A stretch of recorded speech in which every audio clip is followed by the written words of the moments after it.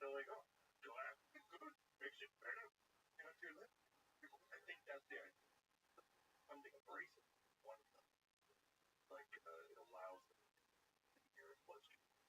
Oh, I feel like it's yeah.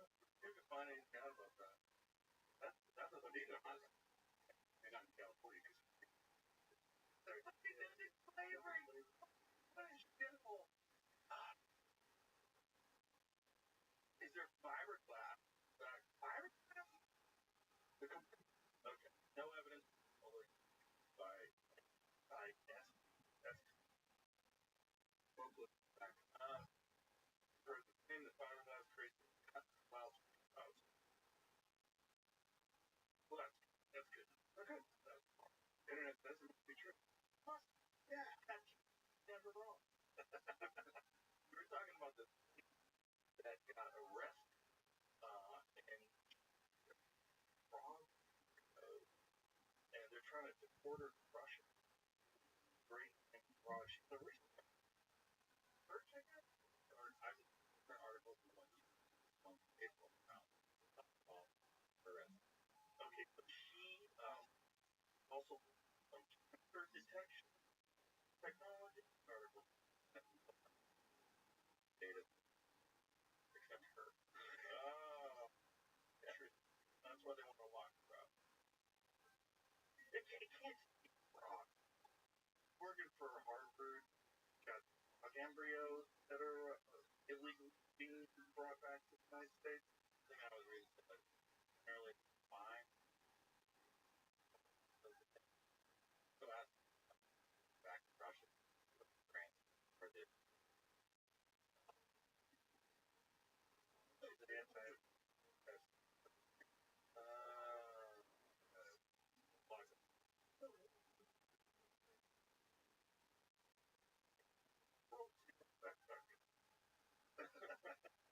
People are fine with these folks. And then like with us. Probably don't want to talk to her unless she locked up February for fraud. Wait, yeah, I mean, in California, fucking bird. So you're right back out. Pull a knife on top, right back out. Yeah. I'm still apart. Malibu. But Malibu is nice. We're yeah, but it's like having a wow. Yeah, nice. Brad, nice. Oh, ocean. That's where it goes toxic. Why? Right here. I like glass. Yeah, I don't know. How they COVID. Yeah, there's another over line that goes towards government. Or just government that allows and operates the way. I know there's a lot of Texas with California. That's the idea. And a lot of these coming here, they might take place. But why is voting red? Shouldn't be voting. Be voting like also like Democrat call them. Blue matter. Red, all that shit. Look at the beautiful. Oh my god. I used to love it. Every time I went back, I was like, when I travel, thank God. It's always stunning, cool, going, and then a big, important government. Driving past one on the back. Oh, they have stickers. Yeah, it's like a type bus. I bought this before he went crazy. I think most of the cars fucked up. I that part myself. Oh, I think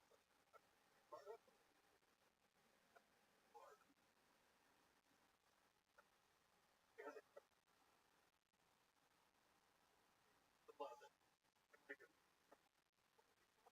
There's just a lot of the USA stuff, really. The part is adamant not to program that was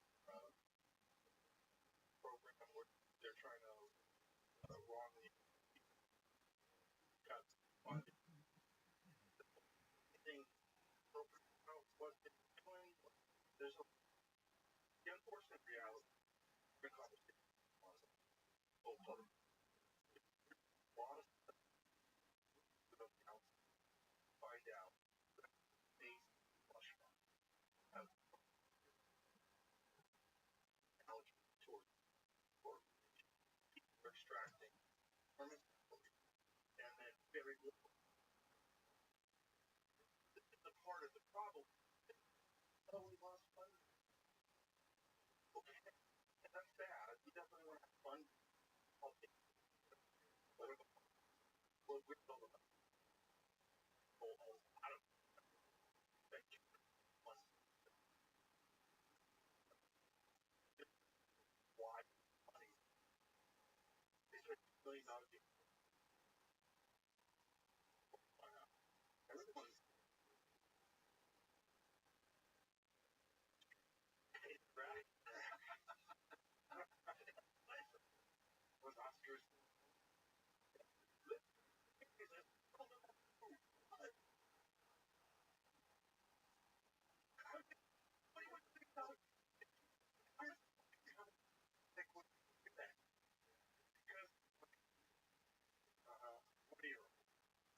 They can't go. Oh yeah, I'm ready to.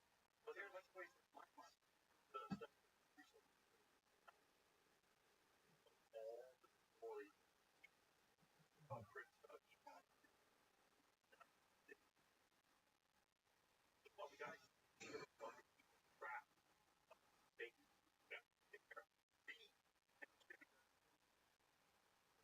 are like, yeah,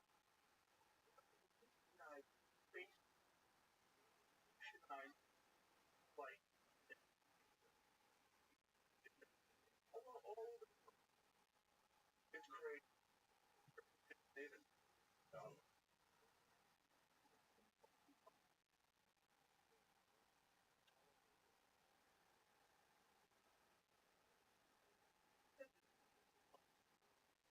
oh, oh, was I just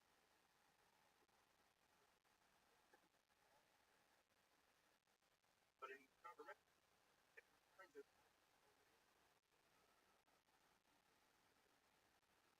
oh,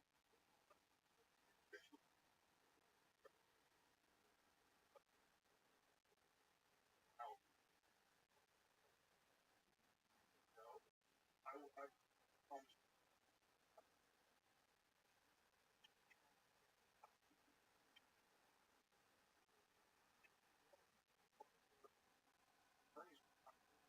I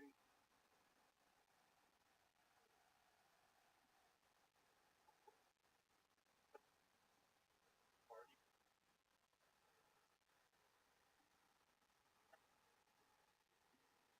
But oh, and we're there.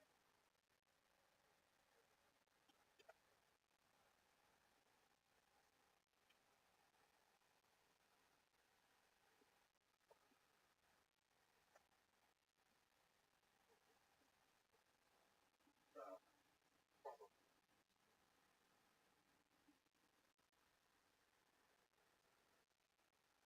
a lot of things.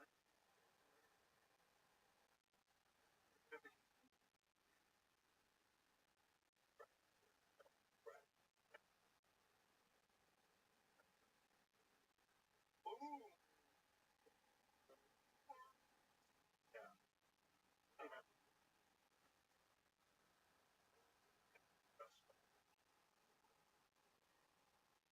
And what was also which is getting it most like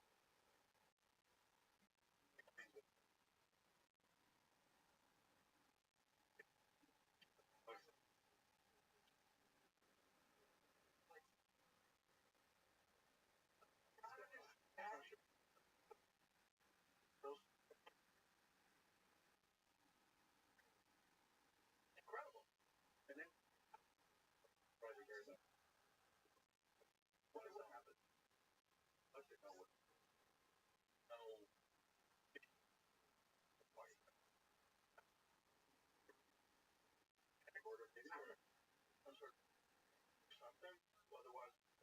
guy ever, why would that? You know, like David Lee.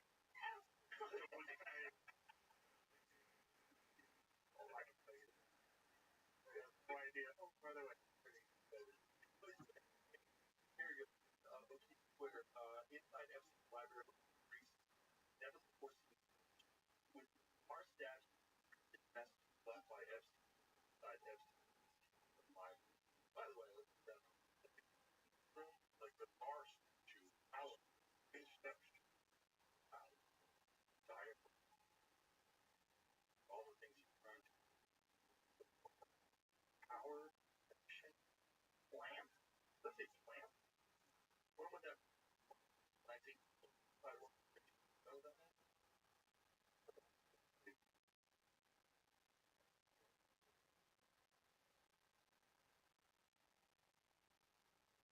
Dank brain. Is that what it says? Thanks for music. What is the other one next? What's that? Well, he puts this big of piece over it. Kind of the letter. Okay, what else is weird? Well, let's play it. Get some weird statue. Okay, a lot of weird. Nice place. We were yeah, talking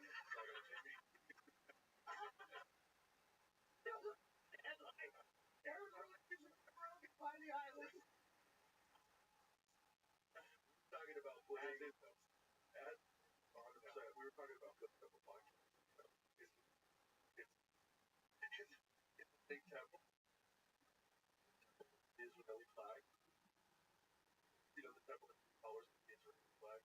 Right. Oh yeah. Oh here it goes. We're okay.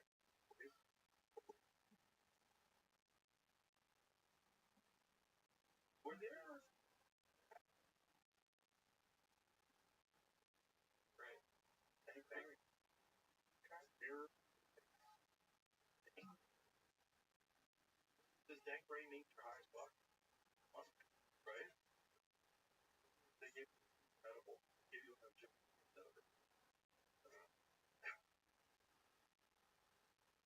Right. That's probably right. That's probably. What's that other one? Here in peace. What is that?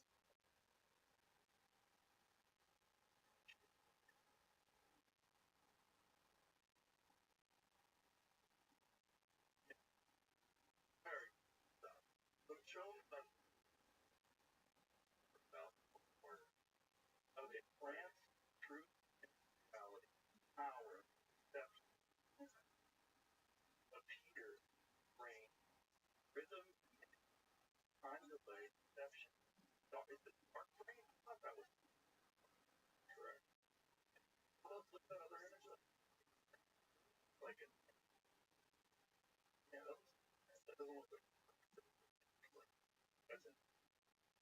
What more is it's a psyop, bro. It's all a bunch of psyops. Show them the image of the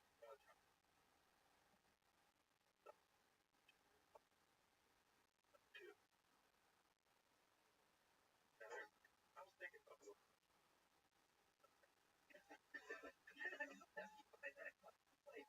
Look at it. Oh, wait, you know where that is? No, that famous. Oh, Ellen? Is that Ellen? Really? Look at that. Let me see. Why? Oh, Ellen.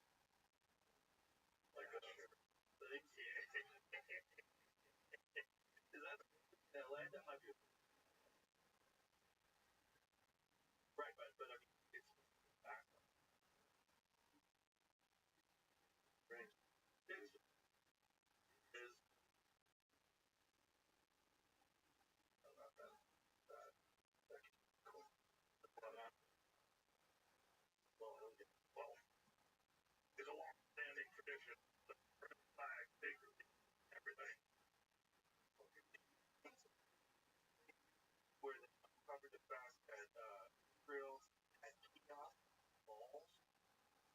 Israeli intelligence was they were gathering intelligence from drones, selling all other drones. I know. Hundred really? Yeah. Charged running all just how fucking weird is range for Israelis to drive the country for the purpose of deployment and failed. They were gathering information. The whole thing is gathered. Israelis in charge of fraud, allegedly running a full deployment country help other Israelis determine the false for the purpose of it. Yeah, back for sorry. As a like a home WA by a country that like they've been running things for so long. Kind of impressive. So like that size. They can get into people. Like all these apps, people think that they're gonna buy drugs, fucking sell drugs and shit. No, they didn't know. Mossad used small cameras as a drug company while on intelligence. Yeah, Jessica Haber found dead in his home after uncovering Israeli anti-investment. She found dead in her home. Shit. Yeah, she found herself twice. What happened to her? Epilepsy. Died. Like, sequence of deaths. Sure. We're expecting information, but when was it? How was it? March. Recent. More information. Negative. Bobby. Well, it did so. What, last two.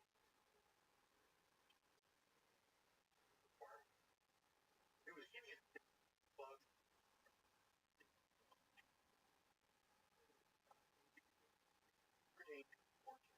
A lot of evidence for that. In fact, they were all the know that where pointing they're making an accusation that it is 400,000 from the vaccine. Yeah, this is urgent.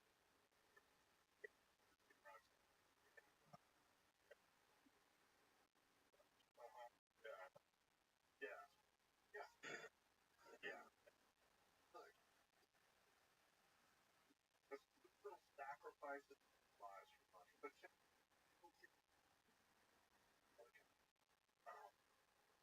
well, I would say everything that's happened like great fucking market. Back then, now, market of purpose, they think just what they did, all the mortgage market across coast. What a coincidence. But I understand, I never felt credit. What's one of the working doctor for a lot of function? I don't think he asking for research. I don't put it in, right? Yeah, no, but a blanket pardon that goes back and the function Christian is really it's timing. By 2014, yeah, during the Olympics, Obama wisely look at it. If you creating don't have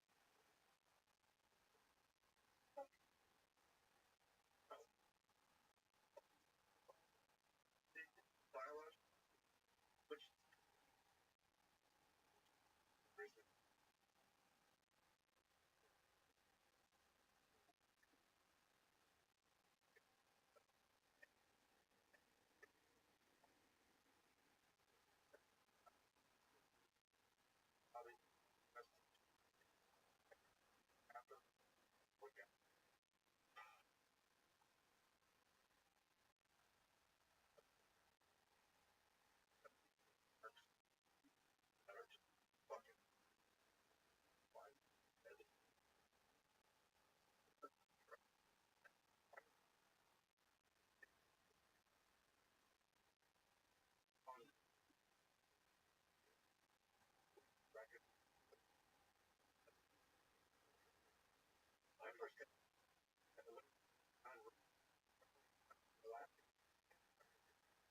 was like, oh, I'm thinking, well, I read my it's kind of it's real in a state. Yeah, it's crazy. What I see a lot of is stuff, a lot of shit from product. Yeah, well, it's not just like shit. The values of it, maybe. Not even the word, but maybe a good one too. Okay, this guy, this post fellow in charge of gatekeeping all this bunch of stuff, and still start comes down. Yeah, yeah. I've been answered a couple of I mean, one of the things that I brought up, one of the simple days, very active. Okay, right, but it's like down representation on for them. Yeah, that's I think. Yeah, so they've got one of the reasons they have this site that's value. I made that probably like, yeah, and so they say,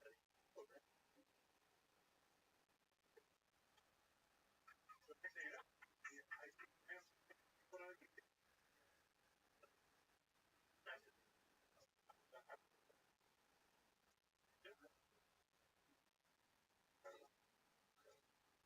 Walk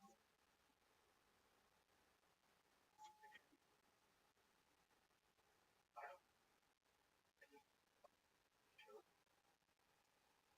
like never. I'm here. He said technology construction. Not that our current, but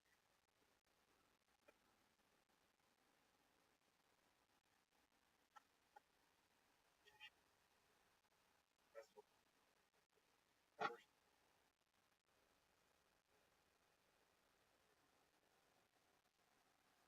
or ever.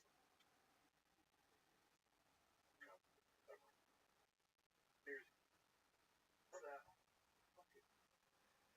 Okay. And what is that? That looks like a spaceship. Looks like a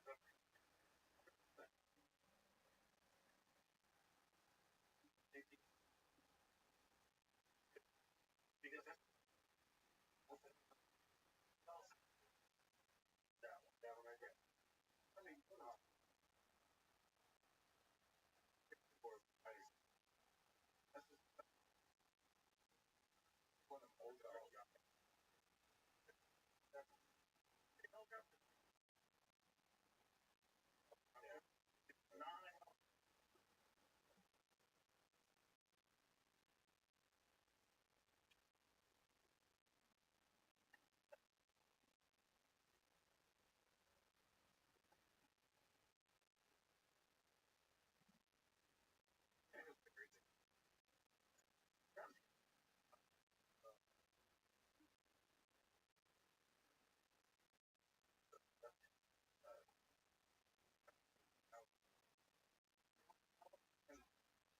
All these hockey pass early.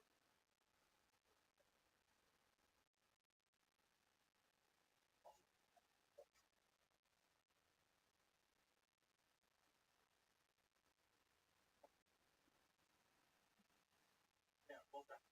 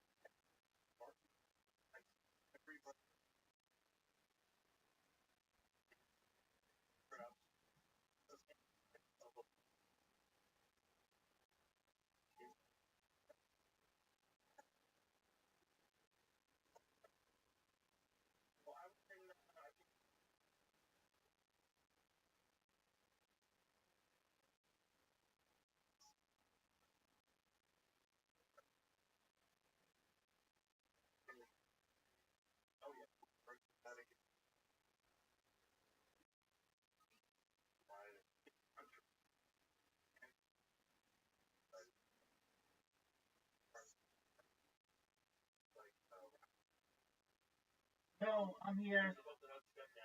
Just one moment.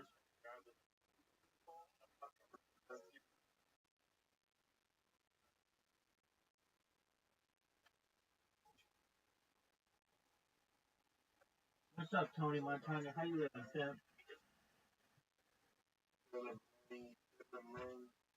What's good in your neck of the woods? You make billions of dollars yet? All right. How many TikTok accounts have you made, G? I made another one. I need more. Fuck yeah, you need more. I have monetized accounts. All right. More. Yeah, dog. Why don't you just create a macro on your computer? Do you have a computer? Yeah. All right. I can teach you how to make a macro. So, well, actually, shoot. Do you have an Android phone? I know you have iOS, but do you have an Android phone, even an old one? Probably on my parents. Okay, that's what you really need, because then you can get auto clickers on your phone that will just press a button and it like here's what mine did. And what yours can do too is basically you press a button, it opens up the TikTok app, it goes to a random email address creator so that you can verify the emails. Then what it does is it puts that in, it puts in a password, whatever I want it to be, goes forward, and then it is a CAPTCHA. You do the CAPTCHA, it says choose a username. Once you choose the username, you can have it like populate the account with whatever picture you want, name it whatever you want, put any links in there you want, and then it just closes that one and then starts up a new one. And you just have it going in this rotation. And I literally have these things going, and then just whenever I look over, it's ready to create a new one, and I just do a CAPTCHA and it's ready to go. I mean, that's how you create a lot of them. If you are creating like one, that's cool, but you want to create like 100. Yeah, of course, but here's my issue. What's your issue? So what I'm doing to get the account monetized, I need to get it's either 1K or 5K followers. Different every time. Sometimes with 1K that lets you in, but 5K is like what I really need. So and I've already tried buying followers, and so it works. Buying followers works, but I have to get at least one video like to do decent, like at least over 50K views for TikTok to get the account monetized. Like, I can't just make the account and buy followers right away. Okay, so hold on. Yeah. All right, so we're gonna just price this bitch out.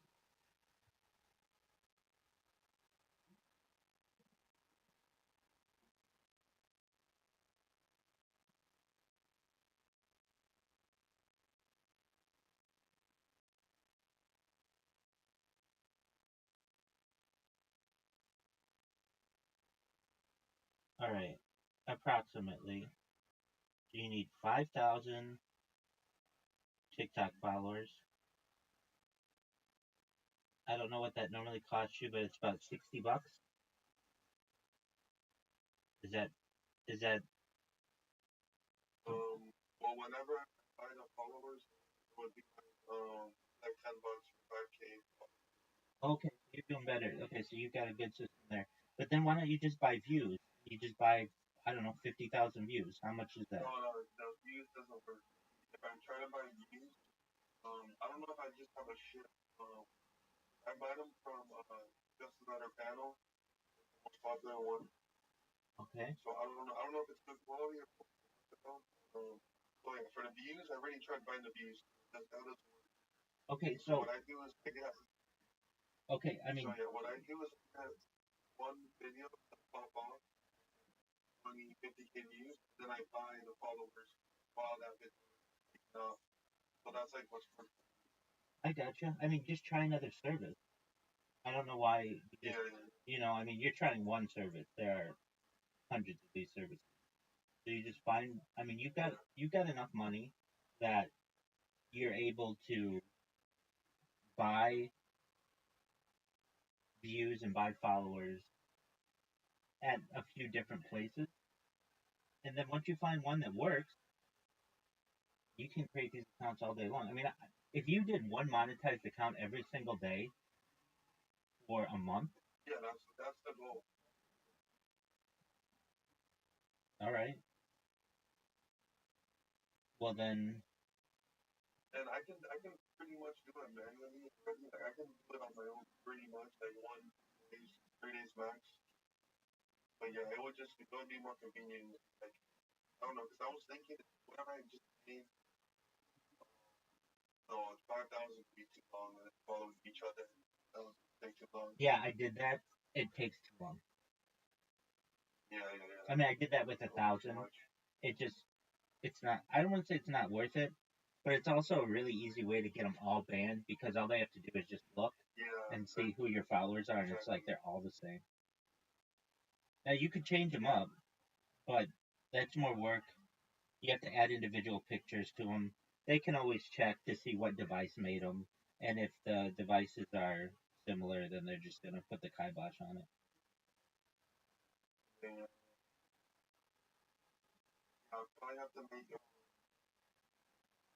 I have to put all on. What was it that you said the other day? You have to get a VPN on all of them or server for all of them, like Yes, every phone or something. yeah. So, um, I mean, you don't need 10,000 accounts. You just need like 30 monetized accounts. So there's a big difference there. Yeah, If you're doing that, you just have to put on um, you just need to turn on a VPN when you're creating the account. And then from there, you're basically going to have the opportunity to create basically an anonymous account, not connected to you. And you'll have the opportunity to build that account, get it followers. Once it has whatever followers you want, great. Then you create a new account. You just use a different VPN. They don't all look like they're coming from your house. yeah, yeah, exactly. So that's what you do.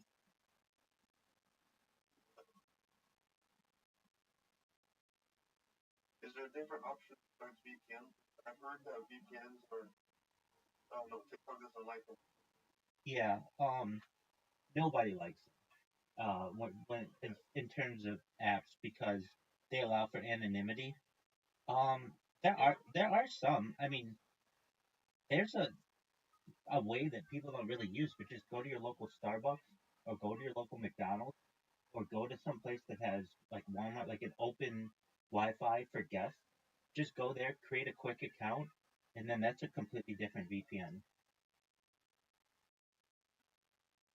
So it's just when you make the account, it doesn't matter if I'm running the account. Well, it's not as identifiable. Ideally, though, you just use a VPN.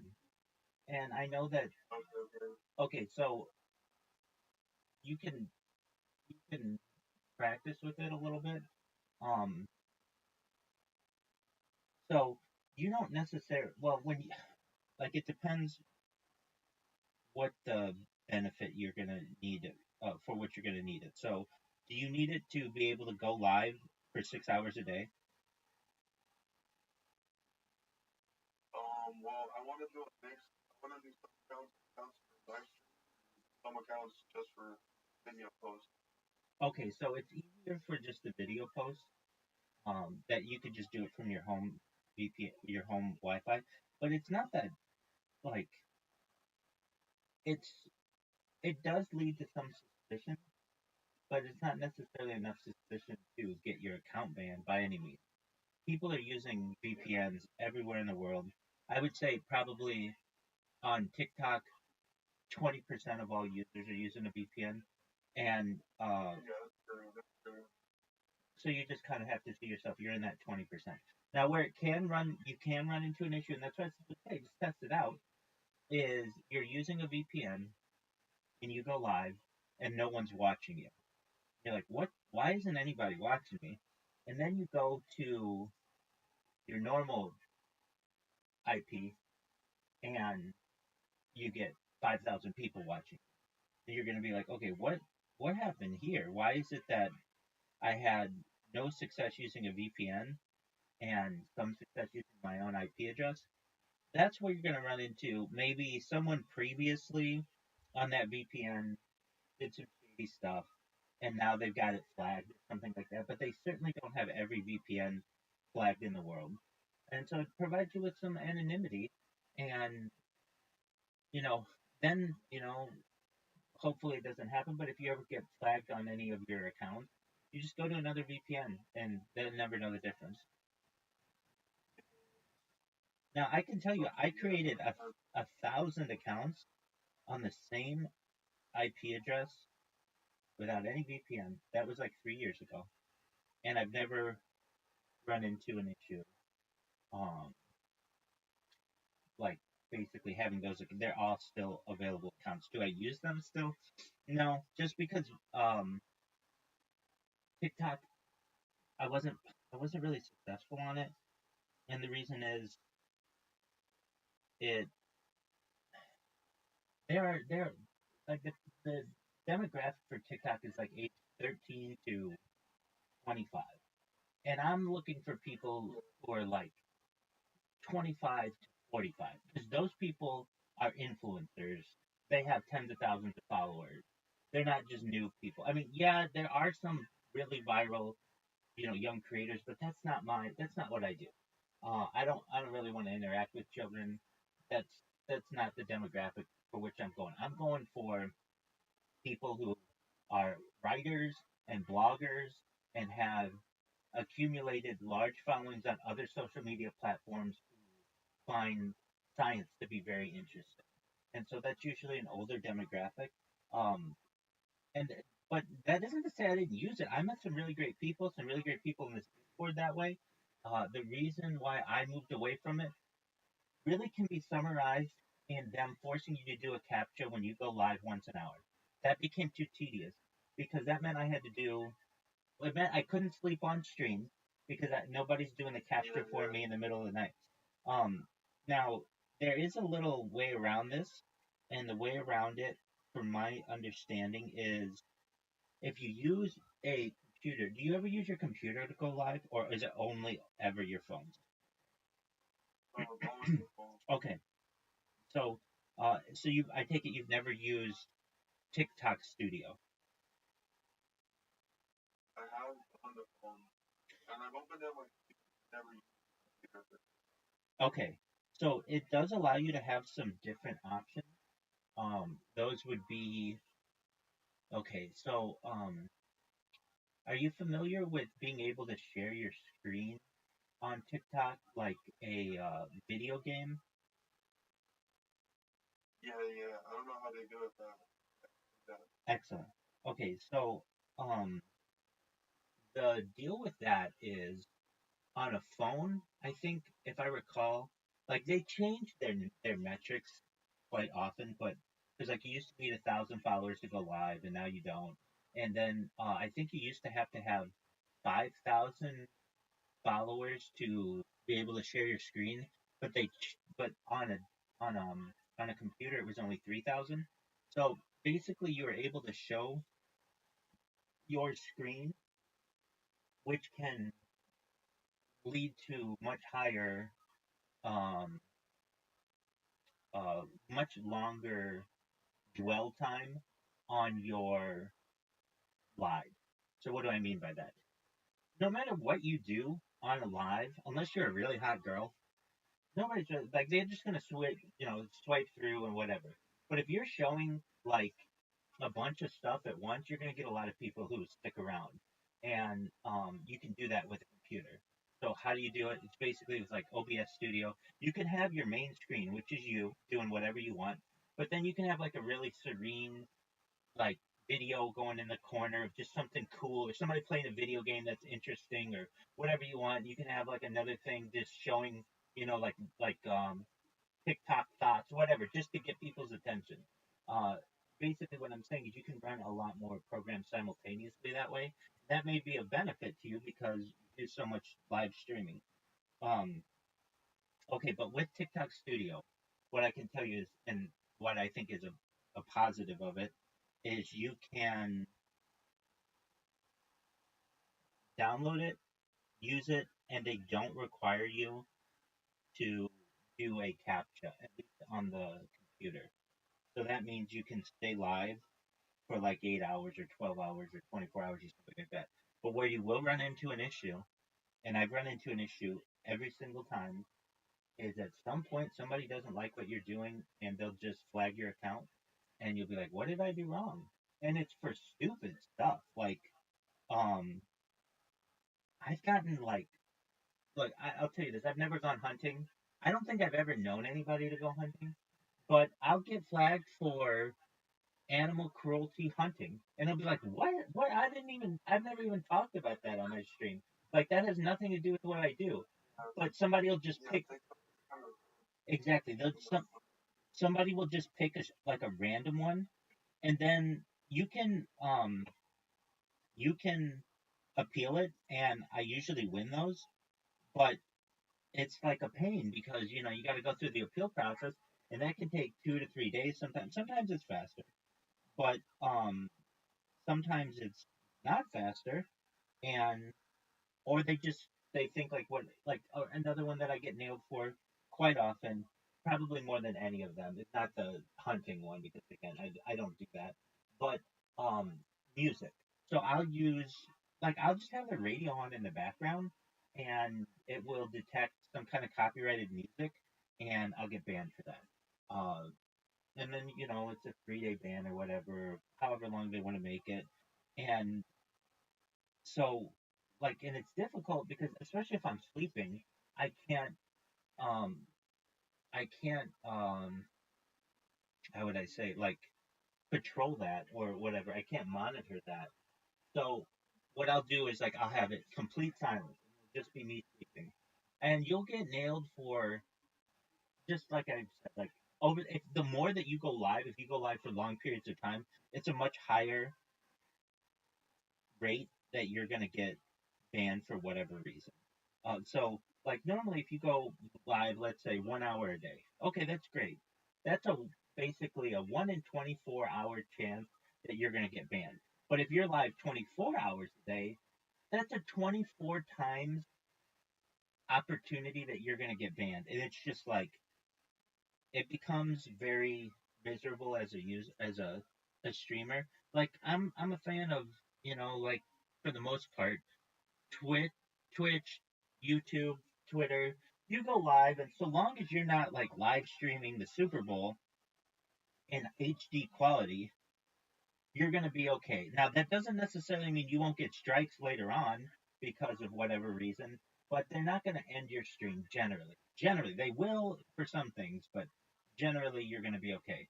As opposed to TikTok, which is like right away, you're gonna get banned, whatever reason. They're very, very sensitive. So, what does that mean for you? It may be of benefit if you you want what's the big thing for you? Conversions? Well, yeah, it's just about the cards right on the live. So yeah, they don't have to click. They don't have to go into my profile or click the link or anything. It's just right on the live. They can purchase a product. Okay. And yeah, it's nearly like the violations. Yeah, that's gonna happen. It's part of the game. Okay. And So when it comes to yeah. conversions for you, what's your what's the best thing that you show to get conversions? Um. Well, really, it's different for every product. But I just copy a script the other like affiliates are doing, whatever's working at the time. Okay. And really, all you can do on TikTok Shop is point out that like the sale is running out. Like just that's like creating urgency. Really, that's all you can really do. Okay, but there are Just overselling their product. okay, but I mean there are probably more efficient ways of doing that than what you're doing. I'm not saying what you're not doing isn't working. I mean you're making thousands of dollars a month. But basically, are you doing A/B testing? Basically, like saying like, all right, do I do better with white background or black background? Do I do better if I play music while I do this or not? You know what I'm saying? Oh yeah, well, of course. Recipes, like for example, like there's a thing called beta, though, it's like a cream for your skin. That's like kind of trendy right now. So you would post a pic, you would put a picture, like on the top somewhere, like a before and after, like like your skin acne there and then the acne gone. Like that'll like bring in way more viewers. Yeah, and if you didn't have that, you know what I mean? Like Exactly. just like that one picture. Right. Okay, good. So that's something that works really well. To quote Mad Men, it's before and after since the beginning of time. Whenever you're selling any kind of weight loss product or skin clearing product or hair Yeah, restoration yeah, product, it's it's yeah. gonna be befores and afters. Okay, so there are ways to perhaps, and I don't know if this is like a thing, but like you do the before and after, but then at least on a computer, if you do this on a computer, I think you'll be more successful. The reason why, and you're already successful, but it's like you can always tweak it to be a little bit more successful. So you have a picture of the before and after, but in the background you have just like a mesmerizing background, almost like to make people um, hypnotized to do whatever you want them to do. Like it could be, like what are pictures that would do this? I mean, it could be like the spiral that people use, but it could just be like beautiful colors going in and out of each other, but with your before and after on top. Now you're saying you just read a script, like literally you just speak it, like you're on camera and you read a script. Is that correct? Um, yeah, pretty much. Okay, so Well, it's not an exact script. It's like points, oh, like when you keep going on rewording it, all right. So and goes. I mean, I can almost guarantee you could do better if you just use a woman to do it. And I know you're like, well, okay, I don't want Well, to have. yeah, that's the plan. Well, yeah, that's the plan. But then hire people overseas, figure out a way. I could have them going live. Not what I'm saying But though. Not what I'm saying. You can use a few things. You could okay. So I'm glad we're on the same page. Like women are gonna sell your stuff better than a man will. But yeah, what you can do is you can either use pre-roll, basically women who are already selling something similar. It's just vague what they're selling, and so they can just be like, buy the product, it's in the corner or whatever, and they're just saying, oh, thank you for the follow and all that other garbage. Um, you could do that, or you could just use an AI model and just feed her a script, and people aren't going to necessarily know the difference. And even if they do, because it's an attractive woman, they're going to be excited at whatever they're seeing anyway. Now, I know you're like, well, it's hard to do that on a phone. I get that. That's what I'm saying. TikTok Studio is the way to do this. If you want to generate huge numbers. So, what would yeah, you, yeah. what So would, I can AI. absolutely, yeah, definitely.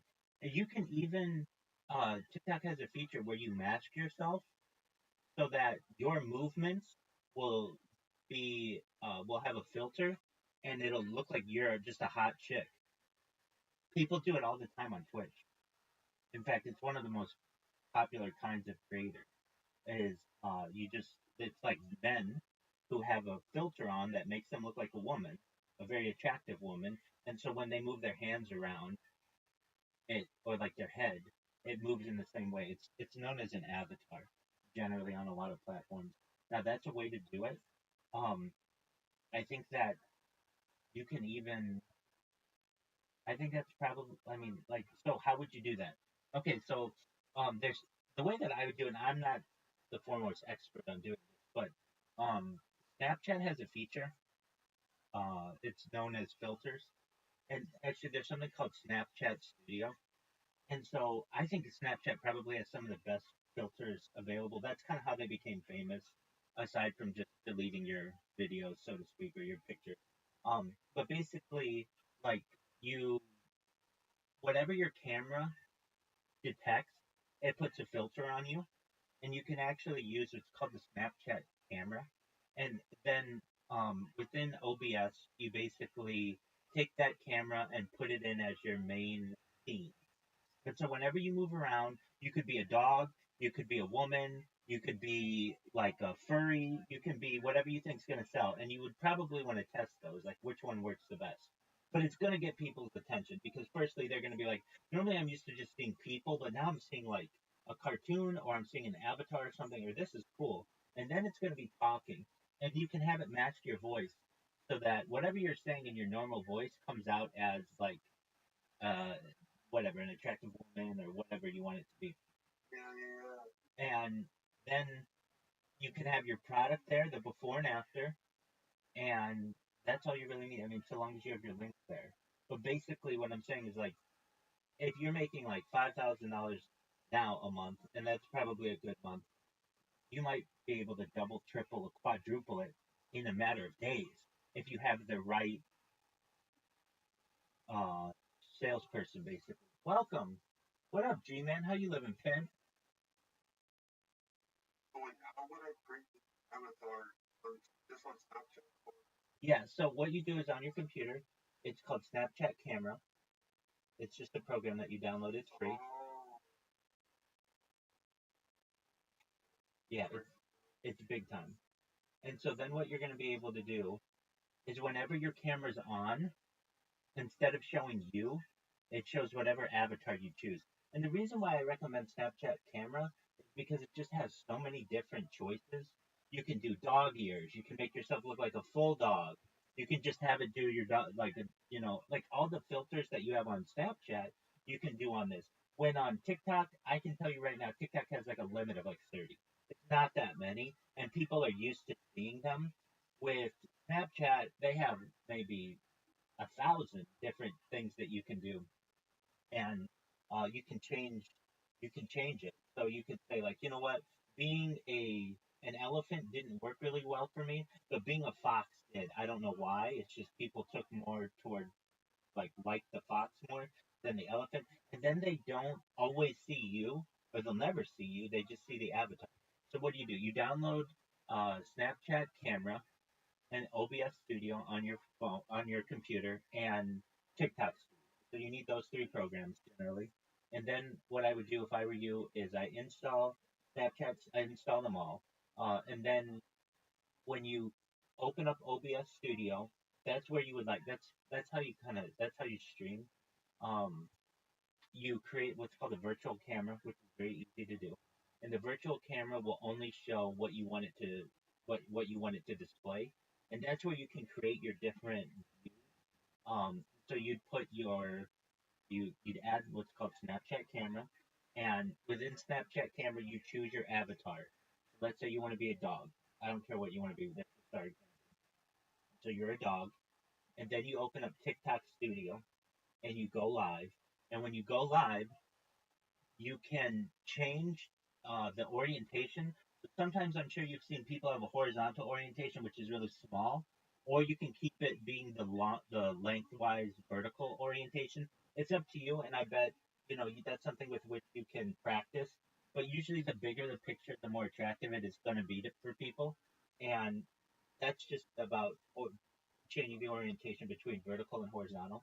But then when people go to your whatever you're selling, they're going to see you in a dog suit, and you can also have other stuff going on too, like different scenes next to you, just to keep people involved, like engaged. You can have hot girls, you can have a nice coastline, you can have somebody playing video games that just keep people like entertained. And then you have your links to and then you have the before and after of your product. That's the big one you said. And all of this is going on in the same scene. And so you're able to sell this product. You're able to keep people entertained, and you're also going to be able to do testing with it. And maybe it doesn't work at all, and you go back to your normal way, or it works way better than anything you've ever done before, and all of a sudden you start your own little empire. yeah, yeah, bro. Holy shit. No, because I know it's kind of Or not even China. I know there's like one of the number one streamers. It's like a cartoon character. Right. You're exactly right. Yeah. Like, oh, it's definitely gonna work. Yeah. People like that. Um. Yeah. Be a thing now. Exactly. I forget what it's called. I think it's just called avatar streaming. But many of the most popular Twitch streamers are just that. They're just cartoons, and people really connect with that. And that's how they do it. Now I'm sure there are other ways to do it. And we can certainly research that, but that's how I've done. Now, have I ever done it to be successful? Yeah, I did it on TikTok.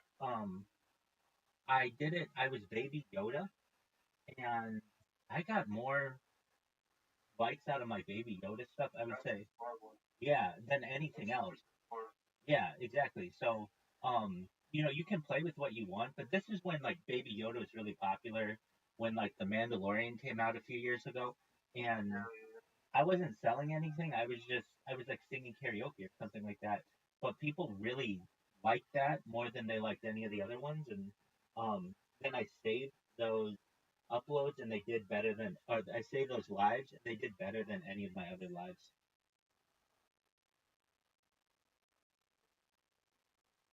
Yeah, maybe Yoda goes on TikTok. Yeah, definitely, exactly. So do it, and then you can have a way to like there's so many exactly, and then you can do, um, you can you can have like things that you normally wouldn't be able to sell for you. Like you could be Mickey Mouse and have Mickey Mouse sell your stuff. Normally Disney's not going to be cool with that, but they're never going to find out because you're not that big, but and all you care about is just being recognizable to the viewer, and so they're going to be scrolling through, and like I've seen enough TikToks that, and maybe yours is different, but this is what I see. I see hot girls. That's cool. I see people who are like doing scratch offs, like lottery tickets. That's what I see people do. I see people who do like something with rocks or like in water or something like basically I see people building things with Legos, and I see people who like do trick shots. Those are like the probably I would say when I look at, and it could be just my algorithm or whatever, but those are the things that perform the best. The things that don't perform well are just people who sit there and read the comments. Like that's not like that's fine if that's what you want to do, but and then also people who get in debates and have a bunch of other lives. Now here's another thing you can do is you have multiple accounts. You get your other accounts to join your live. Does that make sense? yeah, I know about this. Okay, so that's something that I've done. So basically, you would look at my live, and I would just have cameras all around me, and people would think that was super cool. The issue with that is people will report you for platform manipulation. So it just depends on how you want to do it. But um, people have thought it was really cool. Where basically you look, and it's like 8 different cameras on the same person. Um, but the key to this, in my opinion, is the testing. A/B testing. So you keep all the factors the same. You keep the same IP address, same device, and everything, and you just test out two different animals or whatever. You see which one works best, or you test out two different sets of lighting. You see which one works best, and you'll be able to tweak it to the point where, like, you've just got a money making machine, which is the goal of everybody.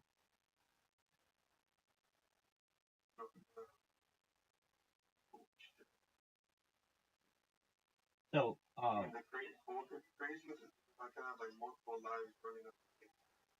yeah, okay, so, um, you could do that. You you're going to want to be careful about platform manipulation. But Yeah, that's the thing. TikTok is really like strict on that.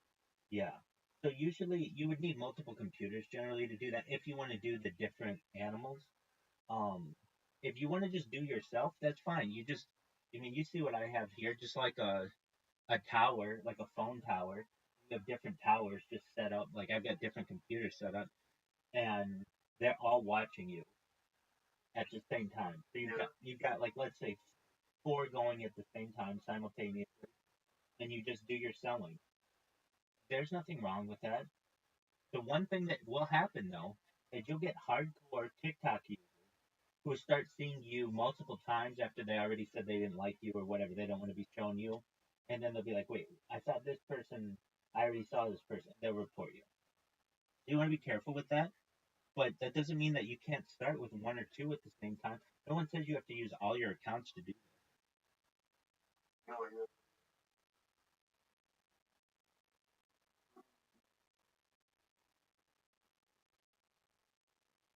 Well, let's say I do the Snapchat filter one with avatar. What if I um different avatars for each live? Okay, so And generally you can. You just need computers to do that. So you can. I mean, yeah. So what you do, you buy like, I mean, you can buy brand new computers. That's fine, but that's going to cost you some money. You could just buy, yeah, just buy refurbished. Like the best ones that you're going to get are Lenovo's because they're business computers. They generally are very reliable. They're what used to be the IBM ThinkPad. These are Lenovo. 2 of these are Lenovo's, and you can buy them for like 150, and they'll run for 10 years for you. They'll run better than any computer because they're made for business. They're made for the business world, and some company changes its computer, sells it to some third party, and now you buy it off the bin. All right, so you buy. What's up, G-Man? Okay, I have it. It doesn't always work for me, though. I appreciate it. G-Man, how'd you find out about me?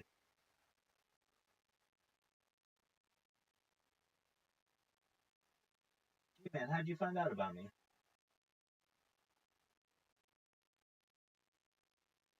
Okay, that's fine. And so basically, if you buy those Lenovo ThinkPads, you're going to be able to run individual instances on your account. So what does that mean? You'll be able to run, uh, like basically, you'll be able to be a cat on one, a dog on another.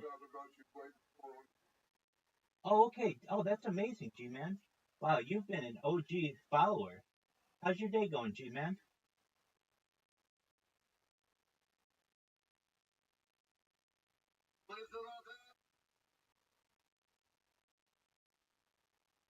Yeah, I get trolled. That's cool.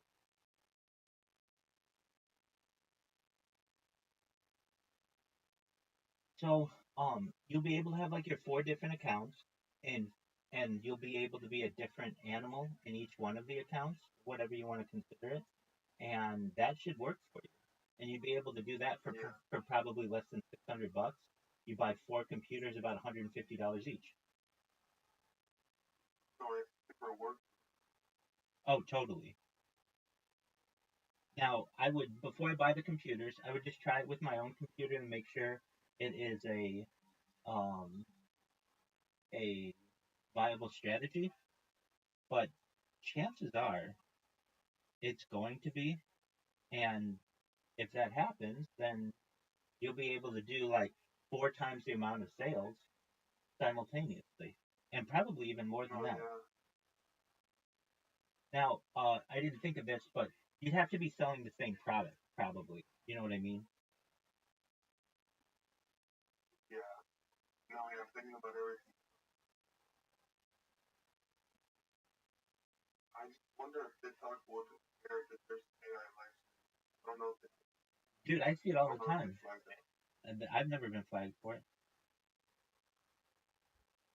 Oh, that's right. Yeah.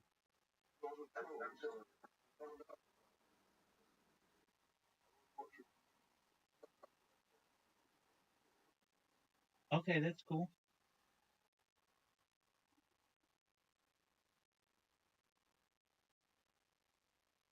I think this person's using an AI voice. Yo, G-Man, if you're not using an AI voice in the next 10 seconds, say the United States of America. All you have to say is the United States of America. 10, 9, 8, 7, 6, 5, 4, 3, 2, 1. Yeah, like anybody else. If I asked Tony Montana right now to say, hey, say the United States of America, he can say it just like the United States of America. No, okay, so it is AI. All right. Well, that's cool, G man. I'm glad you found out about me from Kick. That's going back like a year. That's baller. How's your day going, pimp?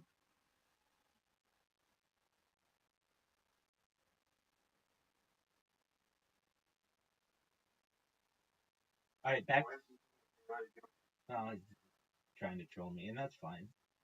I'm, I'm live all the time, so I get people from all over the world who either are positive to what I do or negative to what I do. People come in here and play chainsaws and horns and all kinds of stuff to try to keep me awake. Um, you know, I don't, I don't let it get to me.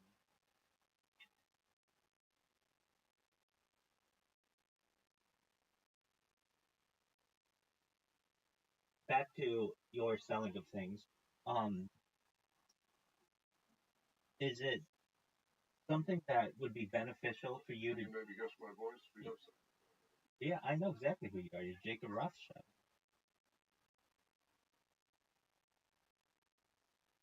which is cool. Yeah, that's fine. Um, so my friend G-Man, it's been a pleasure having you here. I appreciate it. Hope all's going well in your life.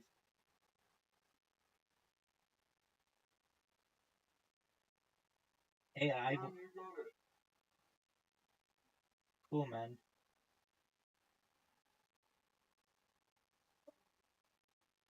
Yeah. Anyway, um, so basically, all you need is a computer that has a little bit of processing power. You'll be able to have your overlay or filter or whatever you want to call it. And that's just exciting to people. They'll ask you to change it, and like maybe you want to change it on the fly for them. Whatever it is, I mean, it's just to engage your audience. So, um, it's whatever. Oh yeah, but when the filter from like when you have the link on the video, shoppable link, like TikTok is gonna push out. It's not interesting because they want to make money, of course. That's an excellent point. So, with the film, it's gonna give it even more entertainment. It's gonna be more entertaining than any other shoppable live stream for the most part. I'm in agreement with you. I think that's the way you do it. The only other entertaining, like the only other entertaining live shoppable content, like when it's a girl wearing some like dress or something. Exactly. But the rest of them are like pretty boring. Exactly. So you'll be able to be a trailblazer. Yeah. With this type of strategy. Yeah, I've been able to viewers, like 300 viewers at a time with just my hand and product and video. So I'm pretty sure I can do it with this, probably like 500. Definitely. What's the most amount you've ever had simultaneously? The most was regular, like with the shoppable lives. Yeah. Like, well, I know it was over 300. Okay. What's the most you've ever had at any time ever on TikTok? Yeah, it was like over 300. Good from a shoppable like live. Yeah. Do you know what follow for follows are? Yeah, that's a lot of people. Right. And um, it's just it depends on your strategy. I just never. Yeah, I can get a video like at least the first day on a new account. As long as the account's warmed up, I can I can get like 50 to 100K first day per new. Okay. And yeah, that's all I really need. Then start buying the followers. Right. Okay. I've had a lot of success with follow for follows, and I've done a lot of testing with it. So I've done it just being in front. Hey, follow for follow. They make this thing that I have. It's a disc. It's usually for like jewelry, but it's basically like a disc jewelry or you just any kind of product that you're trying to show. It's like a lazy Susan that just turns. And I had this thing, the most amount of people I ever had on TikTok simultaneously, 3,000. What I did, I took 4 phones and put them like made a square, and then it was spinning, and so it was just something that was really interesting that no one had ever seen before. And then I had a like a piece of paper on top, like a little sign that had a link, and people would go to it. Basically, um, it was unlike, and then behind that I had a television that was just like really mesmerizing content. And I remember one time I just let that go all night, and I ended up getting like hundreds of thousands of viewers just from that. So yeah, it was like, oh, it's totally, yeah, totally. Um, but here's the thing, I ended the stream and went live again, got 0 people. So I don't know what it was, but it was like I somehow hit the algorithm perfectly and got huge numbers. So I don't know exactly. I can just tell you that was one thing that I did that was more successful than anything I've ever done on TikTok Live. I also have the most the most successful thing I ever had on TikTok as a video. TikTok's finicky, and I kind of think it's rigged. Well, I do know it's rigged. There's this thing called 200 view jail and 200 to 600 view jail. So what they do um, is, let's say you created a new video, whatever it is. Now you're not having issues with this because you get 50,000 people to view your stuff. But if you put enough content out there, not all of it's going to get 50,000 views. A lot of it will just get 200 views. So what they do is you publish something, they show it to 200 people. So that's how you get 200 views. If it doesn't get liked or upvoted or commented on, it just stays there and it doesn't get shown to anyone else ever. Yeah, yeah. Well, I mean, oh, trust me, I made a ton of accounts from scratch. So, like, all you have to do is get kind of warmed up. Like, yeah, that breakthrough is going to be the hard part, but once you break through, everything becomes a lot easier. I'm in agreement with you. I have one video. I was watching this person on TikTok who was a television anchor, and she was doing an AMA, and I was I would just asked one question, which was, do you use your right hand or your left hand to wipe? It was like a troll question, but she answered. She said, I use my right hand. Oh, I thought you said right. And this is just one video that I have that got 200,000 views. Basically, just like totally randomly. Now, here's the interesting part. It had no comments, no likes. So I don't know how it gets 200,000 views with no comments and no likes. Yeah, It makes. I mean, you can look it up right now. It's the pin post of Super Rothschild, SuperRothschild, and it's just I don't know why it worked that way, but um, you might have gotten bought in, but there's like no way. 200 right, no, exactly, and I'm sure I did get botted, but just kind of like making you aware, like there's just kind of, I mean, I'm sure you know, like random tsunamis of like likes that or things that can come in, but they don't do anything for you. It's not like anything happens.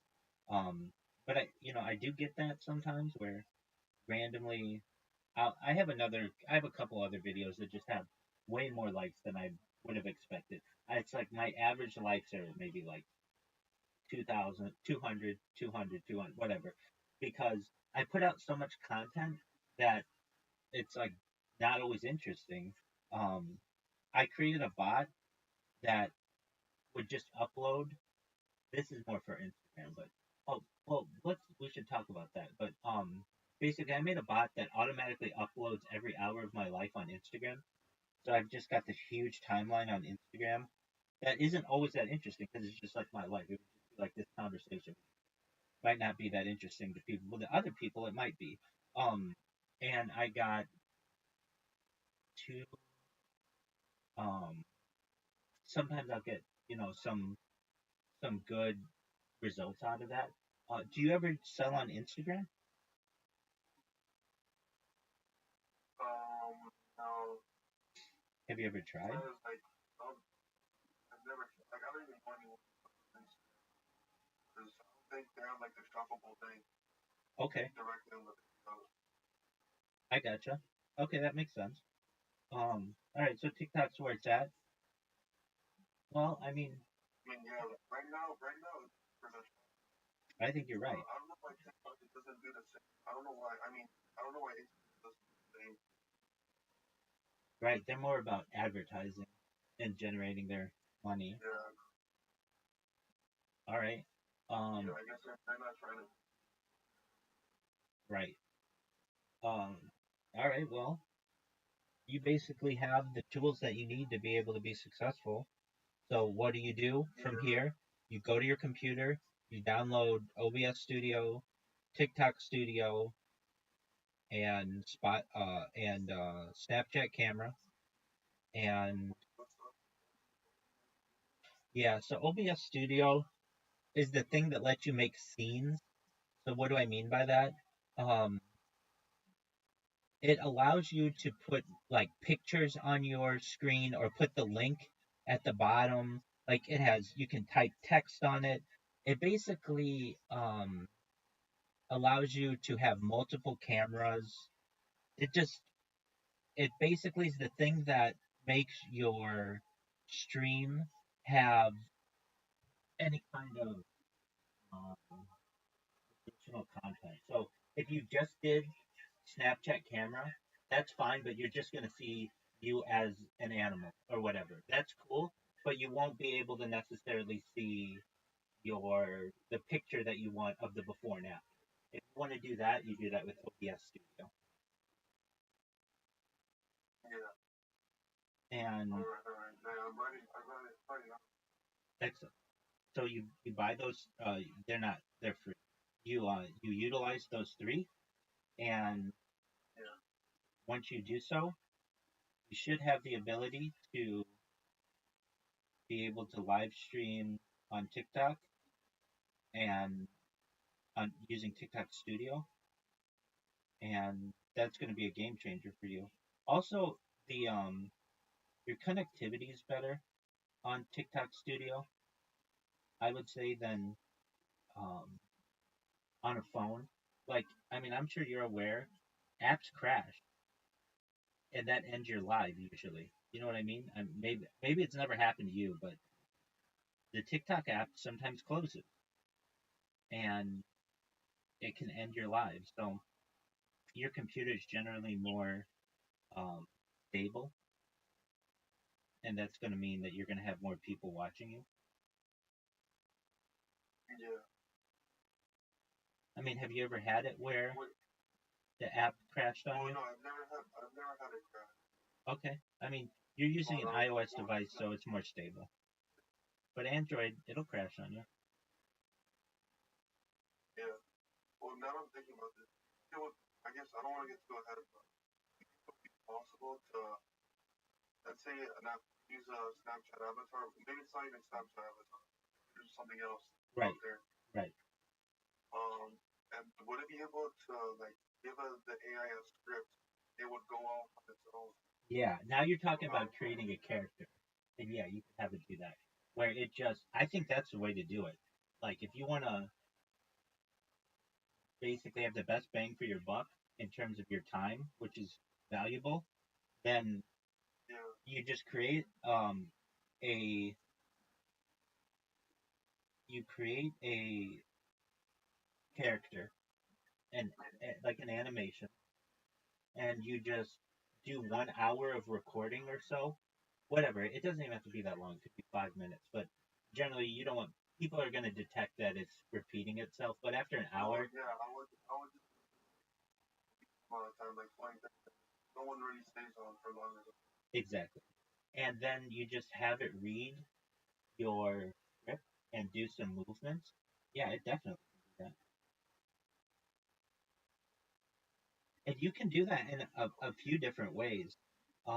You could even just record yourself using Spotify, the Snapchat camera, and then you just play that as like a pre-recorded video, or you could have it do it live. I think it's probably best though to just do pre-recorded videos because that way you're not going to have any kind of issues with the app. Like you don't want to have to, run into issues where the app can crash or it has a delay or anything like that. So basically, you just, and that's what I was saying earlier. You should just take hot girls who are selling things already on YouTube and then just put your product in front of them and just play that.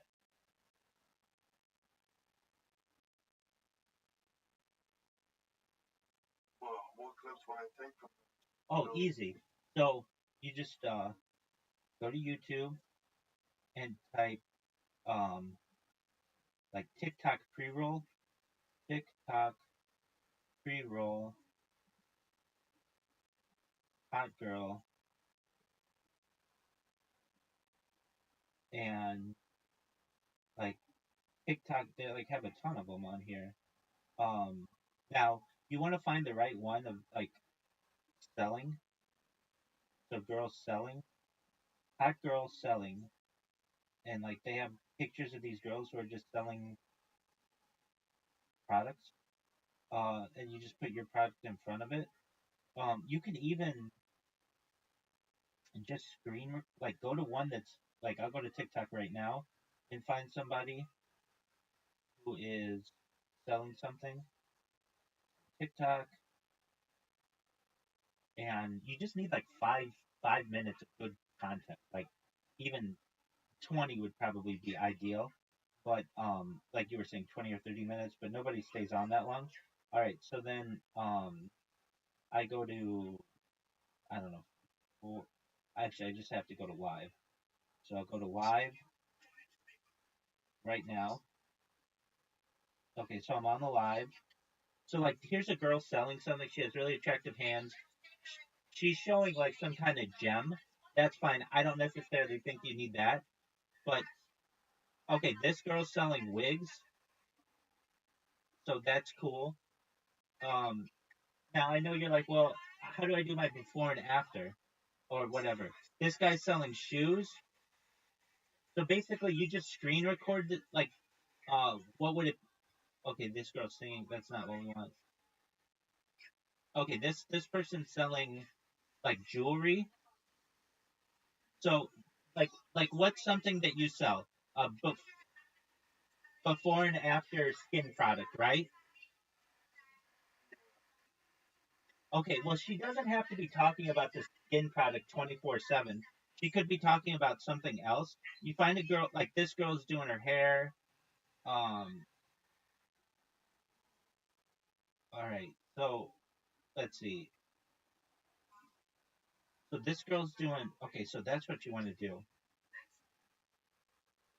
This girl is selling some kind of fashion stuff, but you could put your link there for her skin for before and after.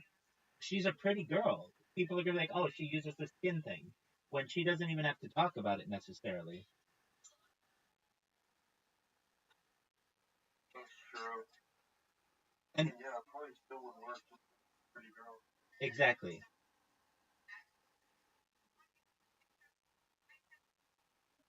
You just okay. So what would you do? You like here's a girl. She's attractive. She's selling something right now. You screen record her for 20 minutes. Now she's selling something else, which is fine. But you put your link there, and people are going to think she's selling whatever your link is, and they're going to be attracted to her, and they're going to be like, oh, and especially if you can put a before and after, so they know like not only is this a product that works, but you have a pretty girl selling whatever she's selling. They're not going to be necessarily paying attention to it. That's a that's I think can be really good, or or it could just be like you just take this girl. She's like playing music. She's DJing. She's attractive. You do a screen record of her, and then you put the link in there. And you test it, see if it works. Maybe it works, maybe it doesn't. But basically, you just screen record other people's content, and then you just play it as pre-roll, and then you just have it on an infinite loop.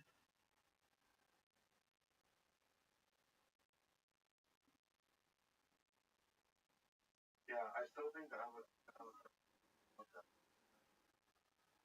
can make it like talk about the product. That's true. I'm not in a denial of that. I don't disagree with you. Yeah, I'm gonna try both of them. The thing about the girls, man, they just get the fast.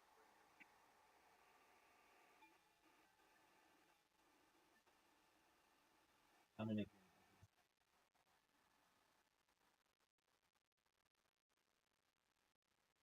Dude, there's so much shit with AI, man. 100%. There's so much shit. Like, even you could, I bet you could do what you wanted. You said earlier, create. It's just really creating an animation. Create AI animation online. All right, I know you could do this. Okay, Animaker, make animated videos with AI for free. So you go there. It's an app that you can download, and it creates super powerful character builder. It's exactly what you want. Thousands of unique video templates, Animaker. Yeah, dude. And they're attractive animations. They're 2D, they're 3D. They can do text animation. So that's a cool thing that you can do with OBS Studio that you can't do with just um, TikTok. And the thing is, you want to make your TikTok like better than everybody else's. Is you can use like animation and things. What OBS Studio allows you to do is create a canvas of whatever you want. Um, Using TikTok Studio, it's going to be limited because it's just going to be the camera. You can't like put moving text wherever you want because it doesn't have those kind of capabilities. But you can with OBS, and then what you do is you use and I'll if you this is somewhat complicated, but if you need, just come here and I can walk you through it. Once you do it once, you'll have it. But basically, what you do is you use OBS Studio, OBS Camera in TikTok, and so whatever you're showing in OBS, it will show on TikTok, and that's where you can have your little animation. You can have like moving text in the background. You can have your link. You can put your link wherever you want. You can put multiple links. You can say like buy now or whatever, running out, only 35 left. Like, have you ever tried that? That's a cool idea. Like, you know how they do on QVC or the Home Shopping Network? They have like only 35 left. It creates a sense of urgency. Yeah. Oh yeah, that's part of it. Or, I definitely found that. I've seen people have that before. Never done it. Okay.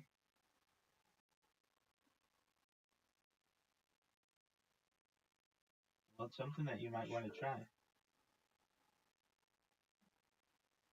Oh yeah, just gotta set all this up tomorrow.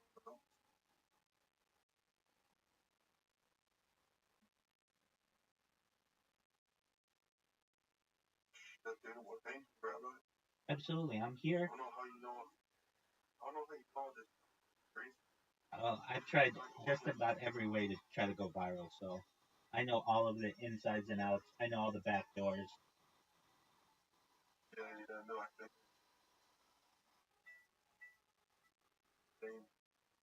We're done. Well, try it out. Come back, let me know how it works, and we can improve on it, okay? Yeah. Excellent.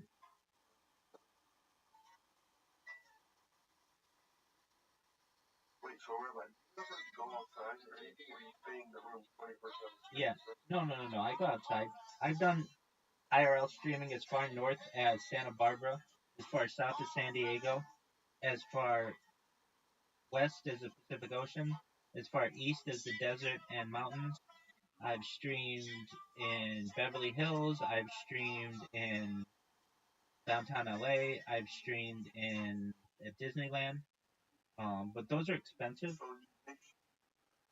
So you make sure you're streaming 24/7. As best I can. I don't say I have the world's longest stream. I have more data than any person ever, which to me is more important. So, like basically, if anything, I always have my cameras going as best I can, and I would say that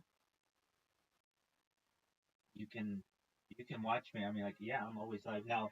Um, it's like I used to have like 4 data lines that I would use, but those get capped off. Like no matter how much live streaming you're doing outside, like eventually you're gonna some kind of cap with your cellular data provider or your ISP. I just find it much more efficient to stream near the router because because I have so many streams going simultaneously that it it like connectivity is really important to me. Especially like there are so many variables that happens when you do IRL streaming. You've got you got to have power banks because your battery's going to run down really quickly when you're doing live stream, especially for as long as I do it. Like that's the thing. I don't do just like a 10-minute live stream. That to me is cool for some people, but for me, I want to do like 3, 4, 5 hours. So I need power banks. I need lighting. I need, that means that I've got car and insurance and gas and all that other stuff. And that adds up very quickly. And so to me, it's just easier and more efficient for me to just have my 33 different devices on me simultaneously. And then, if somebody comes into my Discord and I'm doing an IRL stream, I can't interact with them. I don't even know that they're here. So then they just are like, oh, so he's not even live or he's not even in here. So it's easier for me to make this a central hub. But yeah, I do live streaming, and I go outside at least once a day just to touch grass and go to the mailbox or perhaps on a little walk or just even to take out trash and stuff. But for the most part, this is what I do because I found the most amount of success with it. Like if I'm doing an IRL stream and you come in here, I'm not going to be able to be in a Discord and live on YouTube and live on Twitch and live on Twitter and all those other things. I'm only really able to do generally one platform that way. But yeah, I have more IRL streams than most people have normal streams. Like I've got a lot of content of IRL.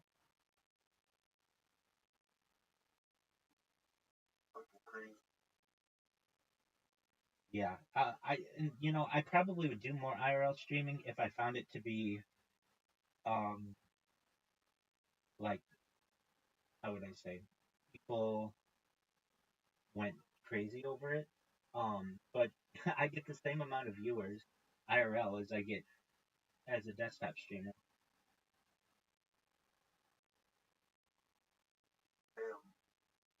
Yeah, I mean it's just how like the algorithm wants to place you. Um, where IRL streaming gets a lot of, I would say,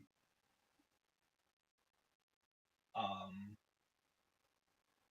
bang for your buck is when people do clips of you because those are the most exciting moments of when you're doing whatever content you have. But you might. You,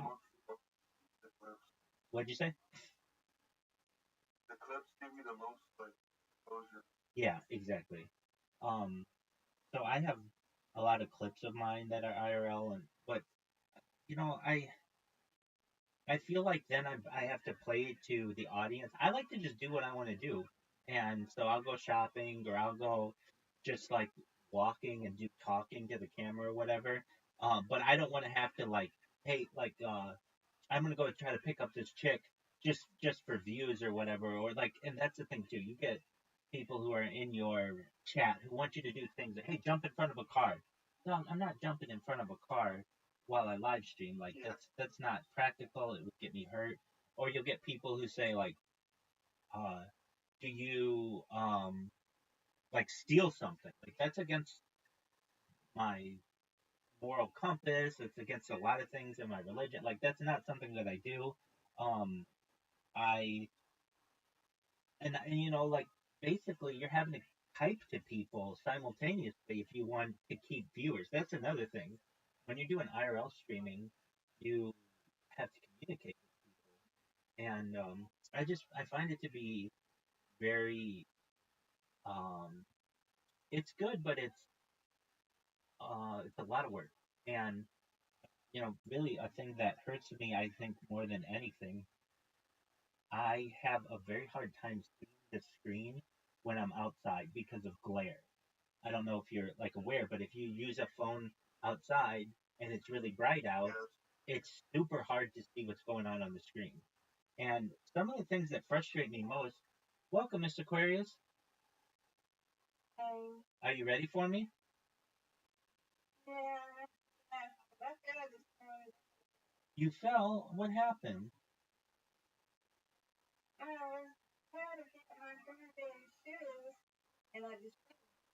Are you okay? Yeah, I'm okay. Yeah, I'm okay.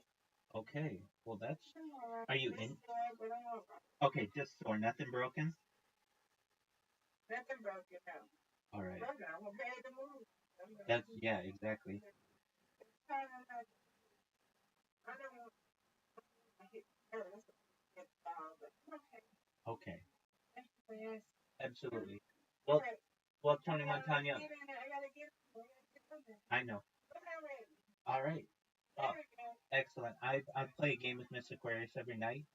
So we're gonna do this. You do what you need to do and come back when you've got more results, okay?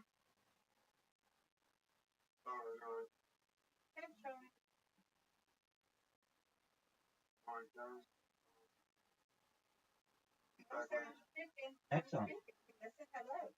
She said hello. Oh, hi. Rabbi, what happened? No. You can stay as long as you want. I just didn't want you I wanted you to know I'd be talking with Miss Aquarius as well. No apologies.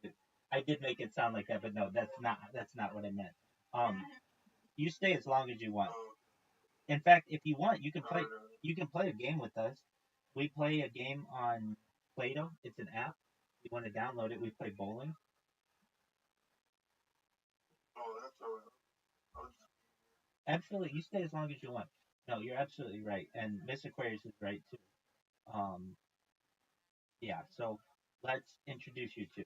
We have Miss Aquarius, a friend of mine who I met on Discord. She just saw me. Well, like you, Tony Montana, if I recall, she saw me in a different Discord. She saw me in the socialized Discord and saw I was live all the time, and came in and was like, "Hey, what's your deal?" And like, I live stream, I live 24/7, etc., etc. And then we became friends. And for the last couple months or so, every night we've been playing a series of games. We like to play bowling. And then Tony Montana, I met him within the last week or so. He saw me in the Aiden Ross stream and or Discord, I should say, live streaming my life, and was like, "Hey, what's your deal? I see you live all the time. Do you talk to people, etc., etc.?" And that's how we became friends. Miss Aquarius is he is one of the nicest people you ever meet, and Tony Montana, also a nice person, is a kind of like a TikTok guru. Miss Aquarius, do you do TikTok? I don't be on TikTok like that. Look at you, nice strike. Well, my man, Tony. TikTok like that. Thank you. Ever since they had that shutdown, I just Okay. Yeah. So Tony Montana, how did that affect you with the TikTok shutdown recently? Oh, I knew it was gonna be back. I didn't think I was gonna be back in the cover. I thought Max like. Okay. Do you have a backup? Let's say. There's still like a backup, not really. I don't know. Okay. The way I see it, when there's a lot of money, something just disappear, man. Yeah. People figure things out. You're 100% right on that. Did you ever try Red Note? No, I'm not even gonna waste my time downloading anything else. All right. The only backup would be like Instagram or YouTube or something. But for now, I'm all in. Right. I was gonna say if you downloaded, even tried to use Red Note, it's not that easy because it's like all in Chinese. Yeah. No, because I was just a little gambling. It got a little bit popular, and Yeah. I knew it wasn't. And Who do you think is gonna buy TikTok? I've heard Amazon. I wouldn't be surprised. I wonder how that would affect me. Oh, that's a good idea. A good point. Like they're It'll either make that better or it'll make it worse. well, yeah. I mean, what else could it do? Yeah. I would It'll imagine. probably make it better, honestly. I would And imagine. then Amazon will on a Yeah, but I would imagine they'd force you to use Amazon products. That's gonna be since you do affiliate yeah. marketing, you would just connect with Amazon stores currently. I think it. I think it probably, depending on how much they pay you, could be very beneficial. It would become it would become very free for sure. Yeah, but Because then there would be so many products. yeah, that would be really cool. I mean, you could do whatever you wanted. Where do you get your pro? I mean, Go ahead. what you said, where I get my products? Yeah, like where do you get the links, or how do people connect with you to sell for you to sell So their I stuff? was, yeah, but when you need 5K followers to get into the program, then you can choose any product that seller offers. There's there's like thousands of products. Okay. And you just request, you hit up the seller, you request a sample, tell them you're gonna make videos on it, and they'll send you a free sample. Or you can just buy the product and start making videos on it. Okay. And But then yeah, it's like everything's set up. It's not like you have to.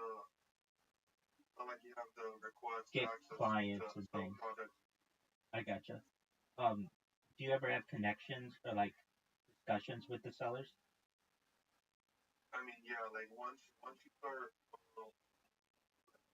getting sales, then you can hit up the sellers and they can commission or whatever, or like get you on a retainer or something if you're doing like really well. Well, that's cool. Yeah. But yeah, TikTok has only been out for less than 2 years. Not TikTok, but TikTok Shop. I gotcha. So yeah, there's still like room to grow. So Good there, Rabbi. Thank you, Miss Aquarius. All right, I got you, Miss Aquarius. You win, I win. I win, you win. Yeah. We won and we won. Absolutely. I hope you feel better, and I hope you heal well. Excellent. Tony, do you have intentions to or like are you able to choose products that have higher commissions? yeah, of course. So I only supplement vitamin type of products, like health type of products, and yeah, you can sell anything man. Like like a gummy vitamin or like for the like a cream for your skin or something. Millions you can choose. They all have different types of depending on the brand. All right. So then, have you ever used Fiverr for? I mean, you probably haven't, but with what you're saying, they have super hot girls on Fiverr who, um, Yeah, who can make like UPC videos for me? yeah, exactly. It's just very funny. I mean, it starts at $5. You could probably, um, I don't know. Because most of the good-looking girls are gonna want like all of them have egos, so they're gonna want like they're gonna want like a couple hundred or something for one video. yeah, Like at least $100 for one video. yeah, you're probably right on that. Oh, yeah, especially for like a 20-minute video. Yeah, so my idea is, of course, like that's what we do it.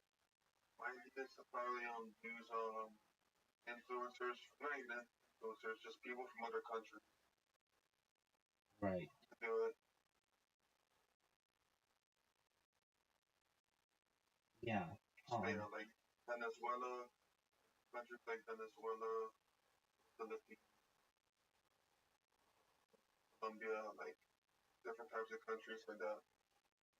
I just don't know if that's going to sell as well as a Native American or a not Native American, but like someone either British Well, yeah, it can. or American. The Spanish person was pretty good. TikTok, big demographic, Yeah. even here in the U.S. Yeah, I get that. Yeah, that would work. Um,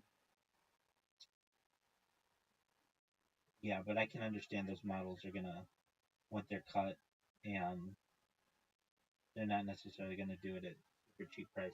Okay. Um, what about this? Now, this is a thought. We're just brainstorming here. You take an AI voice, like a British woman, and just have it. You can make it have Lip sync? lip sync. Did you say? No, I thought that's what, No. Basically, you just have that. that's what you're getting. You just have that as your sound. So it like if I go to TikTok right now, I don't necessarily have to see um see here, the people. A lot of times it's just their voices. So what I'm saying is like you have an attractive sound, an attractive voice. Like okay, I'm opening it up right now. That woman's definitely not attractive. Not attractive. Okay, this woman's on camera.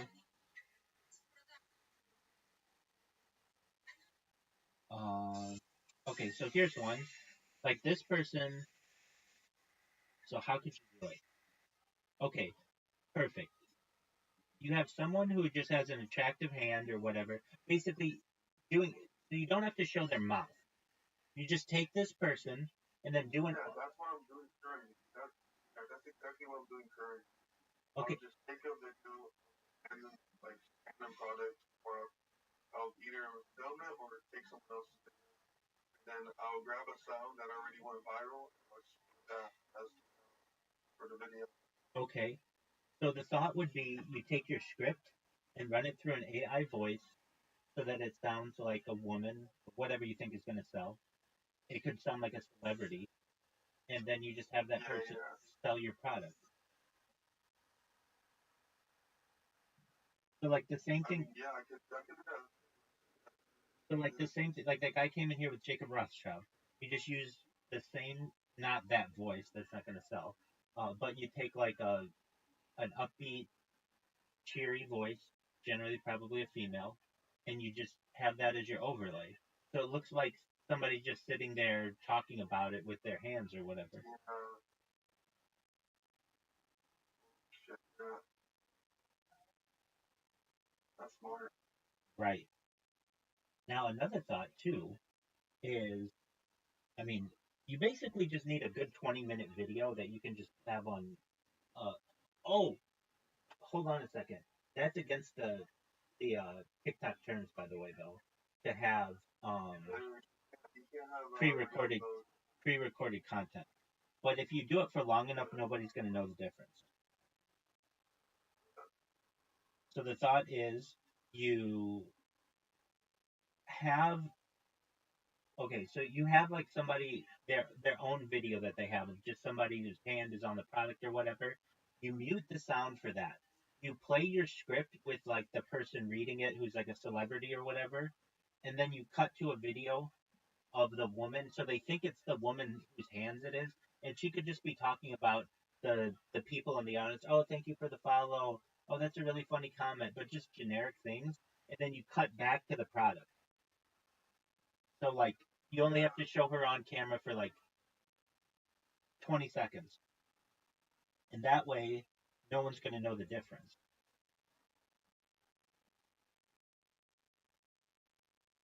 No, yeah, I've been thinking about how to do all these.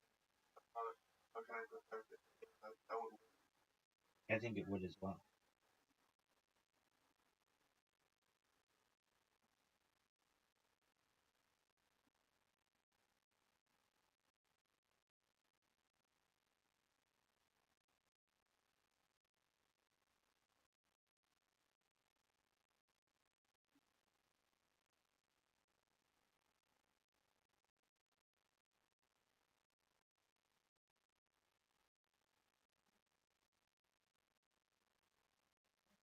You'll find something though that works better than anything else, and then you just No, yeah, I will. I just gonna start testing.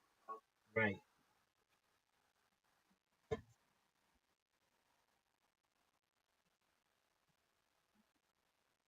I would try some kind of um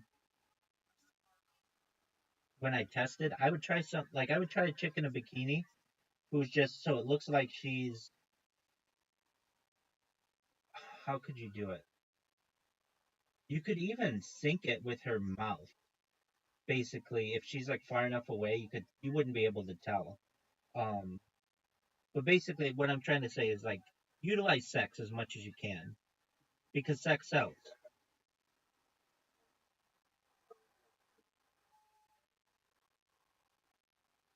How many views? Just a girl like eating breakfast. Her kid. Like, she'll just be living her life, doing normal stuff, and she'll just be wearing a dress, and she's selling the dress, and she's holding like a couple thousand viewers the whole time. Right. Now, that's a thought. Do you ever buy viewers?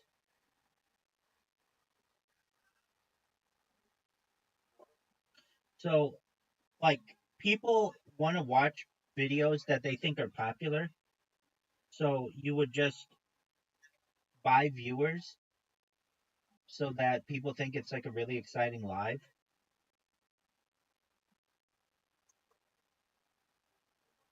Yeah, that's what those girls are doing. They don't really have 5,000 people watching them making breakfast. What they do is they buy 4,500 viewers and then they have 500 real.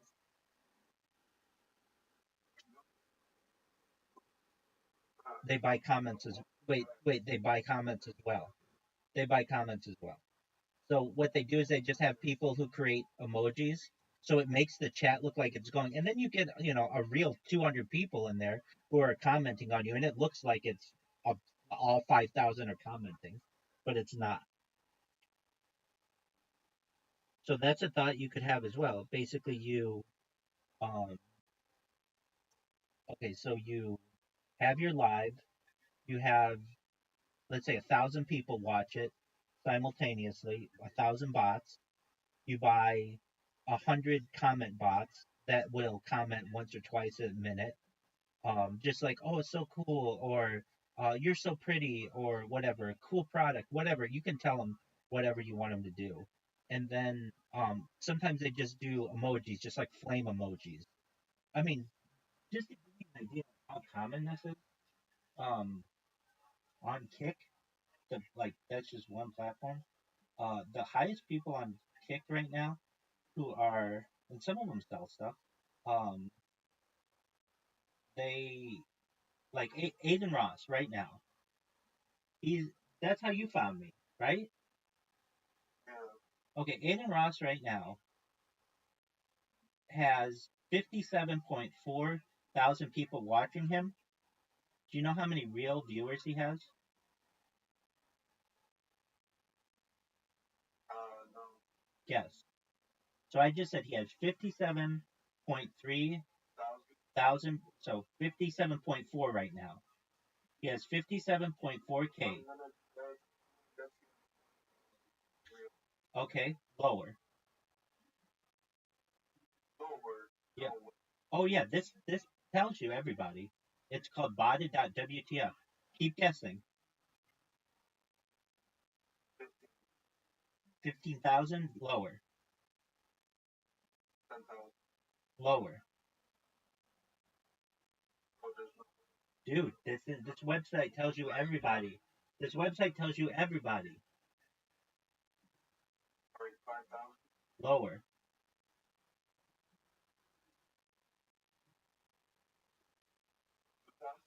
Lower.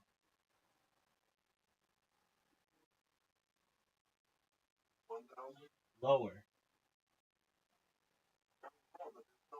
Dog, I'm telling you, I have the guy, I have Aiden Ross's botted guy, the guy who Aiden pays to bot him. I know this is what he does. And this website gives me the exact statistics. You can look at it for yourself. It's botted, B-O-T-T. Yeah, exactly. Yes. He's botting comments. I know. I'm telling you, it tells you, this guy will tell me you can buy the emojis and everything. Everything that these people do is botted. Keep going. You guessed 1,000. Lower. Lower. Lower.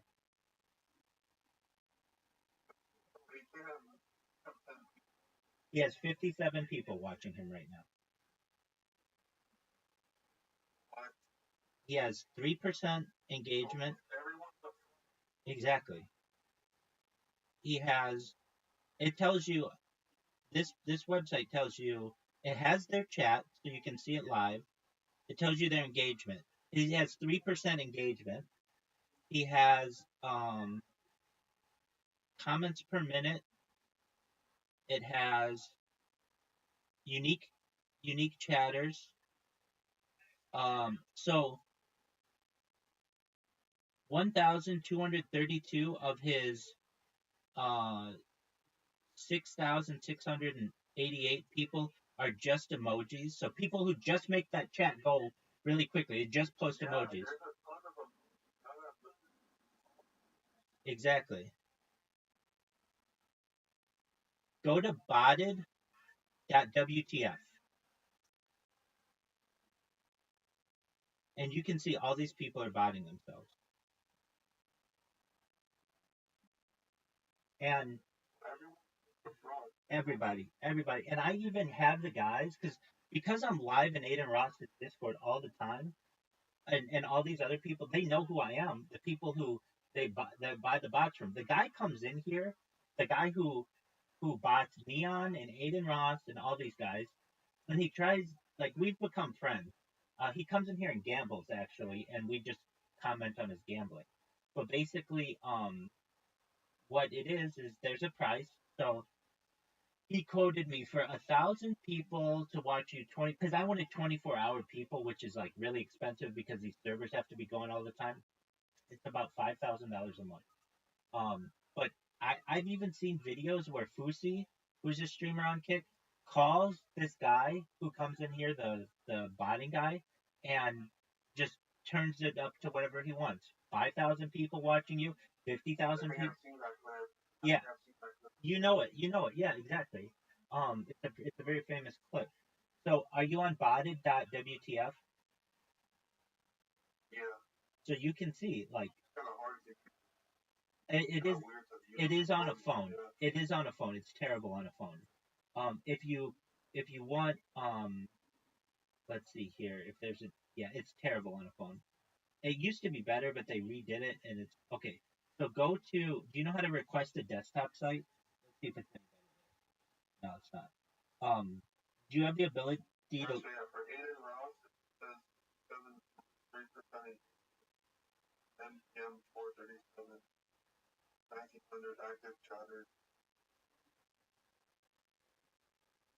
But those are all fake. How do you have 1,900 active chatters and 57 people watching you?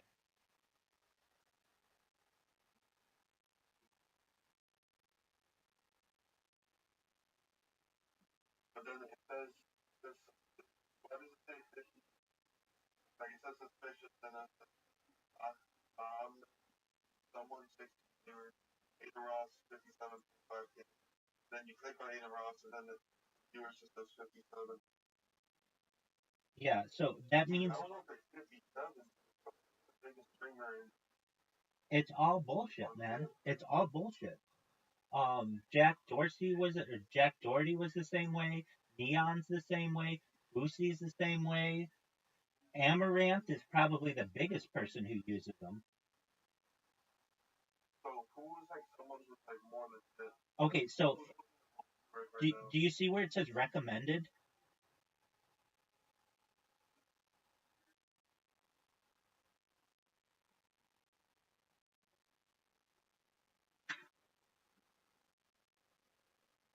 It's No, easy. I don't. Okay, that's fine. On the left-hand side, you're gonna see recommended right above suspicious. Okay. So and it has Kick, Twitch, Party. Okay, so you go to, it looks like recommended right now. Holy Phoenix has 677 people watching them, and we'll get their statistics in a second. They have 677 viewers, 10% engagement.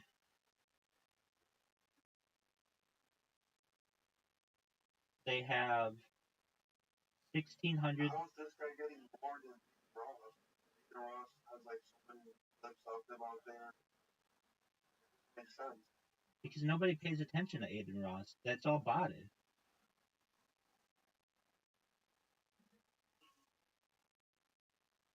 I know it's a wake up call. Like, you mean to tell me everybody, like Mr. Beast and I Show Speed and all these people really only have like 100 people watching them at a given time? Yes.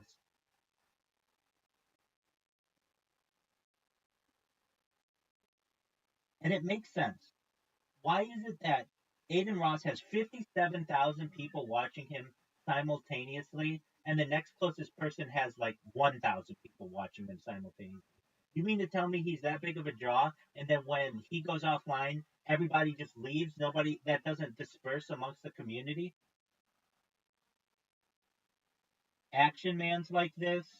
I mean, if you go, he's got an exposed page, and I know it's not that easy to read, but he basically like has people who he they expose for body. Now, the question exists: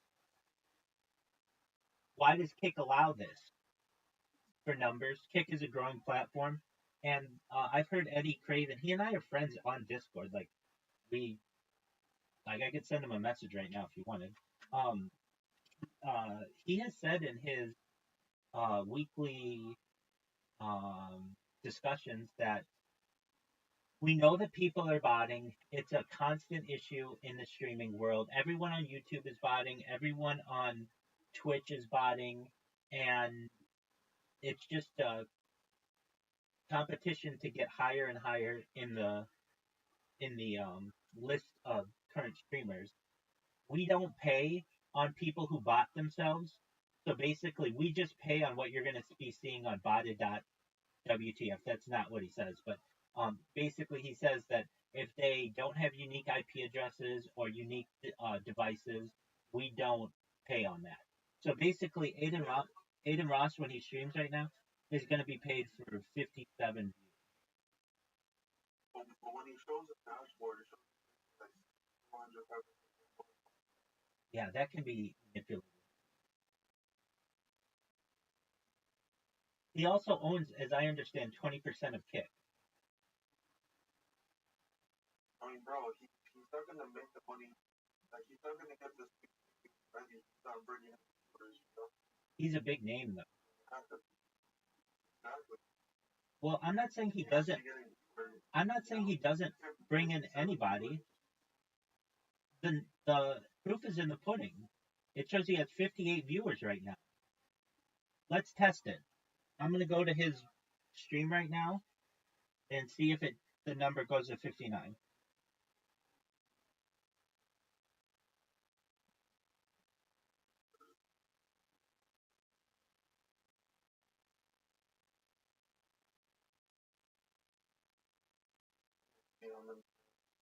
Right now it says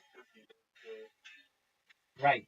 So he's got some kind of thing that it just multiplies his real viewers by 1,000.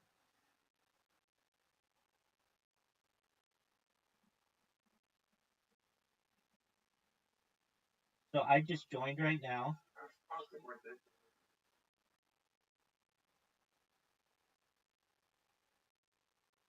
Like, look at all of the emojis that he has. Even people are saying in the comments, so fake.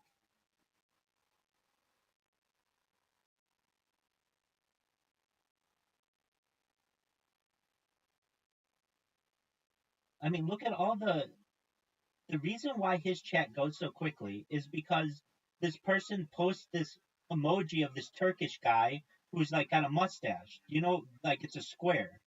They just keep posting that.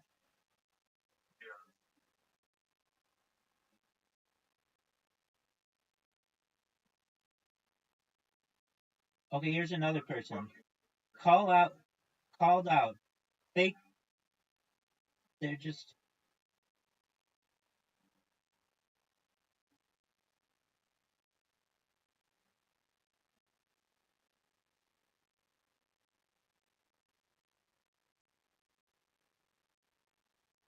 and it makes sense that there's 57 people in here. If it, like, have you ever seen, do you know what Kill Tony is?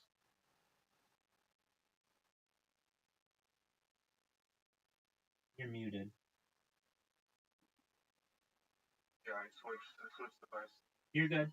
Have you ever seen Kill Tony? Who's that? It's the largest live podcast in the world. It's the #2 podcast in the world on YouTube after Joe Rogan. It's a stand-up comedy show that airs live from Austin, Texas, in front of a live audience every Monday.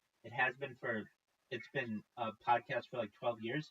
If you ever look at their chat, there aren't emojis because they get banned for spamming emojis. It's just text, and it's just real people's comments, and it moves this quickly.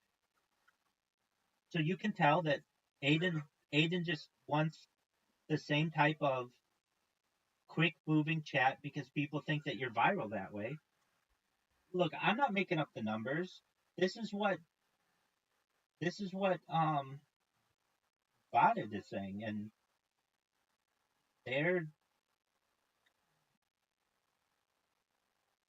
they're How would they know though? How would they know? yeah, so they have some kind of thing when um Kick launched their API, they allowed somehow to be able to track this information. And they launched their API a few months ago.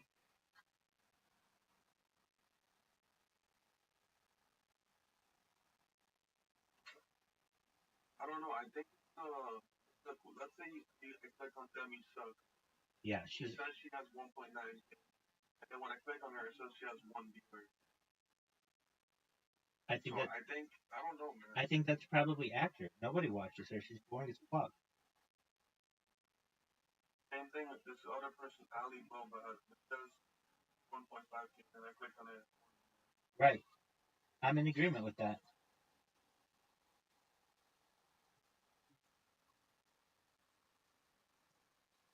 Okay, if we go to Ali Boba right now, or Demi Sucks, I'm looking at her chat. It's an emoji.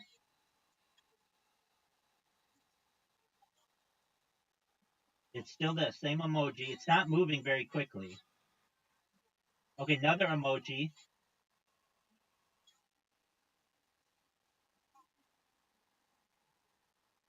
Another emoji. Another emoji. Okay, so somebody just wrote something real. Let's take him to Fig.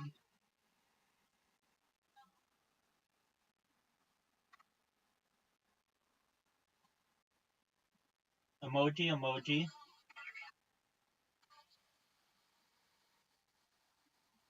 Dude, this girl's botting. It's obvious. And I can tell you, look, the guy who Aiden calls and Lucy calls and Demi Sucks calls and Amaranth calls comes in here and tells me all their secrets.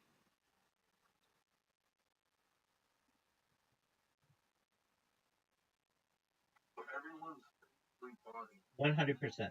Except for the people who are in the recommended.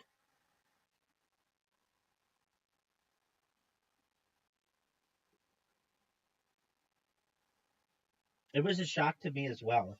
And it made me realize, like, oh, no wonder nobody's watching my shit because I don't bot. And I bought it at one time. I even paid real people from India to chat with me for 30 days. I mean, like I've tried it. I've tried botting, and it's just really expensive to do.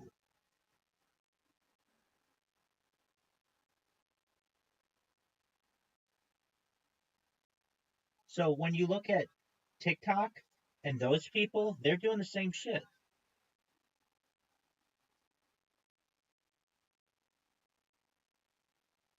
Like, Well, I mean, not really on TikTok. Like, if you're a small creator, these probably people I don't even know that do that. oh, they know. They know. Anybody who sees that their friends have tens of thousands of people and they're not that popular in real life has questions. How were they able to do this? I even see people who ask for like presents for like their birthday and stuff of just followers. Like that's the gift that their parents give to them. It's just like 10,000 followers.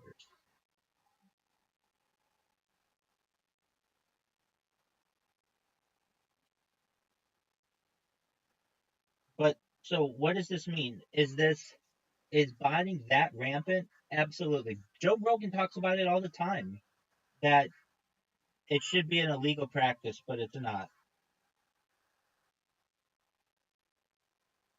Possible with a regular. No, it's not. All you do is just you have to show your ID in order to create your account. You think that's ever gonna happen? Yeah, I do. I think it'll probably happen in the next 5 years.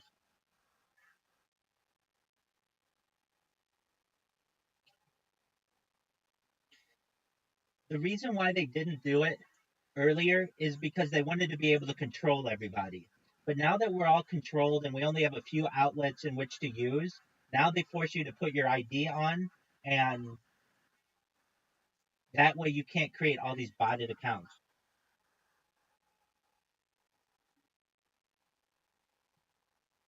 I mean, you see, I'm taking advantage of the system better than anybody creating these accounts, getting my name out there, just making sure people know what I'm doing.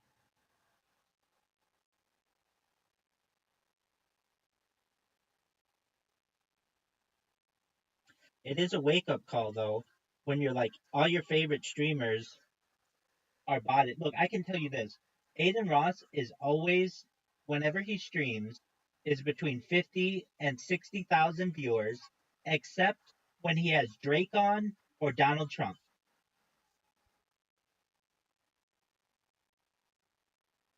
The rest of pretty much every day he's not even breaking 1,000 viewers. Oh, for sure not. So And if you're like, well, how's he so popular? He has a lot of money, so he can just buy all the viewers that he wants.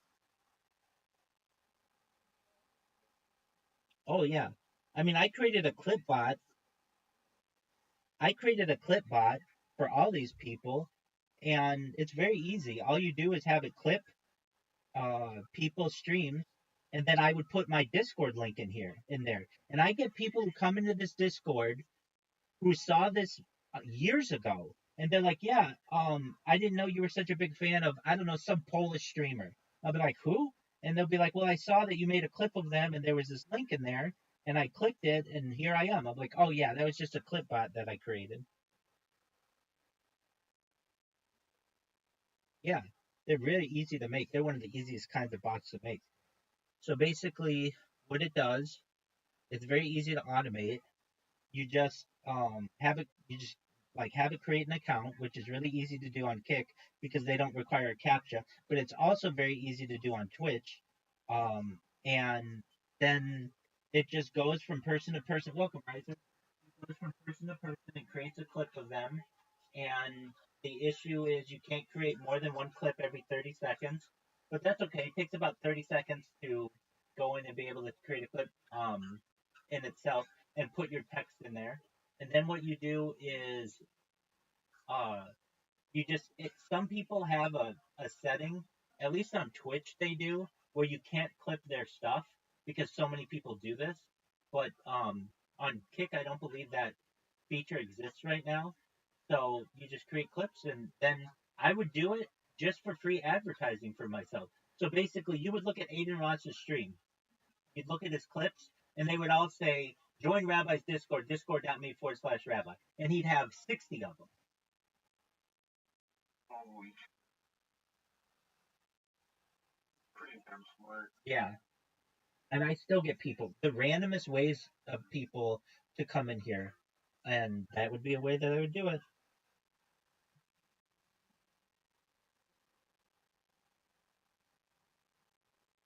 Welcome, Riser. How you living, pimp?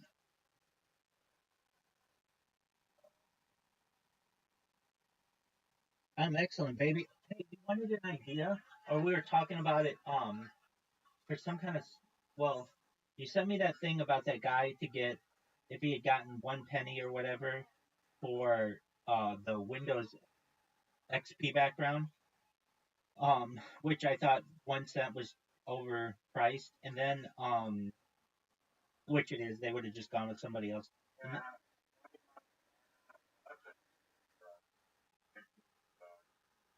um,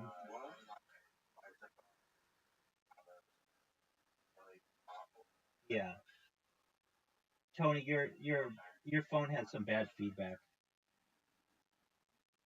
What do you mean? Every time I word or word,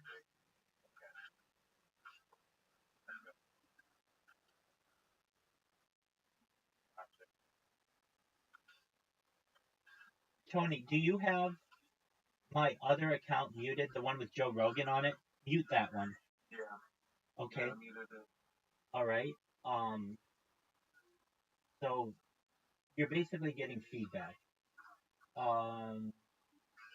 Oh. Okay. So there are some things that you can do if you want to limit it.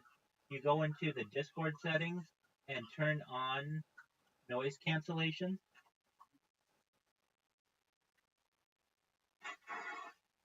And by the way, Tony, the only time you get this is when you're on the device you're currently on. When we were talking earlier, you were on that other device. It was fine.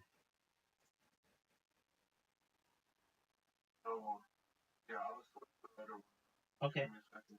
Take your time. All right, Riser. You had mentioned um oh about a fidget spinner.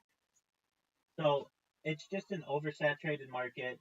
It peaked in probably No, no, no, it's not. No, it's not. I'm not talking about selling the. You're probably when the fidget spinner comes to mind, you think of the class three like trying spinner, right. and those things have been around for like what I was talking about was same concept, same market of these like I don't know people that fidget market, but you invent new different kinds of devices for fidget, different type of sensory input that is not just like the classic, but like variation and reinventing different fidgeting devices. So it's like a fidget engineering. All right. Isn't that like a small machine shop? No, isn't that a machine shop?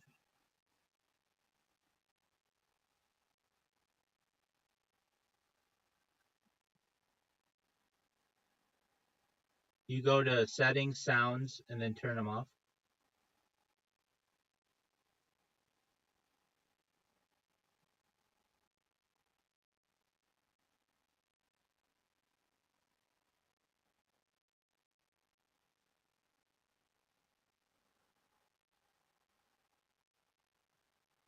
Yeah, there is. It's in notifications.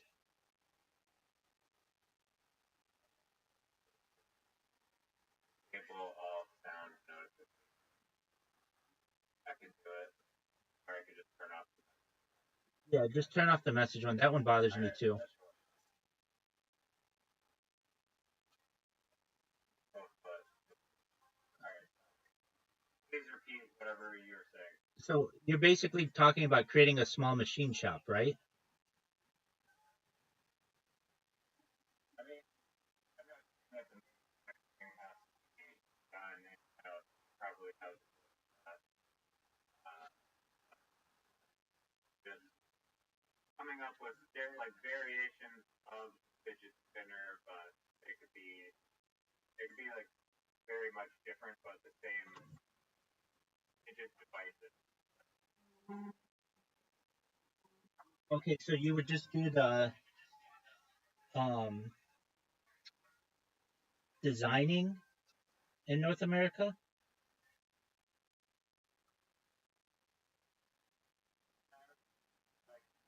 I mean, I brainstormed 3 with AI on here. Meta No, just describe them to me.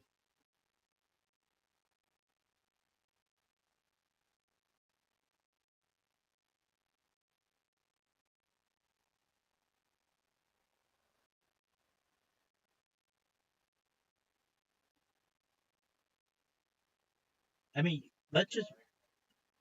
I like how you're not shooting down the idea because you're like, oh hey. No, this idea sucks. I'm just getting ready to shoot it down.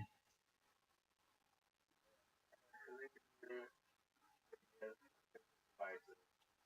A tactile or small handheld sphere with changeable texture, rotate or just tactile. FlexiLink, a flexible chain-like device composed of interconnected links. Users can manipulate the link and hold them to shape. Pulse pack, a small disc-shaped device with a subtle vibration pulsing that holds the puck, vibration, and pattern. That's the handheld vibrator. That's supposed to do, but I'm sure also be good ones. Here's what stinks about this industry. Let's say you have the best idea for one, whatever it is. It spins, and it spins for hours. Somebody knocks it off, and they do whatever for which you're selling it. They sell it for 1 cent more, or 1 cent less. I'm already going to China to manufacture it. Yeah, but even in China there are competitors. My friend used to do this. Basically, everything that you see in like a Walgreens or CVS or Rite Aid or whatever you have is created in like this one area of China, Guangzhou. It's like this mega city, and they have this one huge factory that does most of this. So all this little plastic and metal creation is done.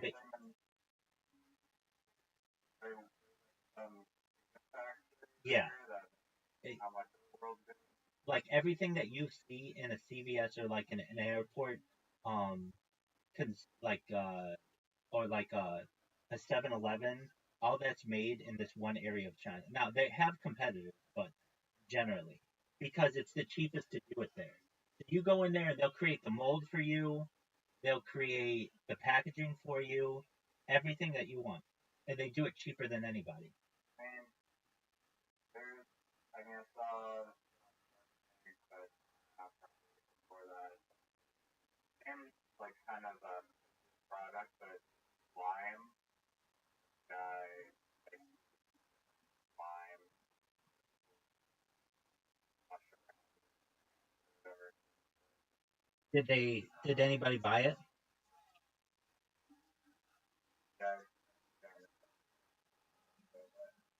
Lime market, like a full market. That's what I mean. It's a variation of like. Right. What you're really going for is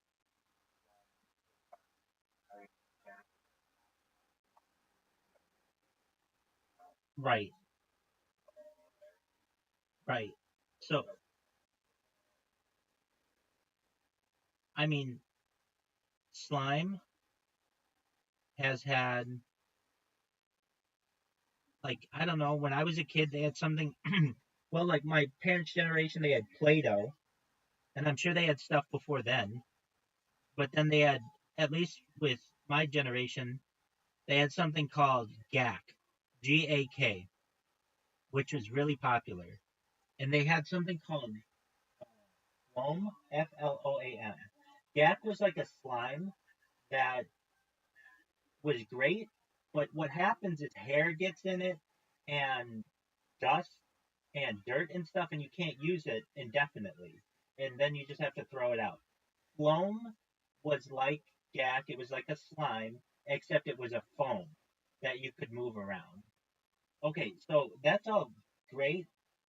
Even if you make the best one of those in the world, the best one, and nobody knocks you off, what's your price point? How much are you gonna sell it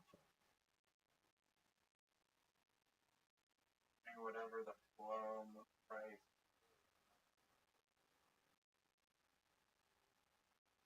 for? Okay, but what I'm trying to say is, you know how children are. They're gonna play with it for 10 minutes, and then they're not gonna play with it anymore. It's not something that's gonna keep them excited repeatedly. Now you may get some repeat buyers, but generally, like in my case, I got a Floam and I got a Gak, or I had a friend who got one, and we played with it for like 10 minutes, and then it was like over. Like you kind of wanted to eat it. I think it was, biodegradable and everything, non-toxic. But like it came in different colors. Then they had one that glowed in the dark. I mean, that was it. Like there, like, and the reason why it was so popular is because Nickelodeon used to blind people on their show, like it's called Double Dare, and then so you thought you got like some of the slime that they got in the show.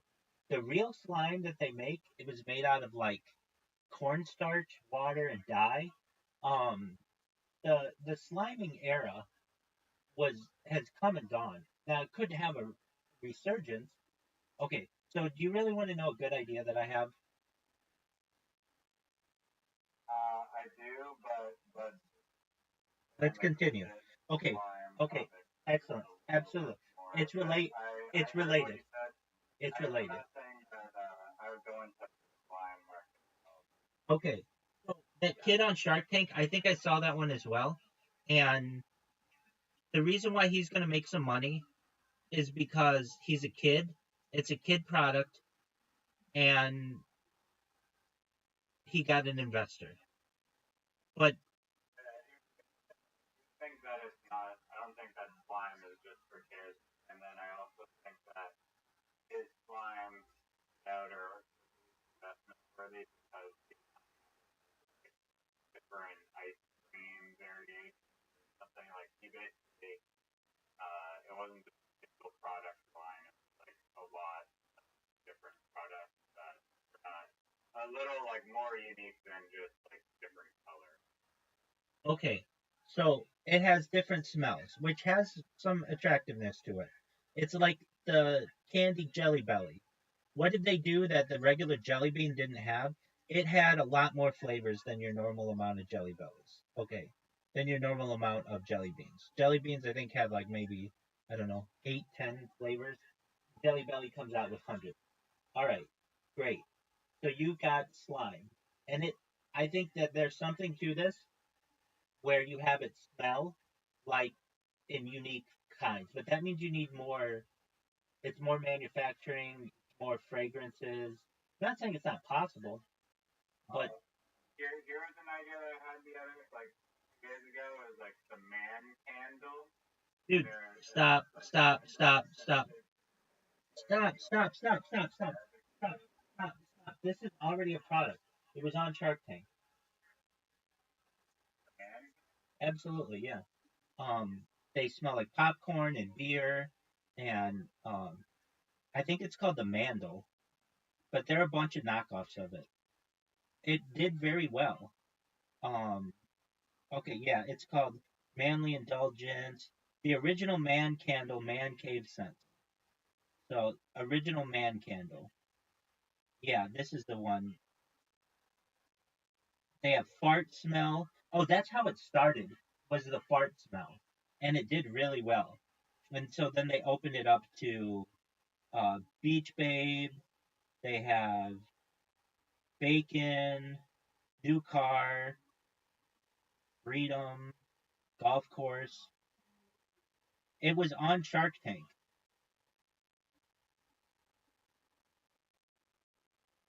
It even says on their website, as seen on Shark Tank.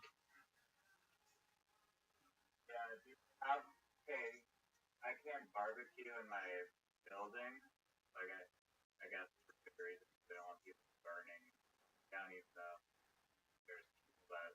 I guess it makes sense because we just have balcony. It's not like open whatever. But when you get a whiff of scent barbecue, it's very. I mean, I guess arguably it's misogynistic to say that the scent of barbecue is a man's scent, but I get what you're saying. So why wouldn't you buy the bacon man candle and have that going all the time?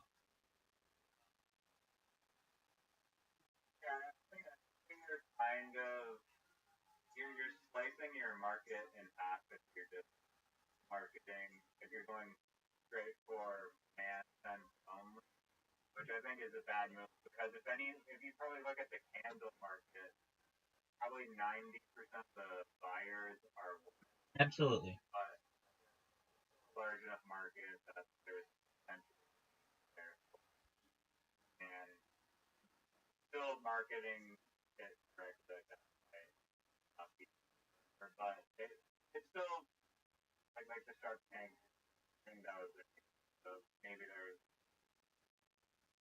an idea, but I mean, then you're going with the Yankee Candle Company or some other candle. There, you know how many Etsy stores just make unique candle smells?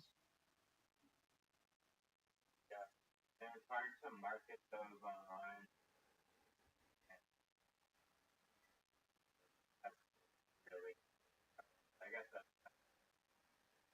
well, No, it's a disadvantage. kind of That's why they have Yankee Candle Company stores, so you can smell it in real life. what's the game candle? Oh, you don't know what the Yankee Candle is? It's they're like in every mall in America. You go in and they have all kinds of different candles. It's the biggest candle company in the United States. There's a guy who made $1 billion just off of candles. He has a huge house in Connecticut, and it was recently on Zillow or something like that. But anyway, the Yankee Candle Company is the largest candle company I believe in the world. But they're like they have all kind like they have all kinds of jars that you buy that smell like sagewood and vanilla is their big one, and cookies and cream, and they have every flavor that you'd ever want, or whatever, every scent that you'd ever want. Now, this this was on. This is a big thing. This is bigger than you, but it's Smell-O-Vision. SMELL-O-VISION. It's a real thing that people have been experimenting with, but basically, it's the idea that you could smell something through a screen. And the way that it's done is like these little, like this was actually on it was on uh Shark Tank years ago. It was like season 1 or 2, and nobody bought it. But that doesn't mean that it wasn't a good product. It was too early. But basically, smell-o-vision is going to be a game changer, like television, where you can smell stuff. So how does it work? Basically, you have a little device that emits smells that are sent electronically from whatever's being shown on television or on the internet or whatever. So what does that mean? You're watching someone barbecue, or like you're watching a cooking show. You could smell whatever it is that they're cooking, and this little device emits it. Now, what is it emitting? It has little inserts that you put in there that basically can change smells based on what it. The printer. Yeah, great analogy. Yeah. Um, why isn't it popular? It just is a difficult thing to do accurately, and there isn't a huge market for it yet, but there will be in the future. It seems like it's going. I mean, 100%. Now they've done this. Absolutely. They've done this in trial runs in movie theaters with limited success. So what do? I went to one at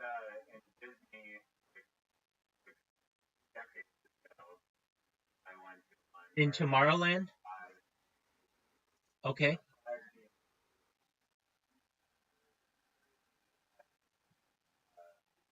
then there's also touch because one scares the crap out at the end of the movie. Ladies and bugs, please now leave your seats or whatever, and then like felt like this bug crawling under your butt, like on the way out, and it caught me. Funny, everyone. But they did like this one smell that was so gross. It's like, oh, the character farted, and they're like, Okay. So you've experienced smell-o-vision, and that's the future, and it'll be integrated into Netflix. No, it will be. It will be. I don't think all technology just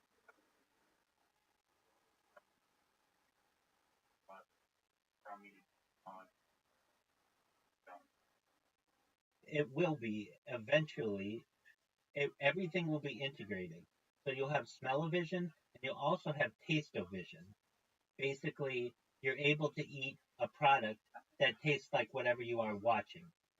Now, what is this for everybody? Not necessarily, but when there are companies that are trying to make people buy more and more things, this is an option. And when it gets really accurate, it will be extremely successful. So what does this mean? What would it be? What's taste-o-vision? It's essentially like an easy bake oven that creates whatever's being made on television, and you're able to eat it. And it depends on the consistency, but generally, as I've seen, to make it as easy as possible, it's like in a pill. So basically, you're watching a cooking show and they're making barbecue or whatever. Well, barbecue's really messy and stuff, and you can't just, you know, import meat into a machine. But you could have little capsules that integrate different flavors in it. And just like you said, like printer ink, some of them run lower than others depending on what you're using. And then you eat that pill, and then you can basically have an interactive experience. And then utilized with smell-o-vision, this will be very popular, especially when companies, food companies in particular, recognize the influence that smell has. People don't know this, but just in advertising, smell is the number one sense that is linked to memory. That's a huge opportunity for marketing. And I guess we overlooked that. Like, any players for that? It is. That's correct. But it's not necessarily. I mean, I can think like when I smell certain women's perfumes, I can link that to different women with whom I've been, just because it reminds me of them. I can even do that with different colognes I've worn and what. Well, I don't really wear cologne, but like I should say, like I've smelled around me, and like I can tell you, like certain smells were really popular when I was a younger person. Like the one that I'm thinking, it's not really a cologne, but you know what Axe body spray is? Yeah, that one's pretty brutal. It is. I used to also Exactly. So it's not really a cologne, but it'd be something that like I would like a deodorant that I would wear. Um, and it just had like a time, like it's kind of gone by the wayside, but it would be very popular. And if I ever smell that, it just makes me think immediately of sweaty adolescent men because that's who wears that stuff. Or if I smell, so there's just things that I smell that immediately make me think of certain events or like memories, and that's very important, especially in terms of selling products. So, with that said, television is going to be really big in taste vision, and this was something that was always pondered in the past. It's just how do you deliver it? And it's just like you said, it's like a little printer with printer cartridges, a little machine. There was a guy on Shark Tank who brought on smell-o-vision. This is the first time we've seen it. We've seen this going back to the 1950s. but nobody's been able to really um, emulate a good version of it or recreate a good version of it. But it will be, and there'll be some company that comes out with it, and then it'll start to catch on. And imagine, it'd be really cool if you were watching a cooking show and it smelled like barbecue or whatever you're watching. That's going to stimulate hunger. It's going to make people want to buy more and eat more food. That's an incredible way to sell product. Yeah, I mean, I have my doubts on like the technology itself being able to authentically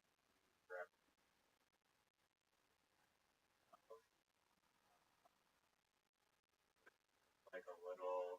I mean, I don't know enough of the little Cartridges. like insert thing, but I don't know. It seems like you need like a lot of there's a lot of smells. I don't know, like primary colors basically, where it's like you can make all these different scents from like these primary smells. Precisely. So you can make any smell. What are the primary smells? Because no one people talk about primary colors. What are the primary smells? Yeah, they're like the primary taste. There's like unagi, sweet, sour, savory, and salty. Yeah, no, I have heard of that. Which I was maybe you can explain it. Uh,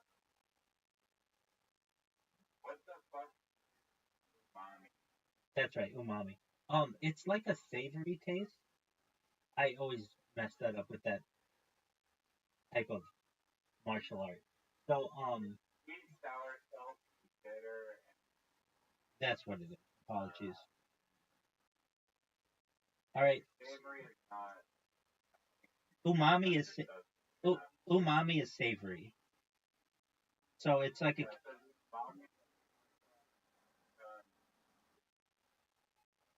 Hard for me to yeah.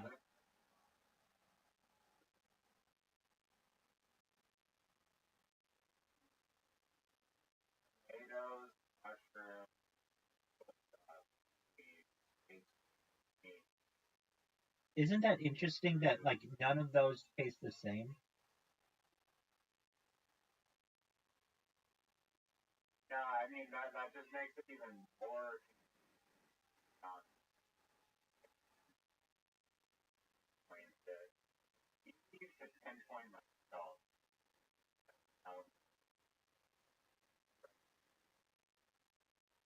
Um, sour is also I don't know. So with I've watched like multiple YouTube videos on this. I've tried to process information. I can't imagine. I can imagine sour, sweet, bitter, or like balmy. I don't know. well, Beet, fish, tomatoes, but they're very like unilateral, I'm in agreement with you. It's difficult. I just kind of think of them as savory foods, like almost salty.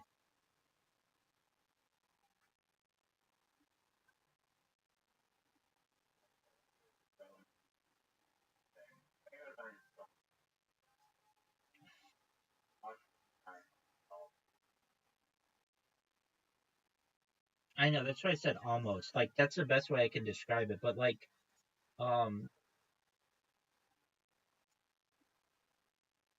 it's difficult to describe. It's interesting that we don't really talk about it that much. I don't know why they don't just call it savory, by the way. But um, what is a savory to me? Just reminds me of like meat, but I can see how soy sauce is in that. The weird one to me is tomatoes. Yeah, exactly. That's how I think of it. Right, which is different than salty.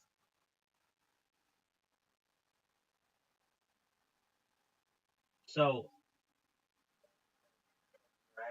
The fragment, the wheel yeah, so the wheel, or four colors, what are they?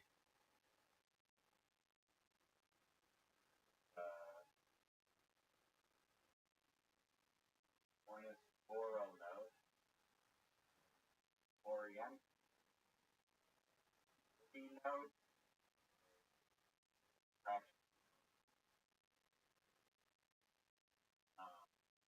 woody note, moss, dry wood. Yeah, this isn't accurate because there are so many other kind of smells that No, but that's like the earth, fire,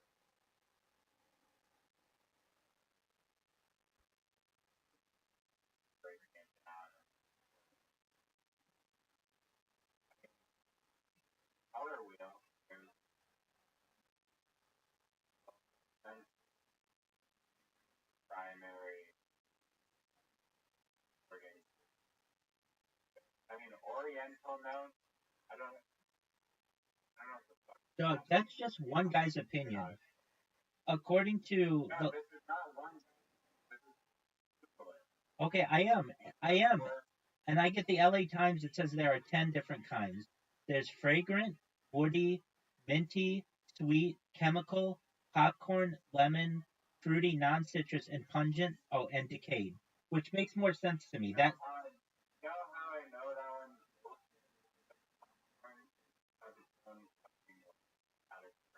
yeah, but it includes butter, molasses, and fried chicken.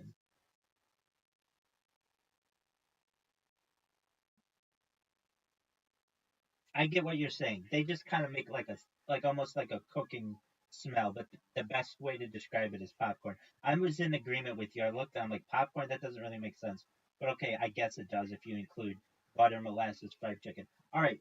So what do? You get 10 of these little cartridges: fragrant, woody, minty, sweet, chemical, popcorn, lemon, fruity, pungent, decayed.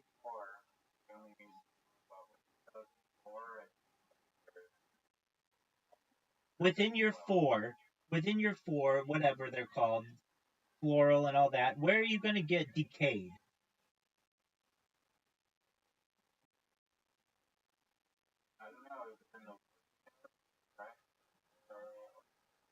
It's in none of those. It's its own thing. Where are you going to get chemical?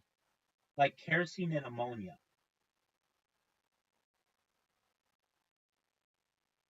You need every single element.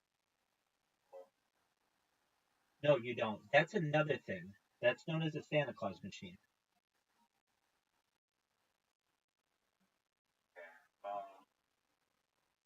I don't know. Well, we could talk about that. A machine that has every element, or generally every element in it, and can create anything. It's like a 3D printer for anything. It's known as a replicator, also known as a Santa Claus machine. It's one of my favorite things about which to discuss. So, what does it do? Is it possible? Is there actually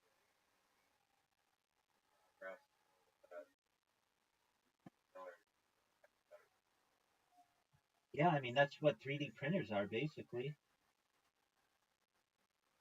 It's just 3D print that's with very true. That's very true. The more it's just the current I can exactly, exactly, exactly. But yeah, I mean, obviously everybody would be super excited for this. arguably, there's machines that create diamonds. Those are like, I mean, that's just like a lab grown diamond.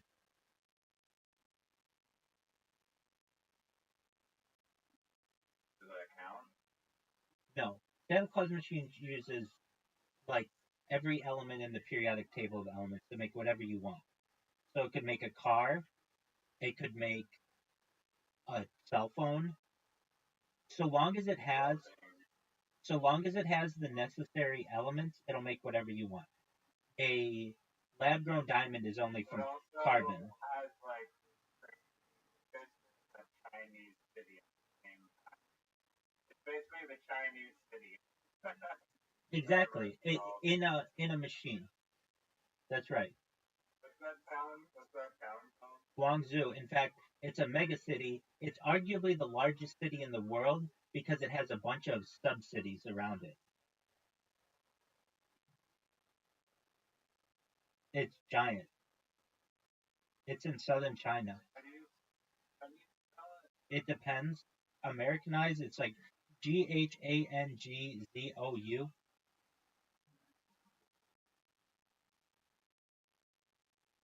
Okay.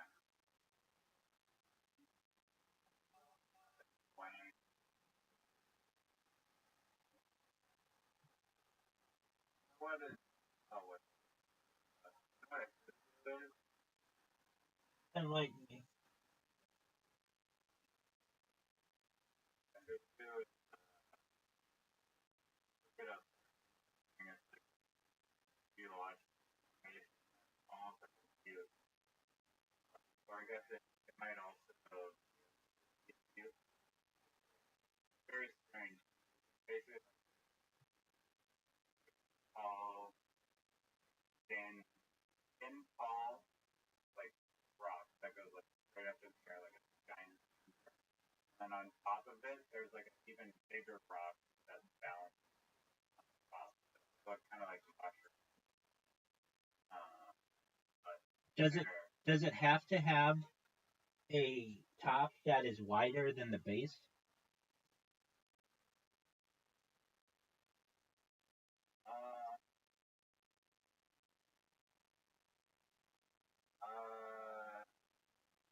I feel like they all look at that.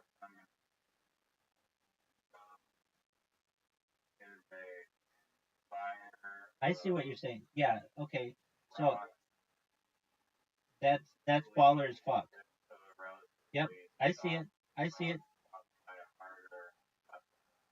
It's baller as fuck. Yeah, I see it. I'm looking at them. Have I ever seen one of those? Yeah, in the Southwest. Like uh, like in desert areas.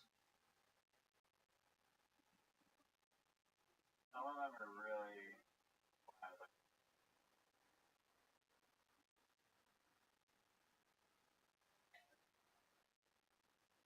Just placed like a giant just placed a rock on top of a formation. But it's generally from erosion, right? yeah, I guess rock on top doesn't grow.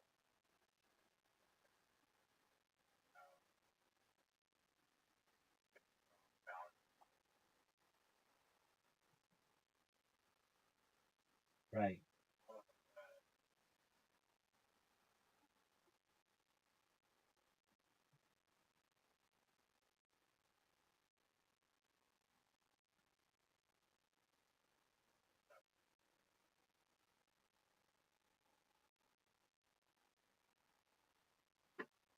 Nukshuk?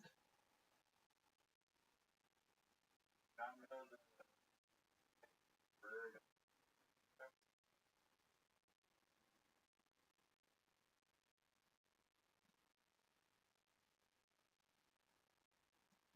You pick or no?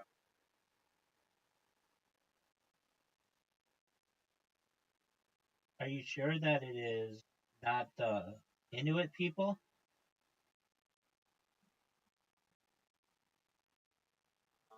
It's called an Inukshuk, dude. And of course I know what an Inukshuk is.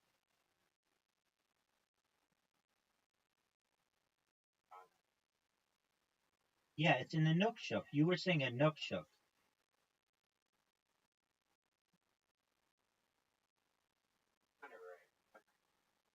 Okay. Okay, I hear what you're saying. I thought you were saying a Nukshuk. Inukshuk. Oh. Yeah, I've seen these. Yeah.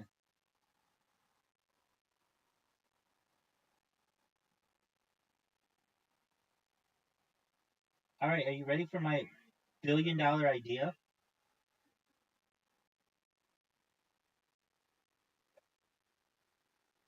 I mean, I, I, This is better than the party planner. yeah, that's not a bad one though. That wasn't my idea though. All right, you know how people are obsessed with ASMR?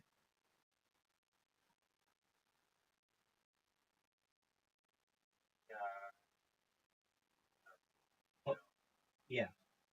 So basically, it's an ASMR software where you can create anything that you want. So you can have rainbow backgrounds, and you can have different kinds of music that you want to play, and you can have basically a virtual person doing whatever you want, kissing the microphone or all the stuff that they do. But basically, it's like a choose your own adventure for any kind of ASMR that you want.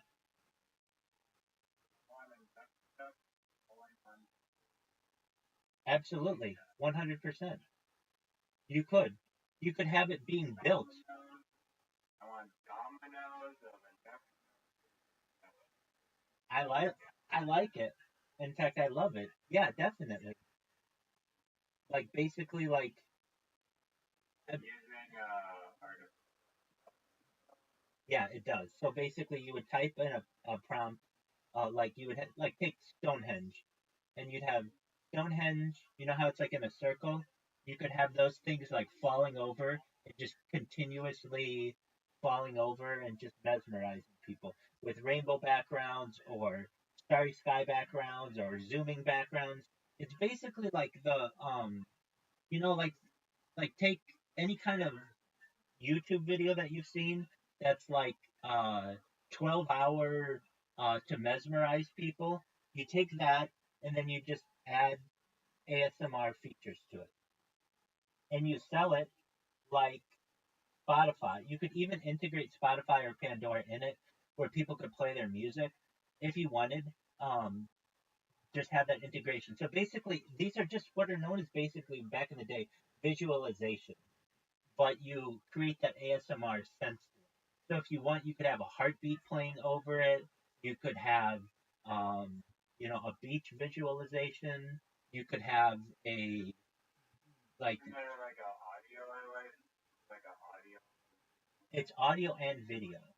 So basically, you could just That's not what ASMR is though. It's not um you also yeah, no, video is a key component of it. No, ASMR can be video as well, at least because it's let me make sure ASMR isn't auditory only. I thought it had to do with like people. ASMR can be Yeah, autonomous sensory meridian response. The tingling sensation that usually begins on the scalp and moves down the back of the neck and upper spine. So, you definitely could do this with video. So, like, I'm gonna give you. not related, but before I forget, there's this like device that will turn white wave down, so all these white waves.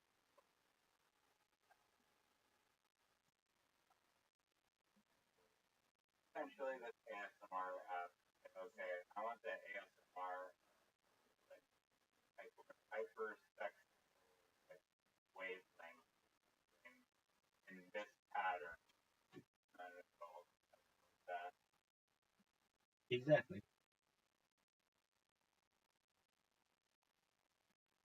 So it basically exists on YouTube right now in some ways. There are people who listen to like 432 hertz sound with like really serene backgrounds and they fall asleep to that.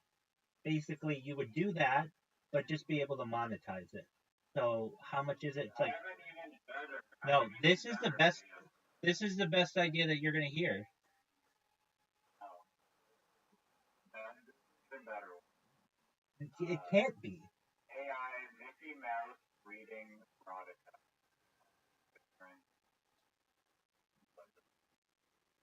Doug, we've already had this discussion. I know. Oh, It's a throwback. excellent. I was like, was that with you? That's a very good idea too, and I think that it could be very funny. Yeah, I mean, you could literally have that going at the same time. It's basically an AI generator that allows you to create ASMR content, but you could choose whatever sound you wanted. You could be like Mickey Mouse reading literotica while uh, having a scene of a serene beach, and then it just plays that. Down.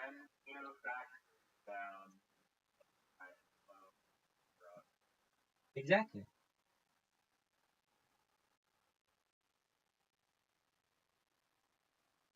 What are your thoughts?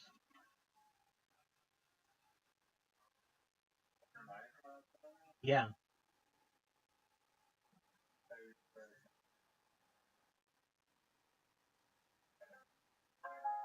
Oh, dog. No, I definitely will. People come in here and ask me all the time, "Do you have any good ideas?" And um, that's a $1 billion idea.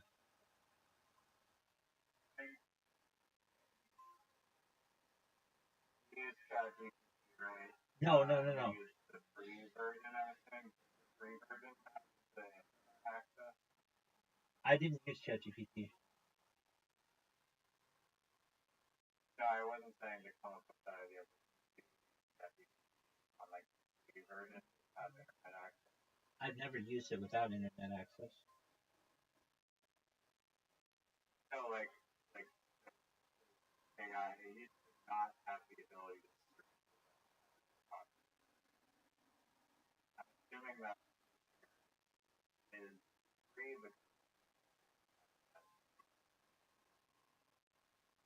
What's your question? do you go into where like Yeah. So I don't like when it does that. why? Well, if I wanted to search then it's too much like a search engine, and I understand why they do it because they're starting to want to get into that search engine. Um, didn't we talk about this? How the EU is, yeah, limiting what Google can do. When it's different because it's repeating, I mean, it's almost like blurring the line between Google giving you the AI response. Like, You're exactly right. You're exactly right.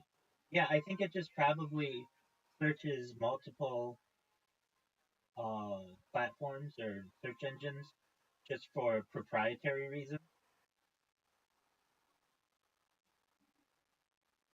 right. Uh, yeah, I mean, I thought of that as you got on version, like the last, or since I fucking had it way too long, and then I finally figured, alright, let me just try and web version. And before I was searching the web, putting none of the whatever, and I can go under or searching Blender API documentation, searching Stack Exchange, finding random posts or language using that as a reference by text. So I thought it was better. It's still flawless code, but here, I guess, error. I looked at the documentation. Oh, you're using a shader app node, A and D, and then, but Gemini, they actually marked them at 0 and 1. Right? And then all I had to do was go, GPT change the output from multiply like, but from 0 to 1, and then I got 4. Um, yeah, all this long-winded. it's turn on the internet function, which means like you have. It's pretty interesting. Like like you now have like the world like most. Before it was like basically like a sword with like no handle. So you can like grip the sword without cutting itself in the hand. But now it's like you have a sword with a beautiful handle and you can actually cut stuff. I mean, I know it's been out for like a goddamn year probably at this point. It's a good combo. So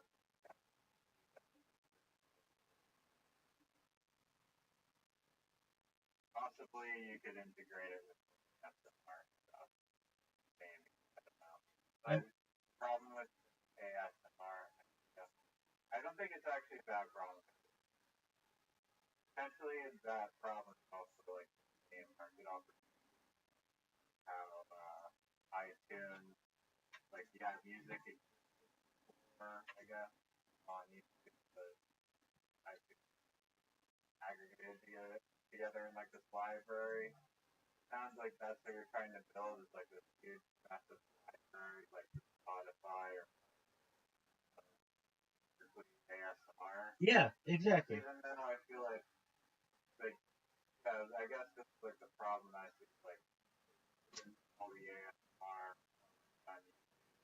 by I get generating exercise goals, allowing people to generate their ASMR, and I think that sounds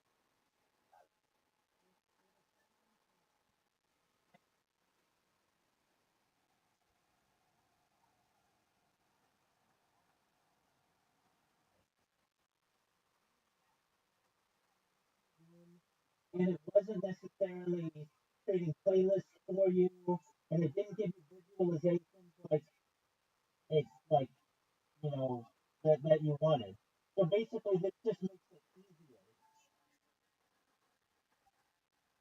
So what do I mean? Instead of going in and finding 432 hertz sound on a beach, which somebody has made, I could just take 432 hertz and put it on a beach or on the moon or in space or in a mall or in a factory, wherever I want, whatever I want the background to be. And it just will play it. Exactly. Not saying zoo.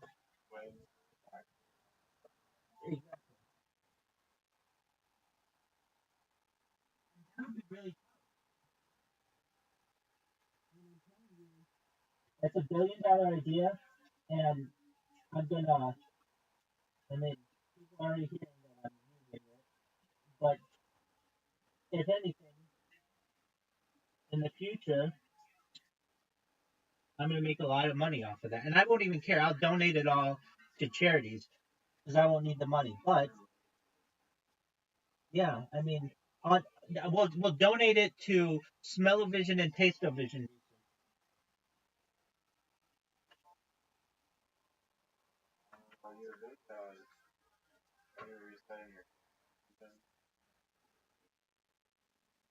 Oh no, are you sure that's not you?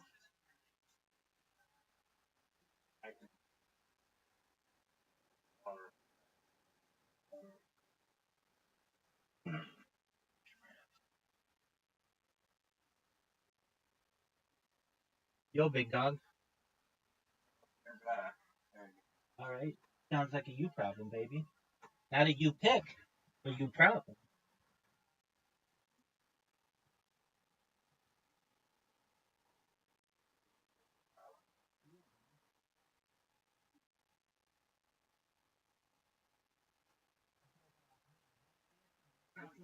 require like great. Are you just like halfway down the mark that database to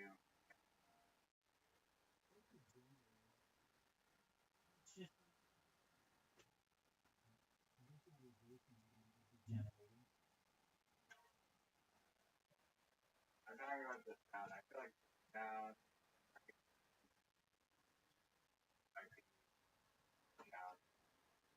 Oh no, that's the easy part. Can you bear with me 2 minutes? I have to use the restroom. Thank you. Here's Joe Rogan in the meantime.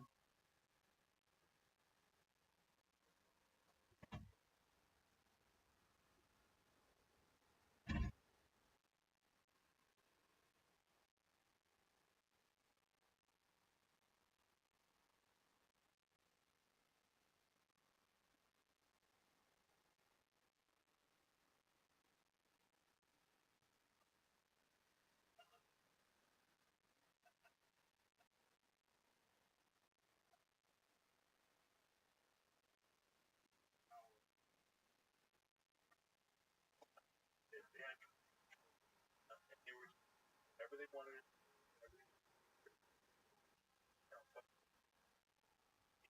Golden bone types. All that shit.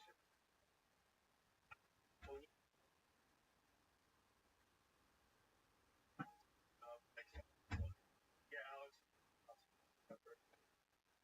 I know. You can.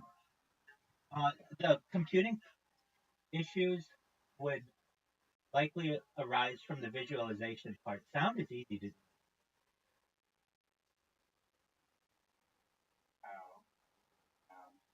Okay. I was looking at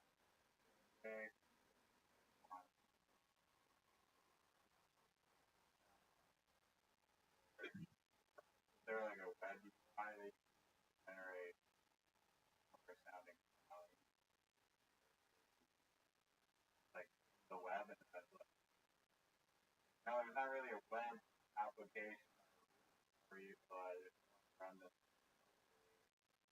try that. Really no sound AI thing that no one cares about sound editing. You raise a really great point, and I guess people are doing it more with voices, but I imagine other sounds will be more common in the future. But it's just so easy to get that kind of sound if you want. Like I wanted the same thing. I used to just have the sound of like it was like white noise, but like in a space capsule. And I used to just play that 24/7, and I would just go to YouTube and get something that sounded like that, and it worked really well. Now I get what you're saying. Not using a video, creating that organically. Nobody's, or very few people want that right now because it's just easier to just go and get a video that already sounds like that what you want. Where people are using this is with AI voices, and those are very popular applications that you can use today. That can sound like anything that you want, anyone you want, I should say. So I that's correct.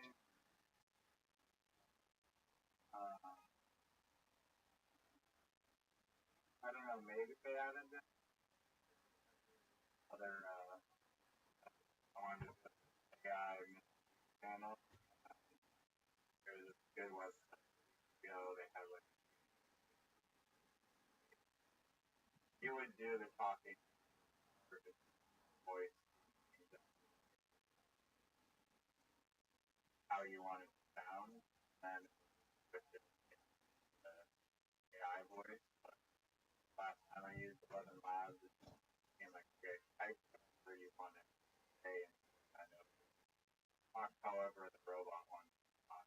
Not just accurate tempo. You want how you say it. I don't know if they've changed it. Okay, I've used others. Like I made a whole video that just used like a Brooklyn accent that I wanted to do, a Brooklyn woman's accent. And actually it was Mike Myers. I told you about this. Mike Myers from um Saturday Night Live. And it worked. Mike Myers, the guy who was Austin Powers. So he used to do this impression of his mother-in-law, and it was a phenomenon. It was called Coffee Talk on um, Saturday Night Live. They did like 40 episodes on them or something, and I wanted that voice, and so and I can do it, but I sound like a man. I couldn't sound like a woman, and he could do it that he sounded like a female. So I just took a sample of his voice from those Saturday Night Lives, 30 seconds, and ran it into this program, and it generated a minute's worth of content for me. And then I had to do Fran Drescher and Maggie Wellen as well, like who was Janice from Friends. Actually, like that good with only very. Dog, it's amazing. Here, I'll play. Just a moment.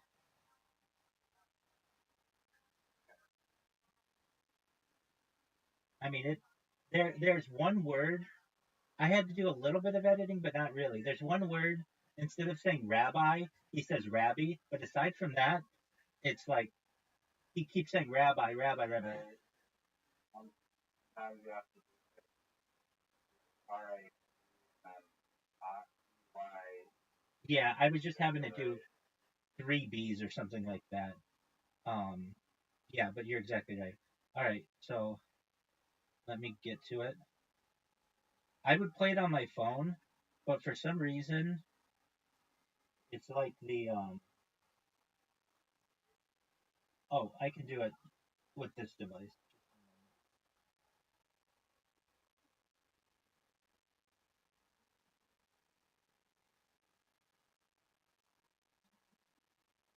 And it was so good. It was, it's so good. And it talks all about me. All right, here we go. The program code? Yeah, I just use, yeah, The website it's, or a program? it's a website. Yeah, I'll find it in a second. Just a moment.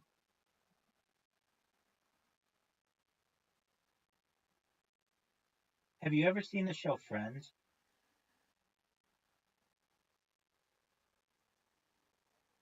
Okay, so there's a woman on it. The what? Yeah. Okay, here it is.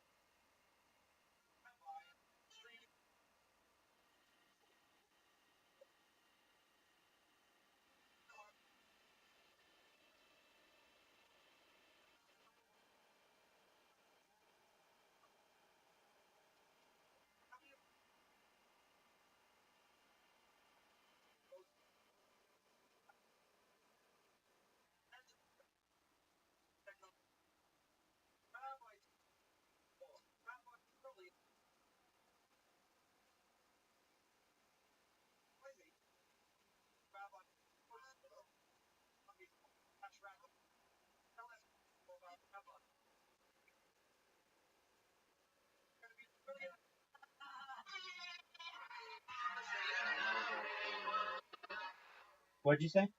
That's probably the best content. Are you serious?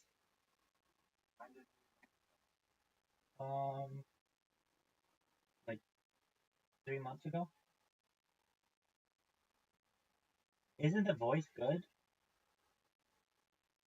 yeah, there was like Little hiccups, yeah. But here's the thing too, Riser. I did not do too much editing to it. I was just like, you know what, I want to just get this out and have it just say this. I'm fine if it doesn't sound perfect because I'm a perfectionist on some things, especially with some video editing, and I will sit there and make sure the audio is absolutely perfect. I did it all on my phone. So I didn't even use a computer. Like just to give you an idea of like it was just very quick. Um I know I could have made it a lot better, but I just needed to get the point across. I didn't need to make it perfect. Okay, so you asked what software I use or what website. Now keep in mind that was a custom voice that I created. So basically, I went to YouTube and took 30 seconds of Mike Myers doing this impression, and then plug that into this website. And so it'll do any voice for you. It doesn't have to be like they didn't have like Mike Myers coffee talk voice. I had to have that. Okay. 11 Labs is not as beneficial. It's just real simple website. Just one moment. I've used natural readers. Those are all good if you want celebrity voices that are already pre-created. But if you want to do your own, um, yeah. So it's called voice cloning. Voice cloning, and that made me feel really good that you said that was the best thing that you've heard promotional thing that I've had. Okay, it's UberDuck. UberDuck.ai. Now the issue with this is I just use the free version, and I think it has like a minute. You can do up to like 30 seconds or up to a minute or something. Now that was a minute, but you could do like a minute per day or something for the free version. But yeah, it's a really simple website. You basically upload your voice to it or clone it from an audio file, and then it'll create whatever you want. And you give it your script. Really like purple. There's a lot of There are, but most of them are. that you can run locally.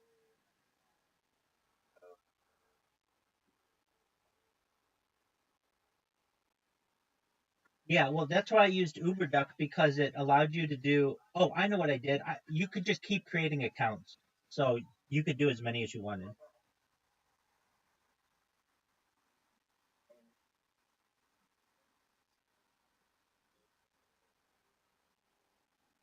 Yeah, I think it wasn't a minute. It was 1,000 words. I think that's what it was.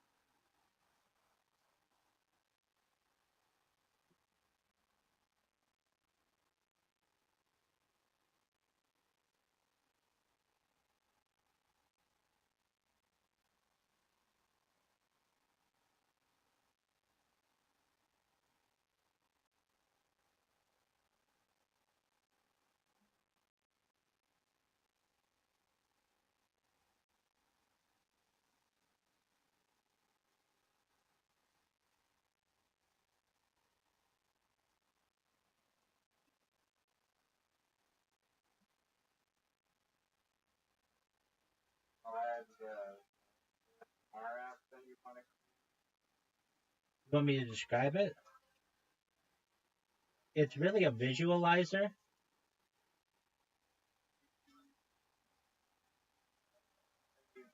that app.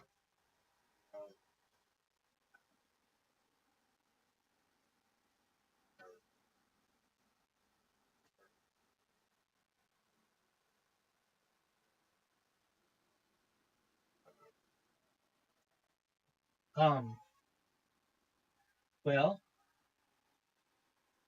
that's a good point.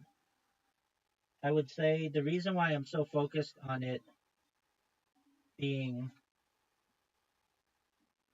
audio or video is because video is king. And anyone, well, it's both in ASMR. Wait, and ASMR is like basically well, to me, like the audio version of a fidget. Yeah, exactly. That's why when you mentioned the fidget spinner, that's when I said that's what led me down this road. Okay, and I think you could utilize a fidget spinner in it as well, but basic. Like the visual equivalent of like spinners. I don't know if it counts as ASMR, but there are like videos like oh, it's so satisfying to watch. Like for a guy that's painting so long.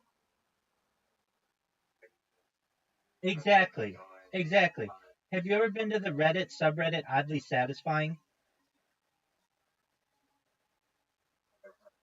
Okay, so just it would just be stuff like that. like people painting a pickleball court, people like a machine filling jars of paint of different colors, people doing like really cool tricks on a skateboard, but like infinite loops of it, so it just always is going. That's like what ASMR. Satisfying videos. Yeah, to some extent. And then on top of that, you add the auditory aspect of it. Could also be like a Yeah, it can be. Exactly. A plain beach can have ASMR elements to it. So just the the waves going back and forth is just very serene and very calming, and that might be a benefit to people.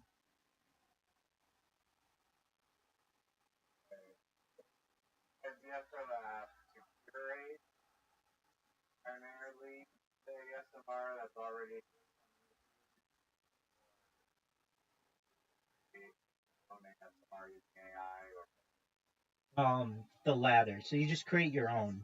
But basically it would be based on what's popular on YouTube. Like you could I mean oh, okay, so you don't need YouTube. You could literally it's just you have a prompt. What kind of ASMR stimulation do you want today? And it would be like I want 432 hertz sound flying through space. Enter, and it would just generate. You're flying through space, and it's a 432 hertz sound. You can be like, no, I don't want the flying through space where I see planets. I only want to see stars, and then it would just show you what stars. And then you'd be like, yeah, but I don't want the stars to be white. I want them to be multicolored stars. And then it would just be multicolored stars.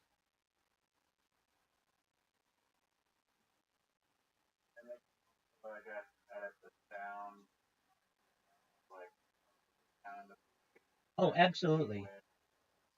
Absolutely. So you type, in addition to having 432 hertz, every 3 minutes, I want you to have the sound of someone snoring for 10 seconds, or randomly placed, or for an entire hour, or 30 hours.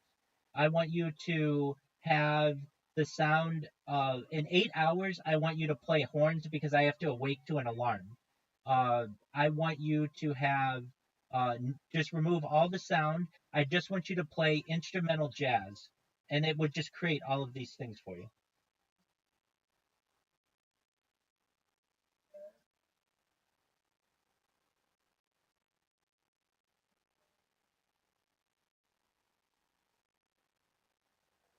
uh, Like they would to Spotify, yeah.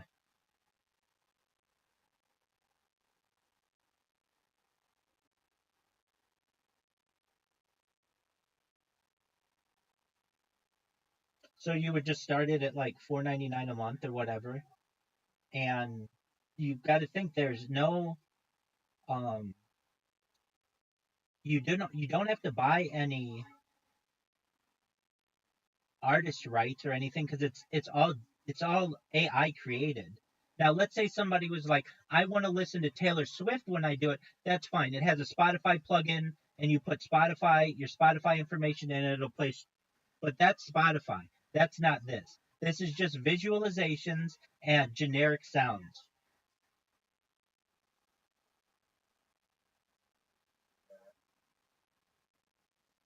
the AI won't have a problem creating the audio. It doesn't now. I mean, it will create an entire symphony for you in 1 minute or in 1 second. So it'll be easy. And that's like a no, no, So I guess Sono, whatever. exactly. So that's for like that. Alright. I mean, We'll just see. Okay. now the key, I mean, I'll be able to sell this software because I have so much data that anything that I think is cool will be just the coolest thing on earth. So my endorsement will just put the seal of approval on it. But I want it to have a really good name. ASMR is too wordy. It's got to have a name like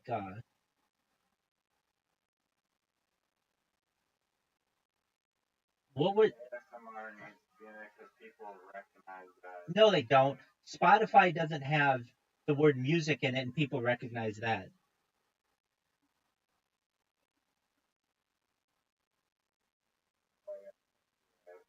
should be like a. Dog, what's the name of those mesas with the rock on top? There you go. That's what it's called.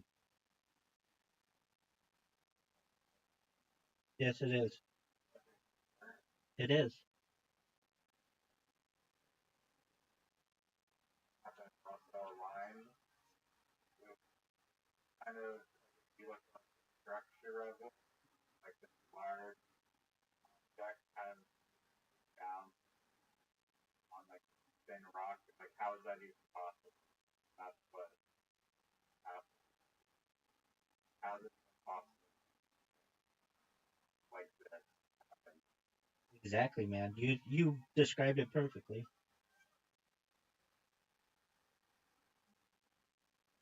How how how much uh, find on that one? I'm in agreement with you.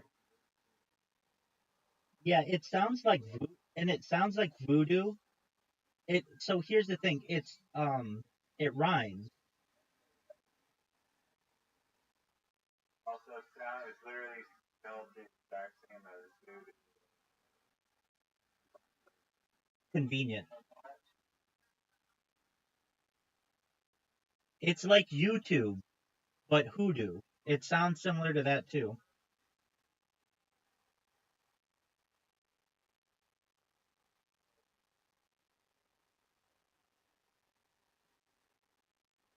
Exactly.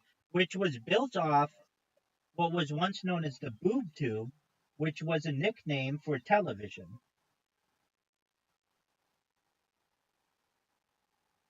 Yeah, boob tube.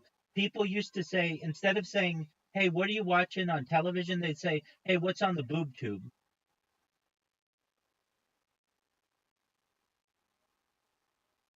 It was popular from like 1960 to 1980, maybe even 1990. Probably not as early as 1960, but like 1980 to 1990, it was very popular. Boob tube, Urban Dictionary. Are you positive that this map not Yeah. So the boob tube was a 1975 parody of soap operas and TV commercials. It's slang for a television set. So that became popular, and then YouTube took that name, and then Google bought YouTube, and then we're gonna have Voodoo.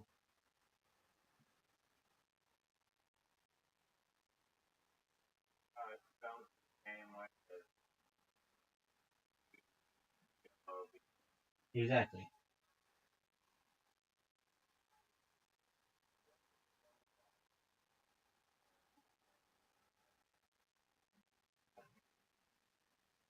watch because it's not a slang word. A soapbox? Oh, a soapbox.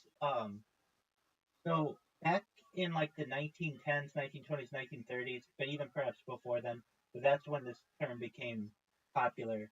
You would, if you wanted to get your opinion out, you would stand at a street corner, and in order to be a little bit higher so people could see you, you would stand on a soapbox, and that's where that phrase came from. So you'd be like, "I'm sorry to get off my soapbox right now," or whatever, but that would mean like I'm stepping down and I'm no longer going to talk about this given subject.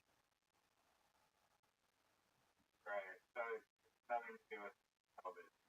No, there's soap opera. That's different. Soap opera came from it was a play on the idea. Many of the advertisers in the early days of what would be called um, dramatizations, like soap operas as they're called now, would have advertisers, and because their audience was generally housewives or stay-at-home moms, so to speak, females, and they were the people who would make purchases in the house. Many of the advertisers were soap companies, so they'd call them soap operas as a play on words. Okay. I that makes sense. I feel like I thought I got it. I was getting a message that was like, you want to watch? Are you referring to Soap Pop? Oh, what? Yeah, What is that? you're right. That makes maybe I wrong or something. I'm pretty sure.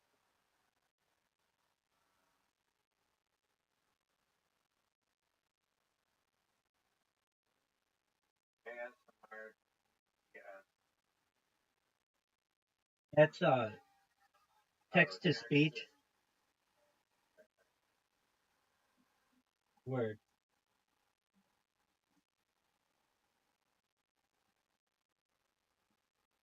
Those ASMR text to speech engines already exist.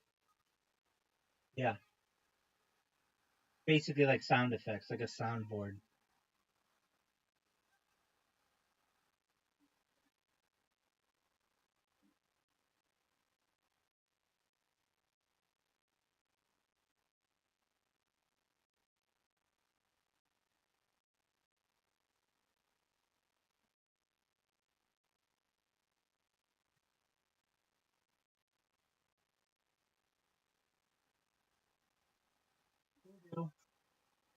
Even if somebody comes out with this product, just naming it Hoodoo, it's gonna beat them.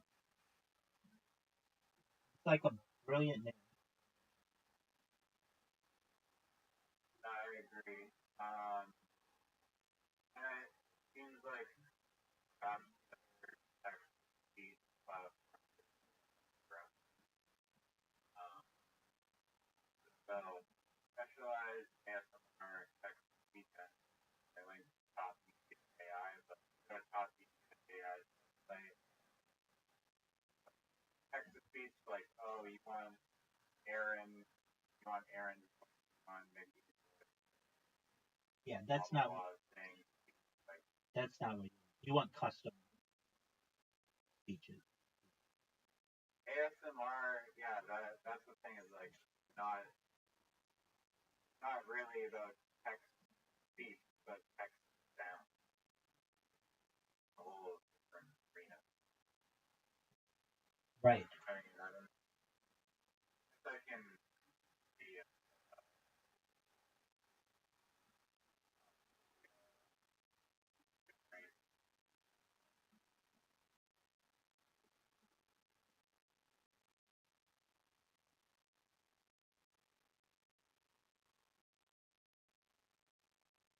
I don't know. Maybe the definition of ASMR is too vague because they're saying that like ASMR voices are like to me ASMR is not a voice.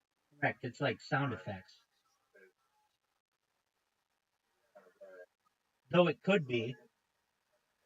Our voice generator, which just seems like a voice swapper that our qualifying. Right. I'm in agreement with you. It sounds like they're just trying to market an AI voice cloner for ASMR purposes. So they call it an ASMR voice generator, but it's really just voice clones that are used in ASMR videos or for ASMR purposes. Are overlapping the definition far away. Right. I mean, I guess it could if you had a voice that generated ASMR stimulation, then I guess that's an ASMR voice. But then isn't every voice an ASMR voice?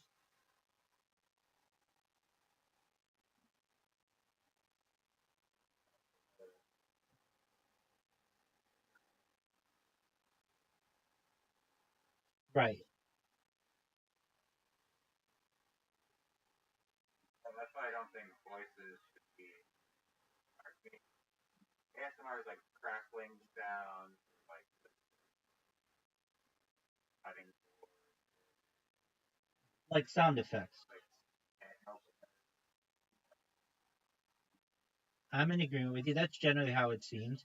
But I guess it's anything that generates an ASMR response is an ASMR sound. And a voice could do that.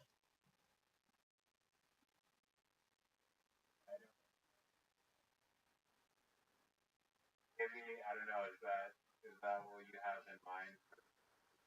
No, not at all. I mean, you could do voices, but that would be secondarily. There's a million seconds of there.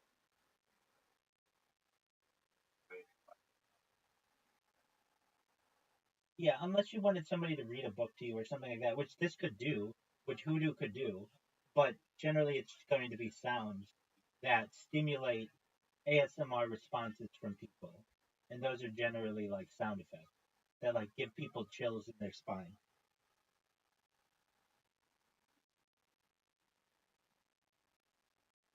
What would that be? What could that be? I mean, I think that like sound, like the sound of rain on a tin roof generates those kinds. So you just type in sound of rain on tin roof, outside window, rainy, and it would just create that kind of picture for you, a visualization for you. So it would just sound like sound of rain on a roof, and you like you were looking out of a window. But then you could change it to be like sound of waves on a beach with a beach scene, and then it would just take you there, change it to that. And all of this is really royalty free. So it's not like you have to pay somebody for their license of a beach or anything like that. It would literally be generated for you. And you could make it, I want it to be an anime beach. They would make it an anime beach. Or you could make it, I want it to be photorealistic. And it would do that. I want it to be this certain beach from Google Maps. Okay, and it could do that for you. All of this is royalty free essentially. It is royalty free, but the application to that AI on the back end, all that, to do an audio. Well, yeah, and that's what you're paying for. So that's why it's different than just YouTube or Google Images or something because you're actually doing AI generation of all of this. And it needs to learn from somewhere. And so it's learning, its data set is YouTube and Google Maps and such.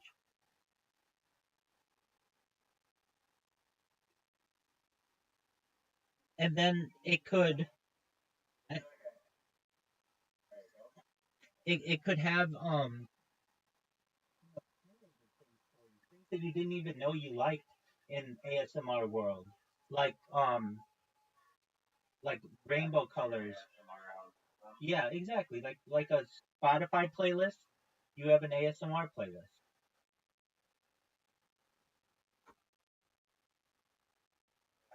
I mean, I like the idea also that you know, able to overlay the dance podcast that you're listening to or Exa- song that you're listening. yes, and that's where you would connect it to Pandora or Spotify or whatever.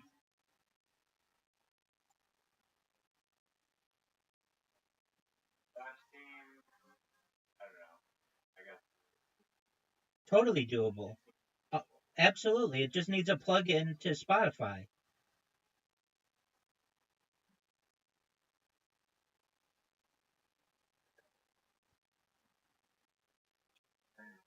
have any marketing fix this at The all. name sells it. Hoodoo sells it. I mean, that's a winning name. Uh, how do you market it? You just would have to. You would just have some people to know that it exists. So I would just use it, and people would see what I would do. But also, you just have um, other influencers use it. Or few Reddit threads and Exactly. little Reddit posts. Absolutely. Basically, you just do oddly satisfying on Reddit. Like, have you been, go on Reddit right now, go to oddly satisfying. I'll do it with you.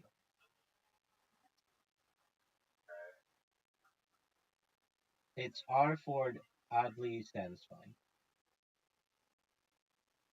Now, you could also do oddly erotic. That's another big one. So I'm seeing this kid stacking cups, which is just oddly satisfying to some people. There's 12 million. Dude, it's giant.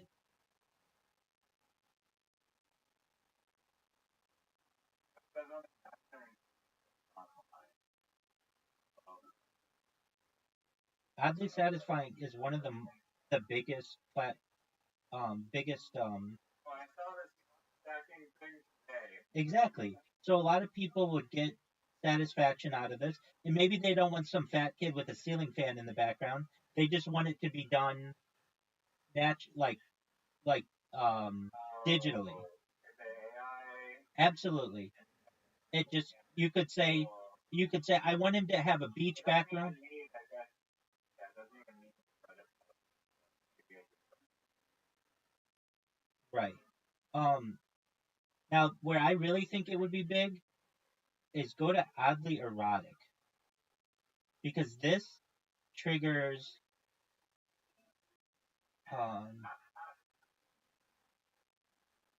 all right, so like there are some things that wouldn't work, but like go to equipment for aerial artist fitness training. If you just see this one person just being like tossed around, you see this? It's like the third thing down. Oddly erotic. Yeah. So it's like a person. 140. There's only 140. Yeah, not everybody's as perverted, but or they just don't know that it's available, or it could be newer. Who knows?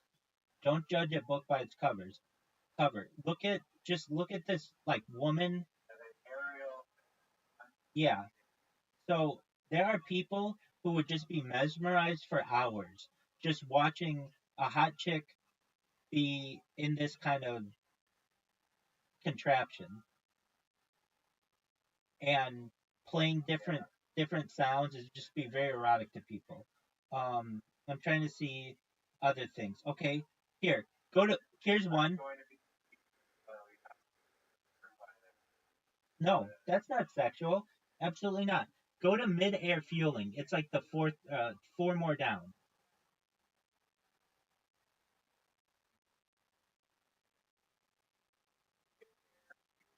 Yeah, yeah. So people would just find that to be extremely calming and erotic and satisfying. Um,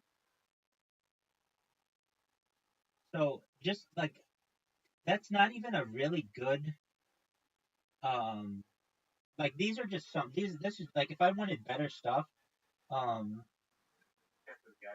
well, exactly.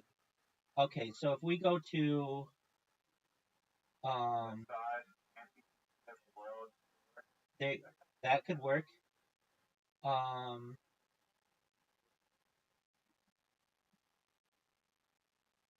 so the best ones go to infinite loop. Now you're gonna be like, this only has 40 members. That's fine. Actually, no, don't do that. Um, I mean, that's not what I'm talking about. That's like okay. If you go to, are you on your phone? Okay, so you're on a computer. Okay, infinite loop. Um, let's see here. Okay, just instead of that, type in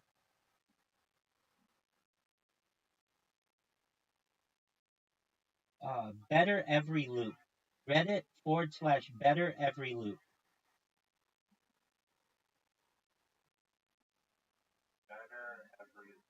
Yeah.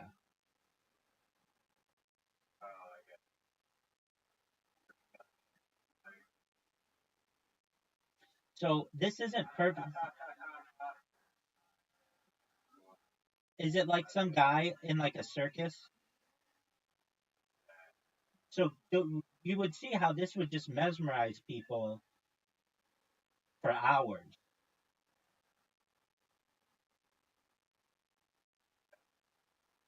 Okay,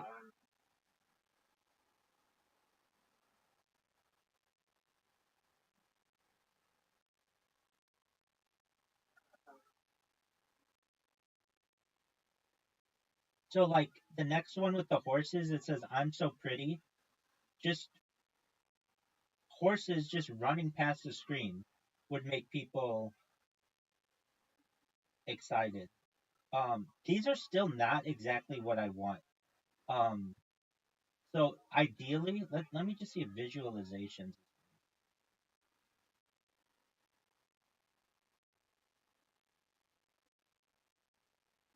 Um,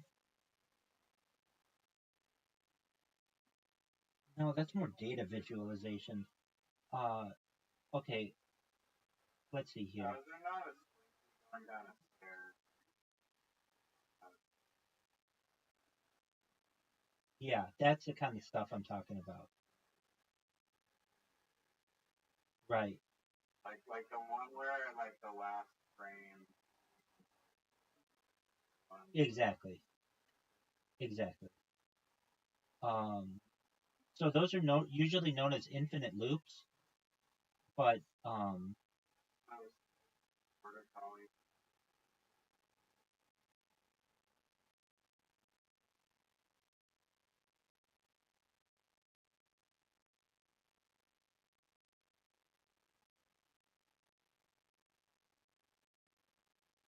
okay.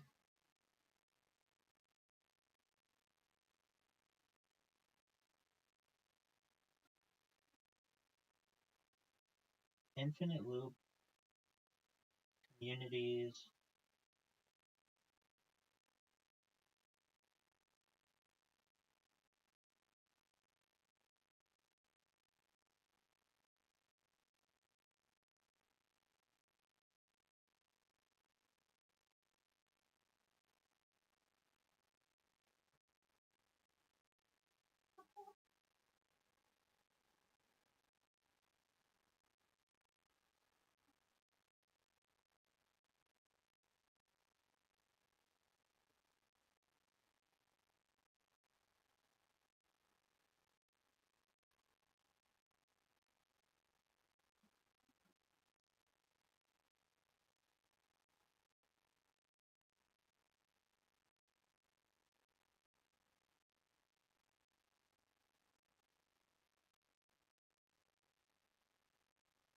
Okay, here's one. Go to yeah, here it is. Living backgrounds. Reddit living background.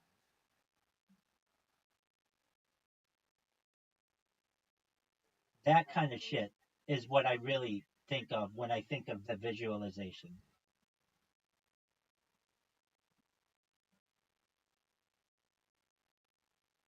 Rabbi, you're gonna have like most followers. Are people gonna be able to follow? 1000%. Okay, so go to r/living background.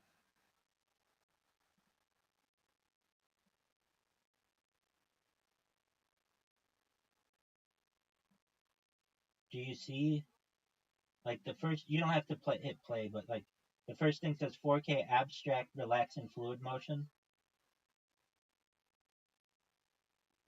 Go down a little more. Go to Starburst, living background. It's the reason why I say that. It's just called.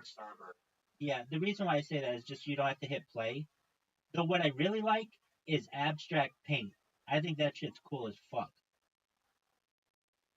Okay, go down two more. It says Rings 4K living background.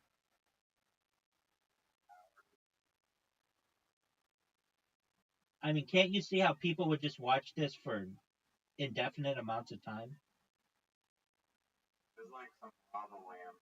Exactly. People love that shit. That's why the lava lamp became popular.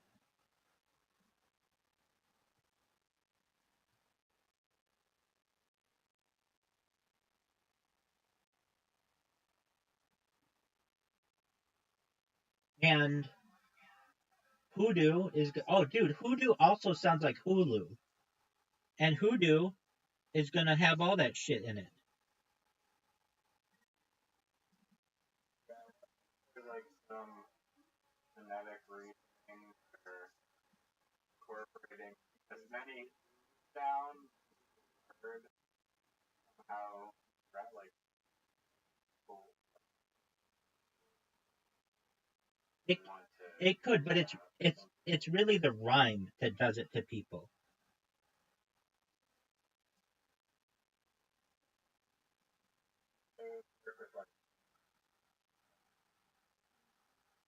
Cocksock would work.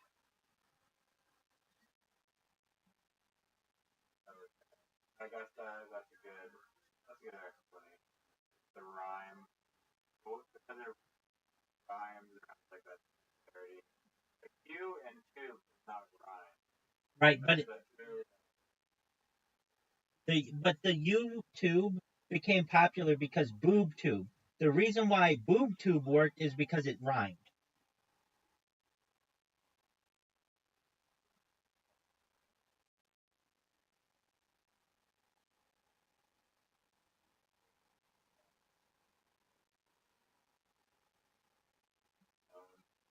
Precisely. Yeah.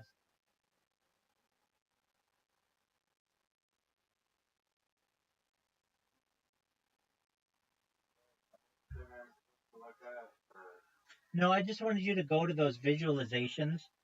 Once you saw the visualizations, you could see that you understand what I'm referencing, right? Like just these like liminal space kind of ideas that it's just it could be in another world, it could be in another universe, another dimension, whatever.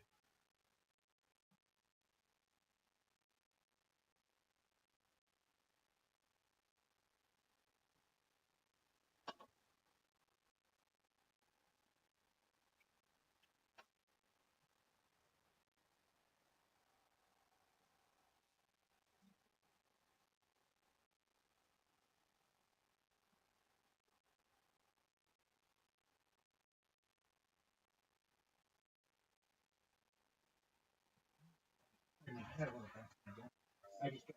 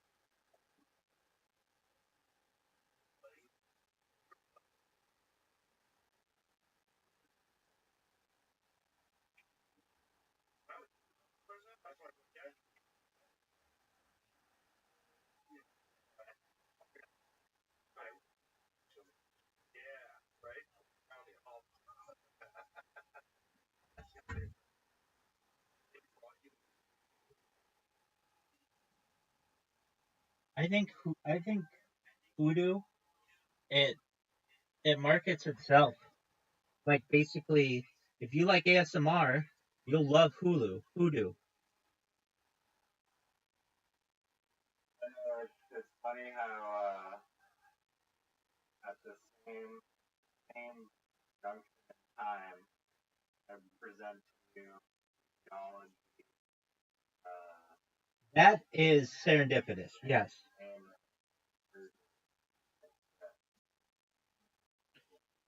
terrible timing.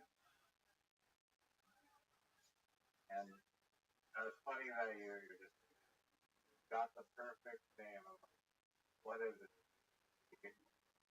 Weird wonky name or whatever.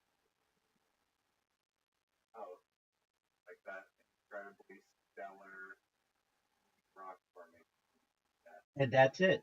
It's just like, and you summarized it perfect. I like it because it rhymes, but it's the meaning of it that It has everything. yeah, Everything has the philosophical concept perfect. Now. right. And you know those hoodoos, the ones the geometric or the geological formation. it leaves you in awe. Like, how did that happen?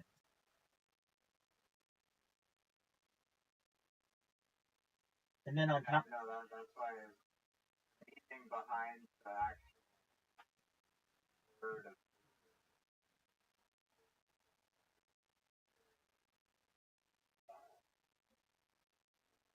period formation. right? And you you said something else. Oh, or well, then there's the like beauty of the rock, like the layers of the rock. That's like it, it's perfect. It tells a story, and it makes you think about like all of the history that occurred to make that formation. Then it's the awe of how could this stand. All the problems area explain.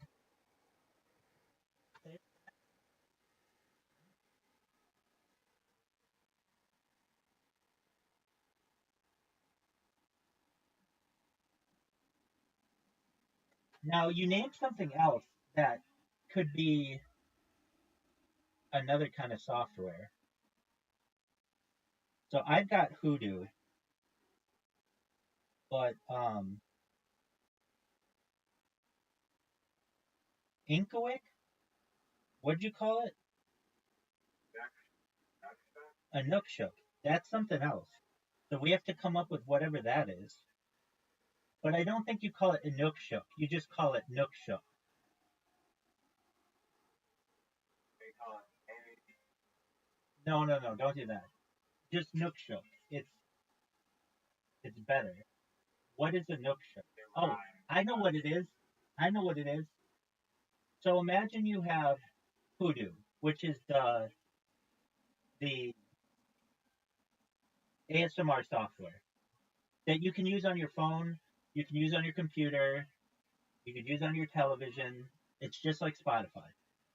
Okay, a Nookshook is a device that connects to your Hoodoo that provides ASMR stimulation to your hand. So what could that be? Um, I'm thinking of it being like a Bluetooth device, though it might run on Wi-Fi in the future, where it can morph into anything that you want. Like it could be okay. So I'm not talking like a shape shifting thing, but it could be. I guess it would be the brand would be Nookshook, and then like let's say you wanted to be a fidget spinner, there could be a fidget spinner version of that where it makes all kinds of lights and colors and could vibrate to the different sounds that you're seeing on your television or your phone or whatever. But really, what I'm thinking is Santa Claus. close. Yeah, close. Okay, but where have I seen this? Oh, I know, or felt something like this. Do you know what Stretch Armstrong is? Okay, so Stretch Armstrong was a toy in the 1970s and had a resurgence in the 1990s. Um, okay, just look up Stretch Armstrong toy.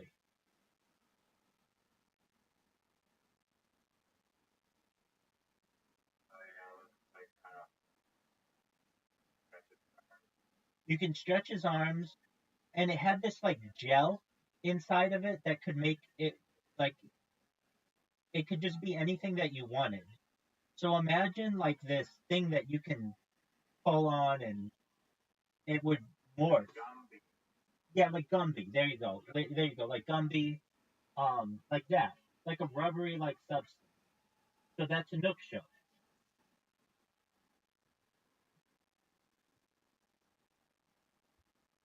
But Nook shook is a I thought Nutchuck was Nook shook's the brand.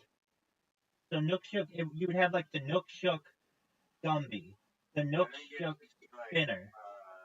all sorts of like Stretch Armstrong Gumby one. Exactly. Exactly. So it's exactly that's what I'm saying. It's the brand. So you have the Nook Shook spinner, which is like a fidget spinner that connects to the app and like goes in the sound of the the sound or whatever. Are you ever satisfied? You're never. Why are you like a drunk addict? Right. But imagine the okay. Kind of like welcome light. Imagine the Nook Shook Gumby. I think that's a great name for it. I don't know. It's probably trademarked though. Um, it You know, I don't think the coffee Gumby yeah, and finer with them. it probably would be. So you just call it. Everything rhymes with this. Nook Shook Gum Cum or whatever. Nook Shook, Nook Shook, Nook Shook Gum Bum, Nook Shook Gum Thumb, whatever. Just have it. Everything rhyme.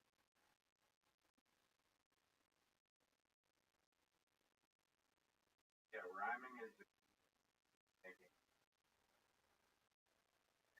Exactly. There's only two types of humor that are more powerful than rhyming that I've One found. is a pun. Yeah, One is that a pun. that's correct. But the highest kind is non-verbal, like mime, is like the highest because it appeals to the most amount of people. And the simple one of this is just falling down. Falling down, you can show falling down to a baby and they think it's funny. You can show falling down to someone in China and they think it's funny. You show falling down to someone in Argentina, they think it's funny. It's just it appeals to the most amount of people.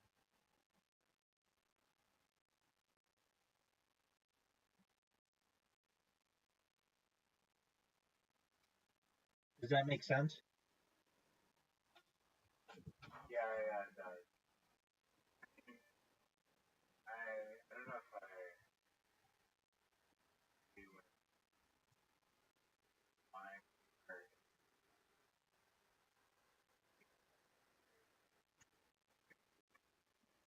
that. Like imagine you have a sitcom, and I don't care what the sitcom is. You're saying that non-verbal or performance, Yeah. and you agree with that? Um, I think if you look at the amount of laughs that you would get, like in a sitcom, imagine a sitcom. You could have a rhyme that would be cool. You could have alliteration that would be a little less cool. You could have a really good pun, which is really good, or you could have somebody who does slapstick falling down. That the moment when they do the falling down, it will have the loudest laugh. Same in theater. And I feel like when I don't know when you introduce like little props, does definitely add that air,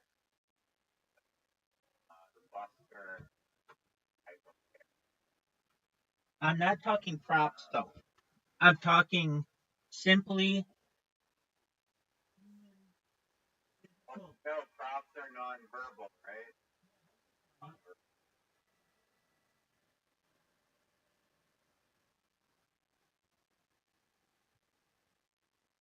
I was just saying like as a I don't know like more common.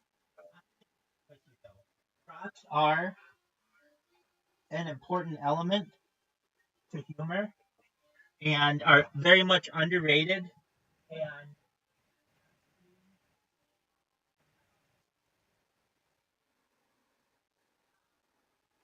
important in with comedians, but they're very much under appreciated. So like guy, did you? I'm sure you didn't, but did you watch Tony this last week? Um, Okay, the guest was Carrot Top. Have you ever seen Carrot Top's? Do you know who Carrot Top is? I don't know what he's.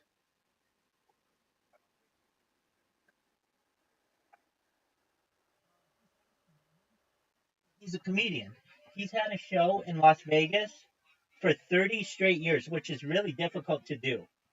And what this show is he's a prop comic.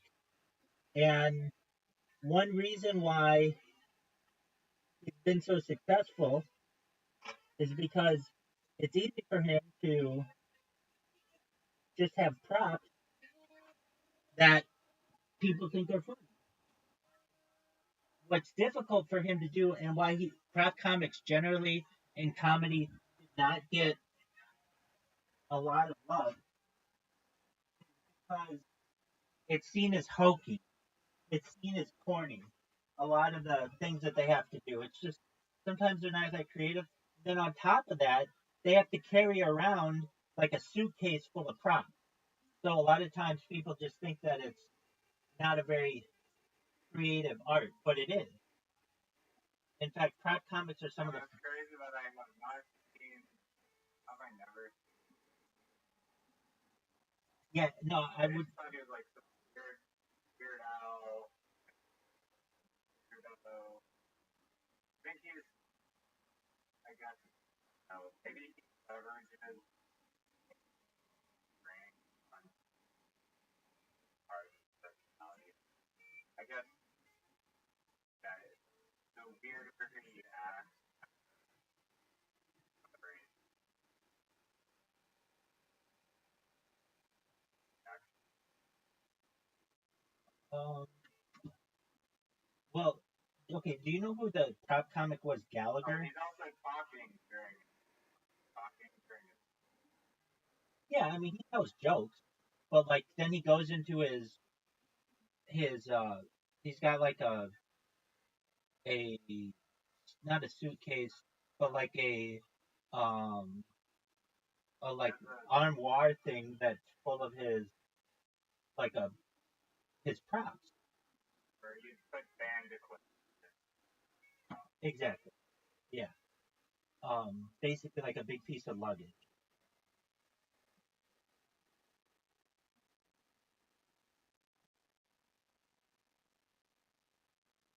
Okay, so did you ever see? He's died, but the comedian Gallagher, he used to get like no one like no Carrot Top didn't die. So he's 60 years old, which I in my head he's always going to be like in his 20s. But no Gallagher died. Gallagher was a comedian, and his big thing that he would do is he would have the front row of his shows have plastic over them, and then he would break watermelons. Have you ever seen this guy? He would smash watermelons with a mallet, and people used to go crazy over it. And it would make a huge mess, but people really liked to be in the front row because it was a performative art that actually touched them. Like they'd get shit on them, if that makes sense. They have to wear like ponchos. Yeah, like Tiger Fall. 100% correct. 100% correct.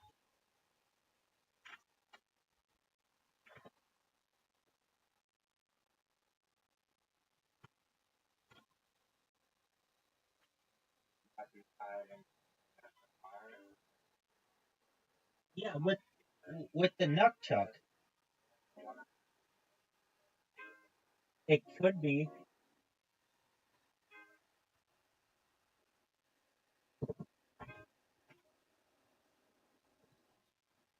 It could be.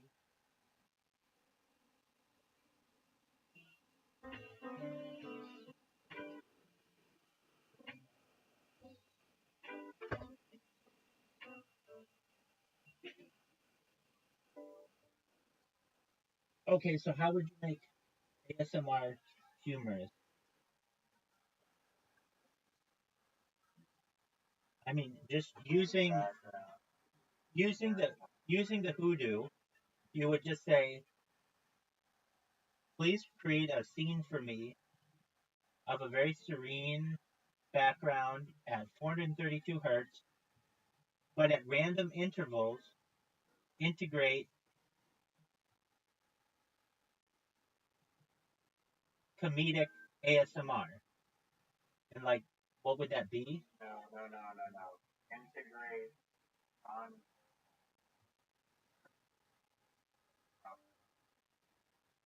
Oh wait, that's different. But it could. So you would have your Nook Took or your Nook Because the watermelon fashion physical and visual. and with the television or sense black like watermelon product beyond. Hold on. That might be false. Hold on. Um, that's what I'm sure you've probably heard this. That's what's known as haptic feedback. You know those suits that people wear in video games?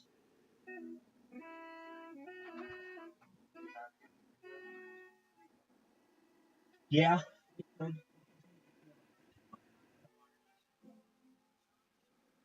With like temperature.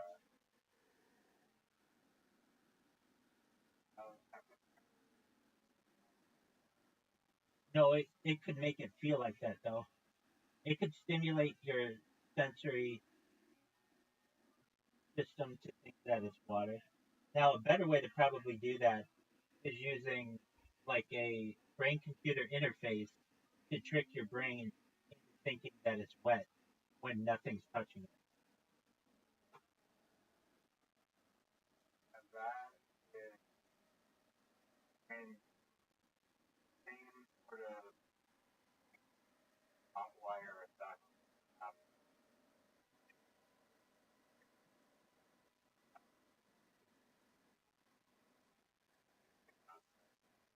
That's true. How far away? How much progress have we actually made? Well, the first brain computer interface has already taken place, and actually the first three. His name's No. The first one's Nolan Aspro. Connected to the internet. It does, yeah. It uses Bluetooth. I mean, yeah, he's able to. The guy Nolan Aspro, he's able to use a mouse cursor using his brain. But the key point that they wanted it for which they wanted it is to be able to send Bluetooth signal between the end of his spine that works and then jump the gap where his spine is broken and into the bottom part of his body so that he's able to move his legs. That's a brain. It's both. They're also working on the part Yeah, that's why they put the brain computer interface in.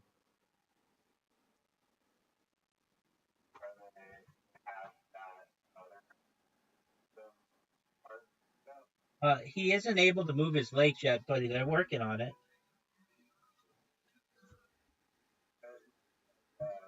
Fearless escape repair.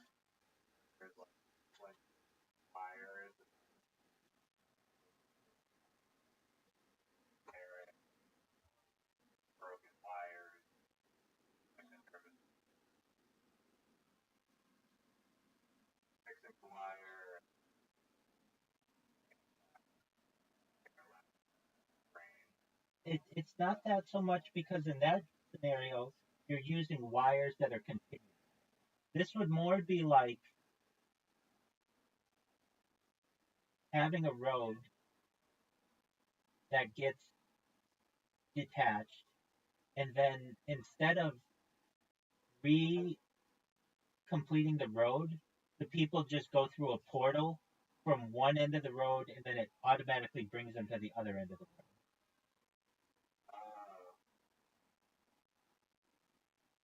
Okay.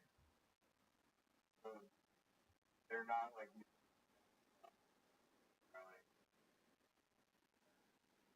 That's another kind of project that is being worked on, but this one in particular is to send a signal from one end of the spine that works to another part of the spine that doesn't work and continuously send the signal.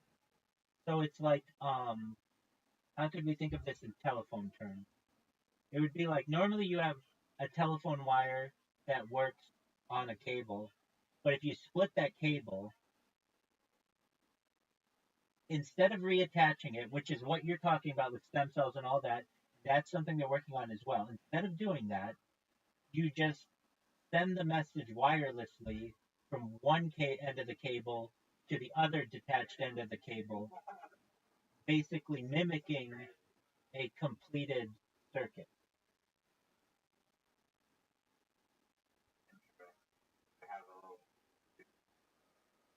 Exactly. How baller is that? Dude. Yes, it is.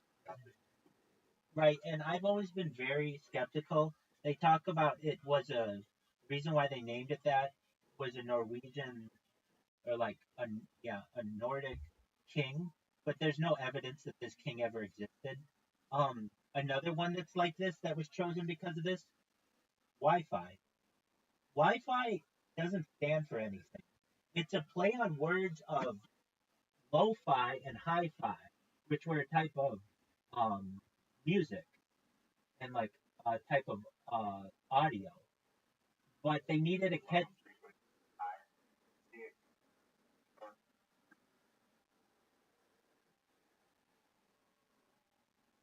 It's I mean, you can consider it that. That's kind of like what a backronym is, but no, it's just it was something that rhymed that would catch on with the public, so they called it Wi-Fi.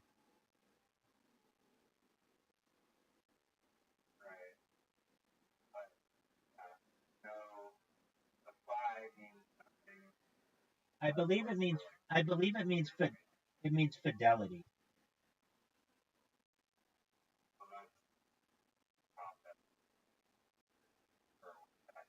Yeah. So hi-fi means high fidelity. It's an electronic system for reproducing high fidelity sound from radio or recording. So they needed a name that was catchy, but Wi-Fi doesn't stand for anything. I mean, hi-fi also rhymes.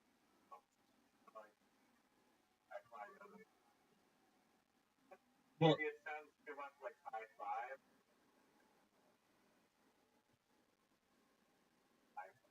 actually, hi-fi was around before the high five. The high five has only been something that's been around since like the 1970s.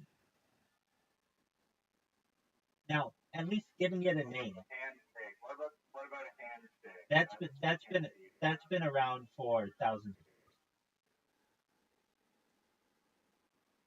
But no one ever the year 302 like, hey, did like a cool like for handshake. It didn't have a name. Okay, I believe. The high five is a hand gesture where two people simultaneously raise one hand. Um, yeah, I found this to be very interesting. Origin. Why didn't they call it the two-person class? Hold on. The use of the phrase as a noun has been part of the Oxford English Dictionary since 1980 and a verb since 1981. Wouldn't you think that it was around a long time before then? Okay, I would. But at least as a name, the high five originated from the low five, which has been part of African American culture since the 1920s. The exact transition from a low 5 to a high is unknown, though many theories exist about its inception. So basically, like, it only, the whole, like, slap me some skin or give me some skin with 5 hasn't been maybe people have been doing it for thousands of years, which I'm sure to some extent, but it didn't have a name.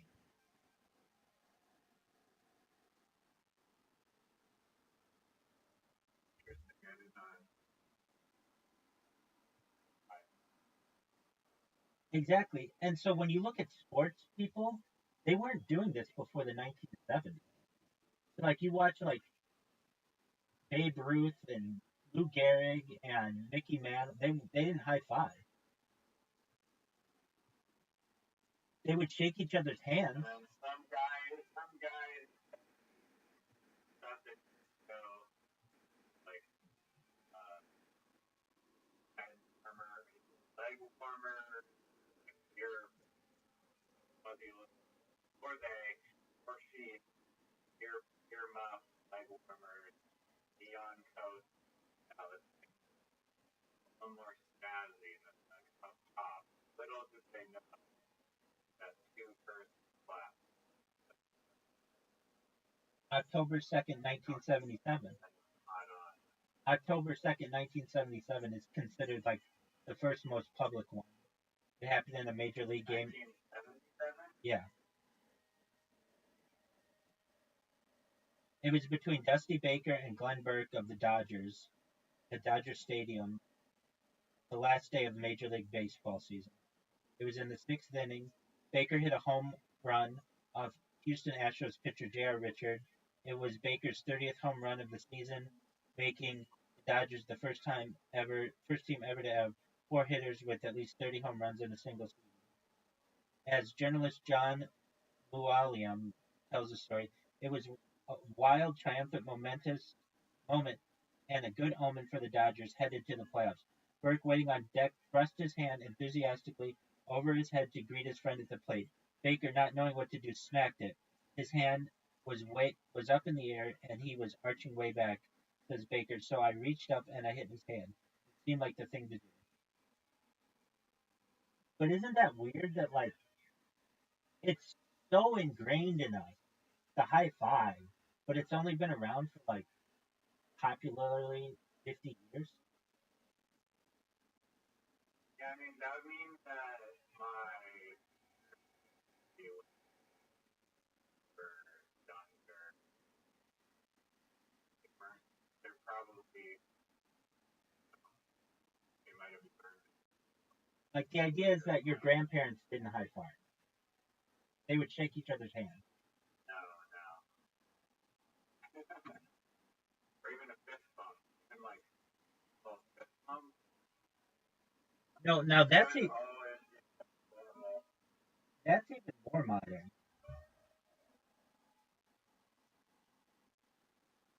That came about in like the 90s.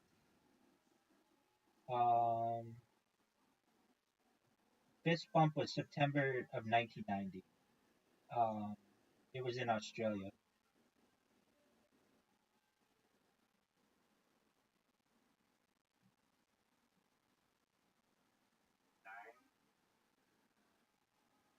Yeah, I mean, I know as a kid, we never fist bumped. I never saw it until the late 90s, like the first time.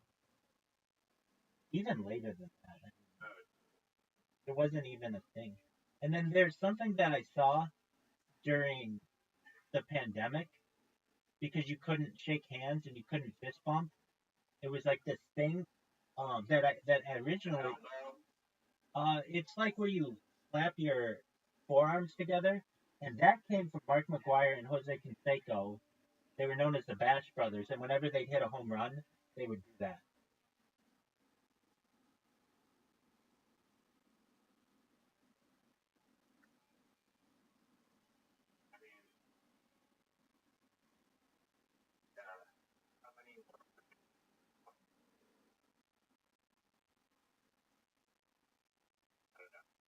My cousin, he didn't invent this. It's on the movie, but it was this thing that I remember doing with him. Um, okay, so can you see me? Okay, so imagine you're going for a high five. You purposefully miss on the high five, and you slap hands on the bottom. Yeah. Um, I mean,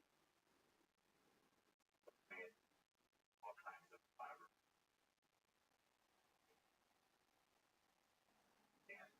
Right. The elbow one, I think, probably came about during the pandemic. Nobody did that before.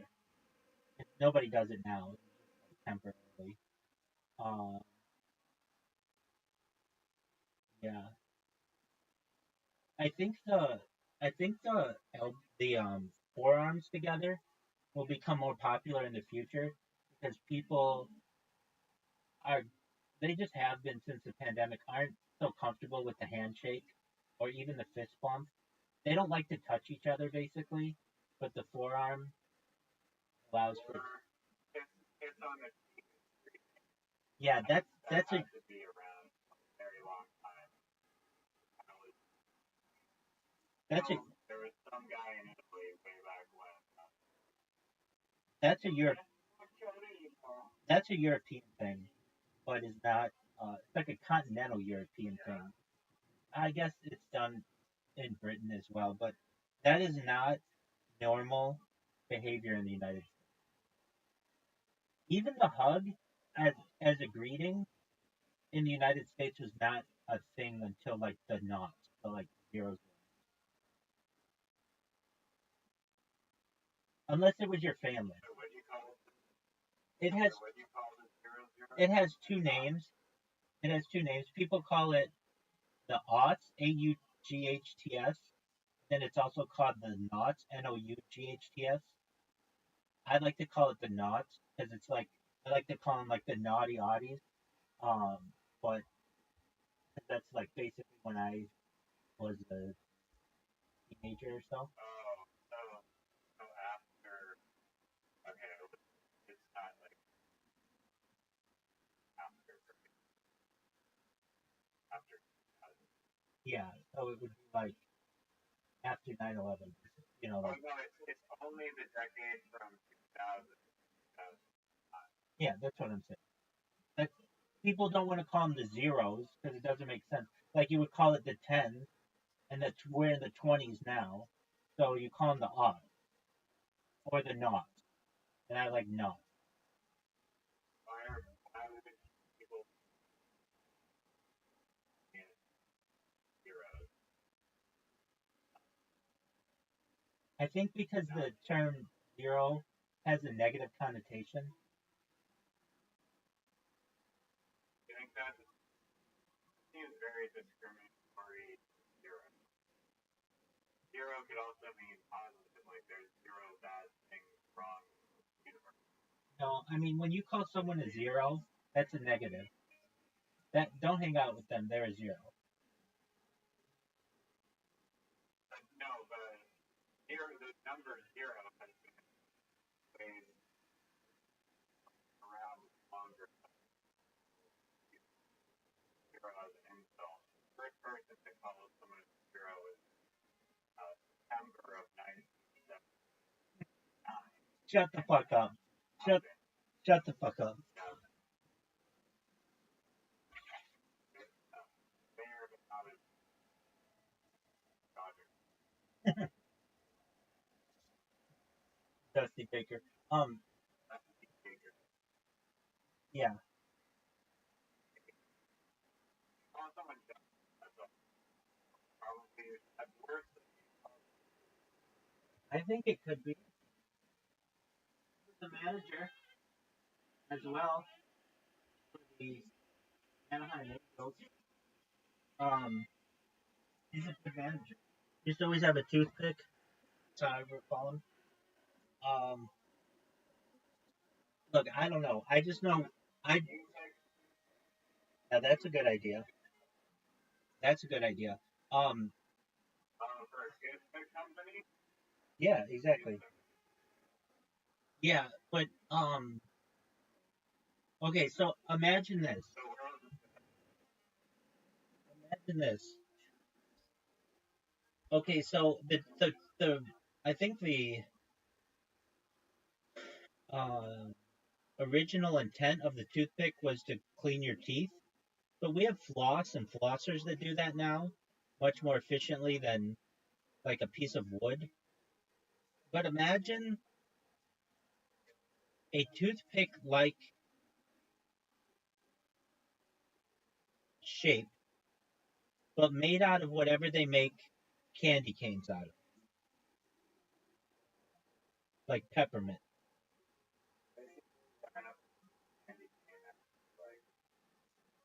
Exactly. But just with a with a hold on, but with a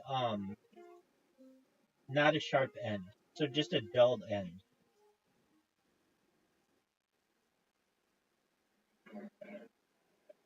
It's made out of candy cane stuff.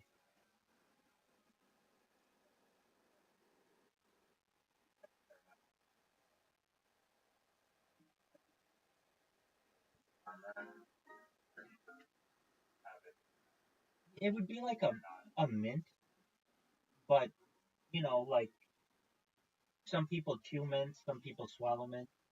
There's another thing we can talk about in those terms. Basically, if you wanted that toothpick look, but it had a purpose, it would smell good. You pick toothpicks. You you pick you pick toothpicks. And since like candy canes had What flavor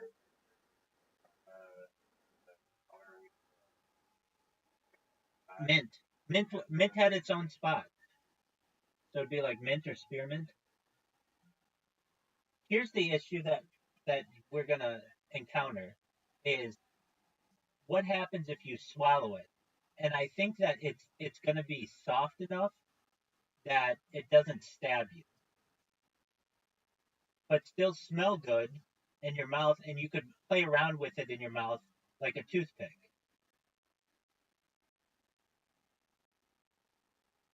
But if it like got shoved in your mouth, how many people in the history of Earth swallowed dog, I bet you it kills people every year. It could like, I'm not saying a lot, but I'm thinking about children who put things in their mouth that could be sharp.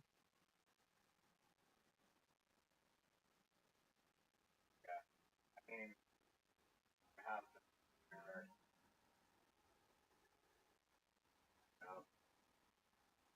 where like the top and the Right. Or or down. exactly, or side to side, and like It's not as bad as I agree with you. Like a like an alligator, that scares me as well. So you would think that a a toothpick is not going to break, but a U pick toothpick would break. It would just break like a candy cane.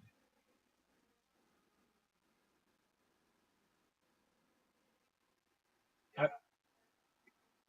And the purpose of toothpaste for starters and then hamburgers, Like the little flags. or hors d'oeuvres. Yeah. But think about this. Oh, yeah, yeah, good point. Those hurt a lot of people every year. Like in club sandwiches and stuff. You can stab her. You can stab. You absolutely could. And you, just like you were saying, It doesn't. Or no, I guess from one side, one like right, all of that. Basically, they make the little swords that it's all plastic or wood that can hurt people. And it hurts people every year. So we need to replace those with whatever they make candy canes out of, but they don't have to be flavored necessarily if they're going to go in a club sandwich or whatever. They could just go. They're just. They're basically edible. make them like beige. Perfect. There you go. Or just no flavor. You don't want it to affect the flavor of the food. So there are multiple kinds. There's kind that you could use in like a drink for like cherries or martini for like uh, lemon wedge or lemon uh, twist, or you could have, but those still can hurt people. So you have the whatever they make candy canes out of, but just no flavor. Basically, what we're talking about is just edible toothpaste.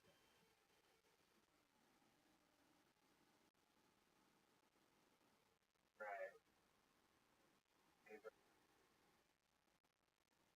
Well, there are two kinds. There's flavorless that you use in other food to keep it together or for decoration or whatever. And then there's the flavor kind that you use as an after like a breath freshener. And edible and like Yes.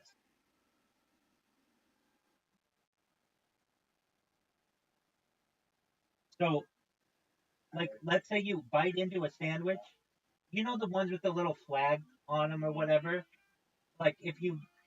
Like if one of those that can hurt you, but with the Yupic toothpick, it's just gonna break, and it's not gonna affect the food. In fact, you could just have it so you just don't even have to pull it out. You just keep it in there, and it would just be like a little crunchy part, but it would have no taste. This is a brilliant idea. And aside from being a brilliant idea, I love brilliant ideas, but I love safety more than just about anything. So this is a very safe idea. And there are people who hurt themselves on this kind of stuff. I bet you, we're gonna look it up. How many people choke on, yo, dog? How many people choke on like toothpicks a year at the emergency room? Not at the emergency room, but they're sent to them. A dangerously tasty treat. The hot dog is a choking hazard. No, that's different. I think hot dogs. We could talk about that. Um. So, according to the Consumer Products Study from 1984, approximately 8,176 people suffered toothpick-related injuries severe enough to send them to emergency rooms each year. Now that's 1984. I don't think toothpicks are as popular nowadays, but nevertheless, that's like 10,000 people a year. That's a lot, and I want to help those people. no way. Yeah, 8,176. Oh, so we're rounding up to 10,000. Well, that was hold on. That was in 1984, and that's just in the United States. Probably global, it's way over 10,000. That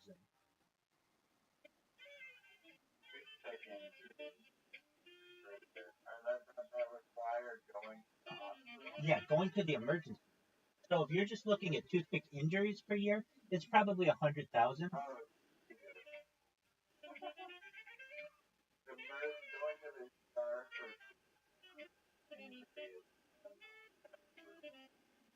more than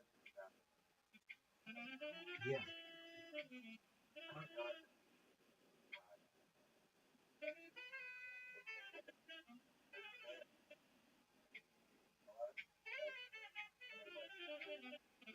Welcome. How are you, Shenron? How you living, Pimp?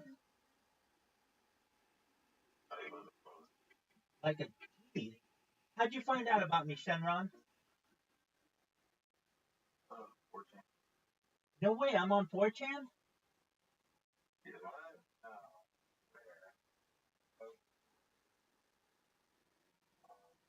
Yeah, I don't know if 4chan's really found out about it. But that could be. I've tried so hard to go viral on 4chan.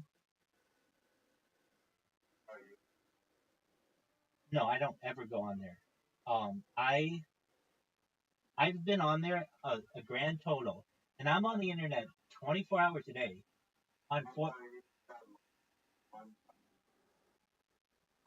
I I don't I don't like the format of it. But really, I've been on there a grand total of like less than 10 times in my entire life. And one of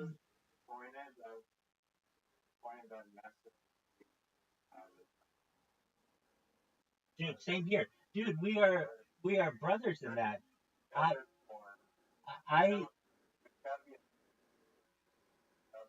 I'm in agreement with you, and we need to. There needs to be like a what do I want to call it? Like a library of all of them in the world, because they could be like tracked.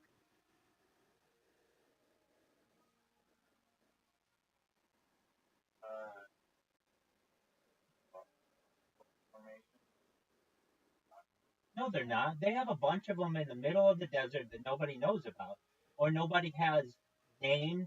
Like they need to be named and numbered and stuff.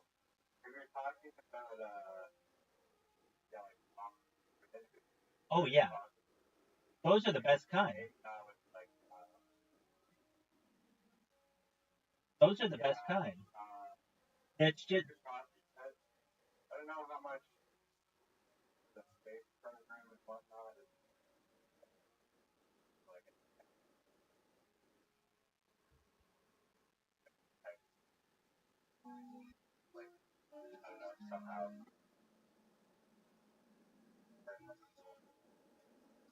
you just need AI robots. That little dog that's gonna like take over the world.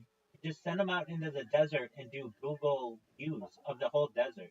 I've talked about this before, and I've heard Google is doing this. And then also we need to be able to map the see-through. But basically, in the future, you should be able to take Google Street View anywhere in the world, just not streets.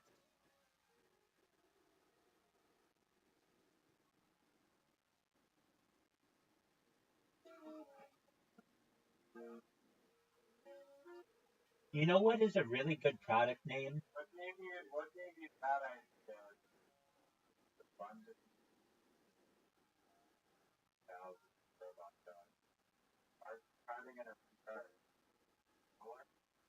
Perfect. Solar.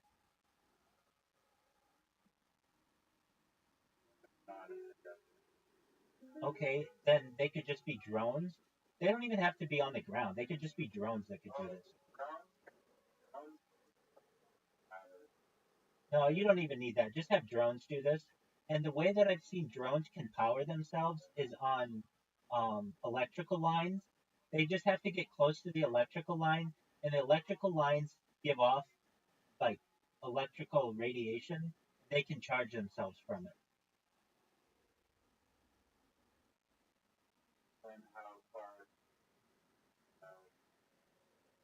That's an excellent point. So you could just have like little power stations in the middle of the desert where they could recharge.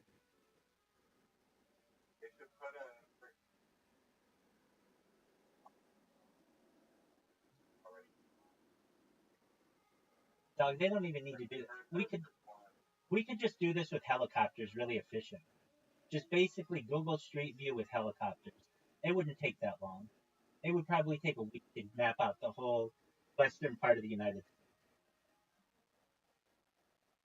They just do grids back and forthly.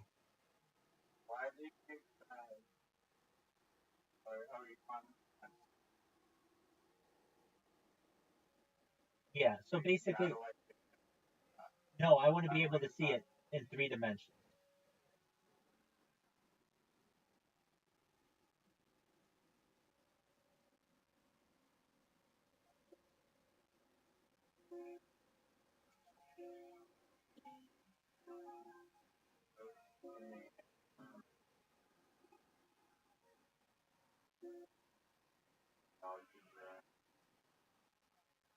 Yeah, so within the rainforest, I would say drones will probably be better, and they could just be powered perhaps by solar.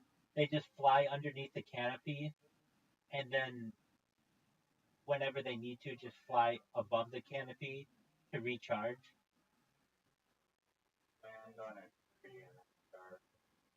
That could be too. I mean, once we have more efficient solar batteries, this really won't be an issue. And you only need to do it.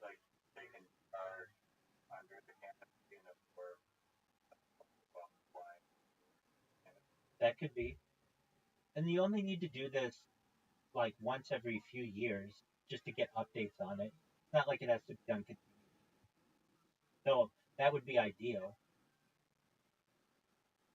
And this is just all but like tracker Precisely. or just alignment. Precisely.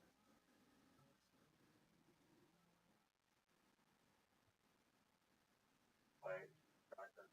Yeah, I love it. You're the one who got me into it.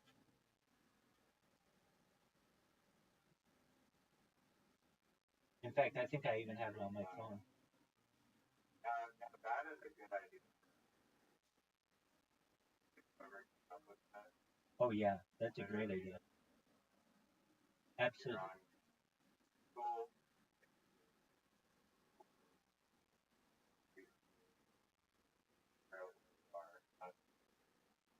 Right, but this would be anywhere in the world. Yeah, including underwater. Yeah, that'd be cool. But it probably would be really black. So, I mean, I'm sure it would be. I know, it's very hard. Guessing where you are underwater is hard. 2/3 of the whole game is that, because the Earth is 2/3 water. No, but you could do the terrain, like basically in infrared.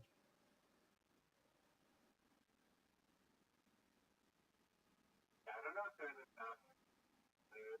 I mean, possibly. I mean, talking about not the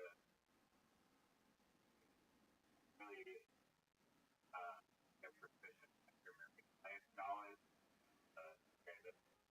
kind of feel only in the northwest, so I must be around Vancouver Island. People, Yeah, the water is pretty down. people kind of do. People kind of do that on Reddit. There's a subreddit that's known as "Where Was This Taken?" Oh, and it's just pictures from like, that's yeah, it's very good, but wow. it has to do with history as well.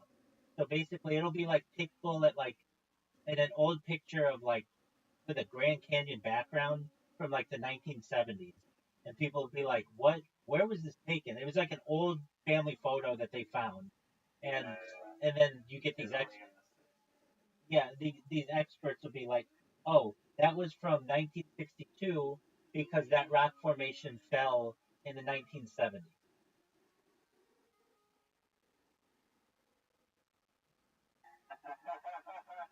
The jump scare me.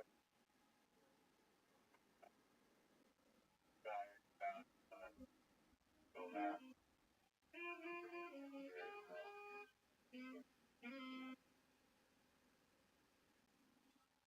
Dude, Hoodoo is fucking great. Yeah, no, I'm surprised. I mean, I want to know now how many. Yeah, I can find out how many companies use do food down. Oh, I know what I said. You know what the name of what company I really like is Snoo. Do you know what Snoo is?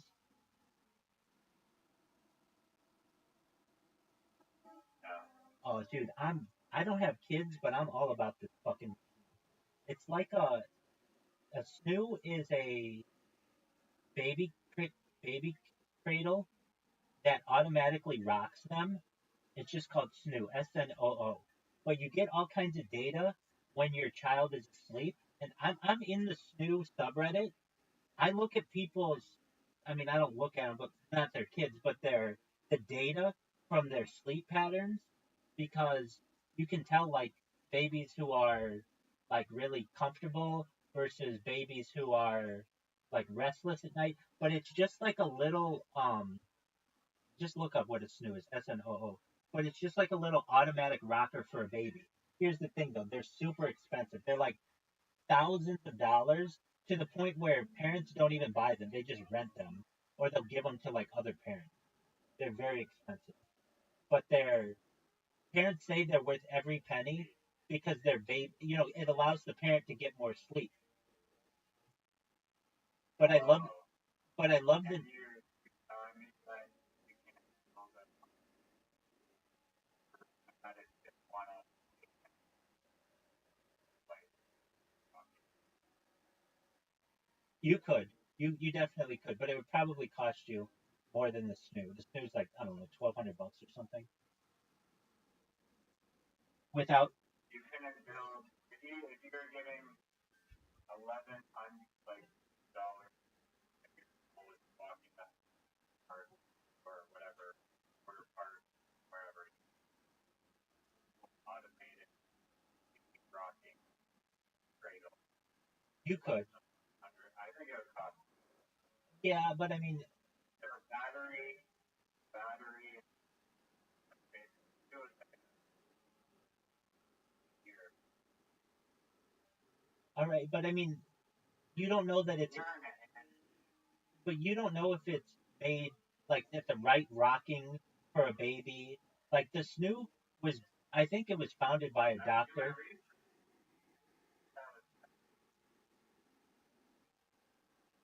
That's true. That's true. But I mean, imagine you're gonna. Okay, so there's $1,600. So imagine you have, I don't know, one kid at $1,600. But if you have 10 kids, then it's $160 each. Can you really beat that in terms of price?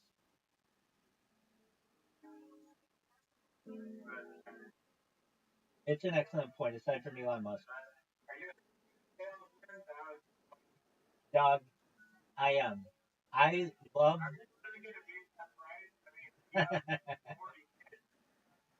that's, that's right.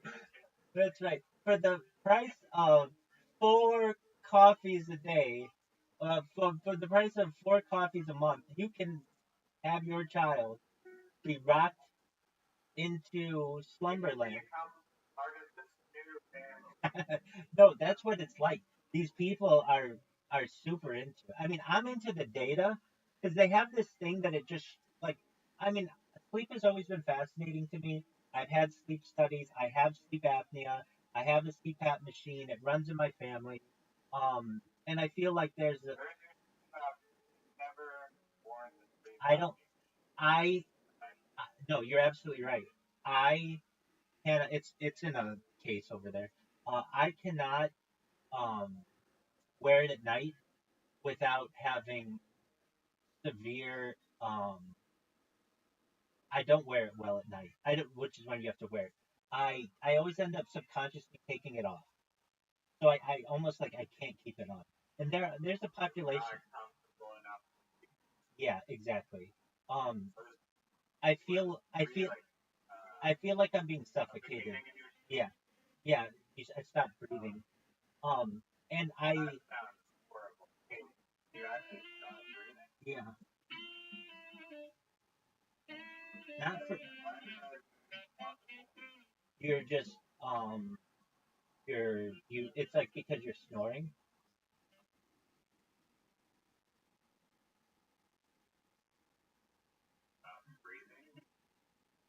So yeah, you stop breathing through the night. And so I got this app on my phone. That was the other thing too. So I used to try to wear it, and I'd be with girls, and it was kind of this embarrassing, like, hey, like I wouldn't want to wear it when unless I was with a girl for a long time. Um, and then I started.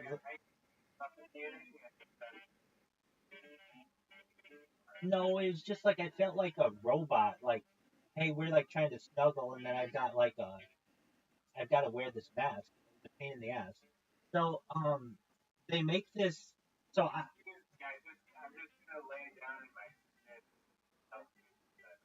now that's something I would like. Now, no, they have that. They've had that for a long time. Pretty close to it. It's well, really like a hammock, but they have. Well, they used to have something called the vibrating bed. That would basically be like that.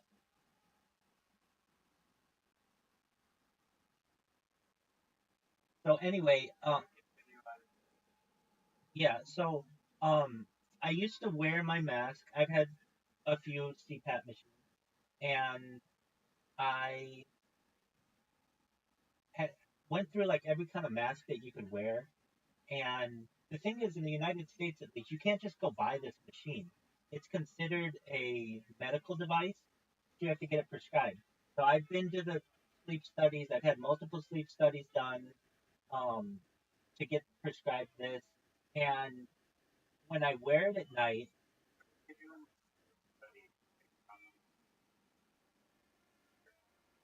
I've done two at the clinic. So you just spend the night in a like a medical facility, and then they monitor. Oh, that's another thing.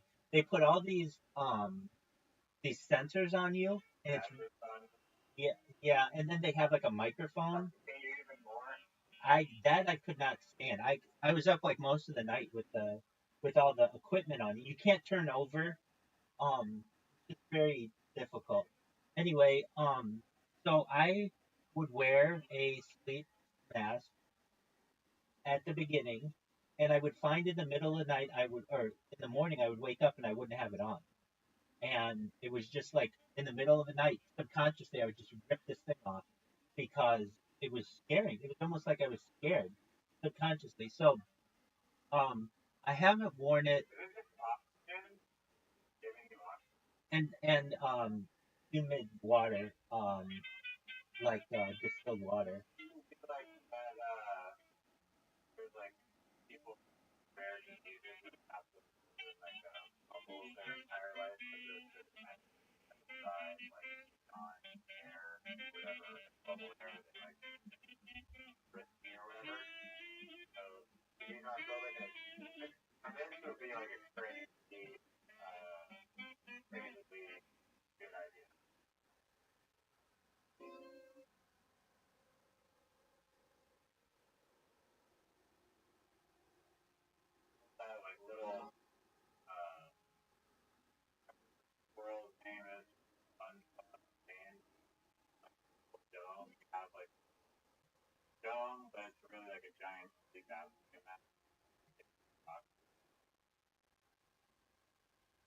I'd be down with that. They make bubbles for people, but that's a little over the top. I don't know if it's for sleep apnea, but there are people who have like rare diseases that they need to have themselves protected. But so I used to wear this mask, but then I heard about a device that they can implant in you that allows you to sleep without needing a mask. And so ever since I've heard of that, I just figured, you know what, when I make it, I'm just gonna get one of those because I cannot wear this fucking. I do not like it. I wear it on occasion, but every time I do, I can't wear it through the night, and then it just I'm full of cords and tubes and shit, and I can't stand it. So, um, I I just want the little device implanted in me that regulates my breathing. And then there are other issues like if you have a deviated septum, it can cause you to not be able to breathe as well. Anyway, sleep has always been something that I. Well, here's the funny thing too. So I would wear this mask, and then I wouldn't sleep very well at night. And then it had an app connected to it that would tell you how you slept the next day. And it was an insult to me. I would awake to this notification as I'm like trying to like sleep, and it would be like, "You didn't sleep well last night." I'd be like, "No fucking shit, I didn't sleep well last night," and it would piss me off. Um, the company that makes it is called ResMed. There's a bunch of them, but that's the one that I would use. They're the big ones. Yeah, and they would basically remind you that you didn't sleep well. And it's like that's not the kind of notification that I would want. But it was cool. It would show you like a graph of how you slept throughout the night. So this snoo does the same thing. And I like to look at the parents who are really proud of their kids, who their kid sleeps for like 8 hours, and that's really good. And then there are other parents you can see like their kids up all the time, um, and I find that interesting as well. So I don't know. I just like the name of the product as well. It was made by a pediatrician, I believe. I think they market it very well. Snoo. It's $1,800, 60 depending. And then on top of that, I think it's like $100 a month to get the data for your kid. But basically, it from what I hear from parents, it's a lifesaver. Like if they can afford it, they absolutely do, and they pass around these snooze once their kids grow out of them like they're golden because you've got to think you're a parent and you can only get so much sleep and you're limited already for like $1,600, and the child will sleep.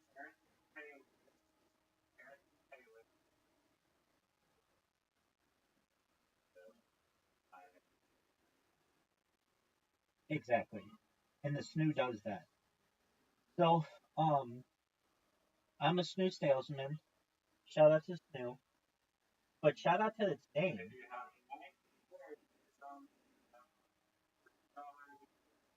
Exactly. Exactly. Um, yeah, so I think the snoo is pretty baller.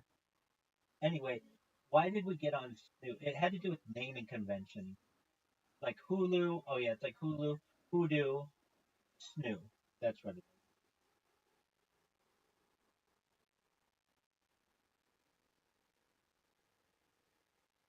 Hoodoo, that's a winner. Now, Nuktuk, or what is it? A Nuktuk? A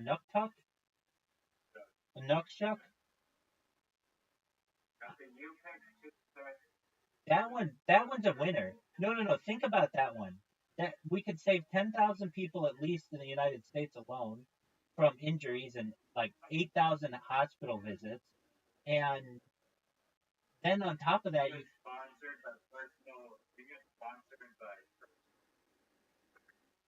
no, they wouldn't. They would not want you to have it. No, they would not want you to have it.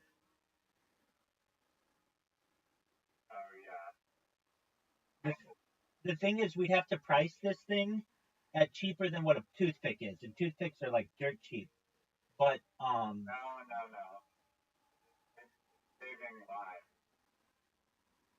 yeah, but that's not what.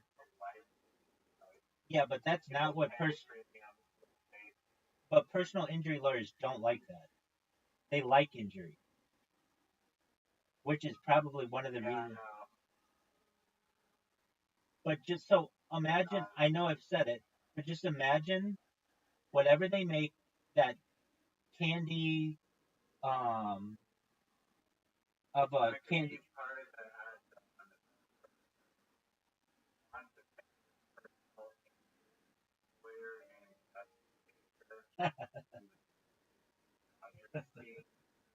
'70s.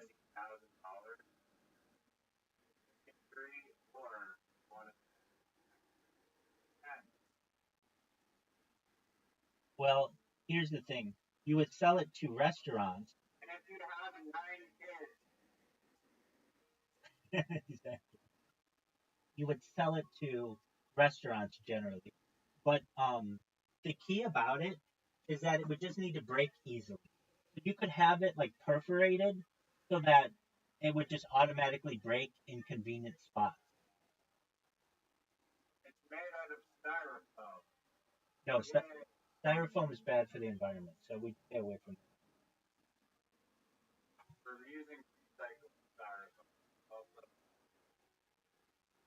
Okay, styrofoam though is doesn't decompose very well and breaks up into a million pieces, so we want to avoid that. It's literally just whatever they make candy canes out of, that type of convec convection and no taste. Does that make sense? And it's known as a U-pick toothpick. And you know what? Well, so here's the thing: when you buy the U-pick toothpick, all of the proceeds go to the U-pick people. The Nookshuk people, that goes to the Inuit people and anybody else in that. And but the U-pick toothpick,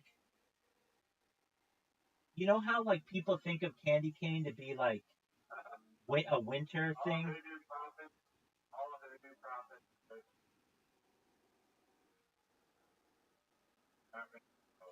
I like it. I like it. All of these are great ideas, big dog. And you watch in the future, people will be like, Rabbi and Riser were talking about that 50 years ago when they finally have toothpicks that don't have taste, that don't hurt people.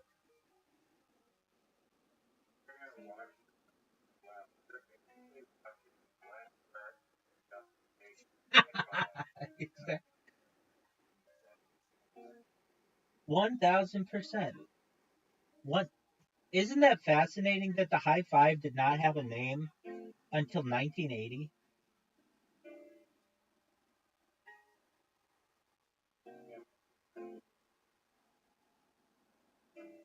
Word dog in 1977.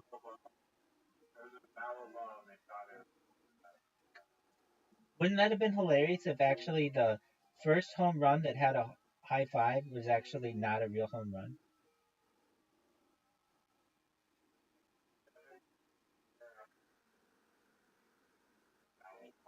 Yeah, but you know what would happen is whoever discovered that would high five the person after.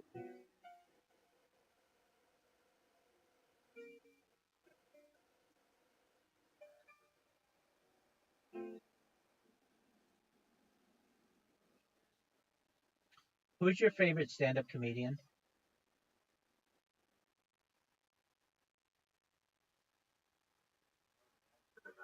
Oh yeah, I do. Is he really? Who's your favorite stand-up comedian with a special?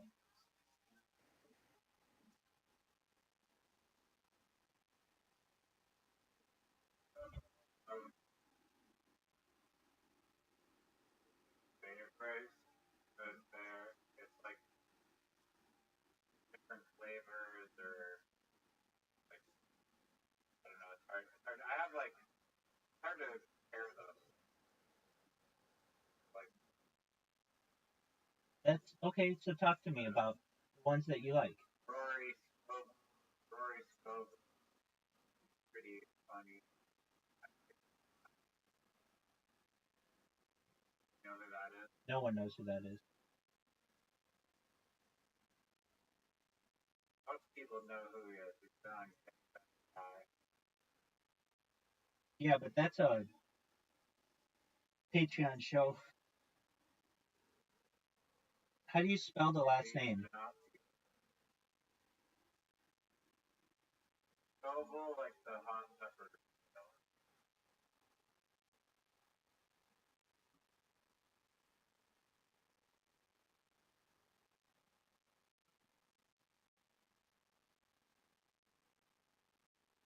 Okay, which one of his Ron Funches.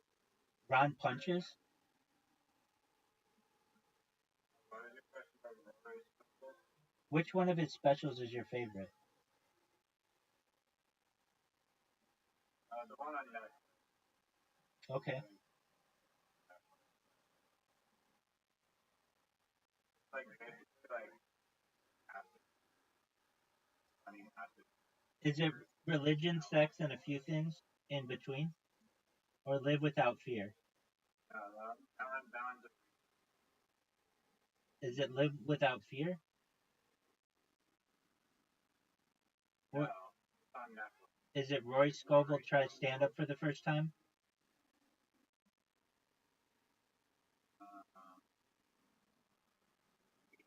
Uh, Okay, yes, yeah, that one. very cool. Who else do you like? Being TJ Miller?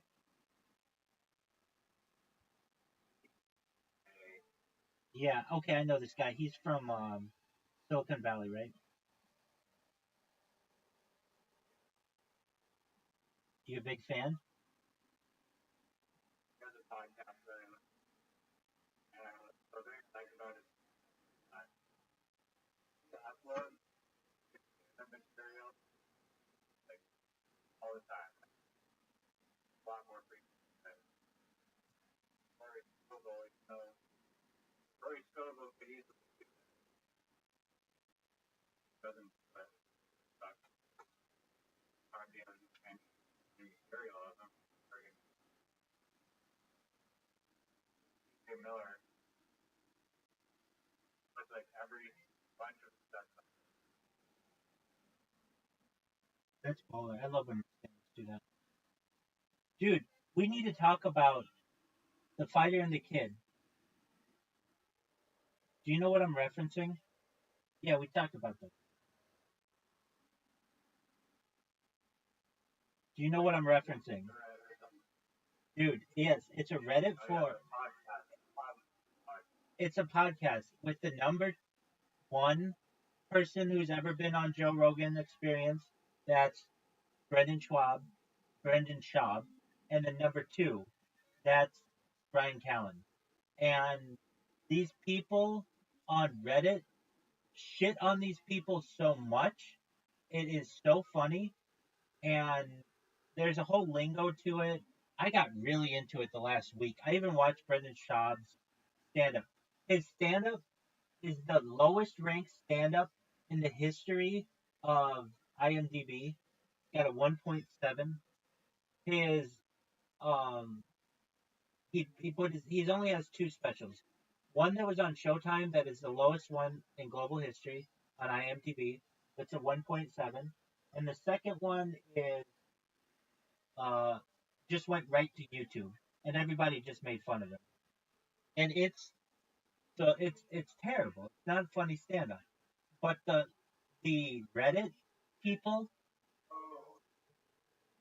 Actually, just came up with what's your idea, big dog?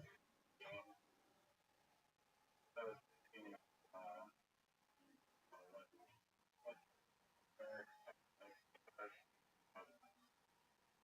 the man came for they're like compare to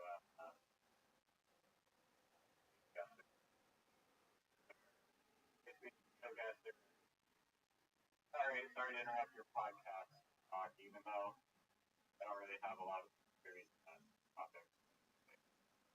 You're good. Keep going. Interrupted my geometry guesser.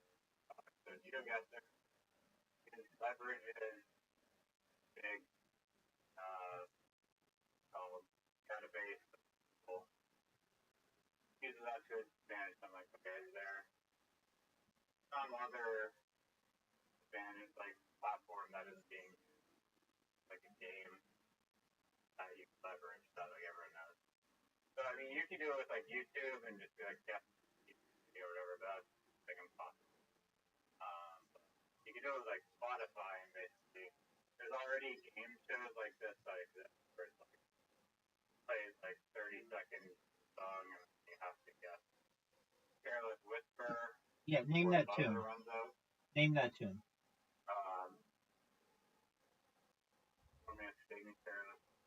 No, I fucking know it. Name that tune is the name of that genre of game. George Michael.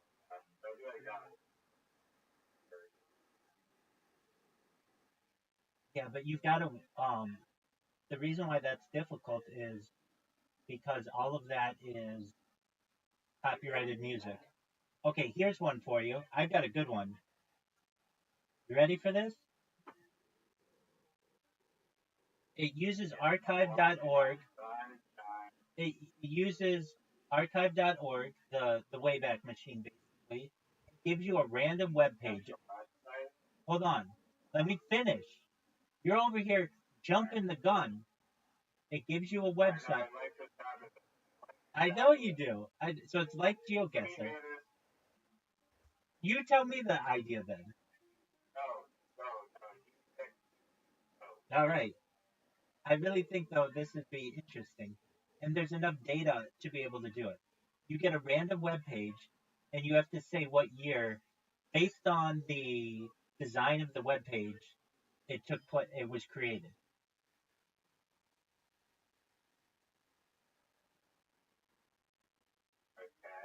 It's a fun game.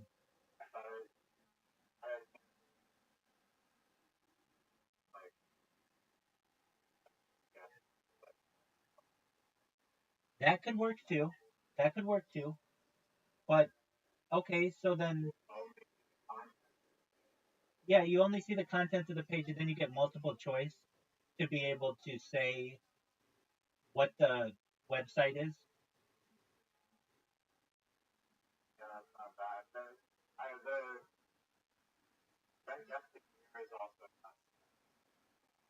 Right. Both are kind of cool ideas, and they're like GeoGuessr for the digital world.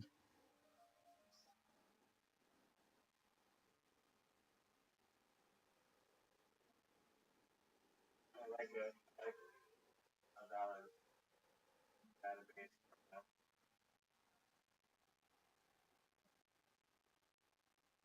They could probably, I don't know, whatever other metrics and Right. All right. What about Hoodoo's thick as fuck, man. That whatever. especially what it stands for. So Exactly. like this magic that's hanging God. That's different. But imagine sucking on a you pick toothpick while doing hoodoo, while watching and listening to hoodoo, while playing with your nuksha spinner. I fully believe that the nutshell seems like combined with like the audio visual ASMR is one thing, but physical digit ASMR first is Oh yeah. Well, I mean, it's already been used for years in the sex, like the cam girl industry, where basically you can make their toys vibrate if you give them money. flashlight. Yeah, I mean, it's really just haptic feedback.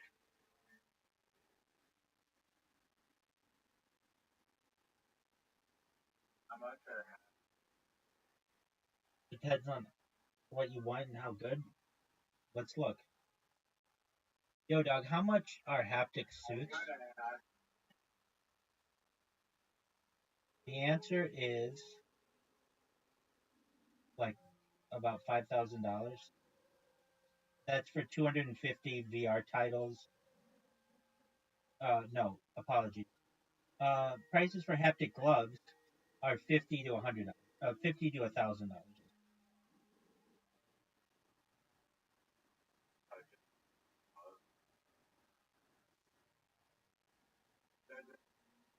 oh, I guess that's yeah, different kind of that will have like white dots around track the body movement, not related armature or you get that was different. That is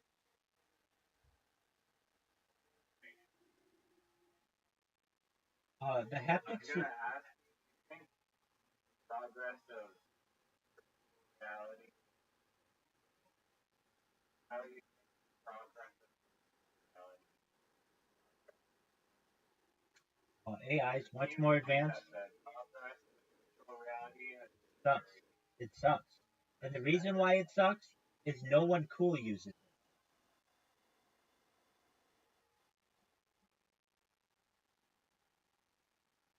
It's there are several issues. Mark Zuckerberg. No, he's not cool. Anything he touches turns to shit. People don't like him, and I understand why. Because he's considered like this person who stole this technology and then just buys companies, doesn't come up with anything. He bought Instagram, he bought WhatsApp, he bought whatever became the um opt whatever Quest. Um, he bought all these companies. He doesn't innovate. Look, I have Oculus Quest. Okay, so I used one. I mean, I have one and have used it, and it's really great. It's just I had to make adjustments to it to make it what I felt a usable product. So, like, what did I do? This is a big one. The power adapter, like where the power goes in. They have a hardwired. I don't want to say it's hardwired, but it's like a normal USB cord. USB cord that you'd have for like it's a USB-C. It needs to have a magnetic attachment because the chances are you're moving your head around and stuff, and that little area becomes loose and then breaks. So I made mine with a magnetic detachment. So if I accidentally pulled on the cord, it wouldn't yank the device. Another thing is battery times on it aren't very good, and that's why I put the magnetic um, cord in. But when I did that, I could be in that fucking world for 8 hours, and time would just go by like in an it went by very quickly. But there wasn't anything to do. I would just look at websites and videos and stuff. There weren't any good games because the processing power sucks on the thing. And then on top of that, you have um, Apple's version of it. Because you went to their like side of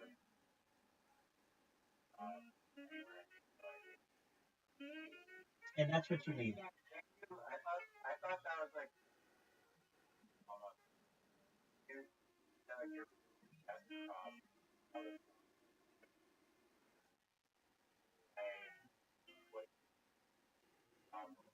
Well, that's the other Oculus, which I used. My friend had it, and it was amazing.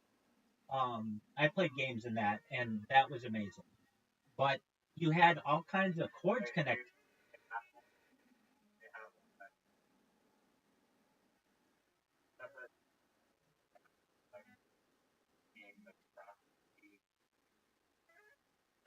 Yeah, and you can like lightsaber. Like we played Star Wars with it. We also played, and the Star Wars was really cool. It was totally immersive. You forgot where you were. It was phenomenal. It was truthfully phenomenal. It,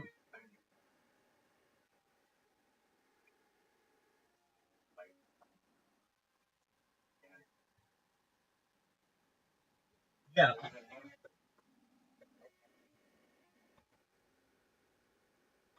agreed. Um, so I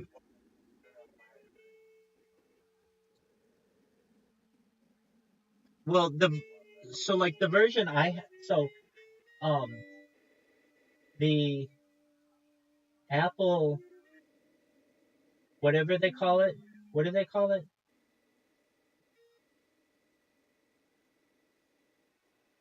Vision Pro. They fucked up with that. They should have just called it the IC or the I whatever. All their shit is I. It should have just been I.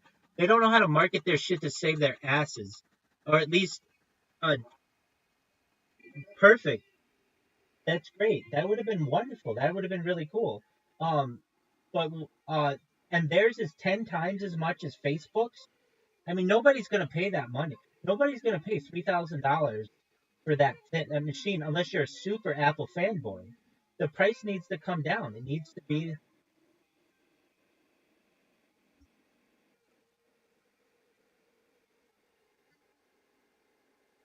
right. It's it's just to be an immersive experience. People want a game, and so it's important that these things have gaming. Look, the thing that changed it, which was amazing, is porn. That's how you can be in that thing for 8 hours. Um, it's very immersive. It makes it feel like I still think about what the chicks look like.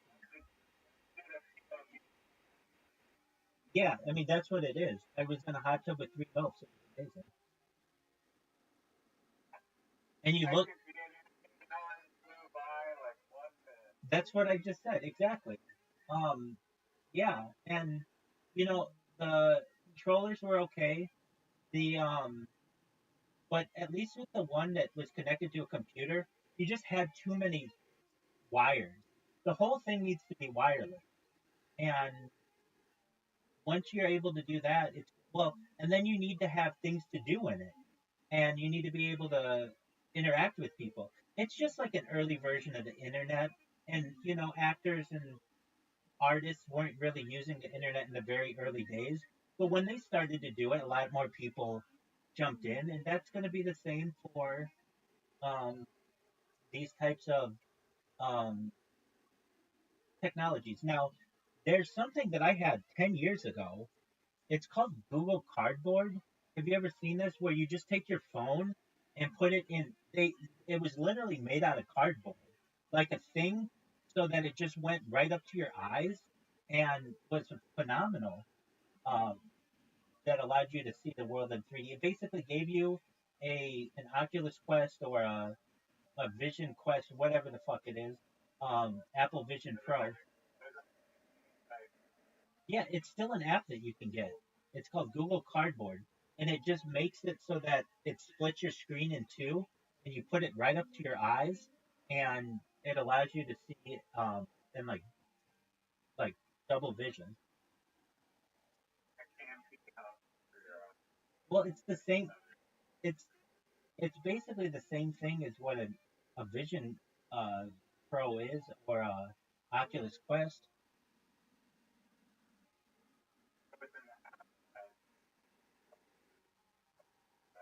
Yeah. So no, no, no. You no, they wouldn't sell cardboard. You'd make it out of cardboard,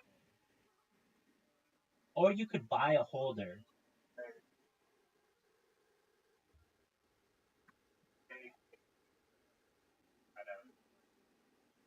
You yeah, you could download it exactly.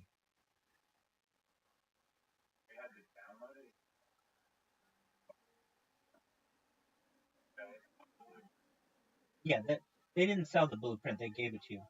So it's discontinued, but Google Cardboard is a discontinued virtual reality platform by Google, named for its fold-out cardboard viewer into which a smartphone is inserted.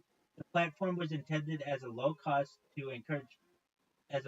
system to encourage interest and development in VR applications.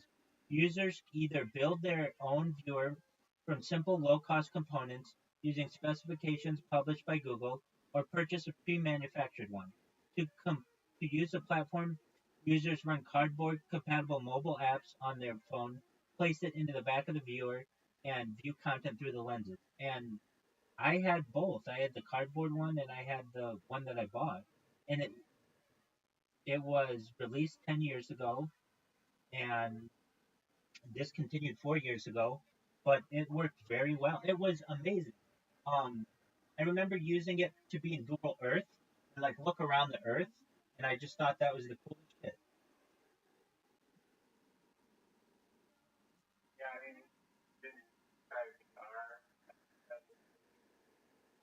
Yeah, I did that too, and that was cool. That was cool. Yeah. No, I just did like Google Street View and like famous places in the world.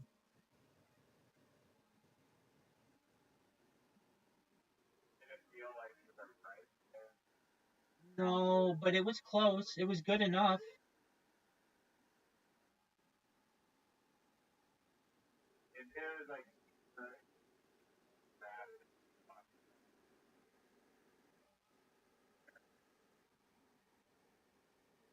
Yeah, I mean, once you get to 8K on a display, that's better than the human eye can discern.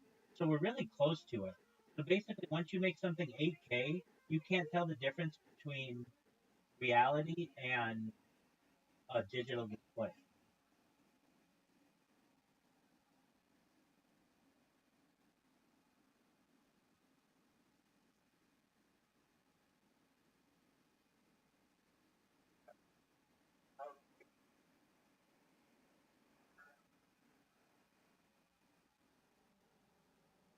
$1 trillion. Yep. It would be like an Nvidia kind of company, be bigger than Spotify. People would just run it in the back. Yes, yes, it's bigger than music because you could you well, I mean, it's something that people would leave on their televisions and on their computers all the time, and you could sell the software or not, but people would rent the software basically, a pay-as-you-go model, but there could be a free version of it that integrates advertising, and you can sell advertising. Now I know you're going to say, well, isn't that going to take people out of their element? Yeah, that's why they pay for the premium version. Yeah, same model. Exactly. Except Spotify, ASMR, my opinion, I think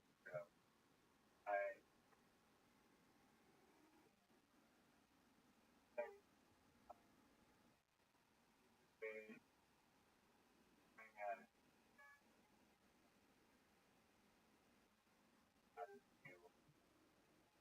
over 20 million Americans regular money ASMR. Uh,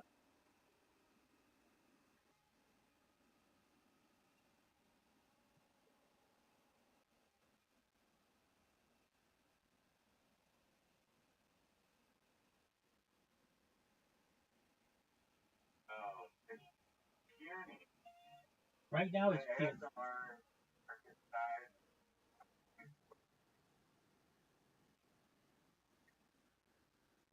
Yeah, easily going to get that bitch over $1 trillion with this type of software.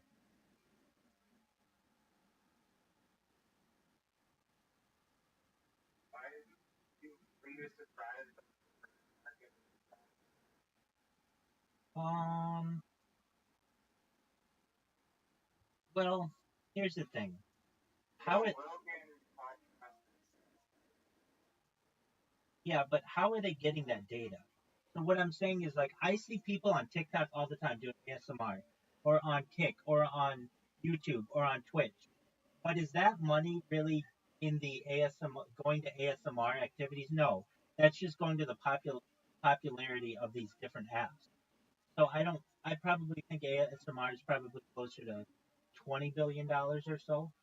I think it's more than what's being currently um, like, priced. what are you talking about? Like, people that are publishing, get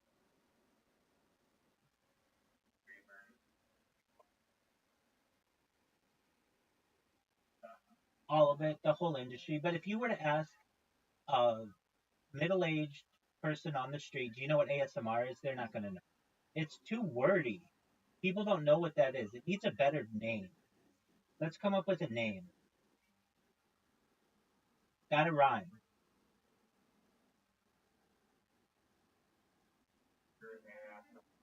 Yeah. ASMR is too wordy. 4 letters, 4 syllables is too much.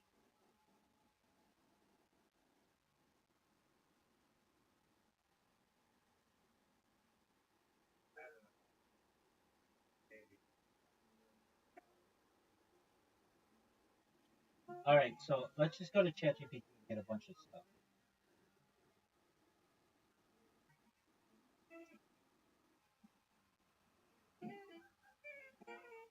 Yo, dog, I think the term ASMR is too wordy. I bet you agree. Can you come up with 50 ideas that rhyme, like, or come close to rhyming, like smooth move or something like that, that could be ASMR alternatives?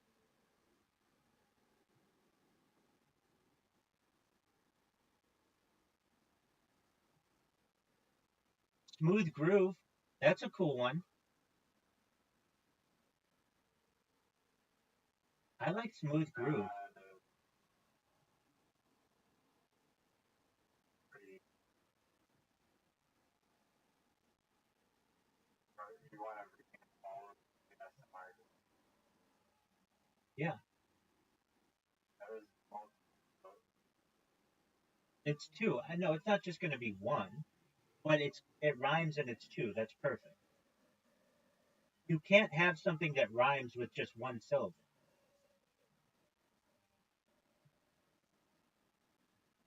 Tingle Yeah, jingle. I don't think it's rhyme. No, it doesn't. How about tingle jingle? How about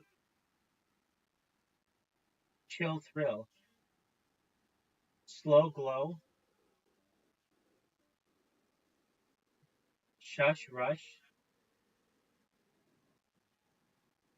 Moan Tone, not bad. Pillow Willow, Snooze Cruise, Muffle Shuffle, Dusk Husk, Crinkle Tinkle, Slow Flow. I like Smooth Groove, but that doesn't rhyme perfect. If it's gonna rhyme, I want it to rhyme perfect. Um, Lush Hush, Whisper Twister, Glide Inside. It's I like the idea of tingle because that's ASMR. Tingle.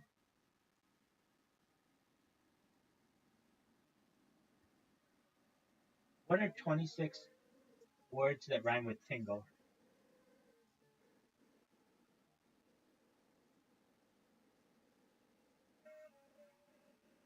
Tingle, single, tingle, mingle, tingle, shingle, tingle. I mean, there are a bunch of them.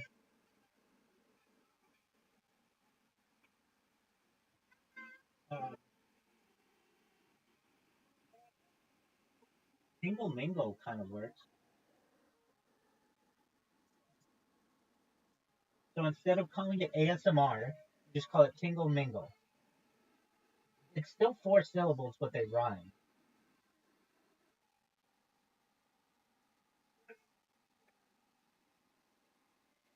I don't know. Tingle, mingle?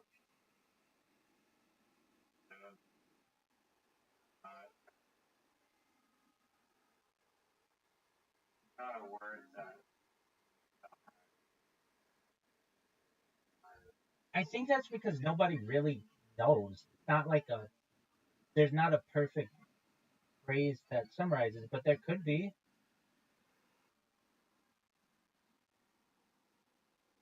Why couldn't it be Tingle Mingle? What don't you like about Tingle Mingle?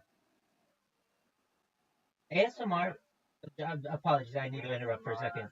ASMR is too scientific a term. It needs something to be marketable.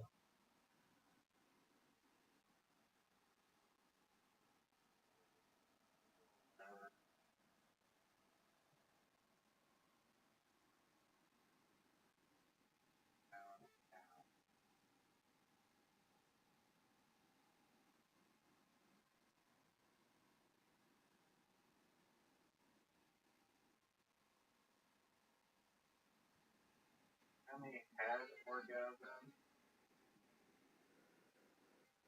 Yeah, okay, but that's a little too NSFW.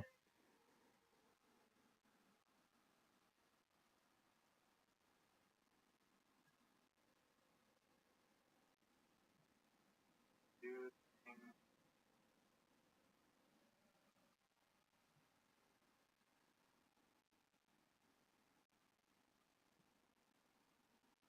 I'm one.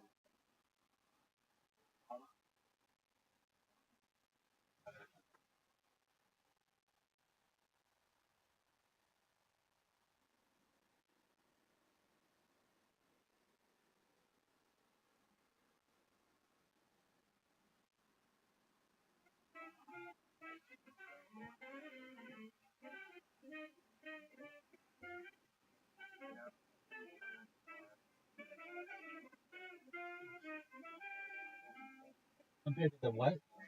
Toothpick market? What is the entirety of the toothpick market?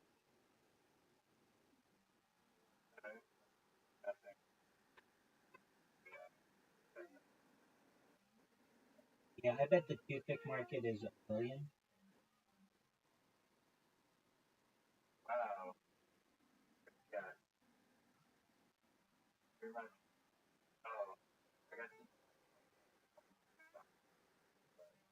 Okay. I even all Hold on, you're not including all of the stirrers and the little swords. All of that is a billion.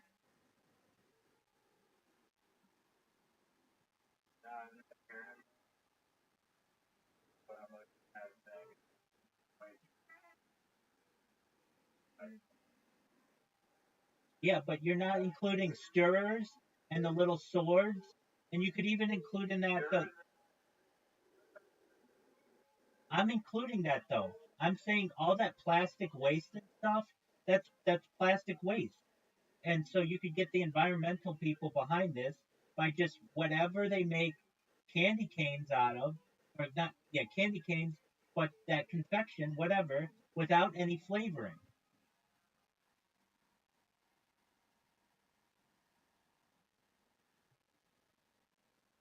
I agree that very,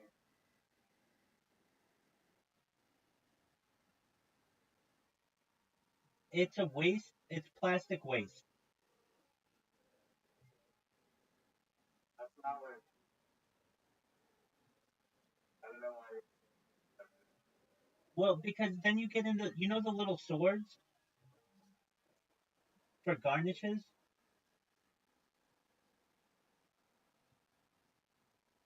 like, the hors d'oeuvre thing, like, that, It's like a little sword that you see in a drink. It has like maraschino cherries on it and like orange pieces. Just look up the phrase cocktail sword. oh, literally, Exactly. So you just make all that shit out of stuff that you can consume. yeah, no, It's $1 billion idea. Nothing crazy.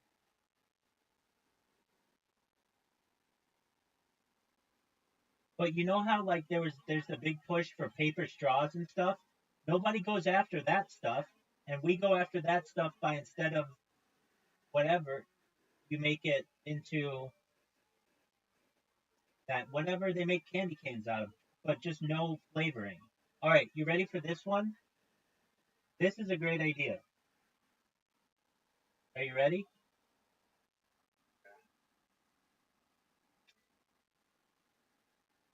Hot dog straws.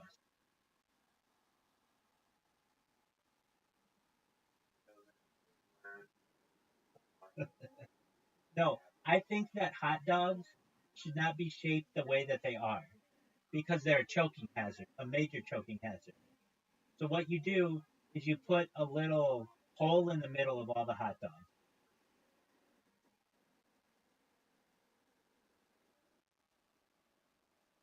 massive, but, Well, if you swallow a piece of hot dog like a baby or a child or something, and it normally is the cylindrical shape of your esophagus, which causes you to not be able to breathe, or of your windpipe. It causes your trachea. It doesn't allow you to breathe. But if there's a little hole in it, you can breathe. It's the same reason why they put the little hole in a pen cap. You ever see like a Bic pen that hasn't changed in like 60 years? The reason why there's a little hole at the top of the on the um on the cap is so that if you swallow it, you can breathe. Or not swallow it, but if it goes down your windpipe, you can breathe. but the pen cap is already tricky, fair to say, like, so, It used to kill children. It used to kill children. That's why they had to put the hole in it. So and look, let's look at deaths from hot dogs a year. How many people die from hot dogs a year? You're welcome. How are you? What's what? server, Dog, I'm in all kinds of servers. What's good in your neck of the woods? I, uh, I was,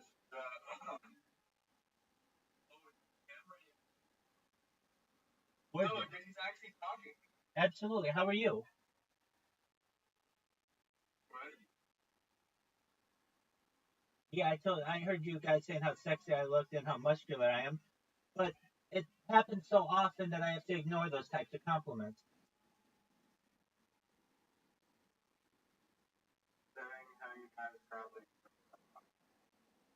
No, we're not saying that. And so A and LY, how'd you find me? I was in the girl server and I tried like camera quality was really fast. Fast, Okay, and we're like happening. okay, And but we were trying to like let you know that like something was happening. okay, so that's on an old device, so I don't really pay attention to it. I'm live right now in half a dozen discords, including my own, including Aiden Ross's Discord, the Socialized Discord, Fish Tank Discord. Do you mind if I tell you about myself? No, go ahead. I'm Rabbi Rothschild. I stream my life 24 hours a day, 7 days a week, 365 days a year for world peace. I've been doing so for more than 3.5 years. My streams go back to the pandemic with the death of a queen, the birth of AI, the coronation of a king, and everything in between. A or LY, have either of you seen the movie The Truman Show starring Jim Carrey or the television show Big Brother? Uh, um, I've seen both. Well, then you are very well apprised of what I do, essentially having my entire life on camera. I do this because I want peace in the world. This gives me a platform to be able to discuss peace. Additionally, the Economist magazine stated in 2018 that data had overtaken petroleum as Earth's number one resource. And I have more data archived on the internet than any person in global history, which may make me an influential person. And if that happens, A and LY, I'm going to make all your dreams come true. I want to give you all the money that you need to be able to help your friends, your family become financially independent if you're not already, to create generational wealth if you don't already have it, and to be able to start charities and philanthropic organizations to help the world. How does that sound? Yes, it is. I talk about other things that are going to help the world when I go viral. Things like ending world hunger through the use of technology such as agricultural drones, floating greenhouses, saltwater greenhouses, hydroponics, vertical farming, cloud seeding. I want to help end world thirst. I'm actually sponsored by a cryptocurrency. It's known as Harry Potter Obama Sonic Penny. I know that's a whole lot of words, but essentially it's worth $100 million. And one of the things that we do is we build wells in developing nations such as Nigeria to improve people's lives there. I want to continue those type of projects. I'm also a major advocate for the Life Star program, but most importantly, I'm an advocate for desalination technology, where we pump Earth's seawater onto land to make it drinkable for the common person. How's that sound? That's pretty cool. This sounds awesome. Excellent. Actually, Very well. So I like. you can watch every I aspect. have a question. Go ahead. You said you for years. More than 3 years. Absolutely. So what like inspired you to start live streaming? Oh, great question. I was in the middle of a pandemic, and after work, well, like normally I would go to work every day, but I started working remotely, and I was able to have the opportunity to play golf at Tiger Woods golf course here in Anaheim, and I wanted to see what my golf swing looked like on camera. And so I started recording my golf swing, and sometimes I would hit the ball with a slice or a hook, and I would make some funny jokes to myself. And I thought, you know what? It might be interesting to upload these funny videos for my family in the future if I ever have a wife and children. And so I started doing that every day after work, and I became more comfortable just working remotely on camera. And then I ended up very soon thereafter starting to live stream it because it was taking me too long to upload. And then I realized that I'd just become so comfortable on camera that I didn't really mind being on camera all the time. And it was an interesting opportunity for me to create essentially a blog for the world. In the past, people would have created a diary or a journal. And instead of doing that, I was just creating basically a virtual diary or virtual journal or digital diary or digital journal. And then soon thereafter, purchased like bunch like 33 different devices and started putting them in 360 degrees, and I haven't looked back since.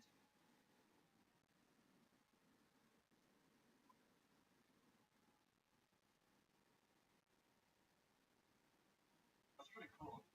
Thank you. Huh? Oh, I love doing it. Yeah, absolutely. I'm able to connect with cool people like you and Riser and people from all over the world. And I am able to essentially create the world's largest time capsule or the world's largest timeline for human events. And I think that this data will be very extremely valuable to the world in the future, especially because not only will they be able to connect with a person whenever they want, 24 hours a day, but that entire archive is available to the world. We'll be able to learn from it. We've never had so much human data archived for one individual in global history. People will be able to study biometric aspects of my life, biological aspects of my life, things like my sleeping habits, my circadian rhythms, my breathing patterns, my eating patterns, my behavior socially. Every aspect of a human can be studied from this, and I think that may be very beneficial to humans in the future. Pretty cool. Well, thank you. Well, yeah.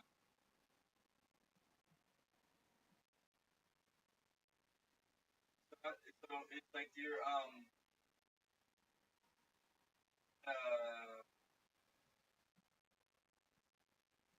it's like your oh my god. Like I'm looking through your server and I'm seeing all of like the channels and stuff. Yeah. Is this like how you archive stuff? No, these are just different categories which I have interest. So I'm a well-rounded person to the best of my ability. And in the future, when this server goes viral and my project goes viral, I know that I'm going to have people who have interest in all of these different activities, and I want them to have a place to be able to have those discussions. Oh, that's If you click on the, wow. I haven't heard if you I haven't heard of Flickr in a while. absolutely, I mean that's a major photo sharing app. If you click on the chat of all of them, it has a little description of what each of them are if you're not familiar. Oh wow. Yeah.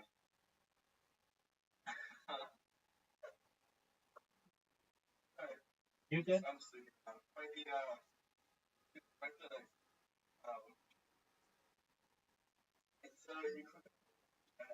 next to the uh next to the VC is the category. What is what I'm looking for? Description. That description, like catalog.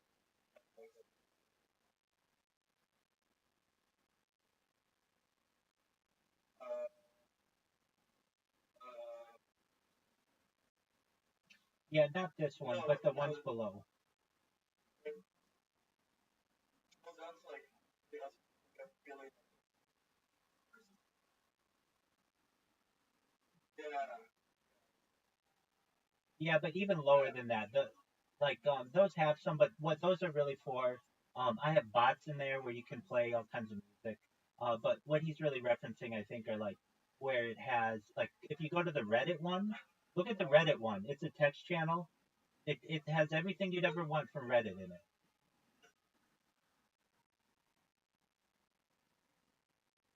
It has like 10 different categories of Reddit, including like sports, technology, news. You can check that out. It's basically the front page of the internet right there.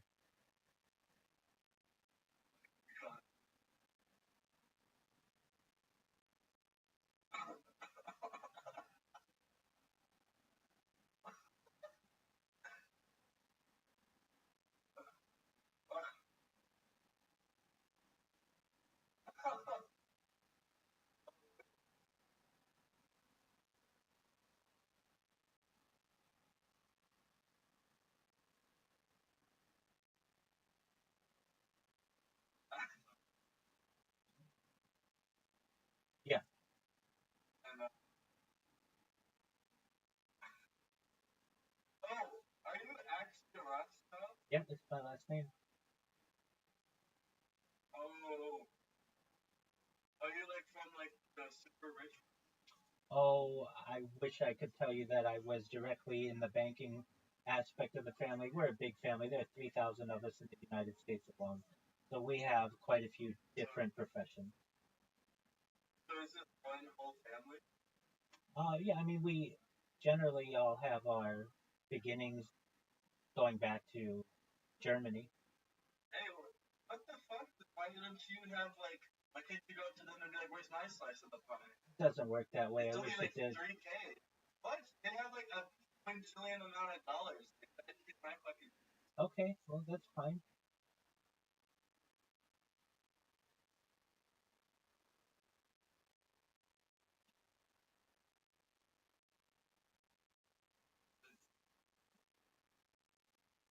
First classic.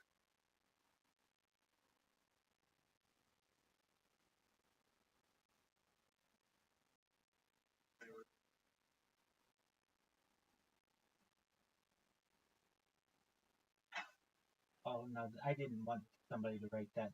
Somebody probably just spammed me. I get that all the time. Classic.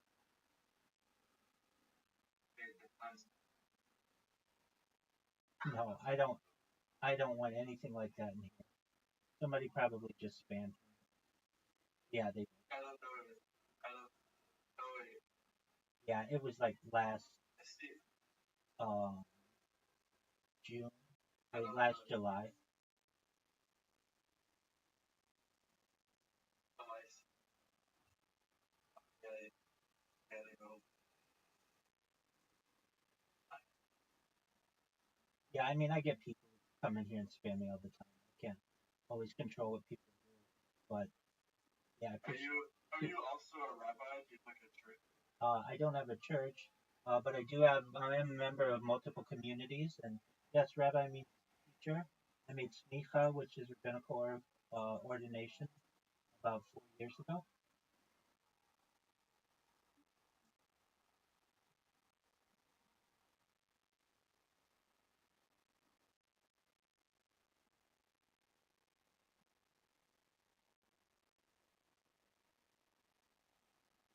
Maybe.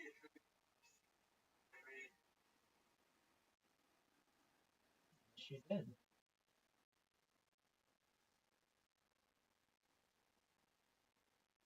I appreciate that. Thank you.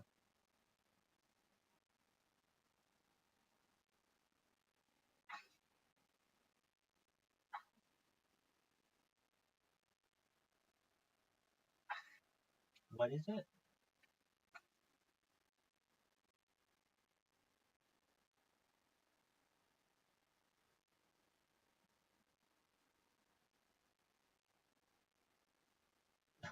Yeah, I'll delete all that. Thank you for making me aware.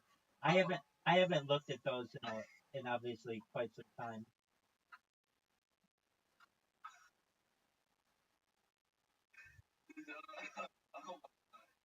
um, the,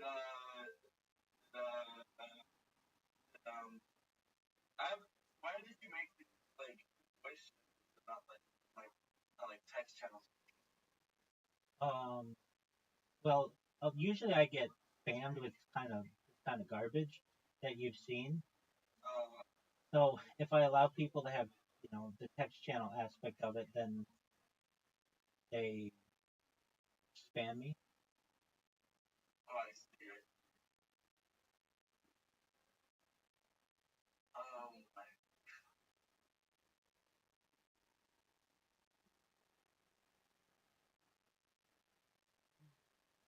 They spammed them in every single chat that I had.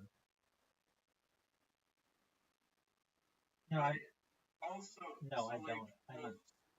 the super rich, I just, super rich Rothschild. You Huh? said that's like part of like your family. Yeah, Did where? you get like inheritance from them at all? Uh, that's a personal question. I'm not going to answer it this time. Okay. Because that'd be paying like $1 million. Absolutely, wouldn't it? A million. I don't know, dude. He's like, he got all this stuff that like, catalog right now. Like, if I was like one of the rich ones, like, you know, I want this one to throw to that catalog and be documented. Like, get like a huge chain.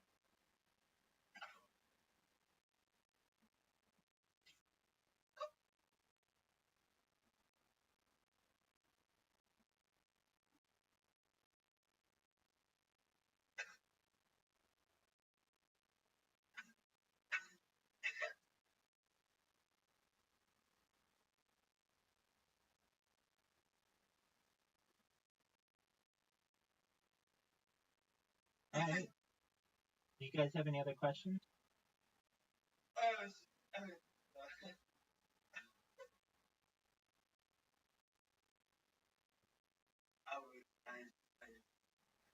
Really funny clip on my thing, sorry. Yeah. I was going Instagram at the same time. Okay, well, you're always welcome here whenever you want. I'm always live, so feel free to connect with me whenever you want. And happy to make your acquaintance.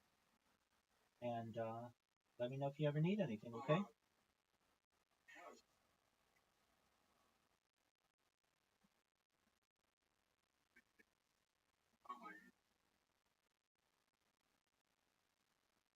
Oh, one rule.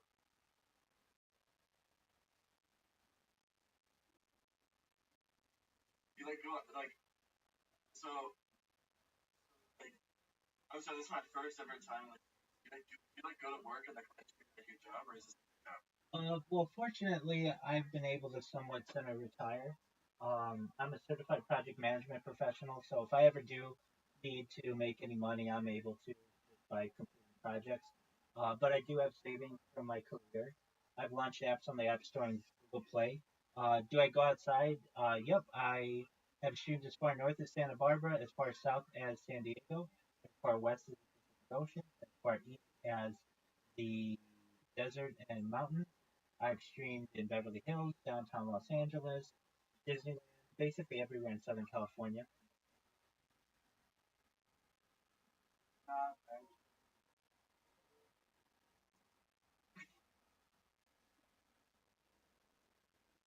Did I not mention Hoodoo? Uh, yeah, I should say that the desert, mesas, Hoodoo, and buttes of the world. My friend here really likes the geology and no, that's a secret.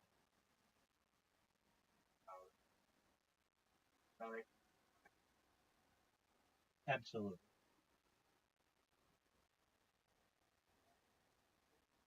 Yeah, it's just an idea that we have. Oh, I thought you already like watched. No, I have launched apps. No, they've been very successful. What apps? That's okay. Not gonna. Typically, this will be like the largest AI app. Oh, so like back. Like it's no guesser and automated creative.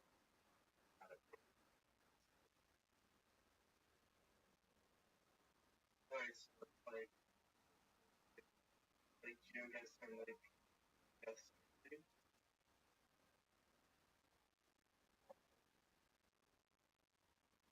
Which you guys? It's but it's not like no, it's not like you want to go free you and you have to figure it out.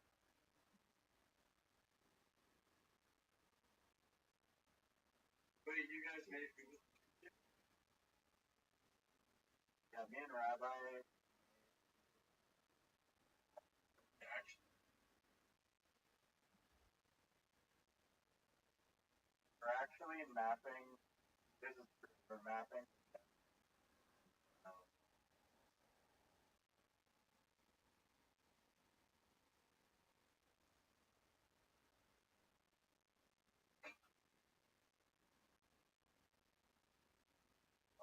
How are we? I mean, ocean like it's like a lot of like a lot of water. Wait, don't they already do that with like satellites?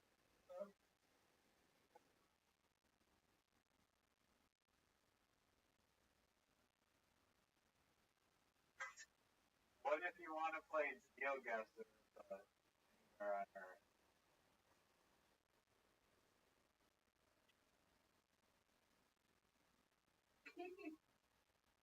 Yeah, but if you study life or yeah.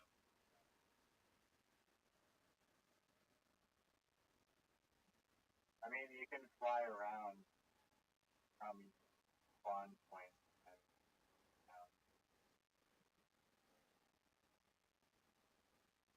like, yes, 2/3 of the game, pitch black.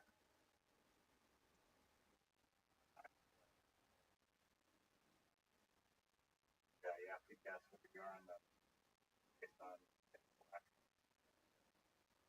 How would I do that?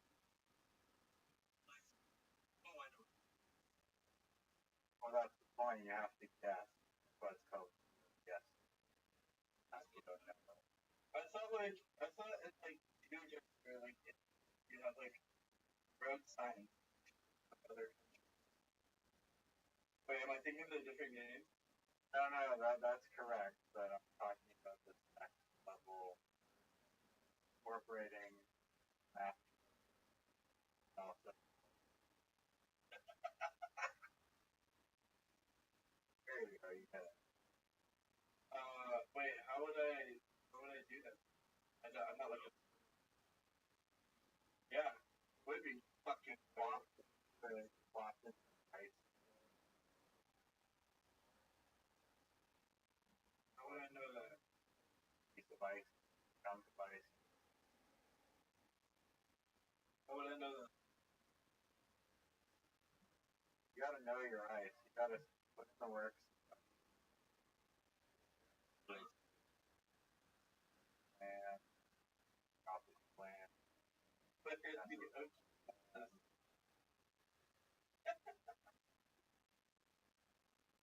I can't spell your. No, I'm not.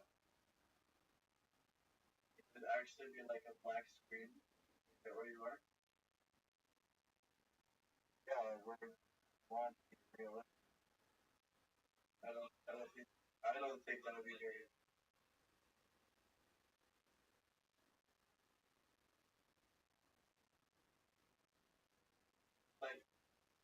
Like, like, like actually correct, like getting it right. Lucky shots.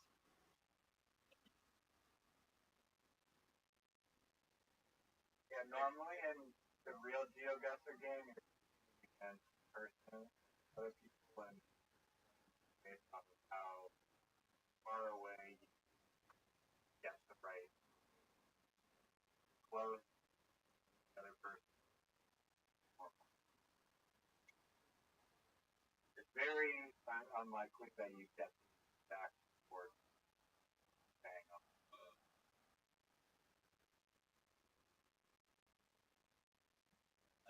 Alright.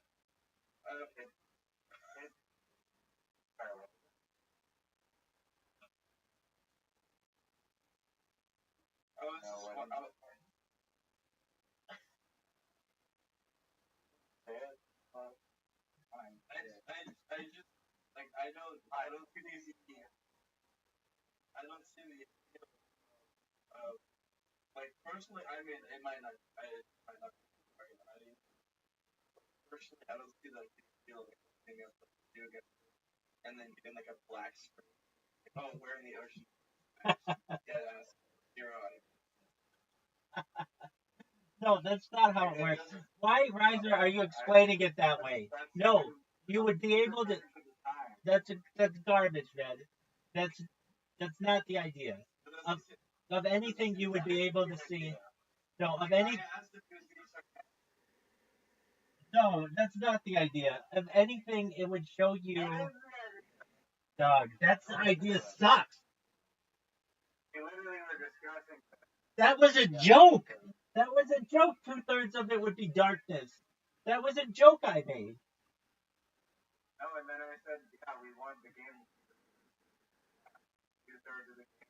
Guessing start. That's what real life is. Now it always fucking kind of yeah, right. That's a terrible idea. I'm just trying to make a realistic sensor game, and we're trying to fucking roadblock. Oh. I mean, that's like doing Google Street View at night. That's what. Exactly. That. Okay. I was literally gonna. I don't.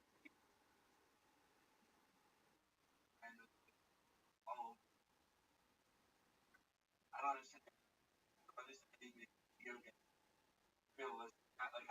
I understand like making like realistic, but like Tarkov, like it's from like Tarkov's like Tarkov, you have to heal yourself with realistic physics, realistic bullet velocity, armor, health. If it's my arm, chance my arm breaks.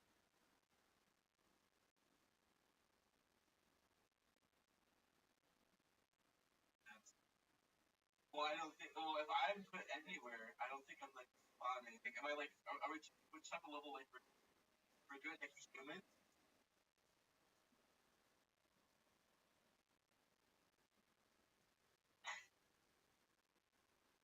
Well, that's not. That's not how people. Like, that's not how people. That's not how people start.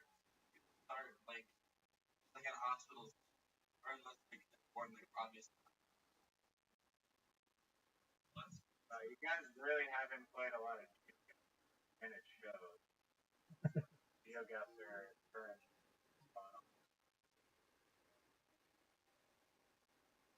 The camera is covered.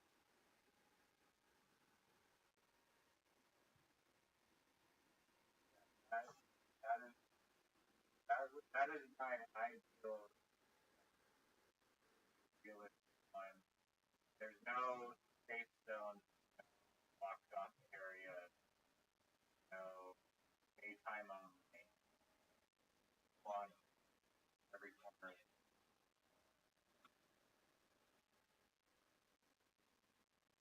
I don't think that. I think like a lot of. Are we like starting off like how like animals start off? How like just like anyone would kind of come into life? Because that's to me that's how you make a great like video against something. Where are you? Right? You know, it's like an actual field, like Africa, and I'm surrounded by zebras. I was like 2 feet high. Right? I can be like, oh, I'm a zebra, and I'm in the van. Right?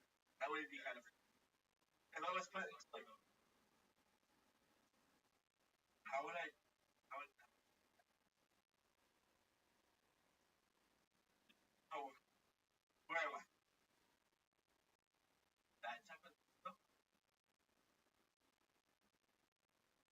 Like a picture of like random like or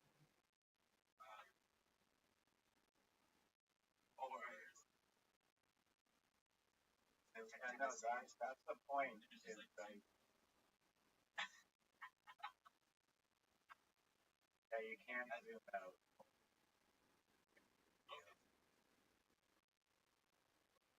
No, that's not the idea. The idea is that's where you are.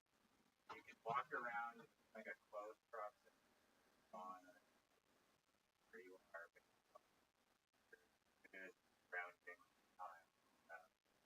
I'm and I'm and I have like no idea.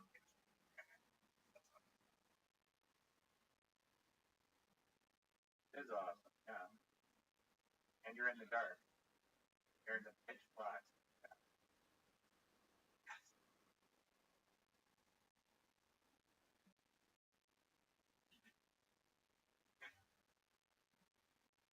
Yeah, I mean, honestly, I'm thinking of not information. Um, Oh, don't worry. Don't Don't worry. tell Activision about this our game. No, no. I am working on a patch file that is pitch black only mode. Oh yeah. That drops. Yeah, it's pitch black only mode, and that's not to get pitch black. So it's for the real. It's like hardcore mode.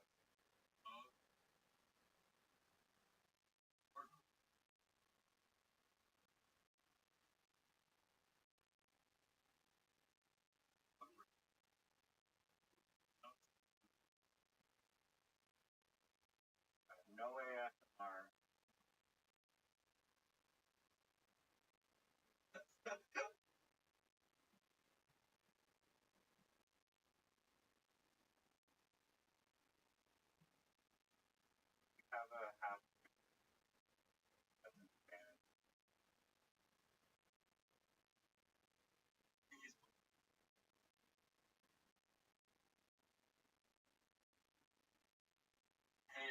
Rabbi, I want to ask, how old are you? 49? 39. 39.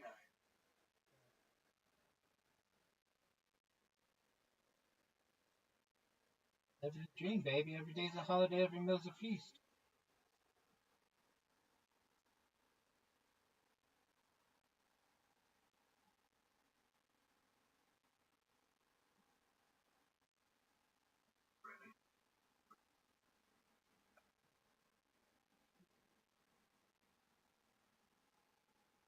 Rothschild?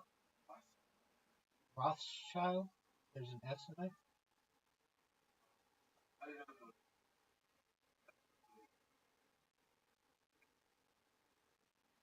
Good.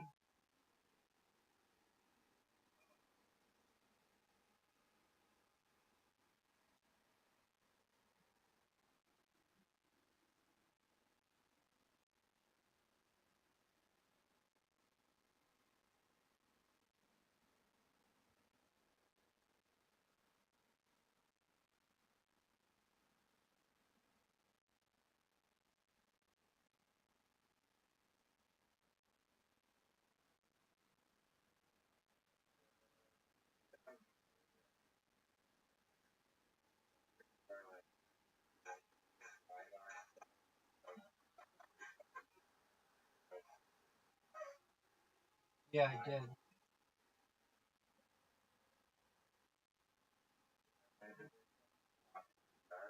Word. Joe Rogan's been talking about it a bunch.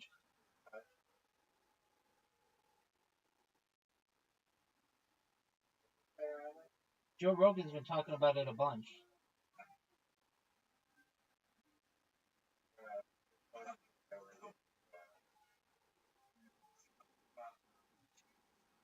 Oh, you know what else is a God? I know why Joe Rogan talking, Rabbi. I don't know why. That big dog. Go row. Why? Go row. Oh yeah, definitely. That's And it's oh,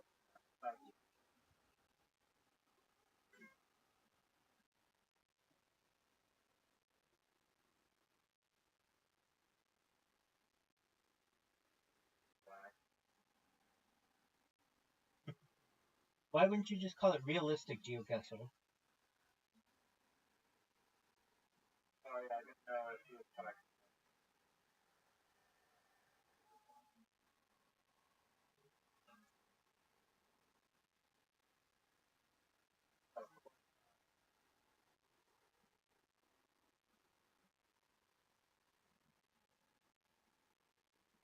He didn't pay for nice doggo.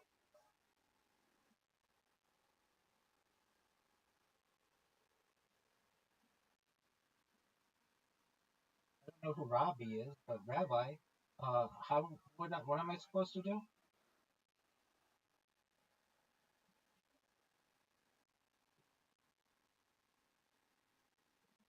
Well, perhaps just through advertising. Yeah, just in the corner have like banner ads scrolling, and then you just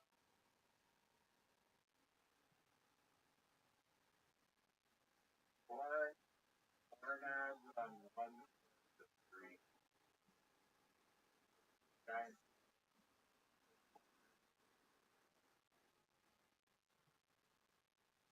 yeah, that's how you make money sometimes. Oh, it's this. Thanks.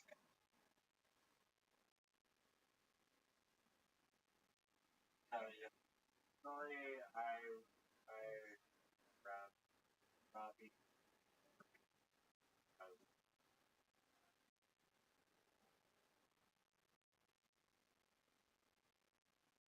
Why is your name just A?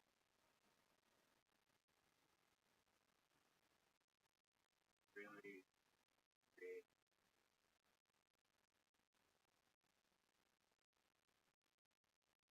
Oh, dude, I think I would. I think I'd call that as like creative handicap. I was and black dark. You know what game like kind of pulled off being pitch black darkness was kind of off. It It was Nat 4. Oh yeah. When you could play blind. Remember that? There's a game called The Hidden where you're like blind around.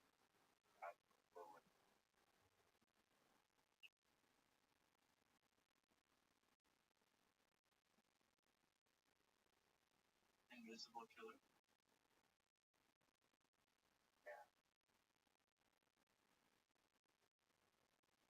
Oh yeah, no, you're invisible. You're not blind. 2007.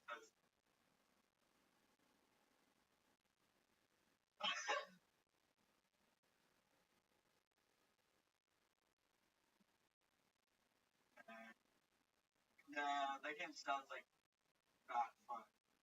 I'll do it if it's the Pitch Black edition. I'll play the Pitch Black edition. Daytime press. Oh. Interesting. Yeah. Interesting. I have to warn you, I'm really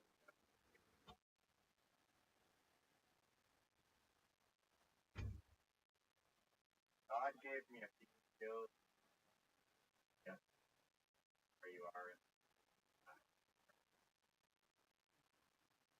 vision. Hey, Rabbi, who do you think actually has more archive? It's you or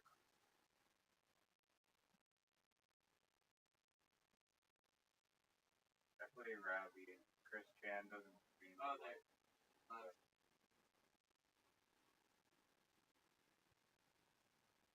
Oh wait, you could set it in a server.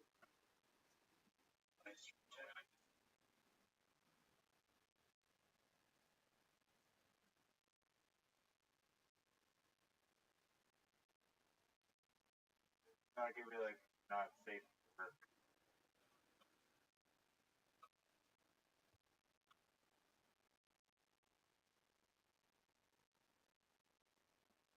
Okay. There's some fucking free speech channel where you can actually type it's your other the category other above the spot. Yeah, you join the voice.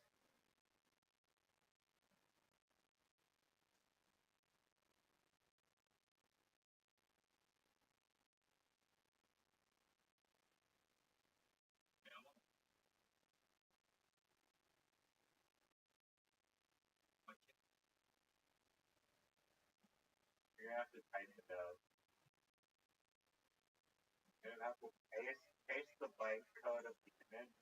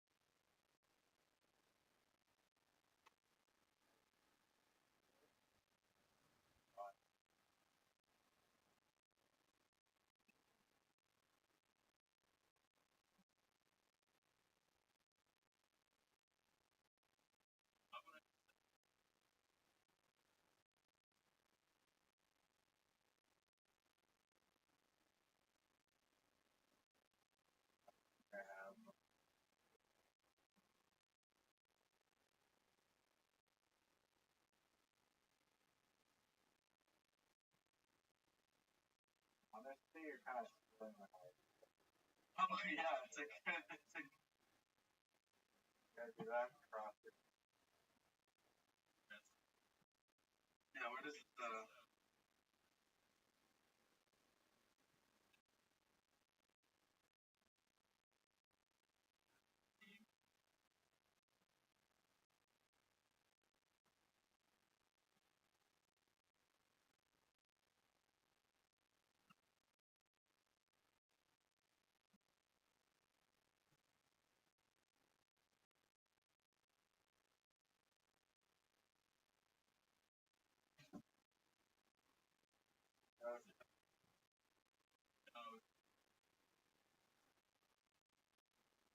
that's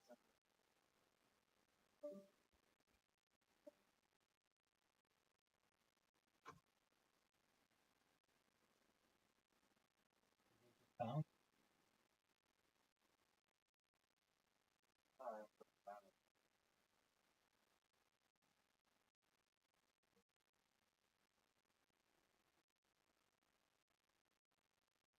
how you quiet.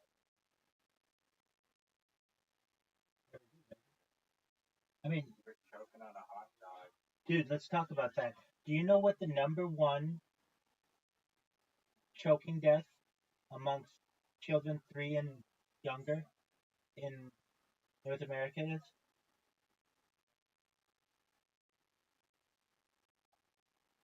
Hot dogs is correct.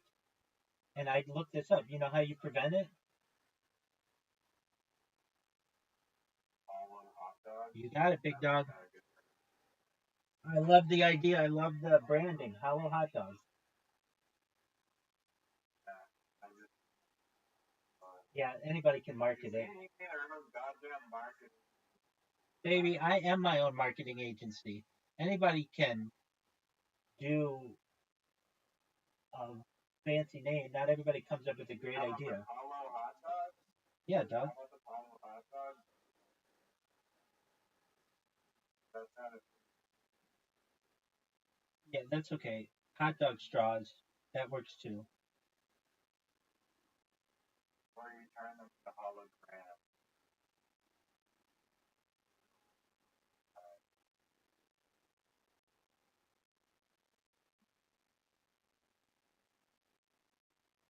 What'd you do with Zoot? I sent them the coordinates of Dude, he's been in here so much. Uh, we've been playing. So, like, there's one game that he and I are basically equal at, and that is darts. And we're both really good. And he,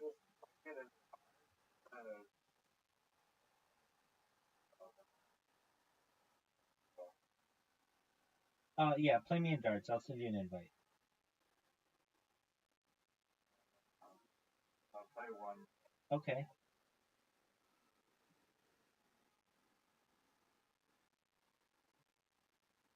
And he is in here like 6 times a night. And now I know you're like, well, where is he now? I think he was in here earlier and he's at the gym right now. He's been doing this gym thing, which is fine. I mean, I'm glad he's getting healthy. Not good start. Okay, I'll play good dart music. Oh, I'm not listening to that music.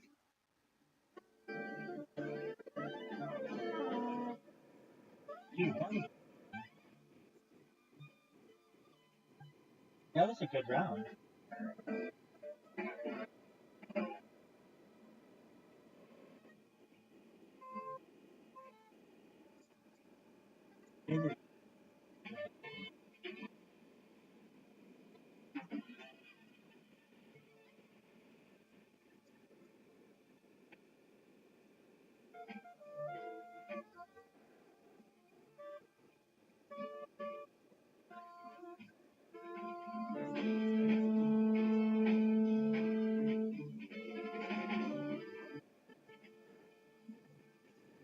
Beating you?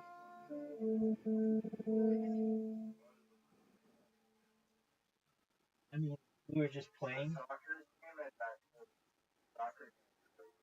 All right, let's play it. All right now. Okay, I have this thing that I do with Zoot. When we first started playing, do you know what country I chose?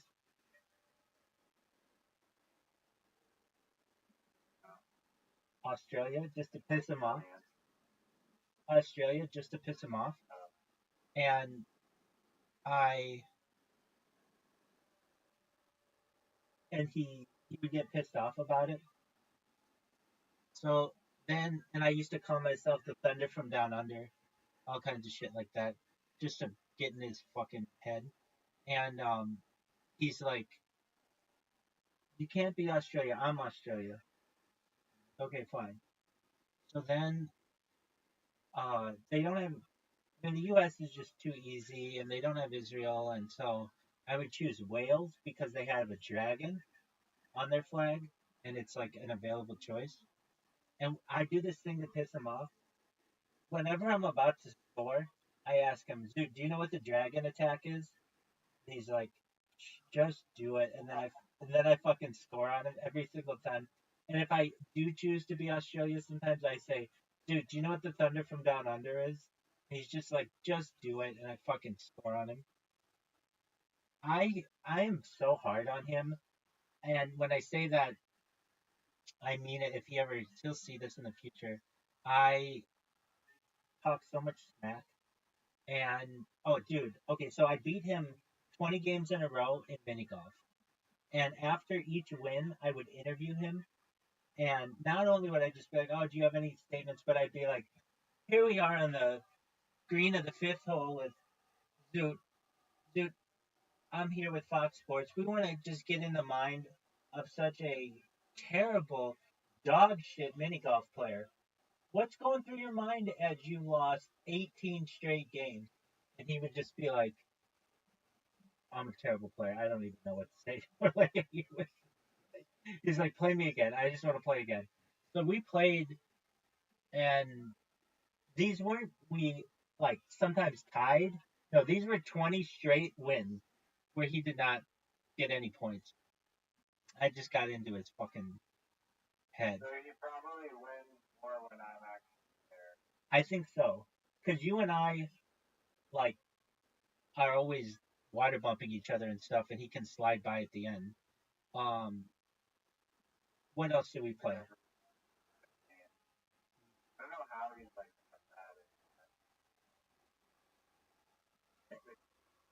that. Exactly. Literally, just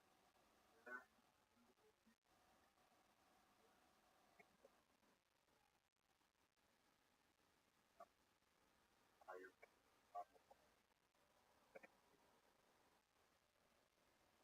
Yeah. Um, we play. Okay, so we play Ocho. He loves that game. He absolutely loves Ocho. We play pool, and he is. But I'm terrible at pool. I've played. It's my worst game of any of the games. We've played.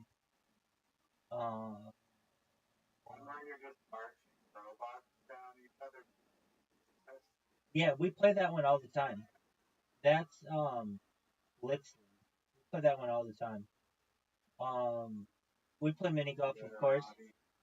We play table soccer. He beat me once. Yeah, he beat me once.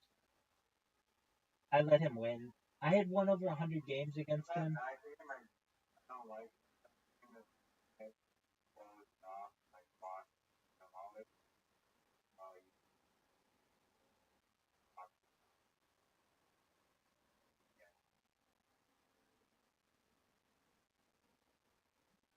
To be honest, I was not paying attention as we played, and he got literally every good letter. He got the Z, he got the Q or the X, he got all the S's, all the blank tiles.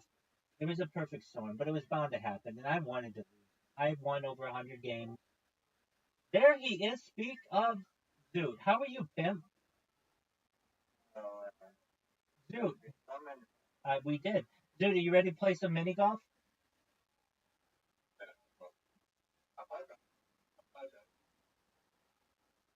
That's what we. He was just saying that.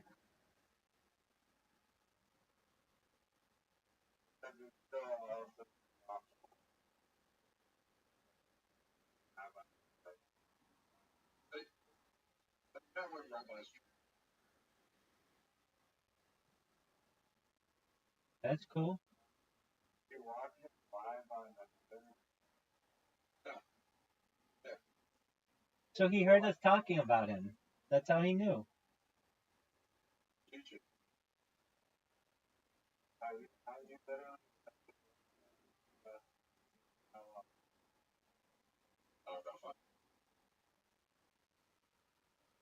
But we didn't say anything bad. We like you. I did tell him about. Well, you heard. I told him about interviewing you.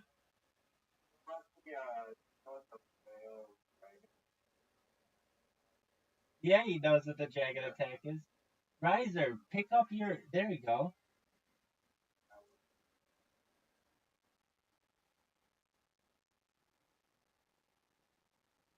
And then I make him rank my shots. Riser, what would you rank that shot out of 10?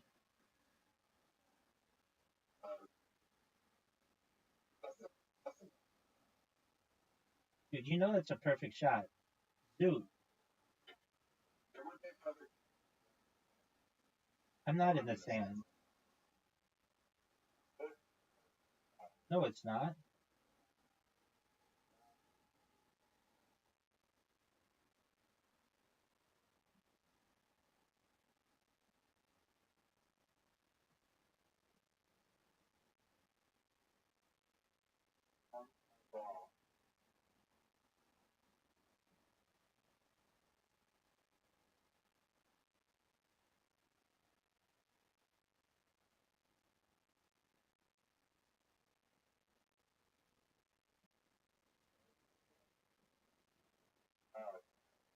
I know. I didn't really know what to do.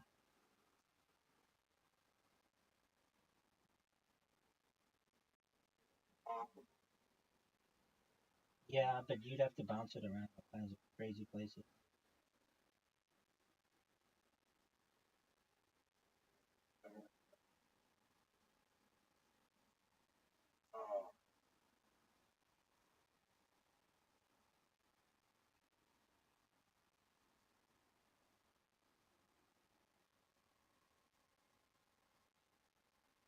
I'm so glad Zoot's here.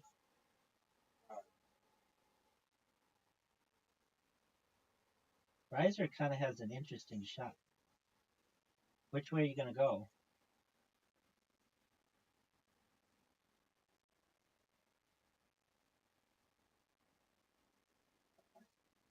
High IQ.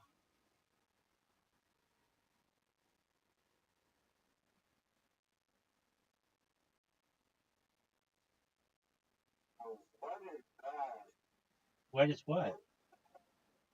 What is what?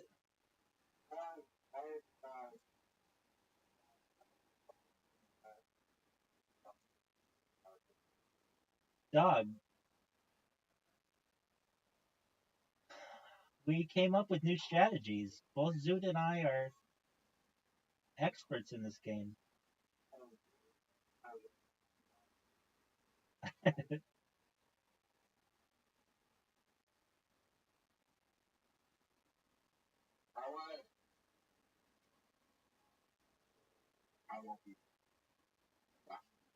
What? I love you too, big dog. Great shot, Zoot.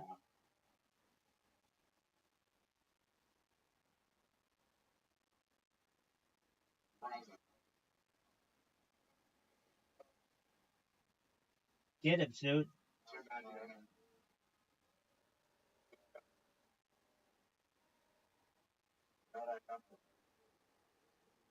You're not going to make it.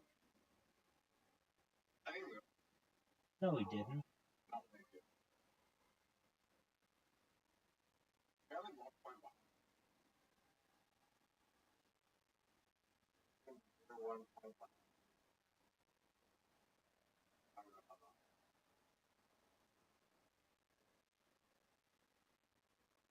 So this.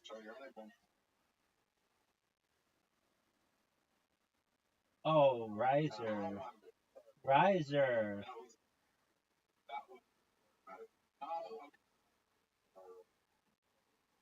Hit my ball. Hit my ball. Perfect, Zoot.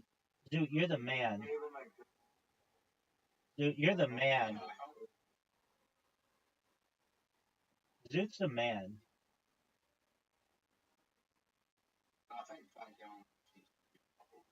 How's it doing?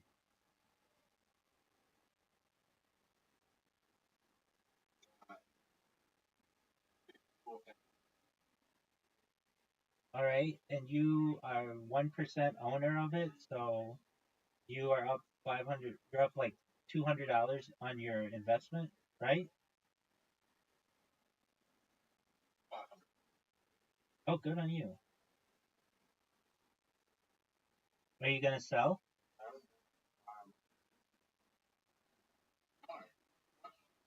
I ain't gonna go.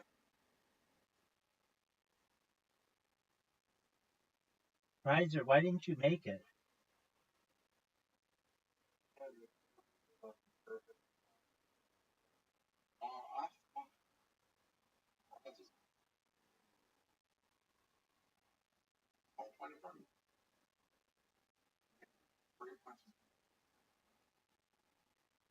I'm not. Uh,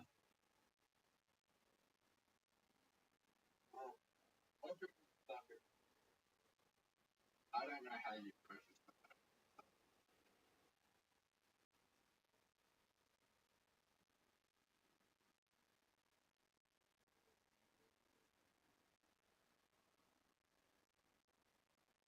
Bolton Breaker.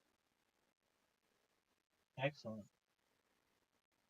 I know Zoot everything about his workout regimen. I know Zoot. Did you go to the gym today? Did you go to? That's where I said I thought you were. Was at the gym. You've been going to the gym like all the time.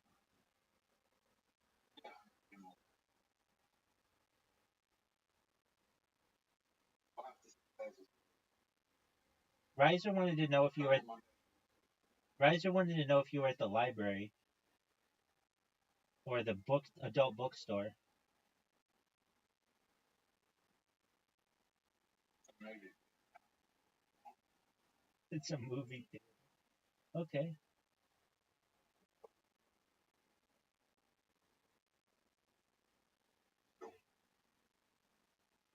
What WTF was that, Riser?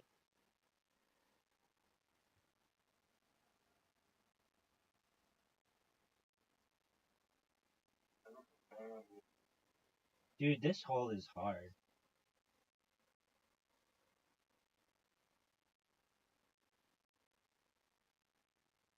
Get it, Zoot.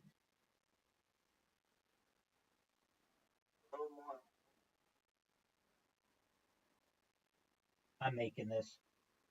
Fuck.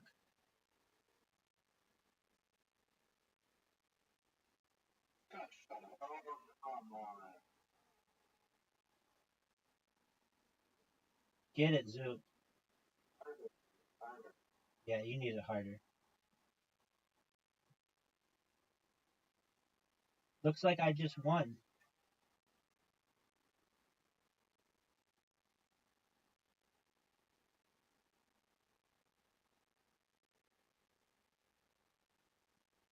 Dude, I beat Riser for you in darts.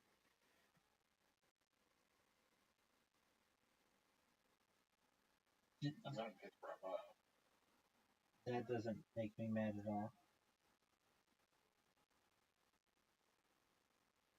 Oh, you quit?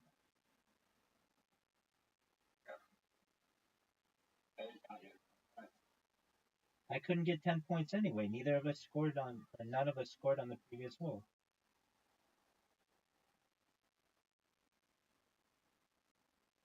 That doesn't make me mad at all. It actually is easier because I don't have to wait for you to shoot.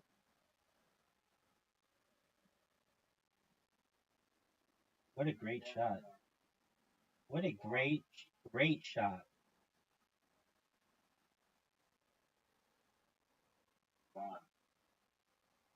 Are you serious, my ball?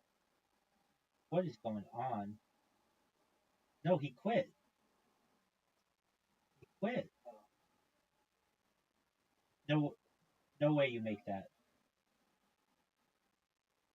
Hit my ball.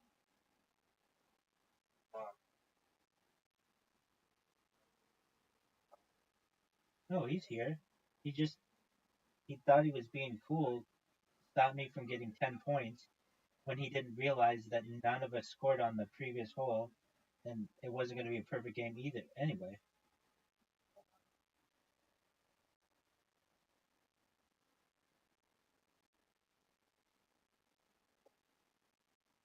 yeah, it wasn't a very well thought.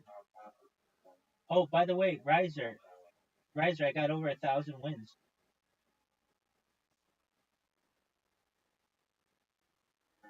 Like one.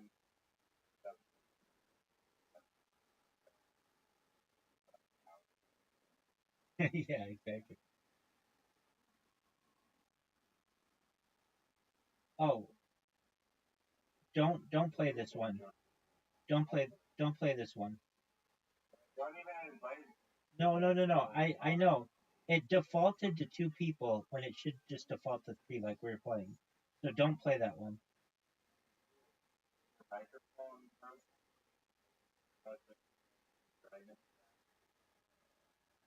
Zoot, accept the Zoot accepted the invite. Okay, Riser. Zoot, you ready? Zoot sucks at this hole. He always hits the wall and then hits the car. Oh, good job.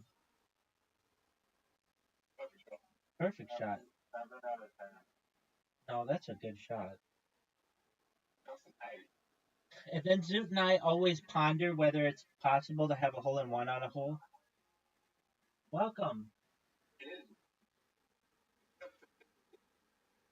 How are you, Z Dubes? No. Z Dubes.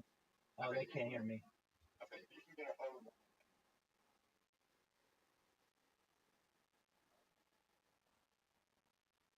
Well, Hulk can get a hole in one.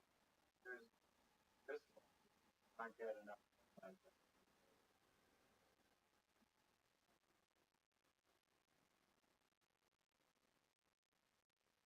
Again, Z Dubes, how are you? Welcome.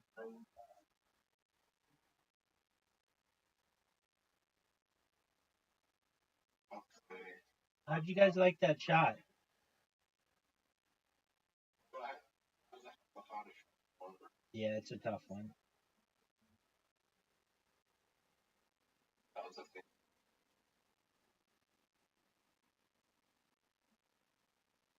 Okay, I'm off. Fuck, how about this? Probably uh, that one. That was the most dumb.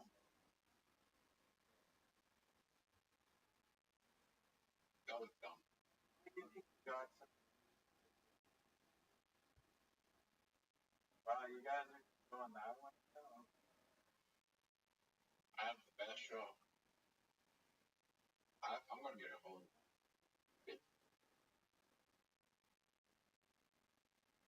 Told you we gotta get one. This is That was oh, better than that one.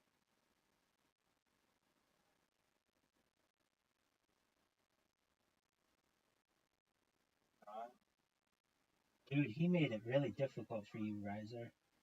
Riser needs one of the best shots of his career. Oh, almost.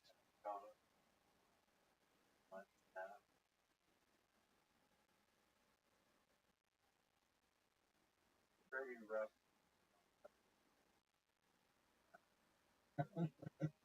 I know. Dude, I have ranked higher. I'm like in the top 4,000 people in the world in this game. Do you know how proud that makes me? What were you those? but there's only fucking If you play ranked, it tells you what your world ranking is. there's only 20,000. Dude, there are way more. There are way more than that who play this game.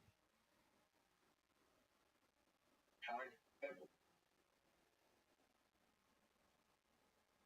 Right now, there are 40,000 online.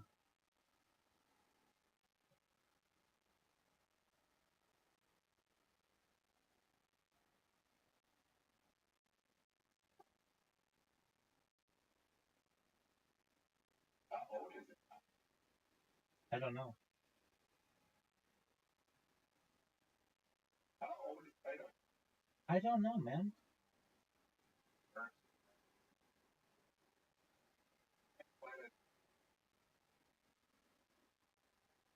I don't know.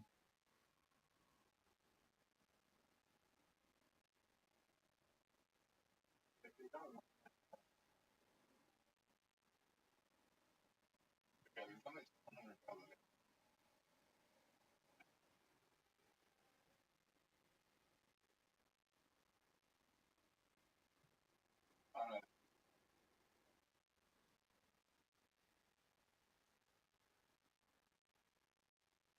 Time is up on your side.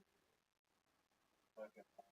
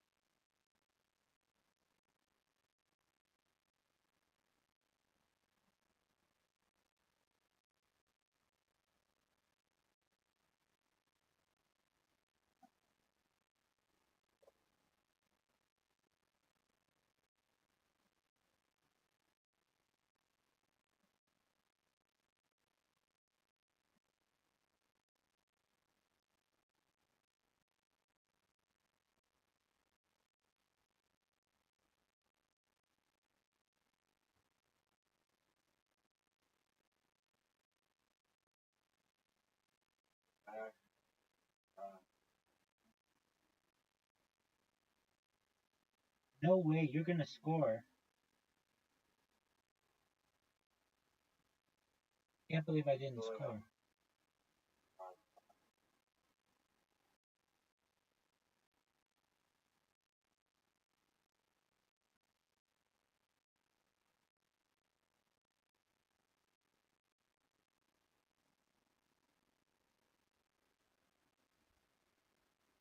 Hey, Rabbi, you know what?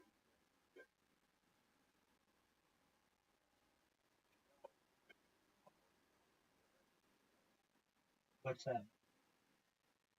Vegemite? Yes. Vegemite. Ah, Kangaroo.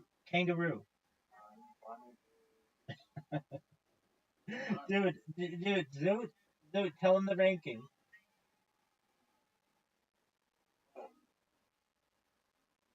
Zoot has tracked Bonnie Blue. She's number 4 on the Pornhub top 1 million porn stars. I'll give you.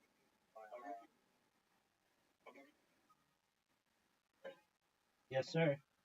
It's an American. Hot dog. No, almost not there. No.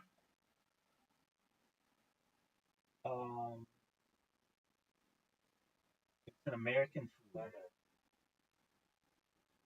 I mean, it can't be very good. No. Do you like them? No.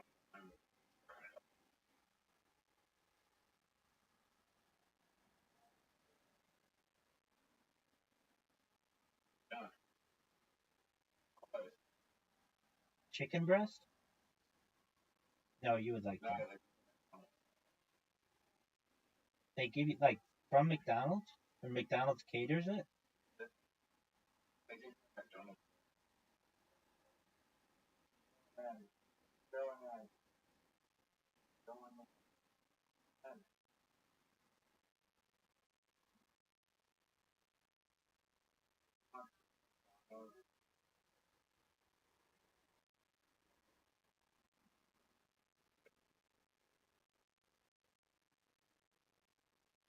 How do you know that?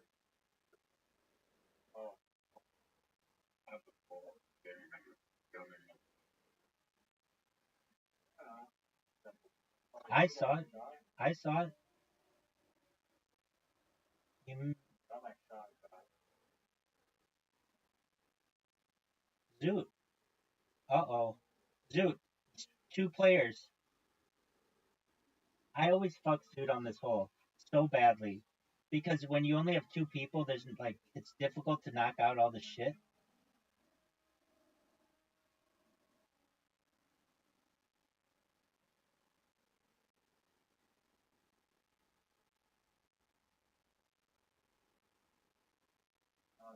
all that fire after. Agreed. Even when you're behind, that's the thing. If you're behind, Hit the tree.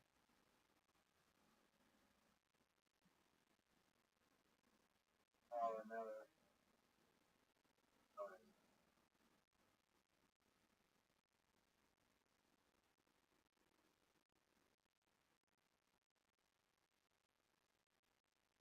Dude has a chance to win. I don't know why he's fucking around.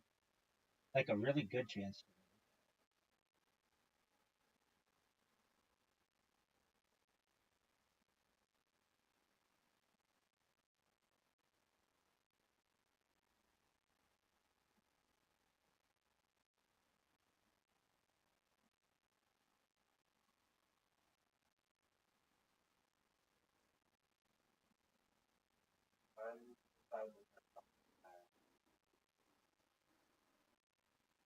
Because it's strategic.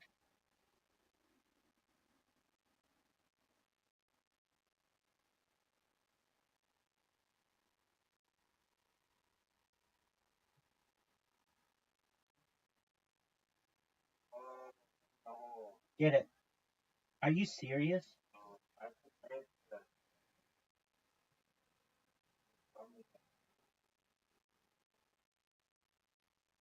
I'm not still in the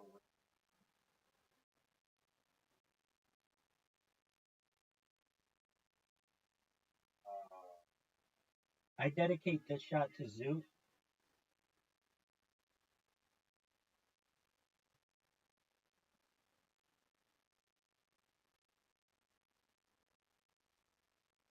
Zoot's been getting a lot of dick pics on Snapchat. Has he told you about them?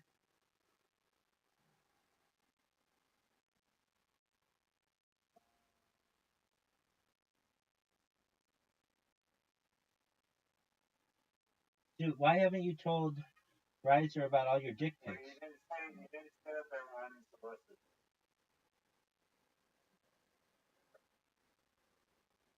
Yeah, maybe.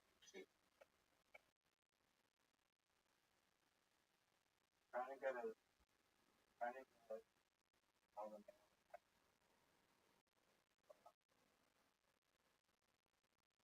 you know,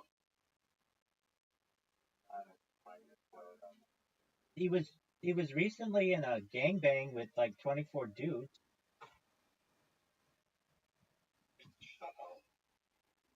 Is it wrong?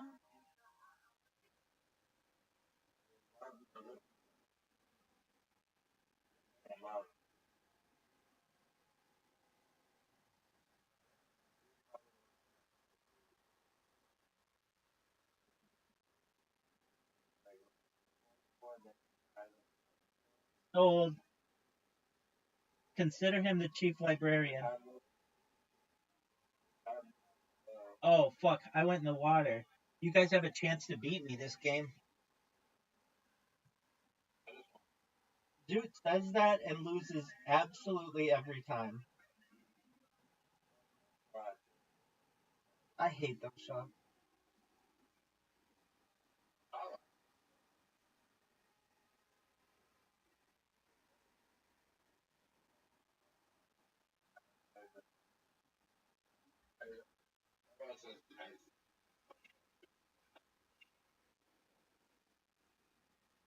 My shot at least had a chance of going in.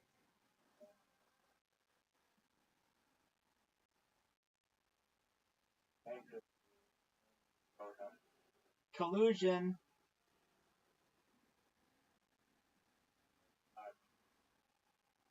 Yeah, it is. Textbook collusion. Water. How didn't he go in the water, Riser?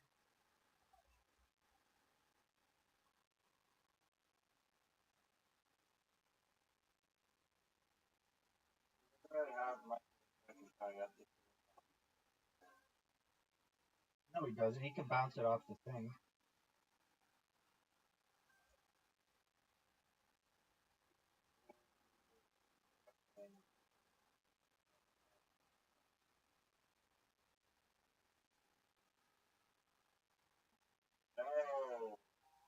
Dude, Oh, get your point, Zoot. Don't hit that gnome. I have a. Don't hit the gnome.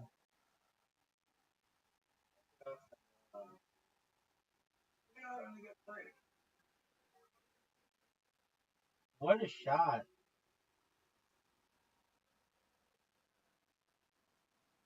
Remember when you guys were making fun of me for going in the water?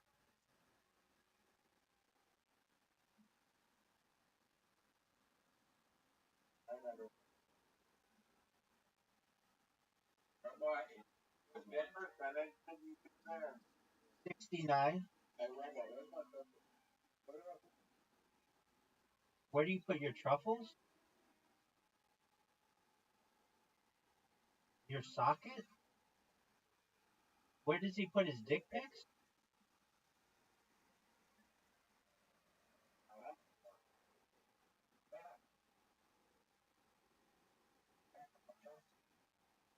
Dude, are you gonna go? Dude, dude, look at the time.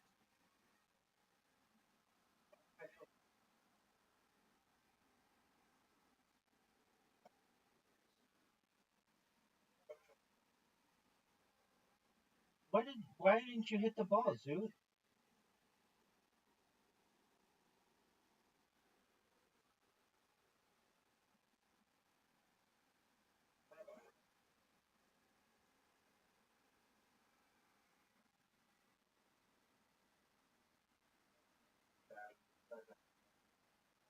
Dude, you're up.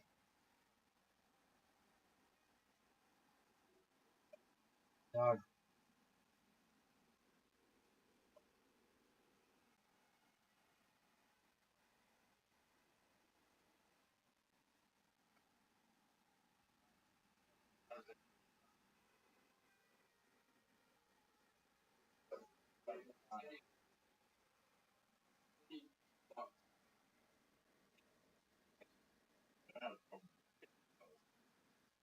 Shitty fucking city, and every girl on the dating date with fucking brutal. Like,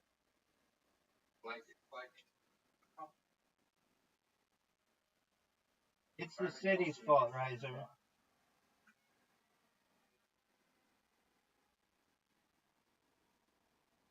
Dude, are you gonna hit a good shot?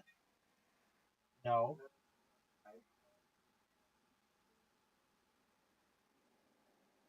Kangaroo petting zoos?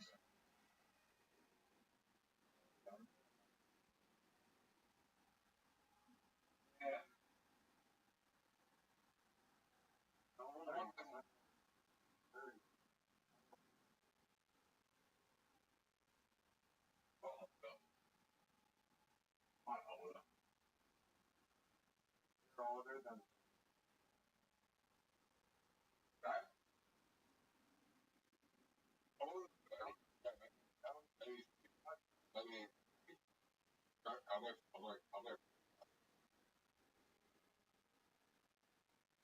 talking about when they wanted? Man,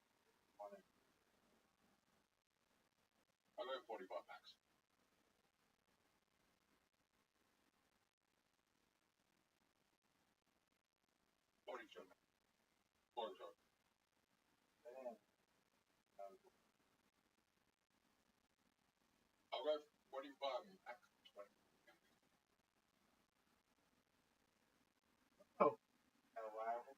bad that shot was. 5 years.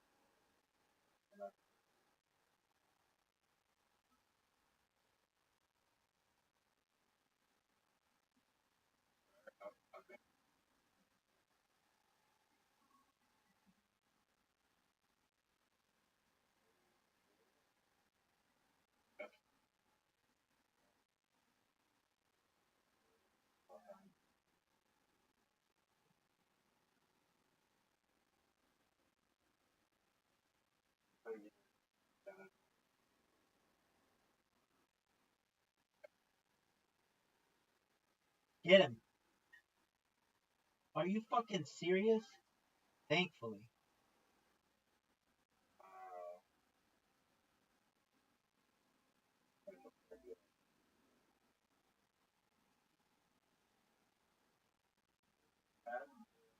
I was gonna make.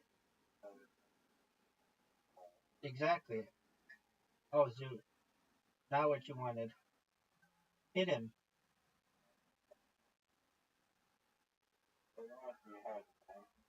Yep. Short into the side. Do you boys want to see how this is done?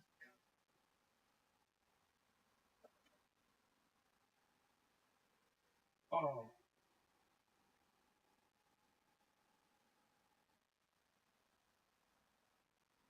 No way, Zoot.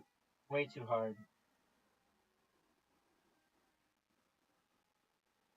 I don't think we've ever played this hole and not scored on it. None of us.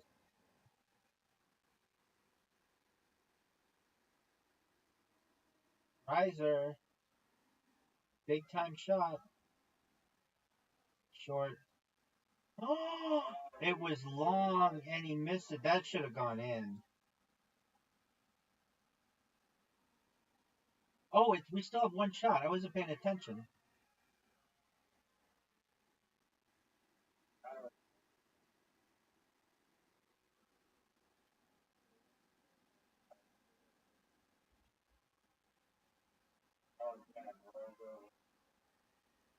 Riser, you're losing to Zoot. Riser, you're losing to Zoot. You're not just losing to him, but you're getting dominated by Zoot.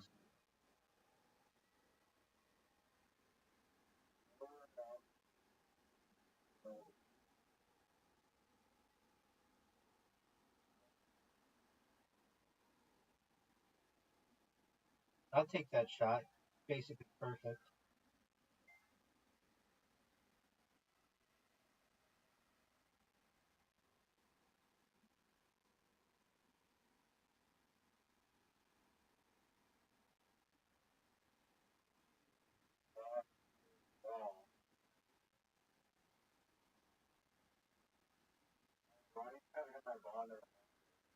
Why don't I just put it in the hole perfectly?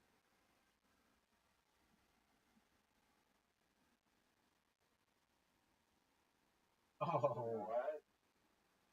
Oh no.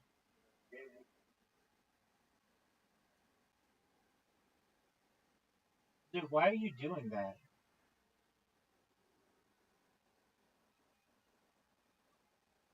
Champion.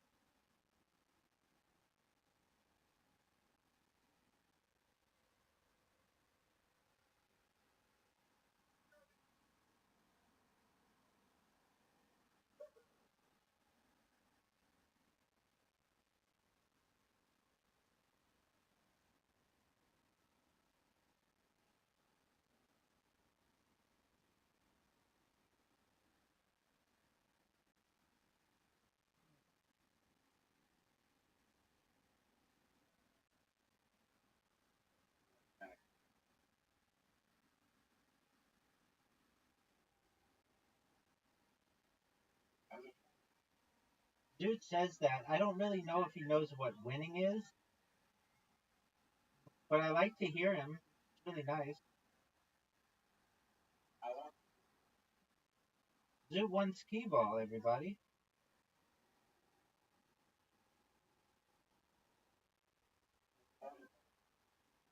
Oh, with the multipliers on. Okay.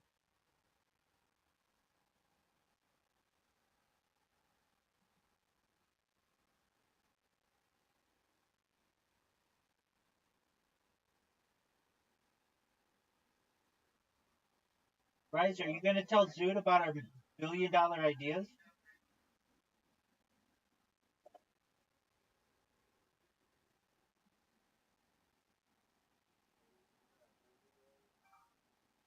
No one knows what that is.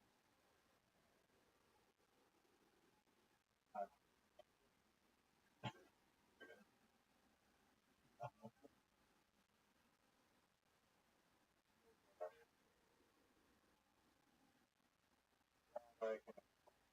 Dude, I'm not explaining. That's you, baby. What is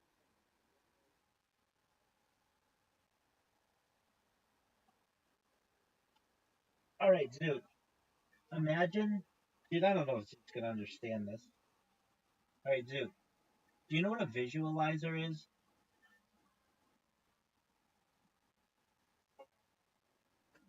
All right. So Zoot, do you know what ASMR is? Okay. So imagine it's basically like an AI creator ASMR generator. So you could create a background that you wanted to be like rainbows or hearts or flying through space, whatever. And then you can make any sound that you want. So you could have it be raining on a tin roof or popping of popcorn, or you could put someone in the center of the image who is blowing on a microphone or touching with their nails a keyboard, whatever it is that you like for ASMR, you can create with an AI generator. What do you think of that?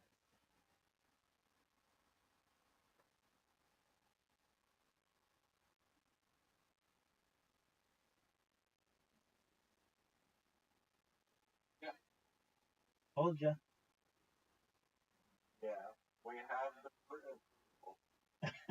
Yeah, we weren't gonna move forward on it without you. I wanted you to How say. much are you willing to sell your I was just gonna say, back? dude, we need $500 in Fat Girl token to make this project a reality.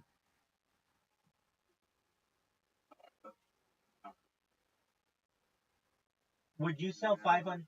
If we had, like, let's say we had a magic wand and we could create all the software perfectly, would you pay $500 in Fat Girl token to invest in it?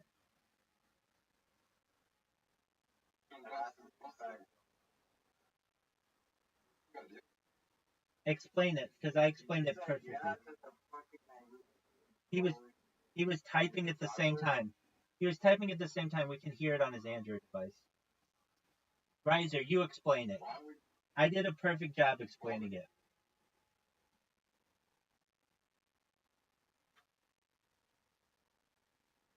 Riser, it's your turn to. All your fucking.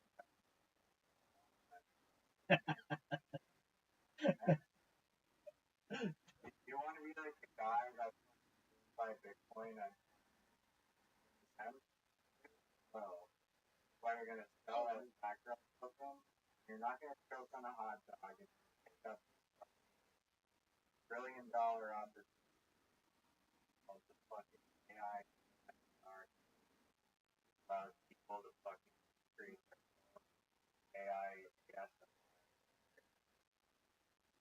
I would create it.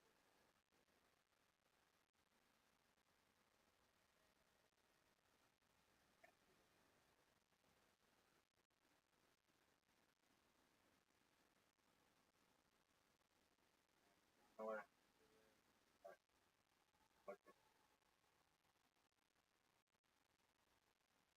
Dude, what is a hoodoo?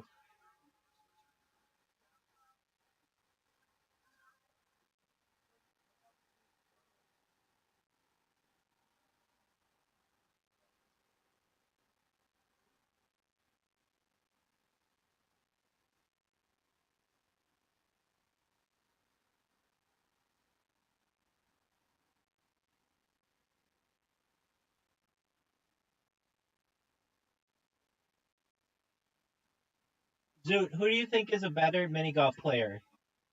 Riser or I? Or me?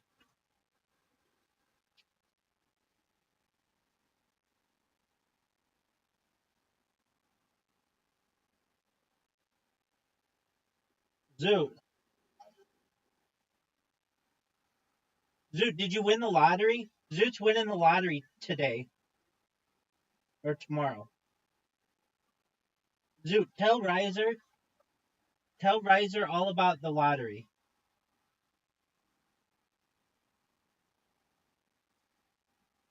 You do pay taxes or you don't?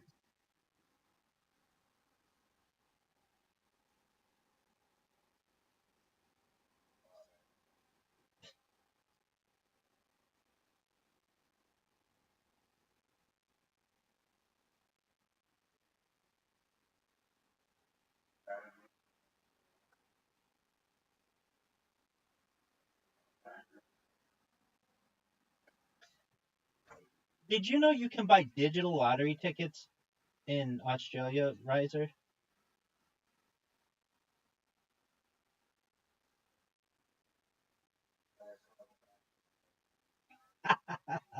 They're probably a better investment.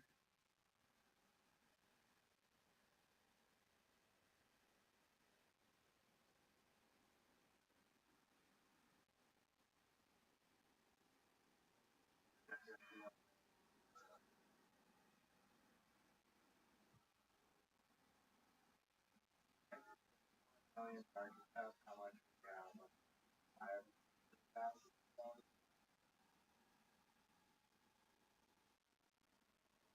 And it's almost like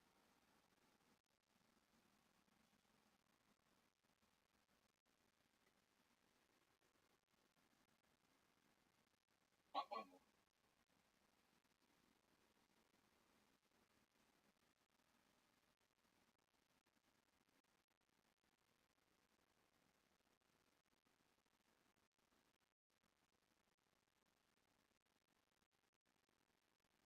God damn it, Rabbi. I think 75% of SMR are like whispering as a primary, like orange, like fucking. You haven't seen? Yeah, they do that and they talk and they whisper. I don't know what They just talk very. They're random just like person. they're like, hey, hey, voice soft manner on the keyboard. Uh, Dude, do you know what the number one way of choking of children under 3 is?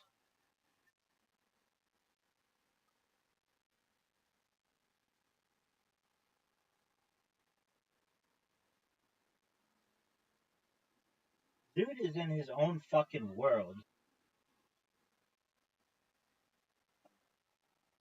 is it anal? No, guess again.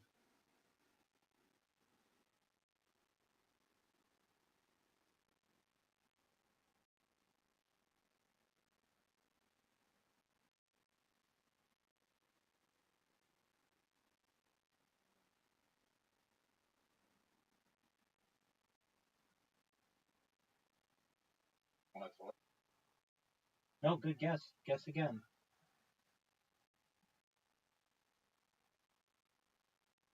Money? No, another good guess. Guess again. They're really good guesses.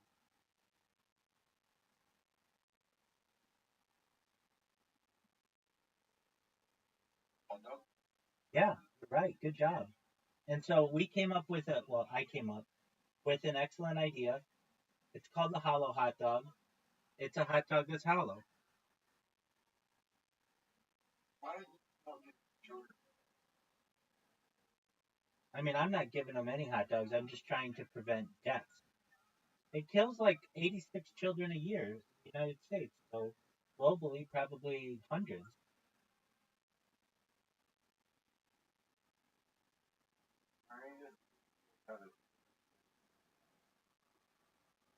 Why don't you just give people hollow hot dogs?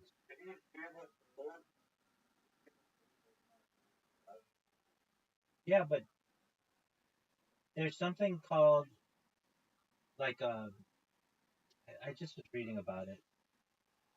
Like a perfect cylinder. Even if there's a hollow hot dog that has a bunch of brains.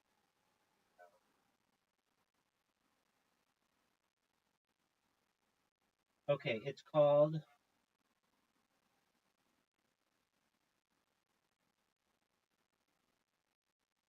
Um,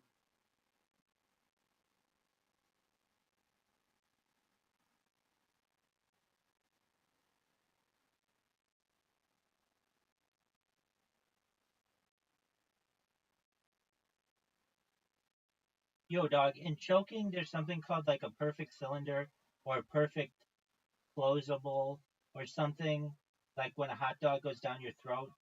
What is that term? Oh, that's what it is. Perfect seal. Oh, it's called perfect plug or cylindrical obstruction.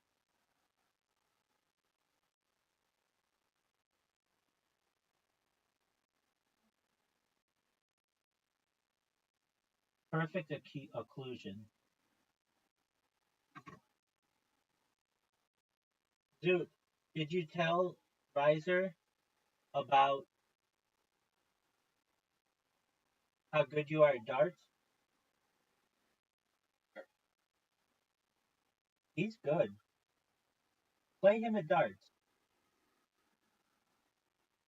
I have no Riser, you're not bad either.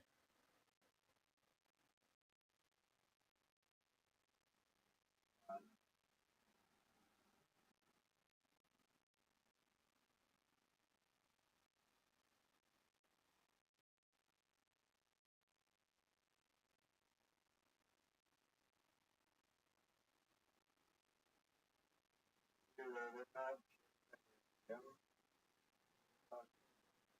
But how lonely you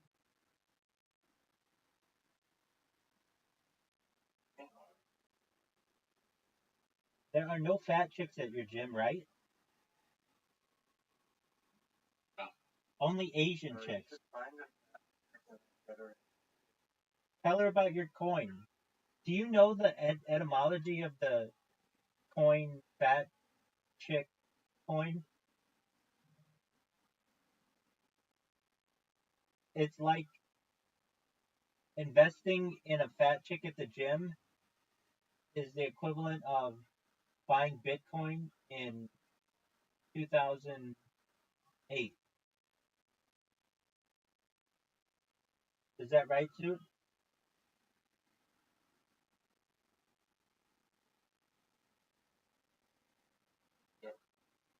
Do you say anything aside from yep?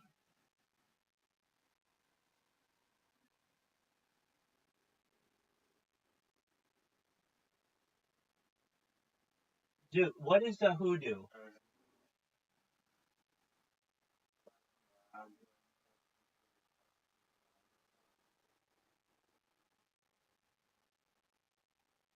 Dude, what is a hoodoo? good ASMR. Dude, what is a hoodoo?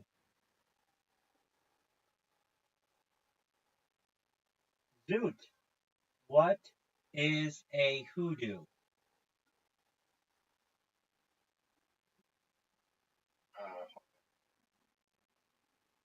No, no, that's a hollow dog.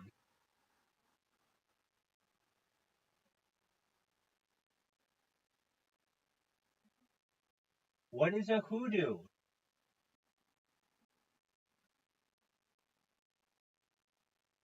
Riser, do you?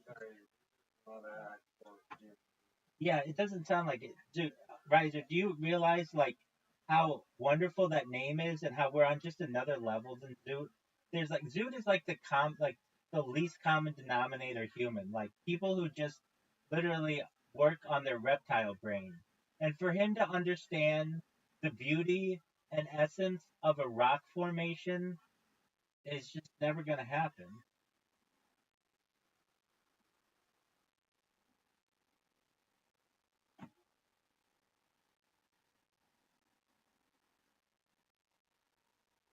type of guy that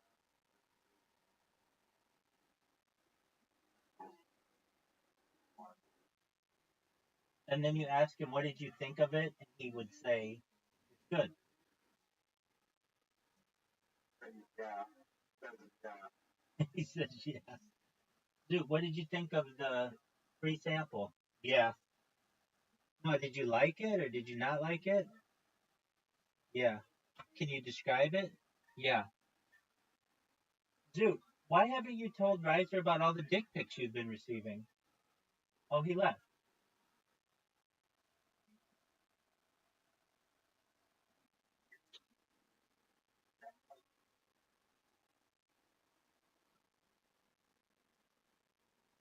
All right, let's recap the inventions.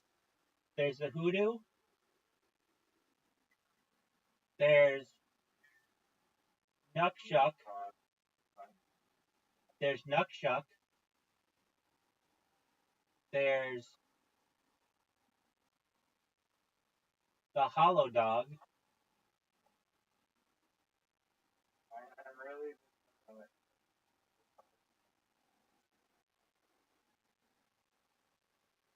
There's the toothpick, the U-pick toothpick.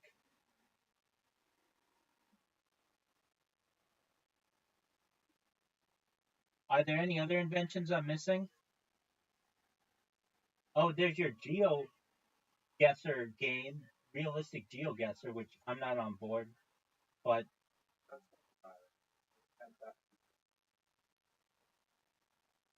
You're from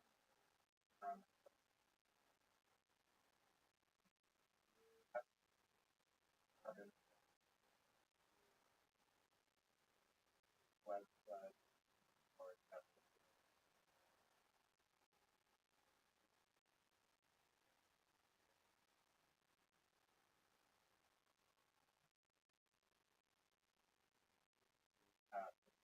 Apple. that's not a thing. That wouldn't help you. It's about forcing air into your. No, that's already been invented. Hold on.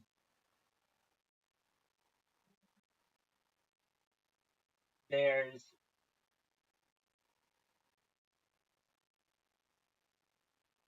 Why is it that I come up with all the ideas? Where are your ideas? Hold on. You were coming up with a fidget spinner. What is your idea for a fidget spinner? I still never understood what it was.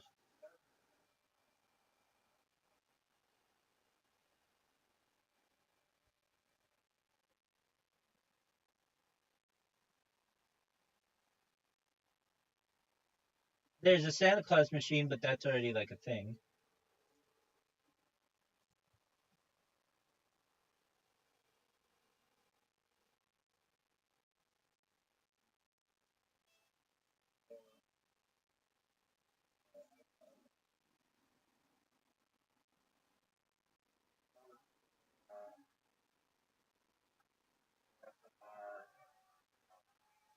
Super hot chick whispering in ASMR fashion.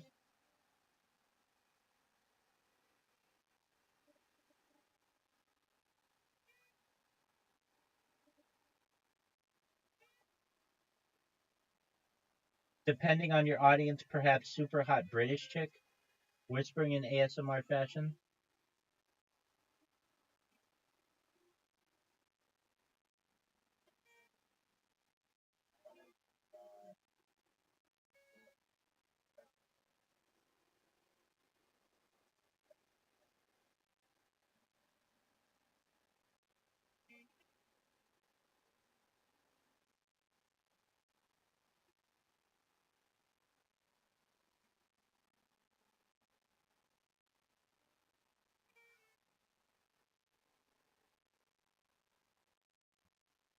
I've got a new idea.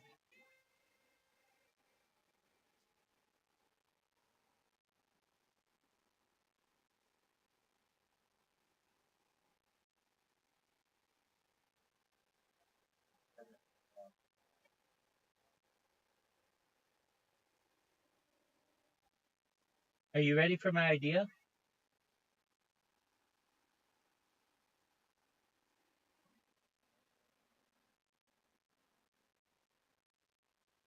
No, it's not related to any of that.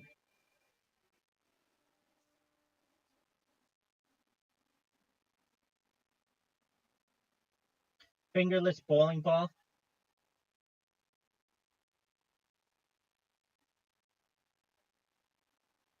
They have a fingerless bowling ball?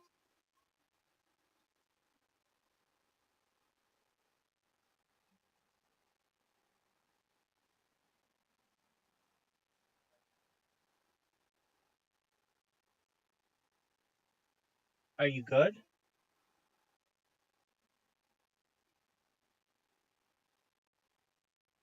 Well, why don't you do you market the ball as fingerless though?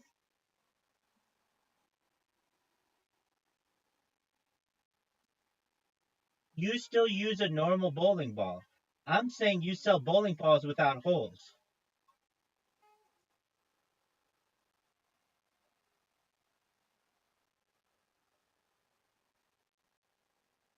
It's basically like a cannonball.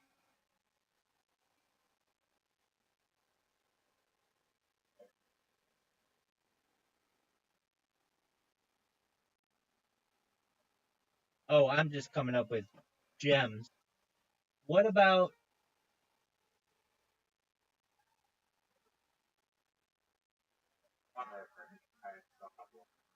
all right. Um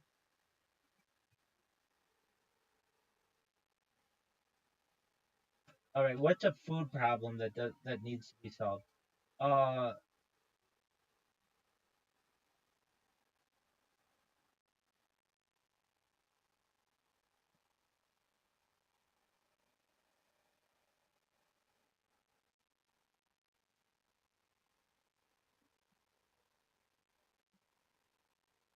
dude, I've got one. I was No, I already came up with that. Um oh who no. You came up with nothing. I'm the person who's gonna save a lot of children a year because of that. I really will. All right. How about this one? Are you ready for this?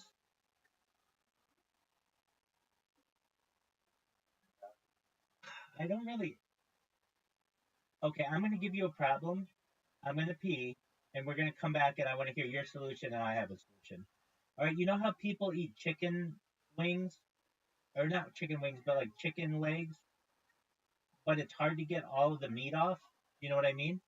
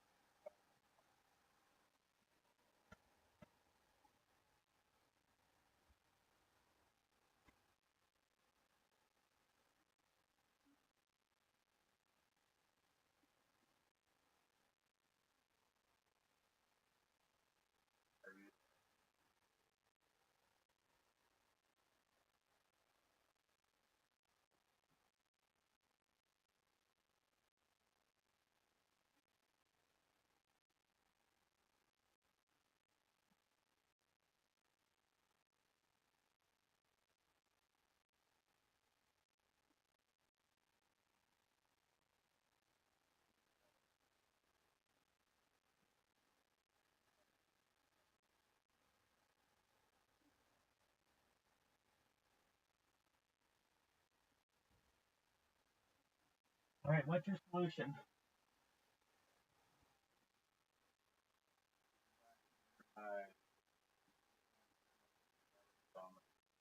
I heard you say that, yeah. But that's a different thing.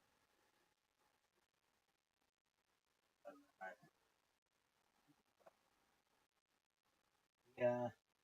So just like chicken tenders?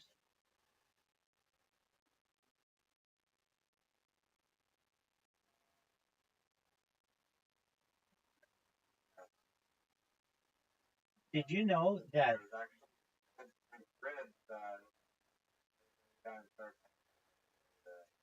dude, I know that guy. I know that guy, and I know it very well. And I don't know him personally, but yeah, that was amazing. It was like the McRib thing, and I thought that was in a boneless ribs. I thought that was a phenomenal idea. I don't know why it's not very popular, but I think it could be in the future. Oh, but he got into a fight. He, Lab-grown chicken wings. no, that's a different thing. He got into a fight with Damon. Yeah, I think both argue for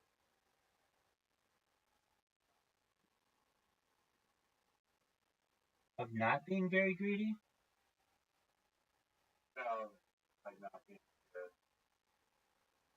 With whom would you want to do business on Shark Tank if you could? For anything.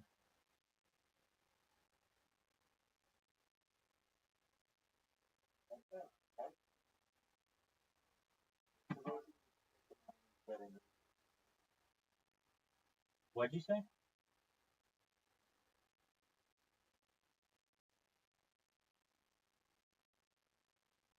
Alright, this thing, 11 Labs, so bad. Wanted found it.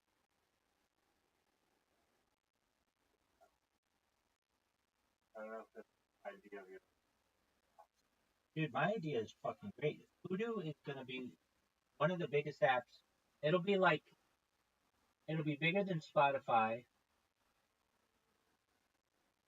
It'll be probably like a top 10 app. It'll be like a net. Yeah, exactly. It'll be like Netflix.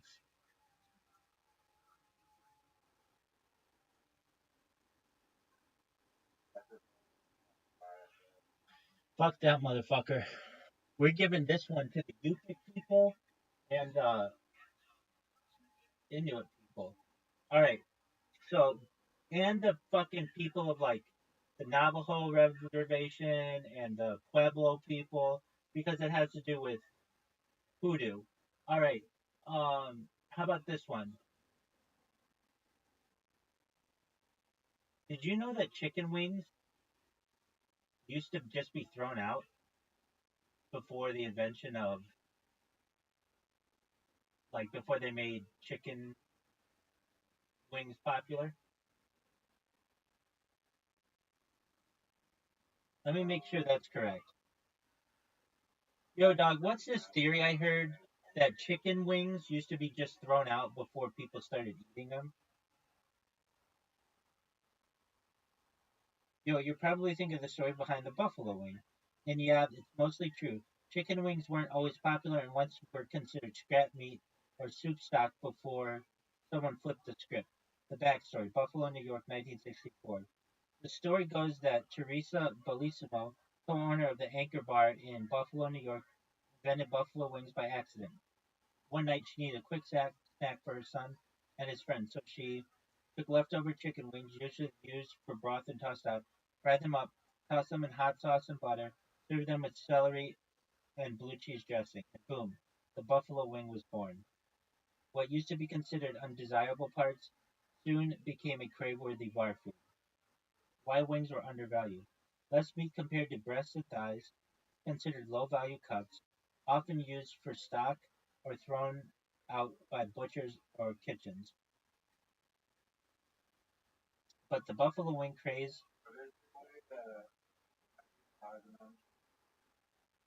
dude, I honestly think that you just have to remove the bone and then crush up all the stuff into like a paste and then just make nuggets out of it. The reason why I think that is because it is the little bones and stuff get caught in people's throats. Did you know that chicken wings are $180 billion a year industry?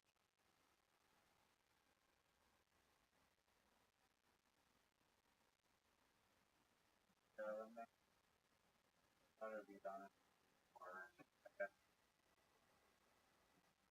second market. All right, how about this one? Let's take a what is something what's a problem with a food? What's a problem with a food? Ice cream headaches. But there's a solution to this. You just move your tongue to the top of your mouth, and it gets rid of it nearly instantaneously.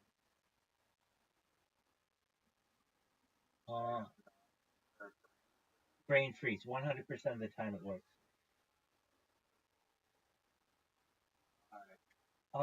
It. Let's look this up. I don't want to give the wrong reason. Why does moving your tongue to the top or the roof of your mouth stop a brain freeze instantly? Great question, and actually got a cool, pun intended, physiological explanation. A brain freeze, aka an ice cream headache, happens when something super cold, like a slushy ice cream, hits the roof of your mouth, your palate quickly. The cold sensation suddenly chills blood vessels in that area, especially the sphenopalatine ganglion, a nerve bundle located near the back of your palate. Your body, thinking something's going wrong, rapidly constricts, then dilates blood vessels, which triggers pain signals that are referred to your forehead, like a false alarm to your brain, like an ice pick headache. Why does pressing your tongue to the roof of your mouth help? Your tongue is warm, and when you press it against the roof of your mouth, you warm the palate up again. It stabilizes the temperature, calming nerves, and it stops the rapid constriction and dilation of blood vessels, which stops the pain signal from being sent to your brain.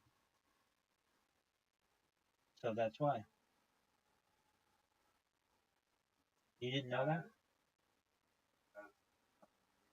Horrible nerve. All right. What about I have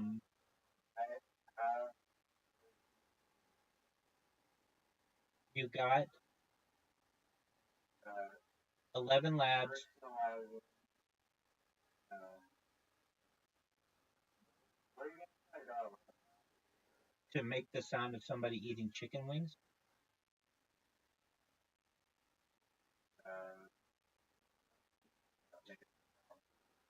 Do you watch Hot Ones? I know it. Is that the kind of sound you want? I don't know. That's what I'm thinking. I'm just trying to figure out what you want. Okay, go ahead. First one, the mark I having the eye whisper and one of the most ASMR research that about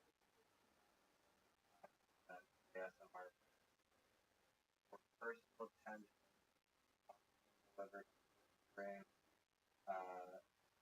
as All right, I can see that. So you just personalize what you would do anyway. so I think that because AI and Okay. Well, you didn't even think it was a good idea at the beginning, and now you're trying to personalize it. I like When I first told you, you were like, well, can't you just use YouTube to do that?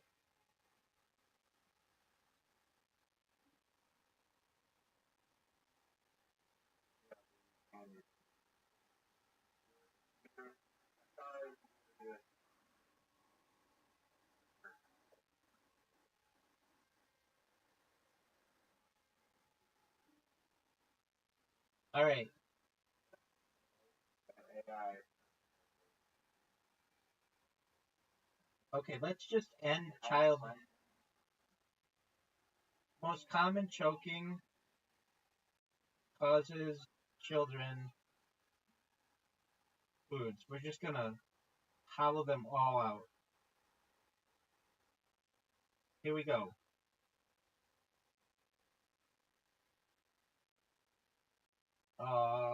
Grapes.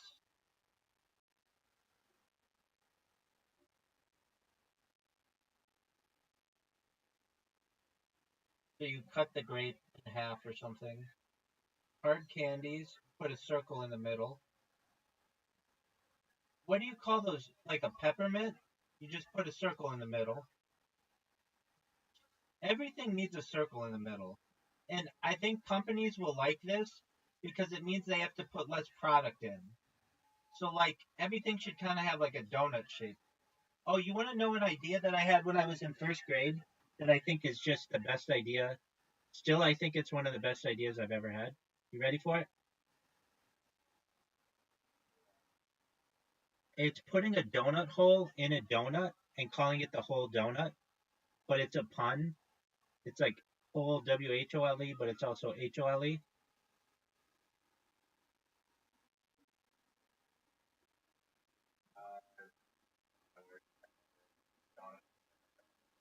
No, like I guess I've seen these things. What do you call those timbits? Do you know what a timbit is?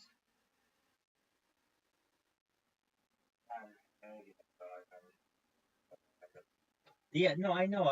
I've never had them, but I know that they're a thing. So imagine a timbit in the center of a donut.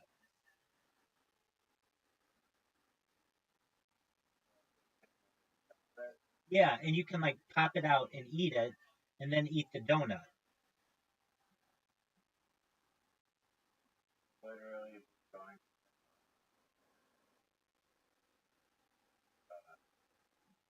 Well, it would just be, but it's the whole donut, meaning like you get the entire thing. So I think there's something also like sexual about putting like popping something out. It's at least erotic. I think it could be very popular. Tactile.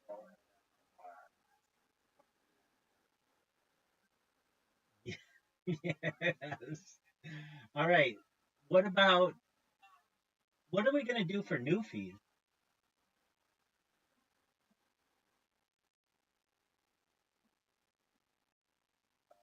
Spreading the word of Yeah, they just positive. yeah. It's like the opposite of a zero is a Newfie. Yeah. All right. Oh, did you know that Newfoundland is an island? Yeah, you did because I sent it to you. Yeah, it's crazy. That is wild. I All right. on the path.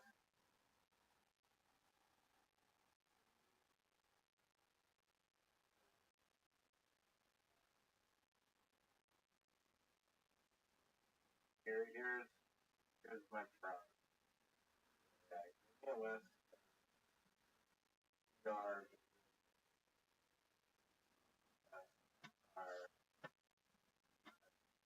around 10,000 people read Cars. people.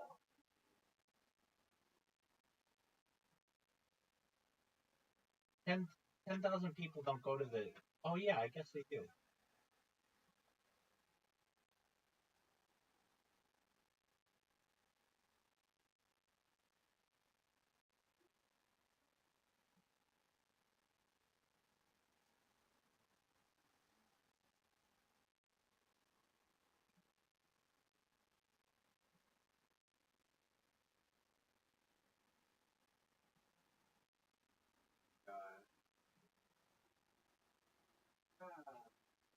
Oh, what the fuck?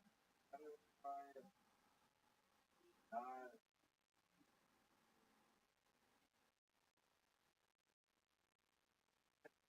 currently falling like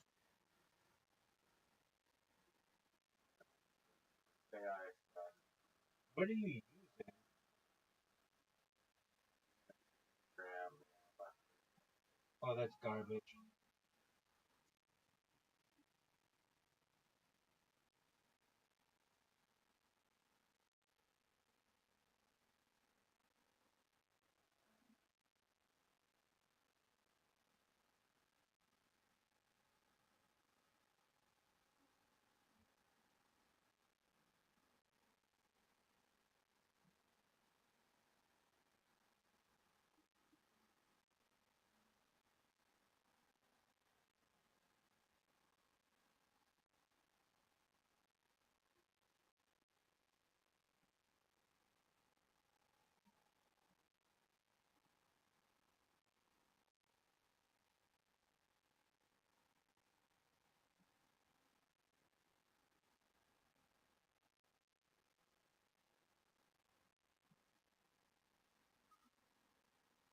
Imagine going to the emergency.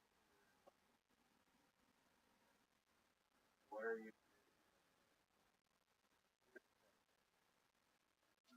Less embarrassing than Yeah.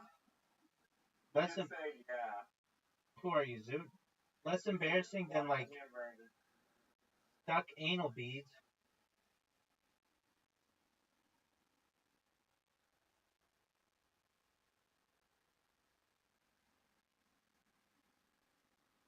All right, how about this one? How do you get soccer to be more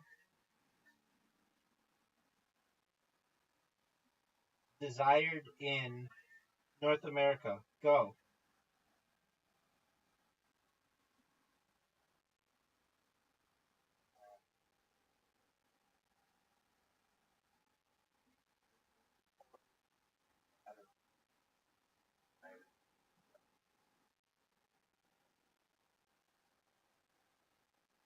Isn't that Canada?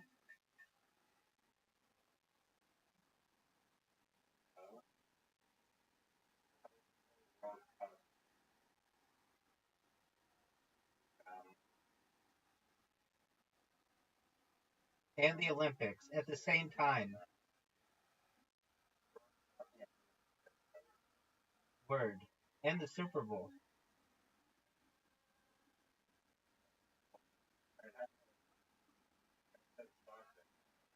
No, I know. But just to bring more attention and get a lot of people there. I was just joking, but okay. Not really the Olympics. You would just host the World Cup in Newfoundland?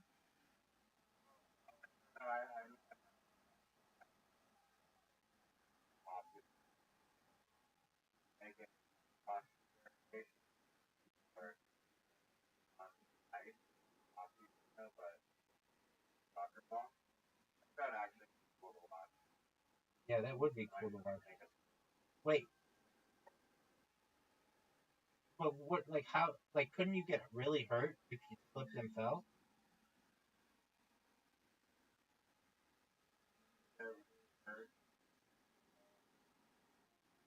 No, like your head's gonna hit like the soft ground that's like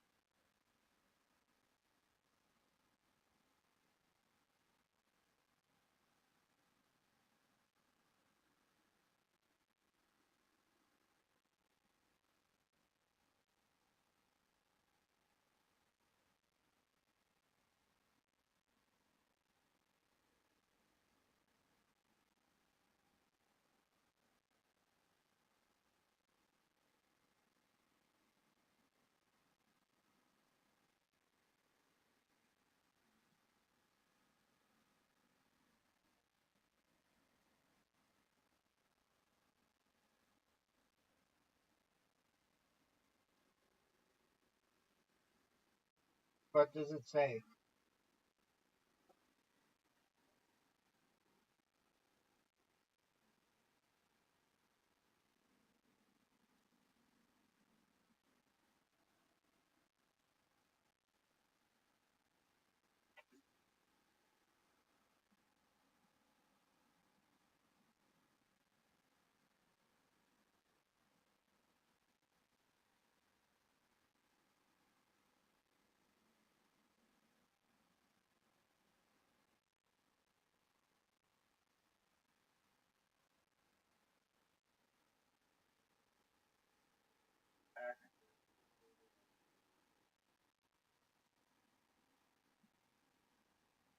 Cactus related injury.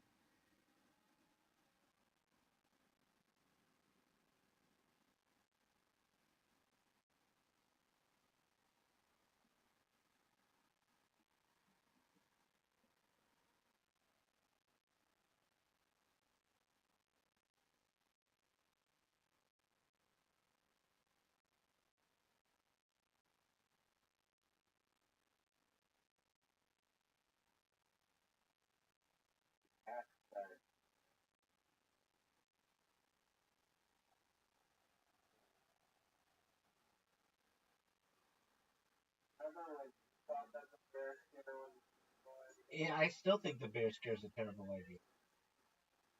no, you don't. Get that back. I think that it is a novelty idea.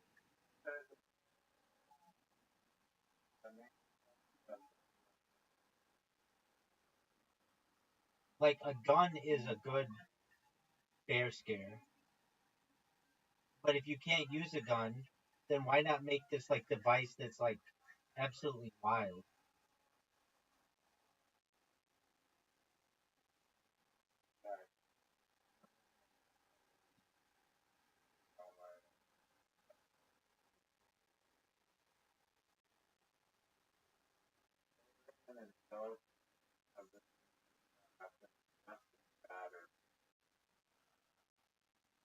Oh, that's a big one. There's a big one there. It's the little cell batteries, and it burns a hole in their stomachs and can kill them because it looks like candy, like silver, and it's in a lot of toys.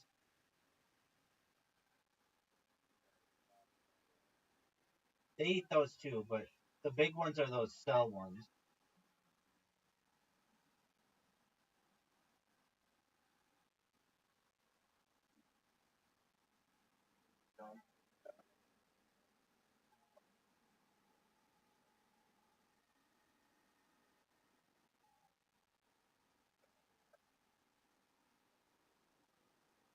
Yeah, but it happens pretty quickly.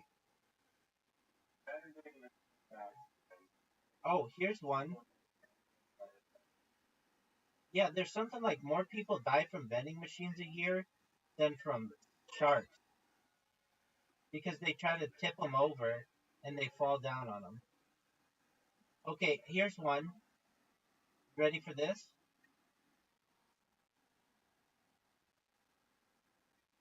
Swallowing of magnets. People, like especially kids, swallow magnets because it looks like candy, and then the two magnets stick together in their stomach lining, and it can cause death.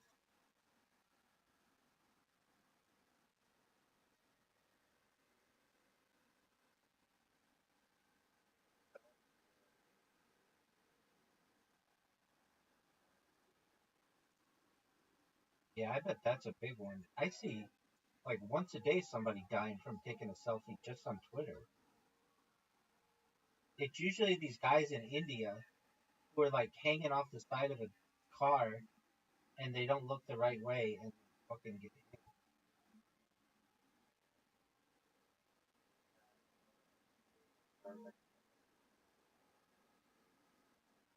What what douches? Very likely.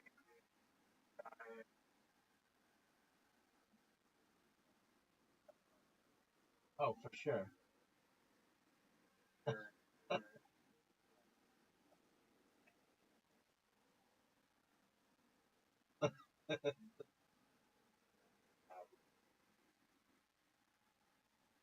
How are you celebrating Pride Month?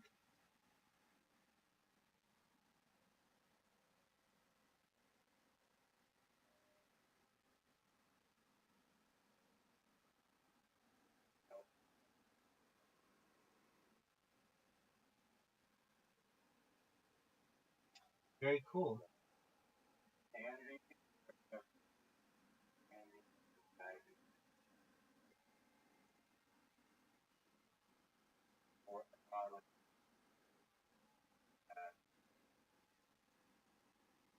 When I was in junior high,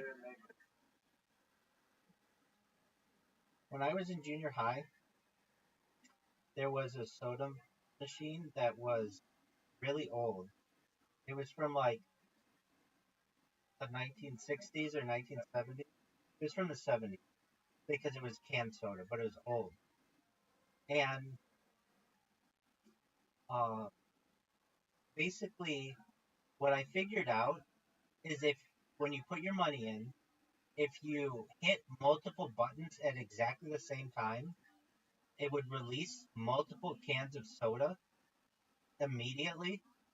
And so what I would do usually soda was like 50 cents, and I would like the guys at my school would go up and want to buy soda. And I didn't do this a lot, but I did do it because I had like the magic touch on this thing. Let's say you wanted a soda. I'd say to you, all right, instead of paying 50 cents for a soda, I'll charge you 25 cents and I'll get you whatever flavor you want. So somebody would be like, okay, I want a Coke. And I'd go up and let's say I'd want a Coke. I would just hit multiple buttons at the same time and have 2 or 3 sodas fall at the exact same time and then just have this little collection. And I would get a soda and they would get a soda and basically I'd be able to like make more money to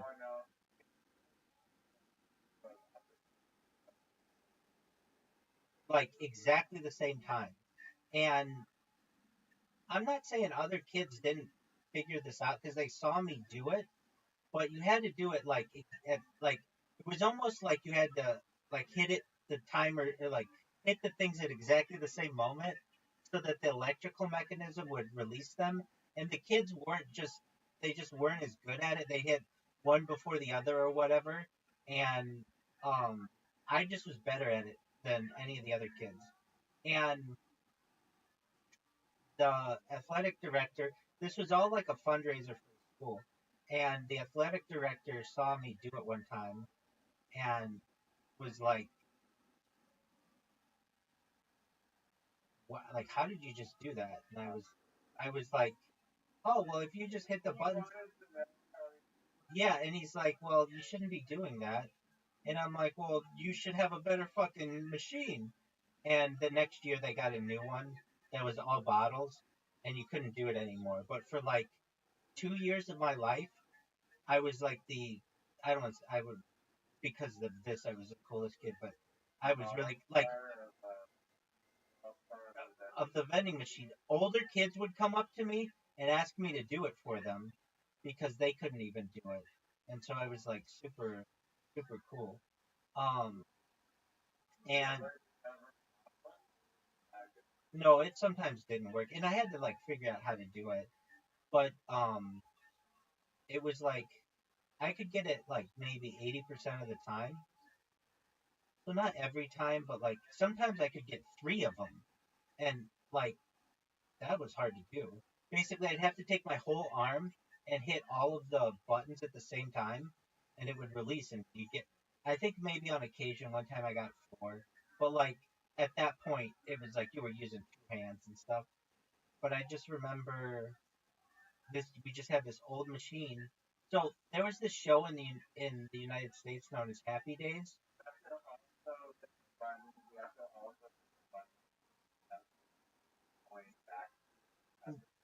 I wish that worked. No, I wish that worked, but that was not a thing.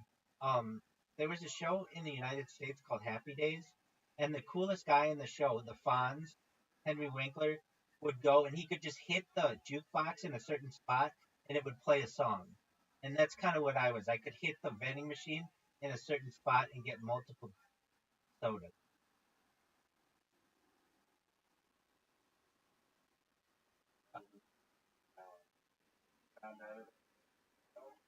Oh, now that's a good question. Um, no, I think one day I went up to the machine with a friend and sometimes we would fuck with each other. Like, let's say I wanted a Coke, and I put the money in for a Coke. Our friend would just hit one of the ones like that we wouldn't like I don't know, grape soda or something that we didn't want, just to be a dick. And we did it at the same time. Like I hit Coke, and he hit grape soda, and they both came out, and we were like, no way. Like I think that's how it happened. It was not like I was just messing around with it. It was like somebody was trying to fuck me, and I was able to figure this out. And yeah, and then I was like, I mean, I just remember older kids would come up to me, and I didn't do it for money. It's not like I did it because I wanted to make as much money as possible. I did it because it was just fun to do. It was like I was scamming the system, and let me see if I got the money part right. I would okay, so I'd put 50 cents in of my own and get like two or three sodas. And then somebody would come up to me and I'd say, I'll sell you a soda for a quarter. And they give me a quarter and I give them whatever soda they wanted. Maybe I got two or three, and then I could sell another one for a quarter and make my original 50 cents back. So basically, I got to drink free soda. Not for that long, but it worked. It took me like maybe 20, I would say maybe, uh, it probably worked for about 18 to 20 months of my life. And then they got a new machine. And I remember when they got this new machine, it was like, oh, well, there goes the end of our fun. And they got this new machine specifically because they knew I was rigging the system. And I would teach other kids how to do it too. Literally, you had to hit these things at exactly the same time. But it became like a game, like, you know, and I could see if that machine fell on you, it could kill you. It was a very heavy machine. I mean, it's cool.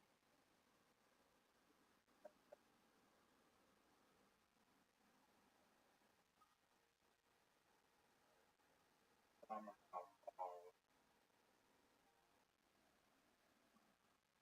That's right. there was like a period of my life where I was like, no, I was just searching up on YouTube and hack. I would go and then pass it out on like the library one. There's people on YouTube that are like, oh, you type in this code 1625 and button, and then it's like, whoa, just unlimited soda coming down.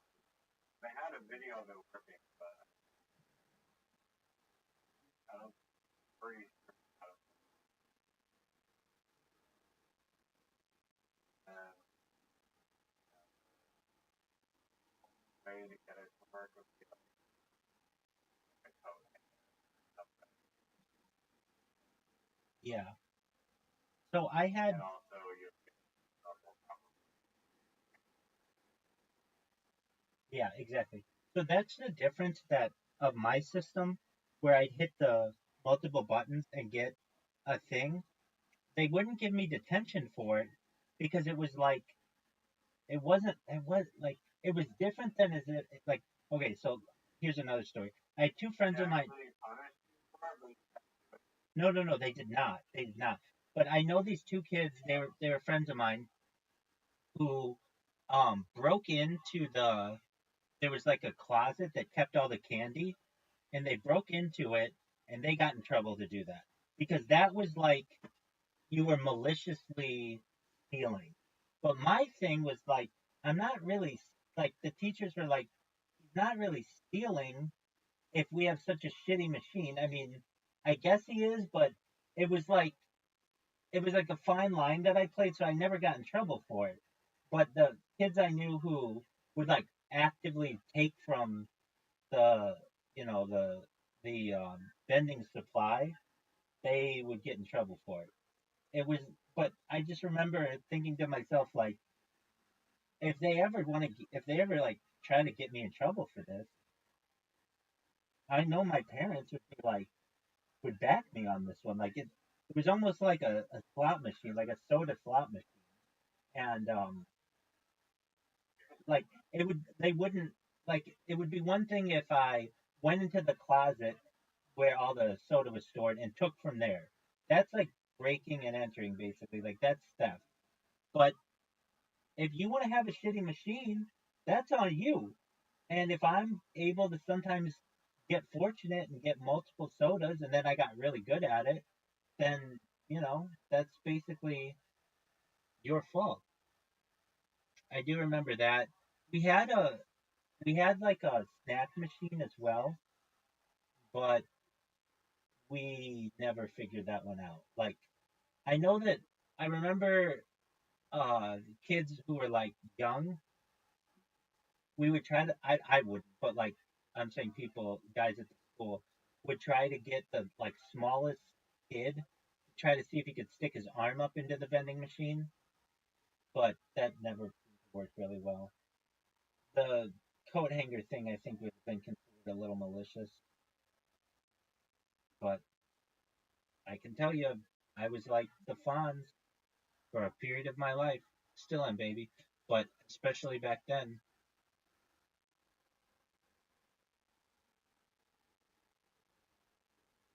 Yeah, man.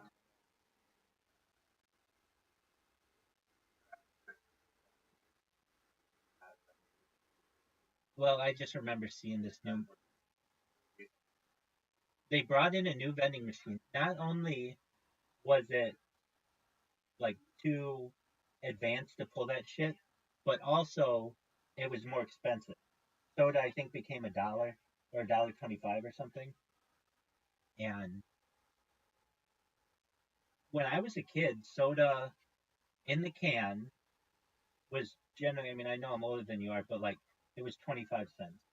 And I remember it was kind of a big deal when they started to move it up to 50 cents. Then I went to like 75, and I don't even know what it is today. Probably, well, it's probably like $2 or $3. I don't know. I haven't bought a soda in a machine like that in a long time, but um, I can probably see it's going to be like $5 probably in the not too distant future.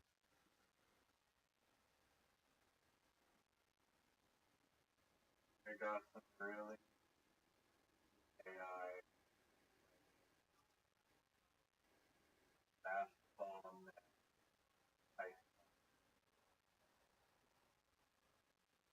merging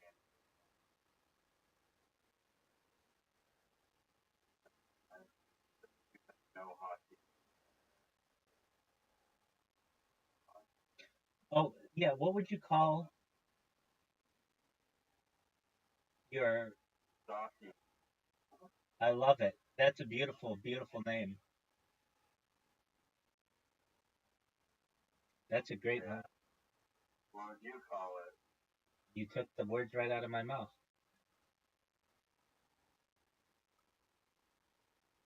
But actually, like, I think this is the sport. Honest, hockey, soccer. That ball around.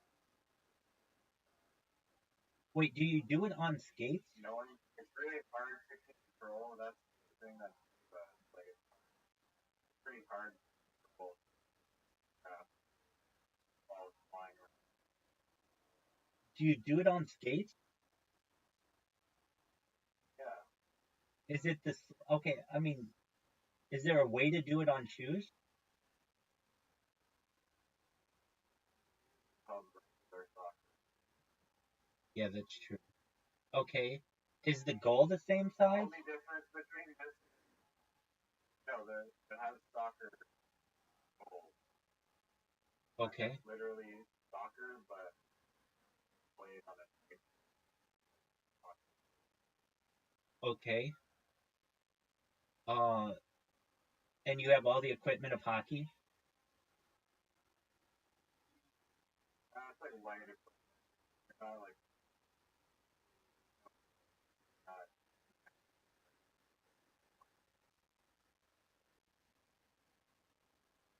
Okay. You can't touch the. Can the goalie touch the ball still?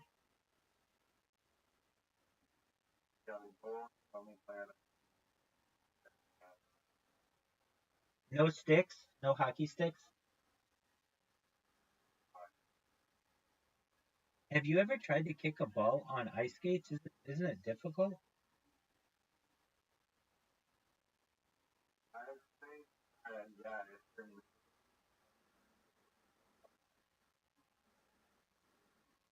I think. Yeah, my fear would be I when don't you, think that,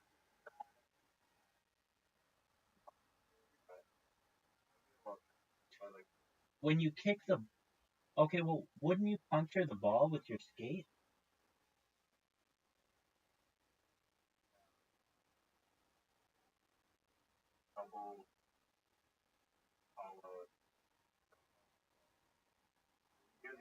all that.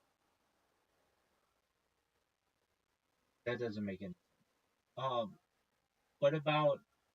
So it's just like an extra thick ball. Yeah. Okay.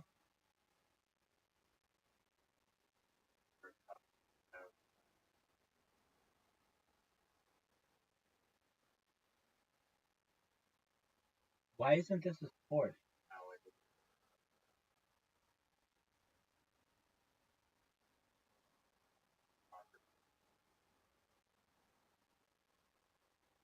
Okay. Oh, dog, that's a cool idea. You know why I don't think hockey is that popular?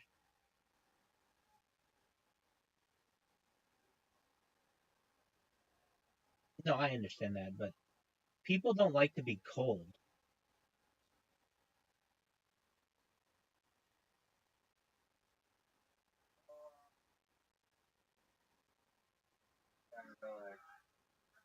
Yeah, no, that's a good area. I mean, unless you're in Arizona. Dude, what about, how about this? Now, this is a thought. Yeah, I know people in Arizona do it to cool off, but the Arizona doesn't have hockey anymore, so it shows how well that worked. They became now the Utah Mammoth. Duh. Um, okay, what about this? Hockey, but it doesn't have to be in a cold environment. It could be like 75 degrees. So like basically super chill the ice.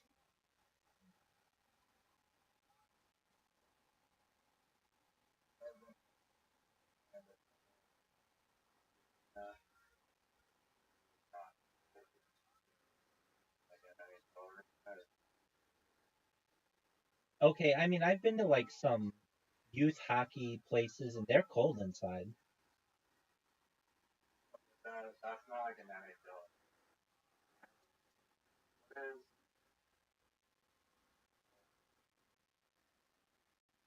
Like like the Anaheim Ducks play in the Honda Center and they have like um regional hockey centers and those are always really cold.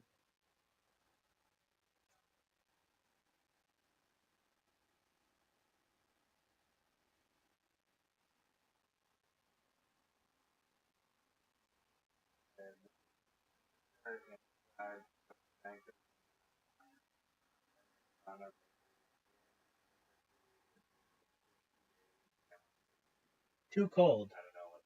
Too cold. It needs to be like 70, needs to be like 69 degrees.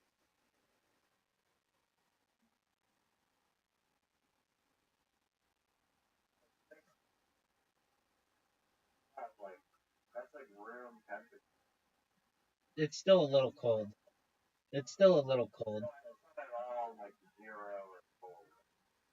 No, I get that. Okay. I just think it should be a little warmer in there. 69 degrees is like, Kind of 20 degrees. yeah, exactly. 5 more degrees. 100. I I think they should. Okay. How about this? Have you ever seen hockey? Have you ever? Oh, I know. I'm sure you've seen this. This was on Shark Tank. Did you ever see that thing where it's iceless skating rink?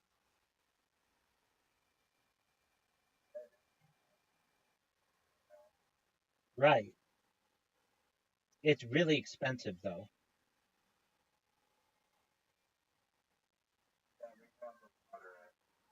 That's true. But it sheds. Yeah.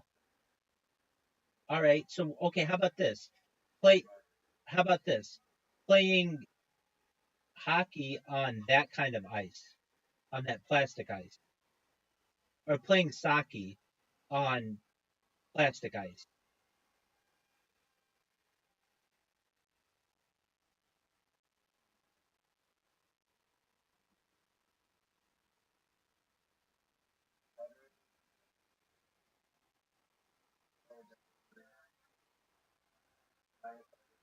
that plastic.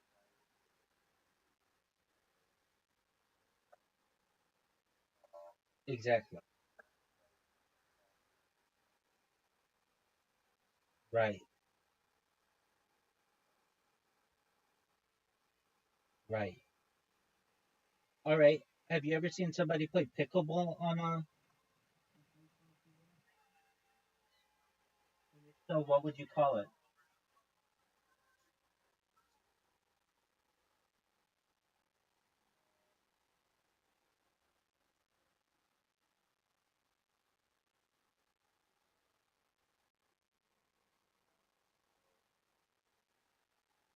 All right. Uh, give me, give me, give me 30 seconds to come up with a really good name. I'm gonna get my food. Hockey. I know. Hockey. Come on.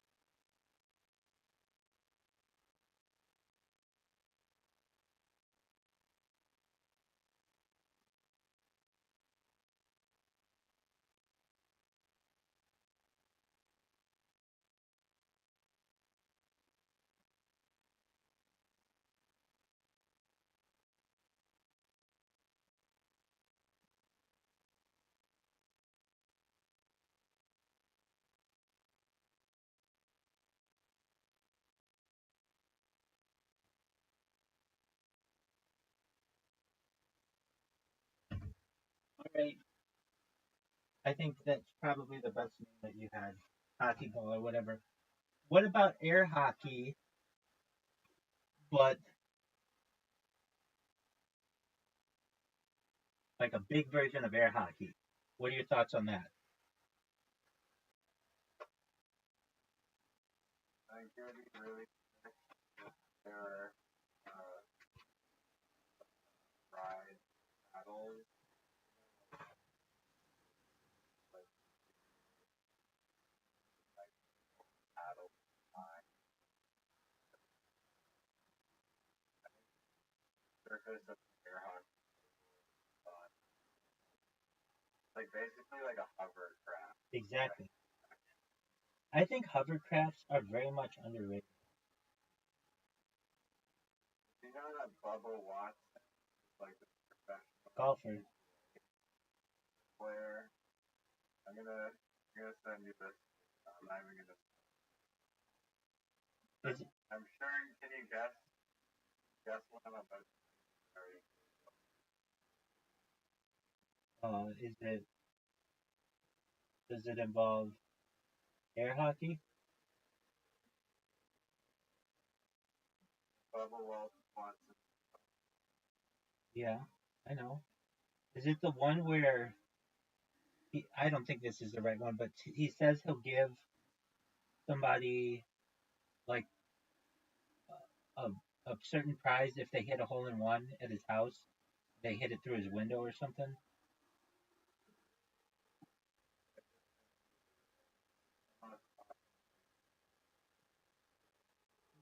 Is it better than voodoo? You can use both of it. I think you can. Dude, I need Facebook. Shit, garbage. Anyone? Oh, this is baller. Yeah, I've seen something like this. Yeah. Oh, I mean, I've seen this, but I haven't seen this video.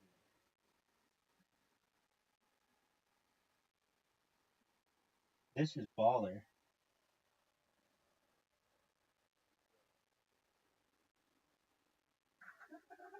Dude, okay, imagine this thing. Hey, now this is not a golf trip. Bumper I'm cars. putting like park. Yeah, That's a good idea. right, Bumper golf. Because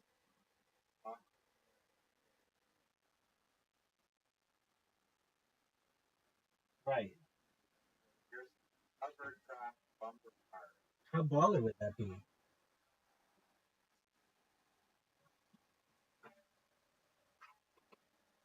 I like it.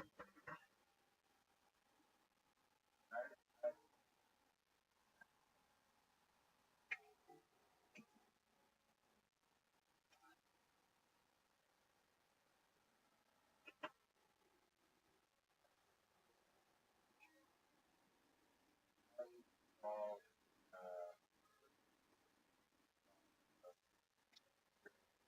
hot area.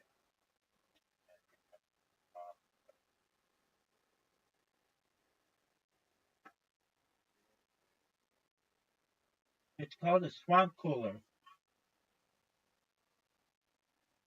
That is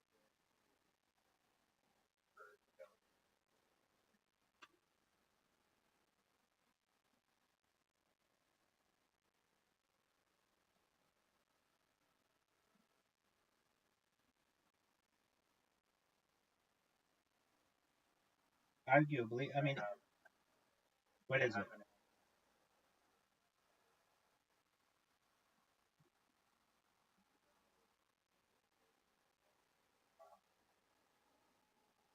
I mean, don't you need the convenience of a cave?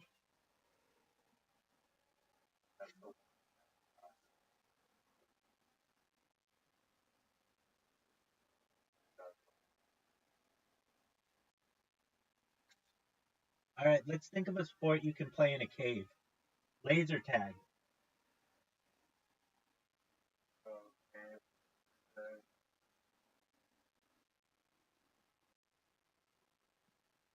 Yeah, let's see. Is there any cave laser tag?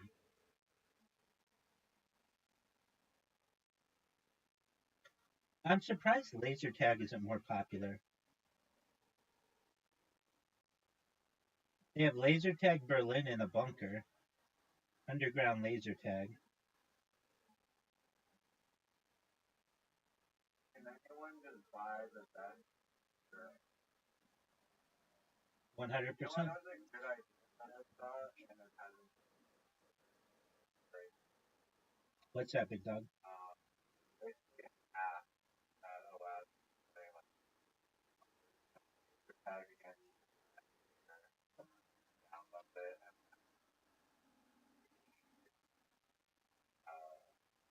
you shoot at your somehow hit them. Phone somehow knows. That's kind of an amazing idea. There'd be probably better. I mean, arguably the full laser tag. You wear that vest, that gun, how it knows. Right?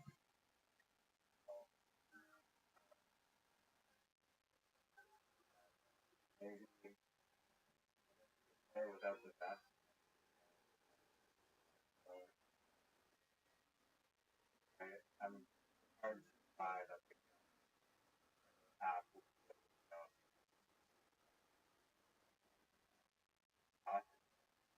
Yeah. How could you do that? Supposedly, they have that already. They have they used to have on phones like something that went away, but like an IR reader, like an infrared reader.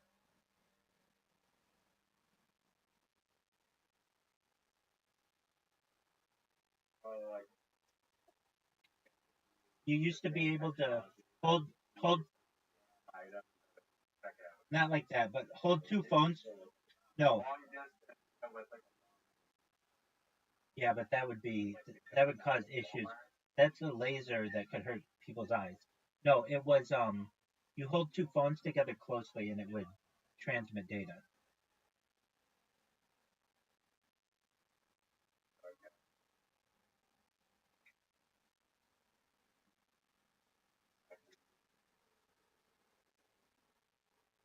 You've got a good idea with the phone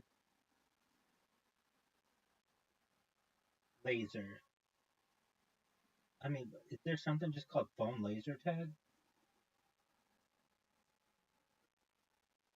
Story for I think Outdoor battle royale. Hovercraft bumper car. Smartphone laser tag. Oh, dude. Oh, dude. It's only $60 and it's amazing. Look up. This is why I'm broke. Phone laser tag. It's amazing. That's how you do it. It's only $60.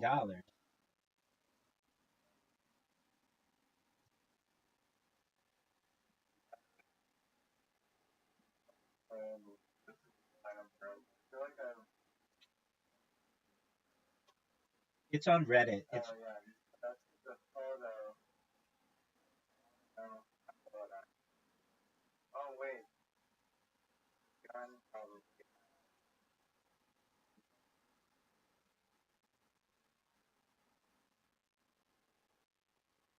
I would think that you'd have to shoot the other person's gun. Like maybe their camera, like the camera's on. How's it work? Gun range is that's like 5.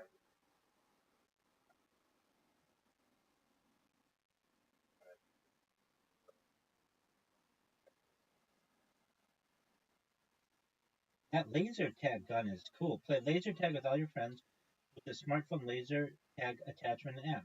Available for both Android and iPhones. Laser tag app and gun not only make laser tag games instantaneous, but it also has cool features like armor, ammo, and health pack. That's baller.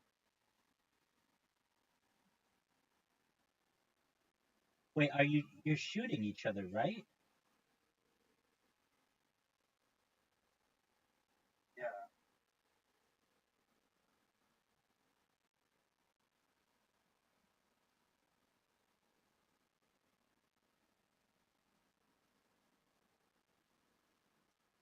Smartphone laser tag. Yeah, yeah, okay. Move over nerf laser tag is back. Skyrocket recoil.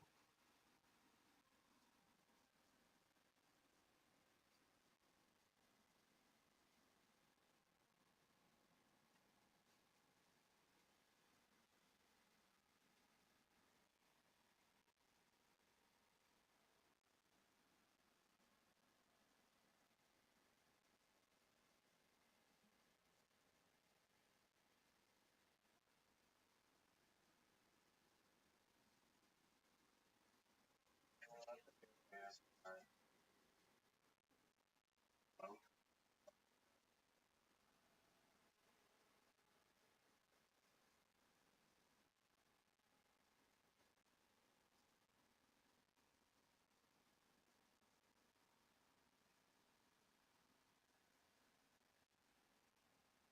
Oh, okay, so the gun has the hit detector. that's what I don't know.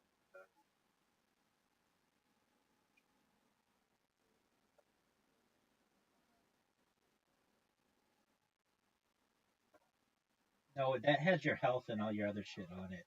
Armor. Okay.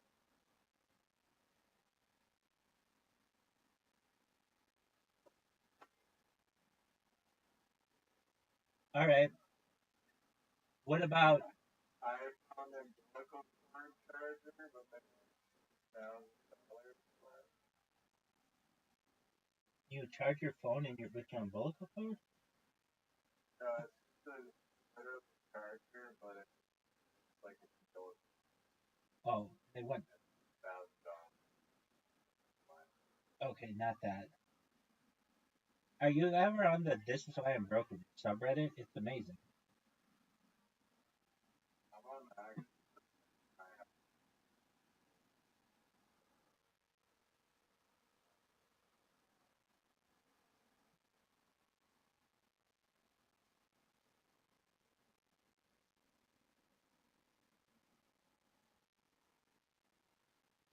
Have you ever paintballed?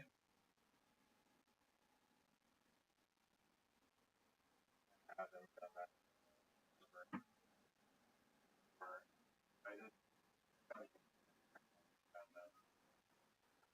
Okay, that was going to be my next question. All right. I've never been a big fan of airsoft because it can put your eye out. There's also your eye. Have you ever seen? Wear goggles. Have you ever seen? Yeah, but you know, you have to have those on, and somebody's gonna be a dick and just shoot rounds. Have you ever seen gel blasters? They're sponsored Kill Tony or were. They're based out of Austin. It's like the water.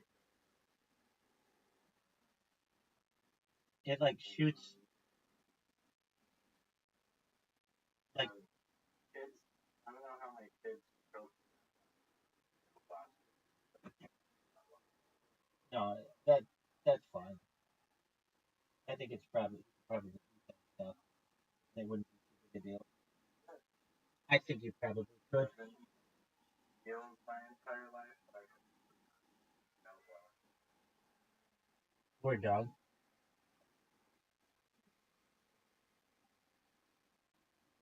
I think it should be mandatory to have cameras on every cruise line in 360 degrees.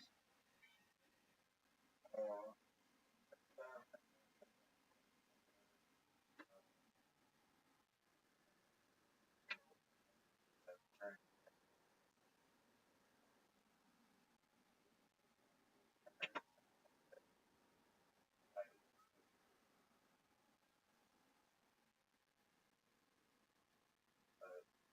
Yeah,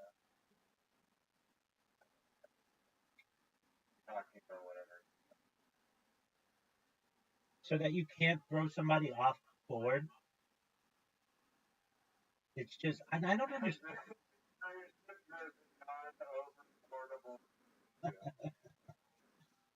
I don't know about that, but just the idea that like I you, don't know. That's no, that's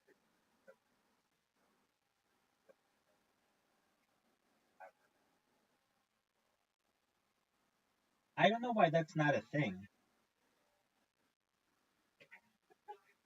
people like railing.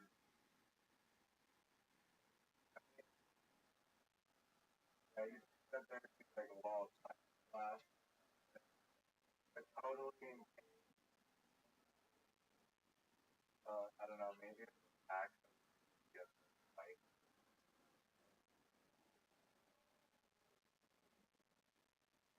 What about it net? doesn't have What about a net that's just a little below deck?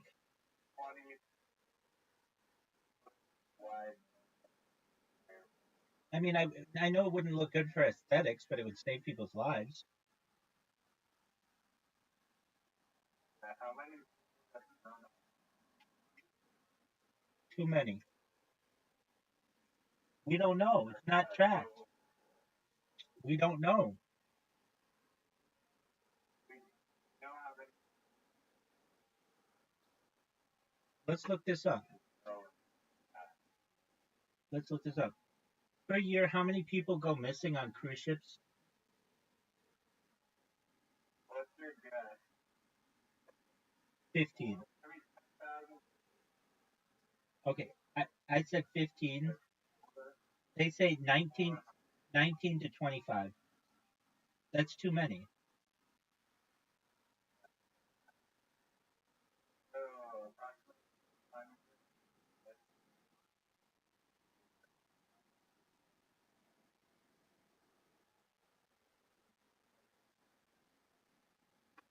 That's because they don't necessarily know.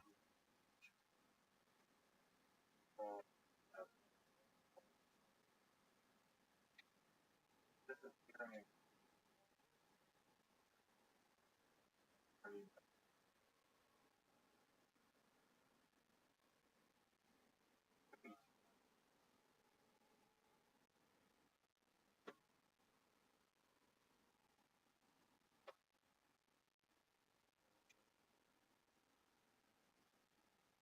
Kind of like the cell.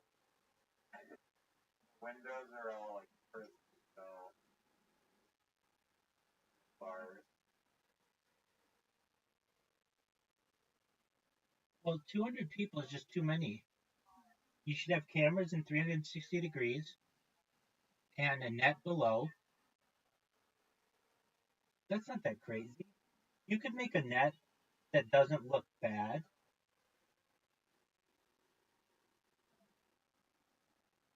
I mean, there's that. Exactly.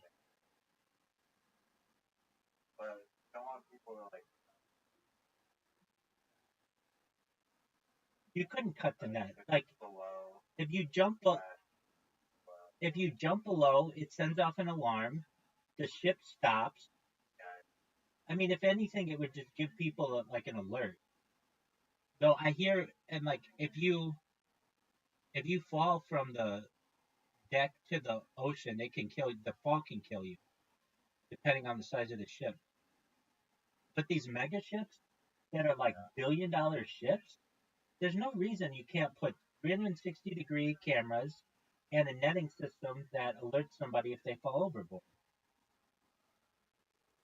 Even like literally a full.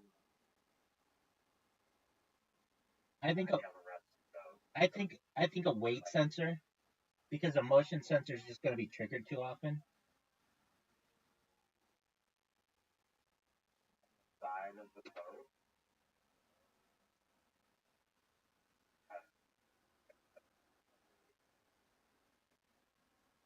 Whatever the sensor is falling up. But at that point, might as well just put it. Doesn't have to die.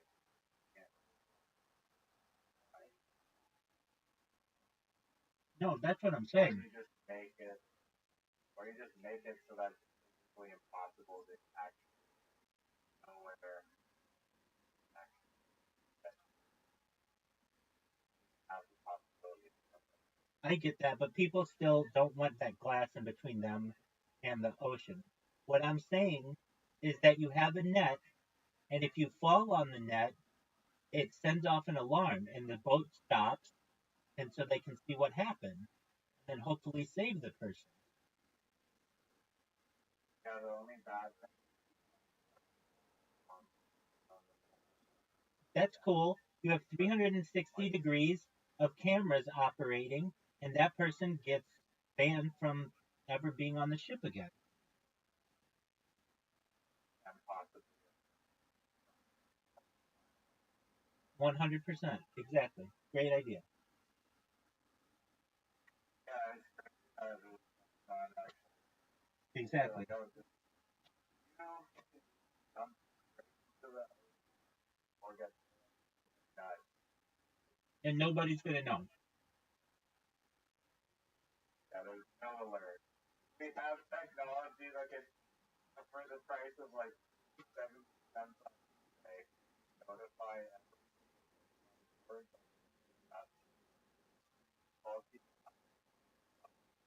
It doesn't make any sense to me. Now that is a good idea.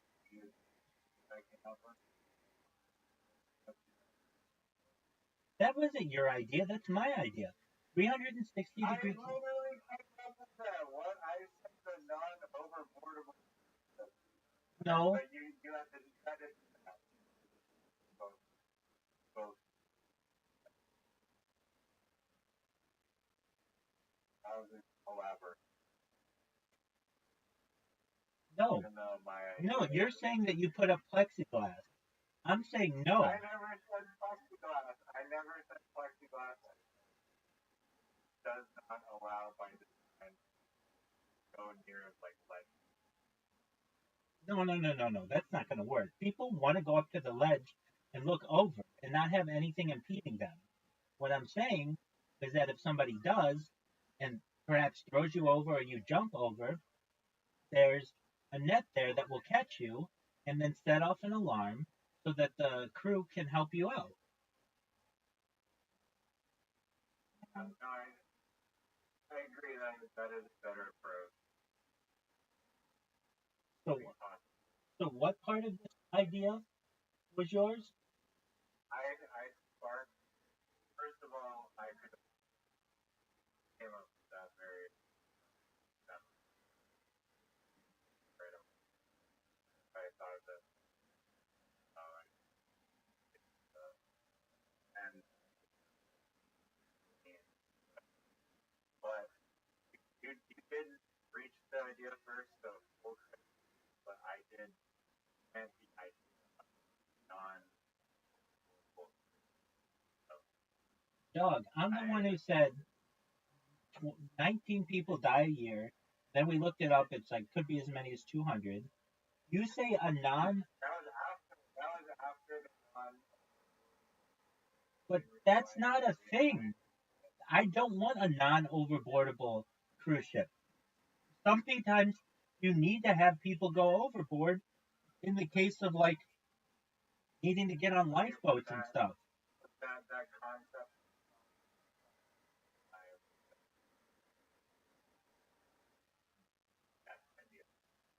Doug, I'm the one who even mentioned the cruise ship. You didn't even mention cruise ships. I'm the one who did. is he really I think I said it No, not at all. I'm going to YouTube. I'm going to check it out. What I said.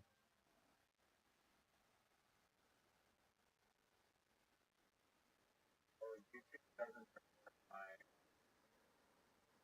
I'll be able to hear exactly what happened. hear my voice exactly. I don't Dog, I would make you can hear your voice. It's just you can't hear it from that device, but you can hear it from all the other devices. Just one moment. We're going to the tape, baby. first time we've ever used the rewind.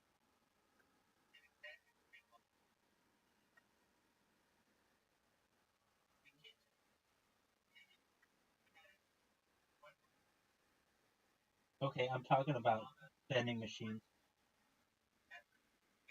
You're way back.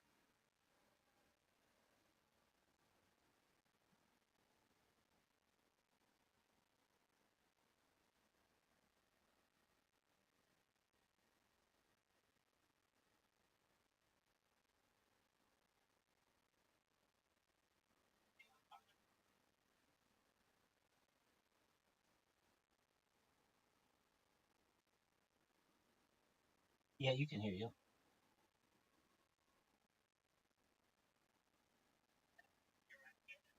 I'm saying that wasn't your idea. That was my idea.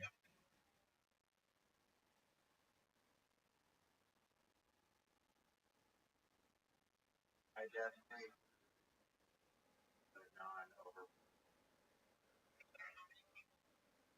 No, here, I found it. I found it. I found it. I found it.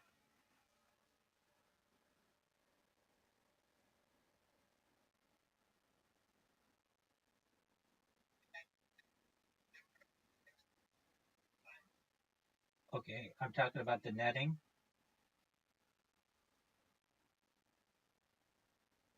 I know.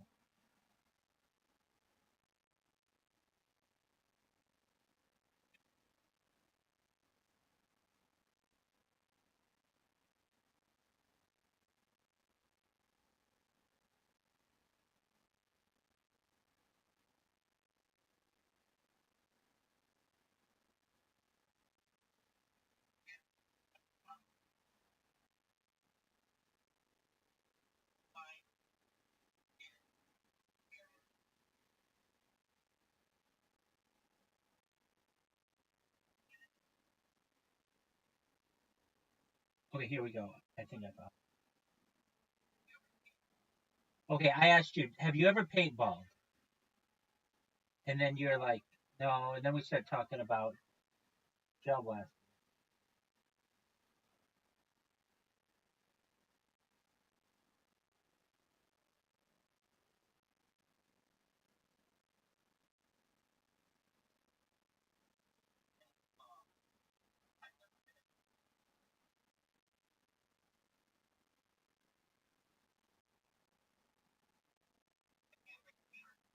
Okay, so we both say that we're not fans of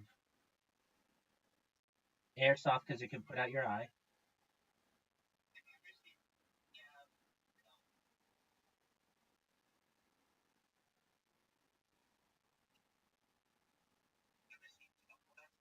Okay, then we talked Gel Blaster.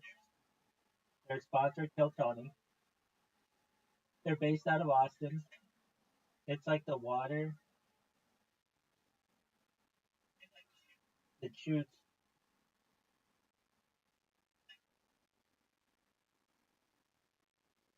Then you say, I don't know how many kids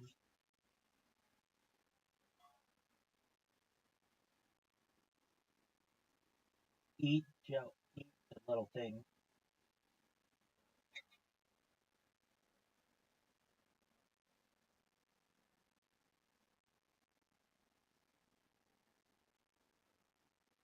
I say, word dog.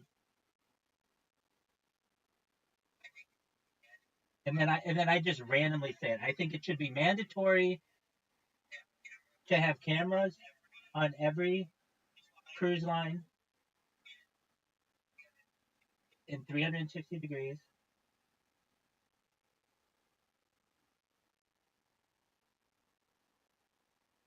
Yeah, so I definitely brought it up. We were talking about gel blasters, then I randomly talk about this 360-degree camera thing because it was a similar conversation that we had the other night about national parks. Don't you remember? We're talking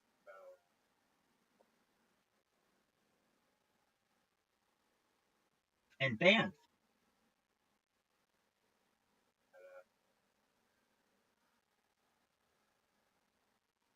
Exactly. Okay, how about this?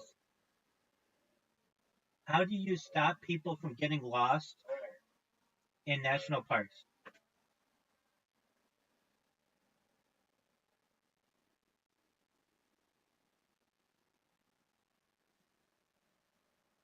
I think if you want to go to a national park, that's cool, but you have to wear a tracker.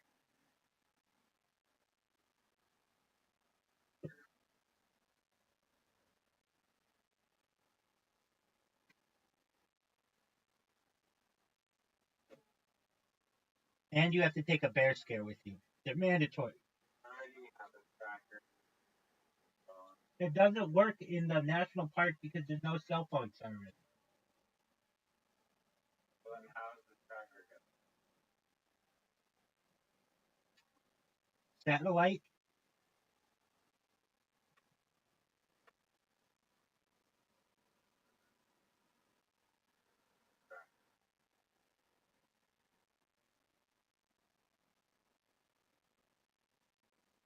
it's a little button that you put on your clothing. It's a good point. If the tracker falls overboard, a little, it falls into the net, little part, not exactly. That's a thought. Or like a drone. Dude, I've been in a national park. I went mountain climbing in Cleveland National Forest, which is here in Orange County, like maybe five, no, 7 years ago. And I'd never been like a mountain climber. And I just thought, all right, well, I'm just gonna try to do it. I'm gonna try to climb to this peak, and I had to drive my car into this national forest. And it's like you really need four-wheel drive to be able to do it. And I was able to get in and park, but I got there later in the day than I thought I should, and I got this. I knew a cell phone wouldn't work there, but I got this thing at RDI or Dick's Sporting Goods or something that was like a satellite GPS, and I started climbing this mountain, and man, it was so hot, uh, and it was around fire season, and I really thought that like I could spark it. Like if a fire started here, it would just take up like I would be a dead person. There's no way to survive, and I just got really like I started noticing that all these people were coming down from the mountain, and no one was going up to the mountain, and I recognized that it was probably getting a little late. And so I remember turning around and I was just pretty exhausted. I'm climbing like a serious mountain, and it's called Mount Diablo.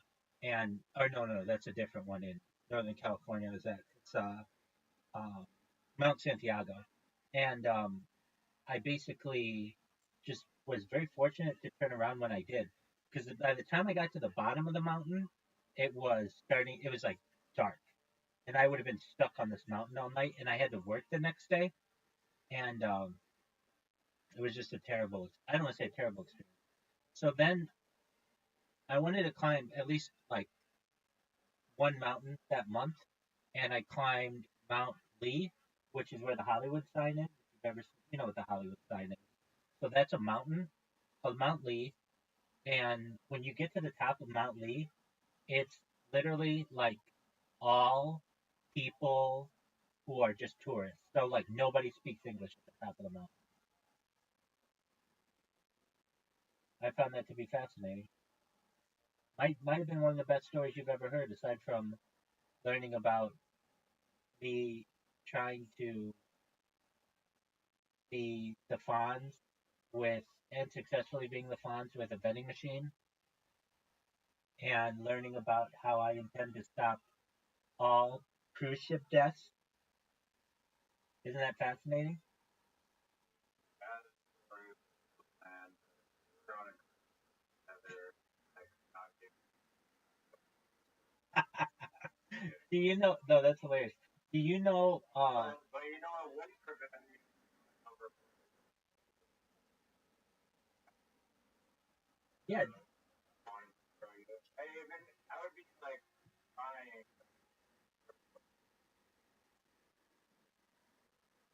it would.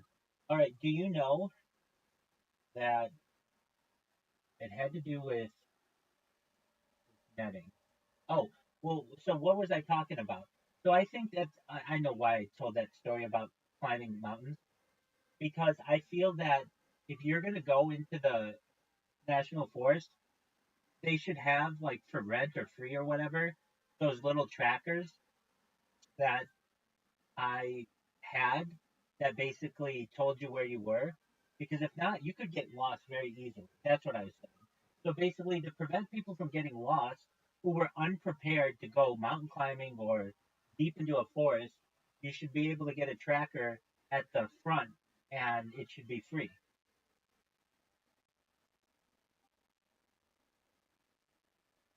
Uh, would require an I mean, not a huge amount of money, dude. again that A lot of people die in. are they gonna return them? So that could be a thing, like you pay a deposit on it and you get it back when you return it. That's actually that's mandatory. Right.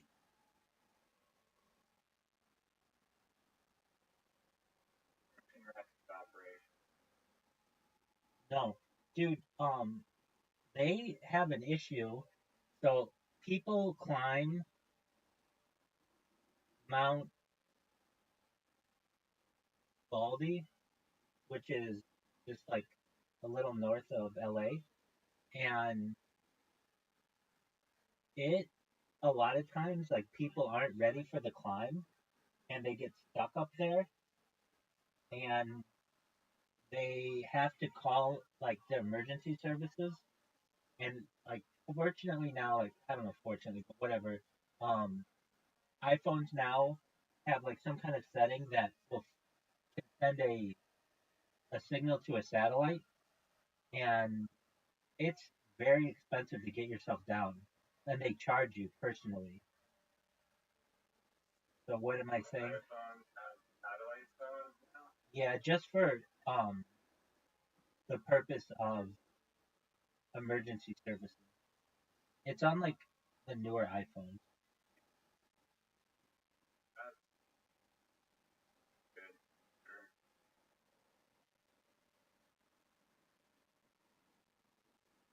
Not to buy a separate $1,200 satellite. Word Mockingbird.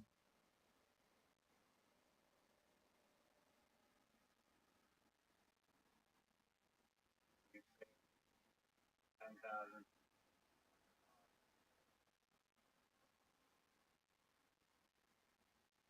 I don't know how many on 100 million. That's not.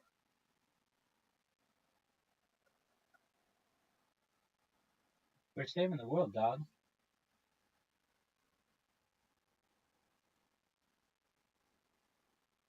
The selfie one, I don't think it's pretty much impossible. Then I don't know, maybe not. Netting. Netting could be used to prevent all selfie. There's adequate netting. Netting everywhere. That Well, here's one, and they've already started to do this, but I feel that all baseball stadiums should have netting all around because people take bats to the face and they take balls to the face and it can really hurt them. So, like, basically, that, my parents were at a game that there's an upper deck and ball and scrape their head, brush the lady behind them, their head bleeding like crazy. and that could be prevented with netting. All for netting. Exactly. Well, they've started to because there was some law, or it wasn't. It was just a court ruling that said that baseball stadiums are not responsible for those kind of injuries. But more and more people have died that way, and so that opens up issues. So I just personally think that you should play baseball, and it should be a completely netted field.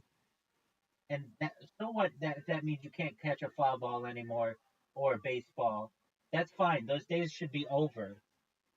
If you want to catch a baseball, go play baseball outside.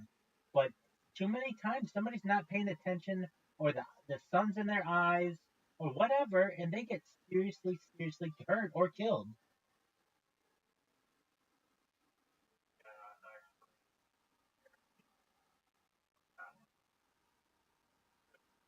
Here's another one.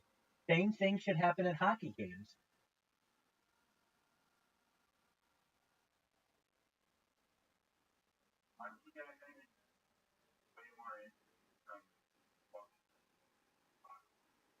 I understand, but still, my aunt was at a hockey game and somebody got hit with a puck right behind her, kind of like your parents.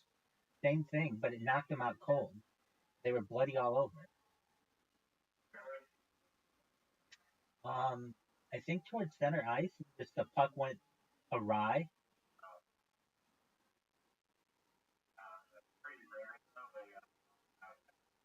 Right,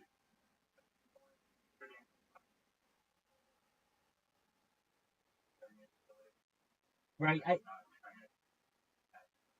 I think it might have deflected off something at some point. I'm not exactly sure.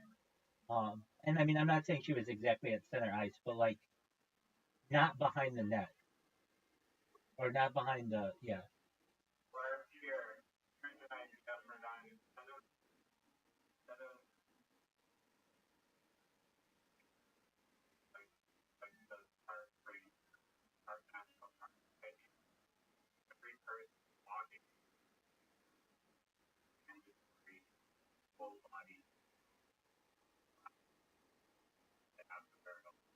Too expensive, not practical. Just put the like they make a net now that you can see through perfectly, and you can't tell if it's a net or not. It just looks a little tinted. Just put that all around. It wouldn't interfere with people viewing the sport, and it would protect people and their lives.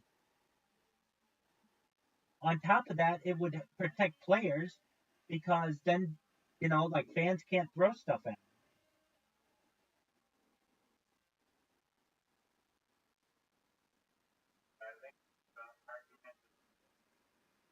Yeah, but they make new kinds of netting that is really, it's like almost like pantyhose, like tights. Like it's really, really sheer, and you can just see right through it. It's not even like thick. It's almost like it's like it's like a trampoline, but you can see through it.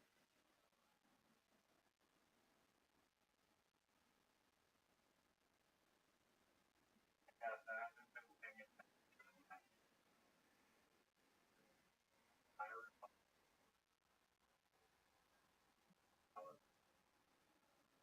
Okay.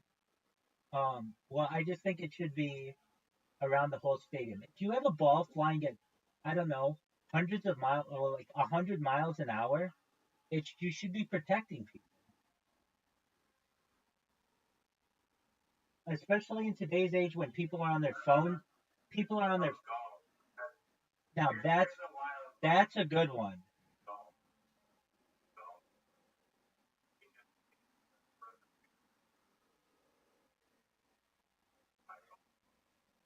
You can't stand in the fairway, but you can stand like 10 feet off of the fairway, and if the golfer,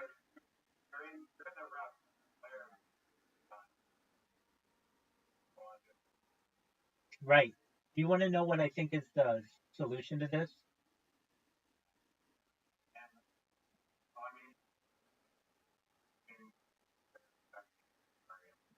No, because guys still hit drives in the wrong direction, and it's still going to hurt people. You know how you solve this issue?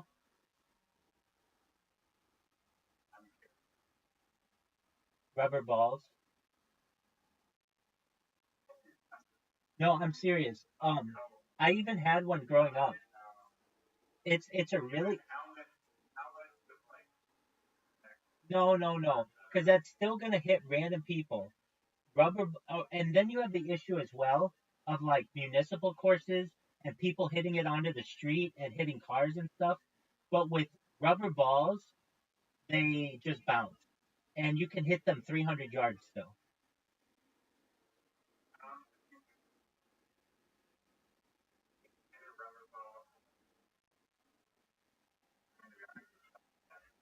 It is dense rubber. It's a very hard rubber, but it's still soft enough that it.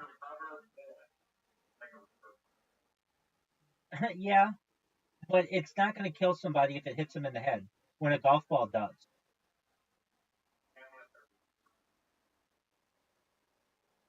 Right. I mean, it's known as less lethal, but a rubber bullet's traveling at a much faster speed than a rubber golf ball.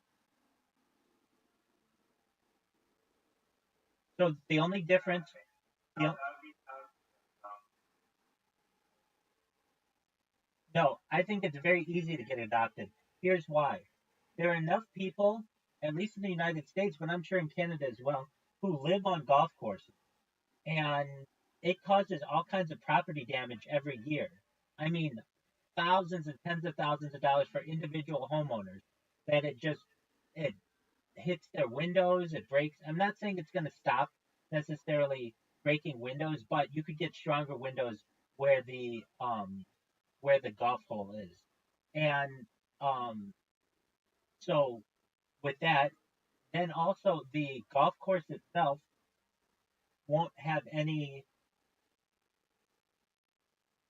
possibility or less possibility of having any of the people die on their property. Like that's a liability worry that they have, and it's just going to continue to increase, especially with as far as people hit the ball, and um, then on top of that, the surrounding areas of a golf course, and it's not going to be that hard to change. I've already had a rubber ball, and you could hit it just as far as a normal ball. It's just it would travel. Yes, I had them when I was a little kid. Yeah. So, I don't know how I got them, but basically, when I was a little kid, we would play golf a lot, and somebody got me some rubber balls, and you could hit it just as far as a normal ball, but it would not hurt, at least not nearly as badly as a normal ball. You know, a normal ball, if you cut it in half, it has like basically different layers A rubber ball is just rubber all the way through, and it has the little um, indentations like a normal golf ball. Everything about the ball is the same. It has the same flight path. The only thing that's different is it bounces differently, and that's generally just on concrete. Like if you hit the ball on the golf cart or on the cart path, it'll go probably like maybe 50% further than a normal golf ball. Aside from that, though, everything else is the same. It doesn't make the same noise, and it's a little different putting. Those are the only differences. Yeah, I haven't. I didn't know. I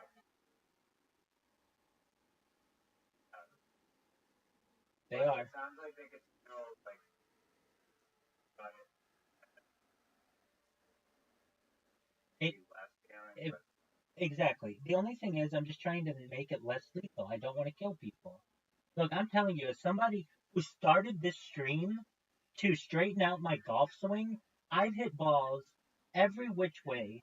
I've hit slices, I've hit hooks, I've been able to straighten out my drive as well. And you just don't know where it's going sometimes.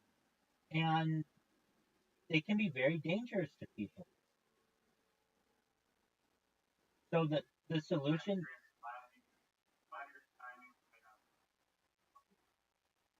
well, I mean, I'm sure it kills people a year, but it does a lot of property damage as well.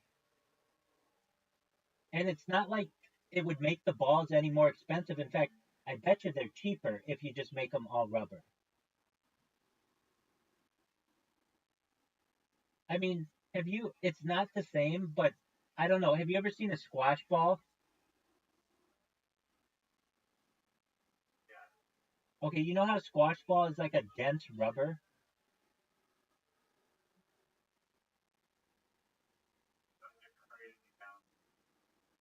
Yeah. Okay. Yeah, exactly. Just like a bouncy ball. Think of like a bouncy ball, but a golf ball.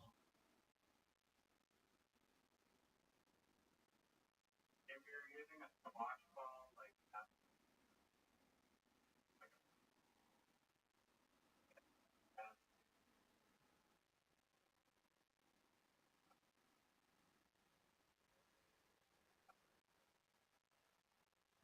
doesn't help. Phoenix,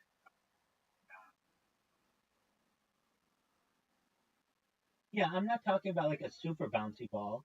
I'm just talking about like um that kind of density. And it comes off the club basically the same way you hit the ball, exactly the same distance, or not exactly, but very, very similar. And look, if they can change a rule in golf that you can have the pin in when you putt, which you currently can do, but you could not do when I was a young person, that was a two-stroke penalty and like a total no-no, then they can change what the ball's made out of.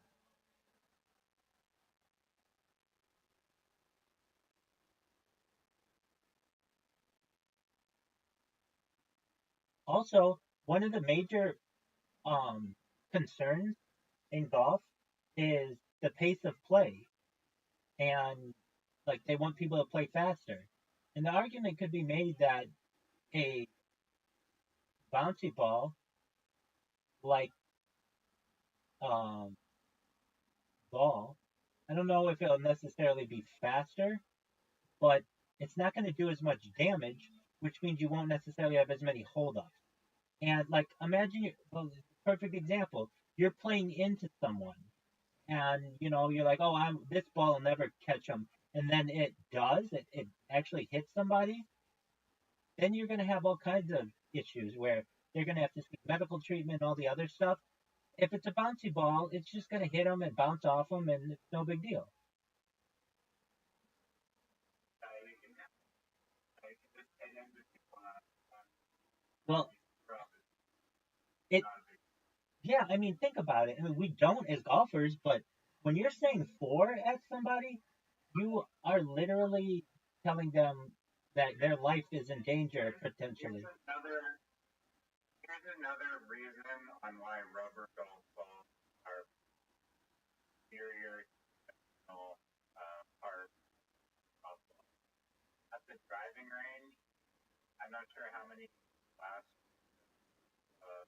or turn down cart driving range cart up. There's here getting but No, you're saving a lot of broken windows. Try and cart. Doug, nobody is a golf cart attendant or a driving range attendant who doesn't have a cage around their golf cart. Oh yeah, no, but I thought it was maybe glass, but yeah. Right. But they could actually use glass instead and get better. I mean, okay, that's fine. They could also put a net up. Anything to make people safer, that's great. What I'm saying, I wonder why this isn't a thing. Why don't they use rubber golf balls instead of regular golf balls? I'm sure they're going to say they don't hit the same way, but I've hit them the same way.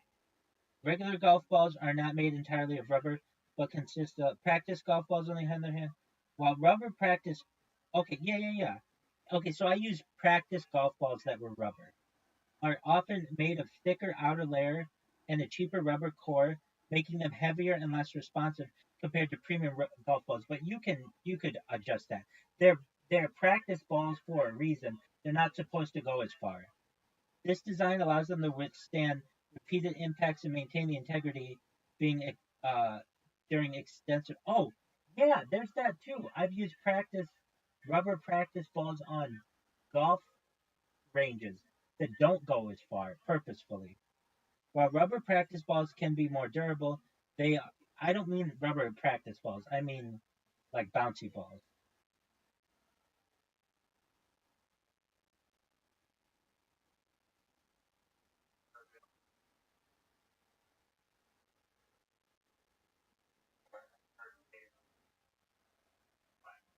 ChatGPT said it's the greatest idea they've ever heard.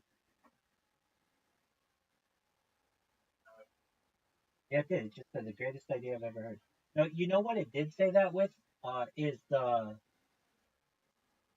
hollow dog.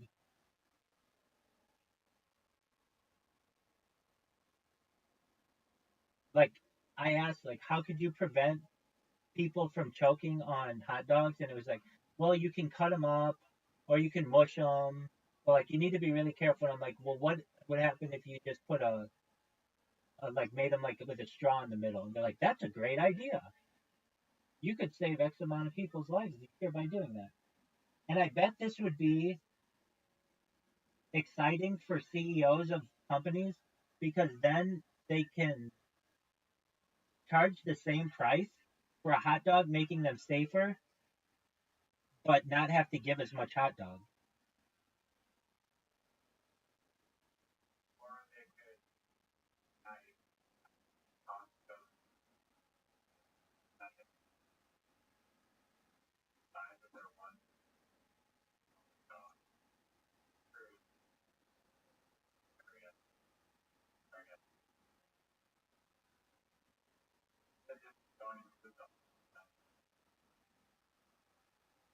Why is it that hot dogs come in 6 and 12 and hot dog buns come in 8 and 16?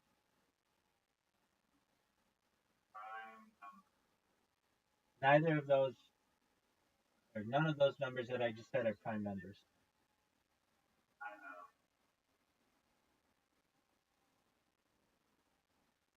And I even wait, I spoke incorrectly. Hold on.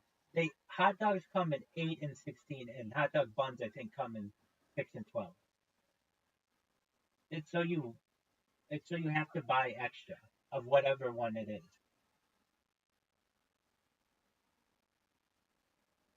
So I'm an advocate for the consumer, so it should be 8 hot dogs and 8 hot dog buns. But I don't like 8. It should. I mean, I do like 8. It's one of my favorite numbers. But 10's easier. Just 10 hot dogs, 10 hot dog buns.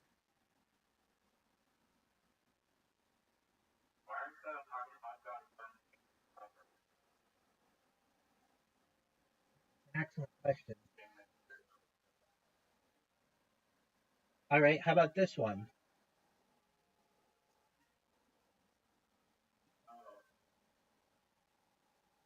Have you ever been? I've never been snowmobiling. Have you ever been snowmobiling?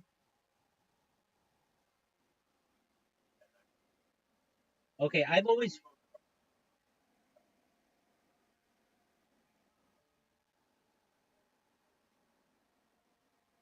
Wait, what? What? Calling them a snow machine would be would be a new move. Wait, what do you call it? Snow machines? If you encounter a human person, word of that, not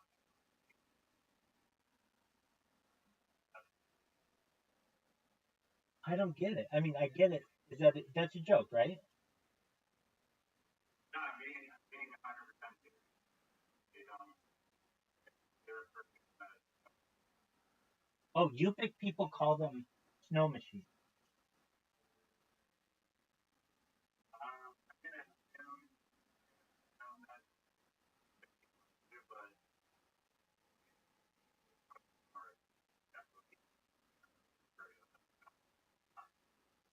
I know that Okay, I mean, like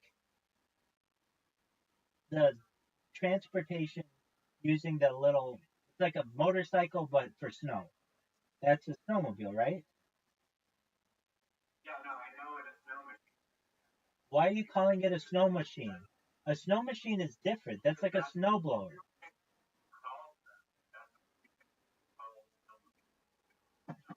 Dog, we gotta look this one up.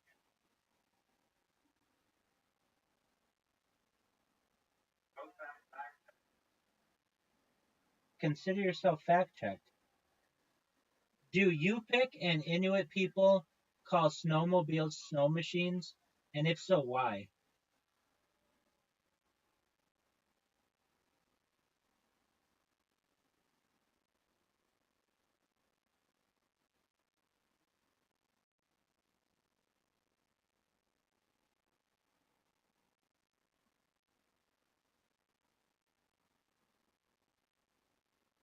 Yeah, you're 100% right. 100% right. Say the answer aloud so that everyone in Well, this is for Alaskans. This is for Alaskans, but so while many people outside Alaska say snowmobile, in Alaska, both native and non-native people, snow machine is the dominant term. It's like referring it to it as an ice chest or a cooler. It's just a different name, or like soda and pop. right. I think also none of the Aren't Nunavut people? That's an area, dog. I know probably possibly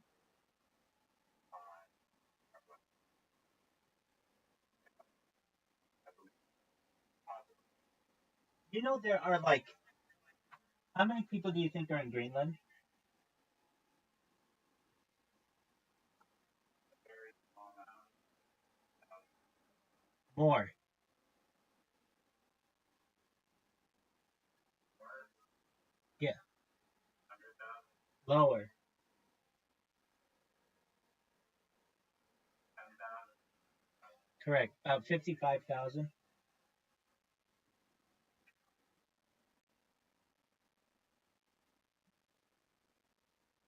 they're all probably from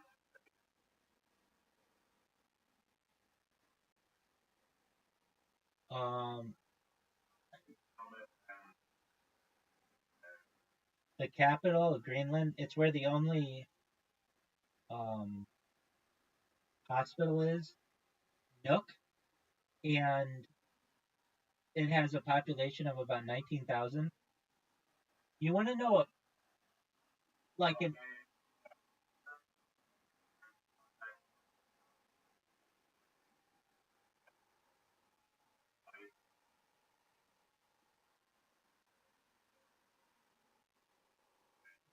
It's like a not a bison. It's a deer, isn't it? Yeah, there's some for Do you know what their cultural traditions? Wait, I think this could be like incorrect, but we'll look it up. But basically, if you were a traveler in that area, it was tradition that you were welcomed. You would be given dinner by the husband and wife, and then the husband would leave, and you would stay with the wife and be expected to impregnate her, and that would create diversity and a stronger population. Let me see if that's correct. Yo, dog, what's that Greenland tradition where if you had a traveler, it was like an expectation that the husband would leave and the wife would spend the night with you to create like stronger lineage?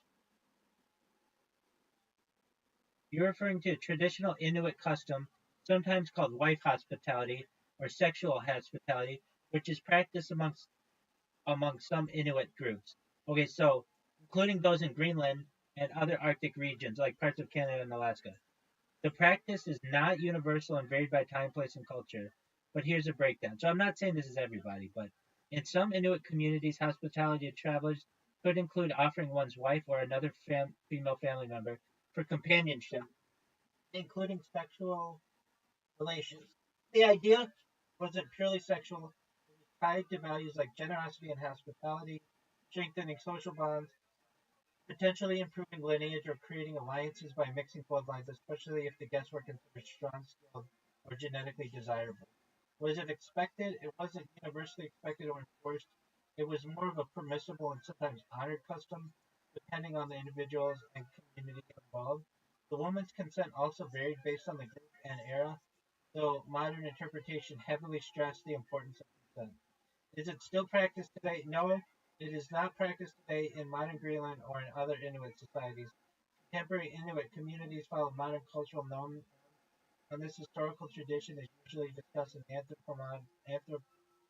anthropological or historical context.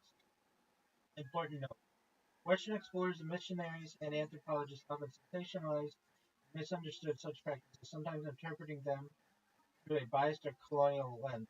So while these customs did exist in some form, they deserve respectful contextual understanding, not stereotypes or oversimplification. What are your thoughts on that?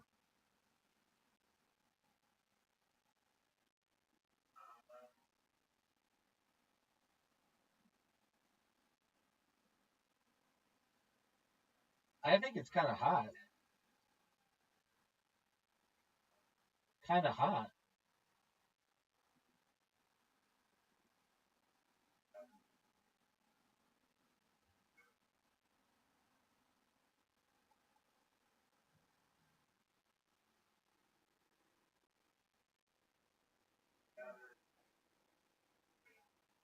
Like having a huge dong. Check.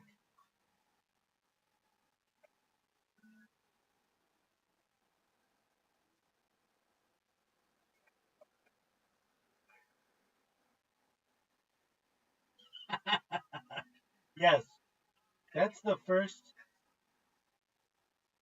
criteria.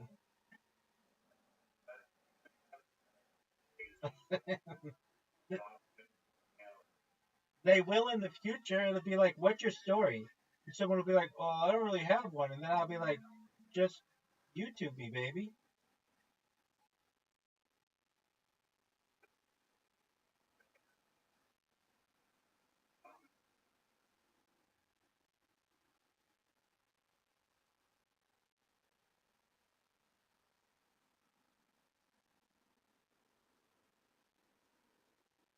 Do you want? You didn't ask how I'm celebrating Pride Month.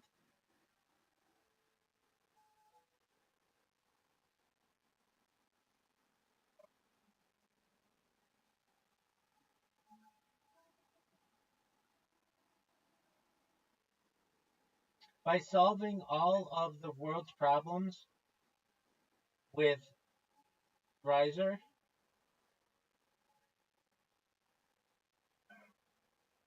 All right.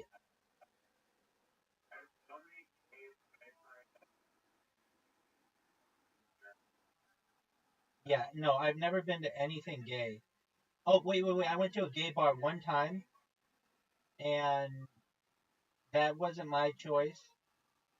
My friend was leaving for Iraq, and we were underage, and none of the bars would serve us, but the gay bar would because we were like young men. And so we went to the gay bar, and um, they didn't make us pay cover or anything. We were like, it was like you got treated like a hot chick. And my friend got wasted, and because he was leaving for Iraq the next day, and I had to basically pull him out of the place. And the reason why I did was some guy came up to me and said, "May I buy you a drink, you handsome twink?" And I was like, "We're gone."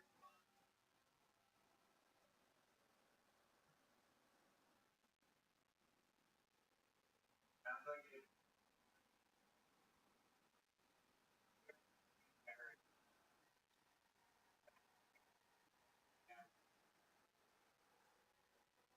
That's true. All of that is true. I mean, he was just probably noticing reality, but um, that was also the first time I ever saw cross dressers.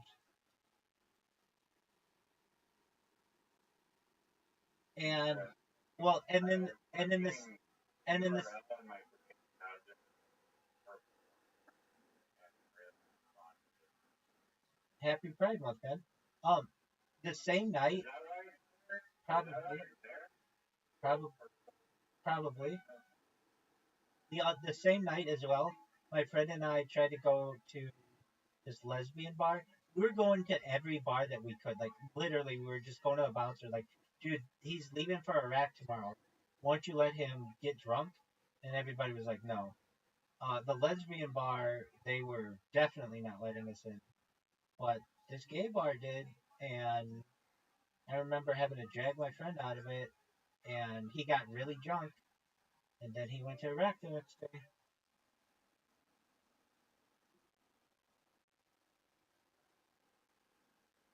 Yeah. No. He went and fought and he fought in multiple wars.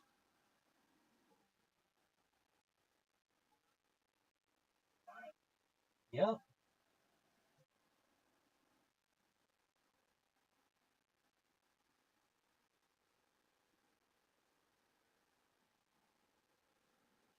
No, I mean he's got a wife and like 5 kids, and he's a successful engineer, but he was kind of a not a good student, and I would say that he was a Marine, and the military basically he wanted to be a Marine his whole life. His dad was in the Marines. His dad fought in Vietnam, and it was kind of just like his destiny. And he's straight, but that night, if I wouldn't have pulled him out of there, I could have seen him going home with a dude. Not because he's gay, but because he was so drunk.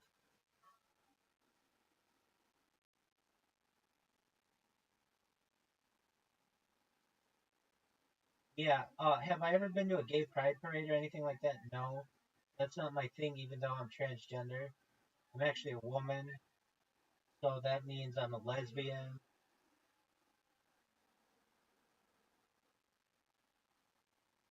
You figure it out. Did I tell that to who? Oh, yeah, that one guy? Yeah. Or one person? Yeah, I did. He misgendered me, which is like, he was like, oh, I'm sorry. He's like, oh, I'm sorry, she. And I'm like, it's actually they. But no big deal. I don't care. Just call me whatever you want.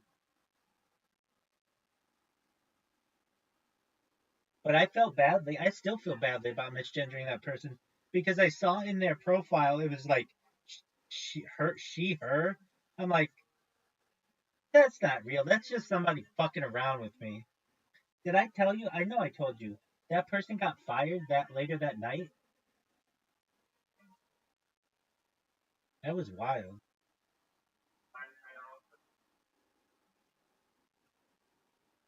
Right, just how it was in there. It was like the only thing in their profile. I'm like, oh, okay, you're funny, I guess, or whatever. That's not a funny joke, but like, I mean, it can be. You can put some funny stuff in there. Um, there's a guy on Kill Tony who, Funny, I was thinking about like, I think though, even if you are like whatever gender sexuality, like the first thing on your social media, don't advertise. But I guess it does help not being gender. I think we should It's just just like remove pronouns altogether. Just call people by whatever their name is. So I would be like, that's Riser stuff. Riser's going to the mall. Riser enjoys dogs, whatever, instead of saying he, she, it, whatever. Just call them by their first name. That's how English used to work. Pronouns are a more modern adaptation.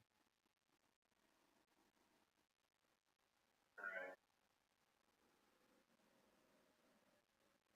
Word Mockingbird. You don't need to fire it all the time. Exactly.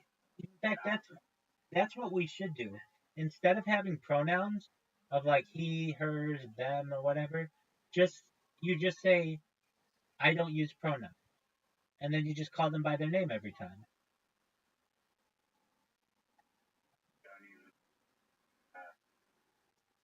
Right. what about Yeah, I mean that's still no, that's still like a thing. Like, but at least if people wouldn't get so offended. There's this TikToker. I'm sure they just do it for views. You might have even seen them. They like they look like a dude wearing women's clothing, but they sound like a dude. They're not even trying.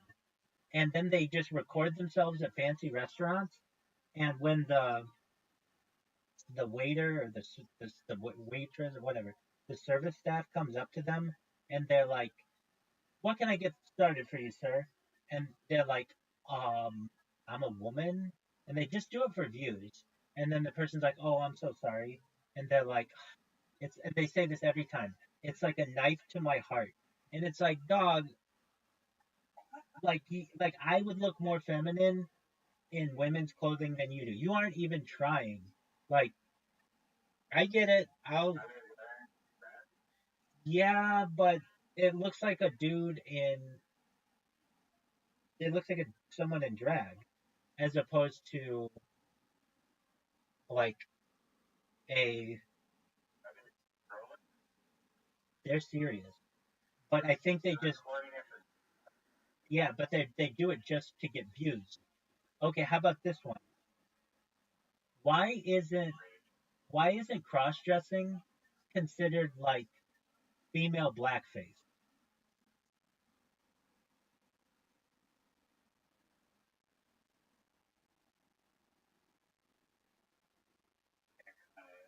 Isn't it? Yeah.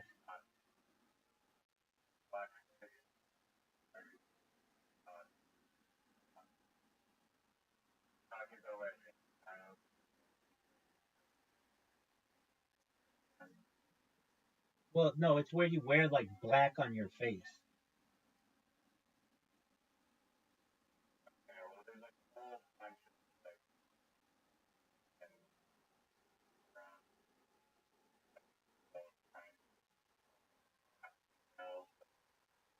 That's different. That's different. And I get that. That's a different thing though. This is where you're like actively trying to look racist, like in one of the old time minstrel shows, with like red lips and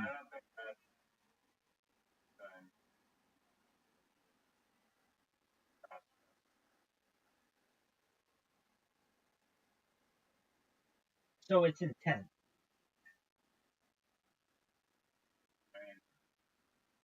Yeah, because the difference between black versus being a race, they both have the same paint on their face. Right. Right. Okay. That's an excellent answer. Very good idea. Yeah. So intent's important, and I agree with you. Okay.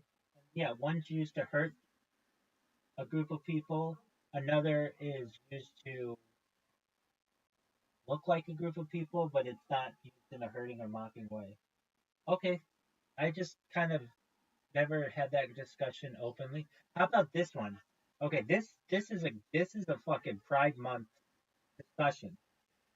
All right, I tried to have this with a gay guy the other day, and he did not understand what I was saying. Okay, so for all people watching this now or in the future, I like MILFs. I don't like transsexual porn. That's not my thing. However, I have learned of an increase, like huge increase, amongst straight men who like transsexual porn. And this didn't make sense to me. If they're straight, why do they like transsexual porn? Well, it's like this. Imagine you're watching normal porn between a guy and a girl, okay? Generally, that means there's going to be two boobs, a vagina, and one penis, correct? Okay. But in transsexual porn, depending on um, how much how many surgeries the person has had, a lot of times this involves a woman with two boobs and a vagina, and a man, or not a man, but a transsexual with two boobs and a penis.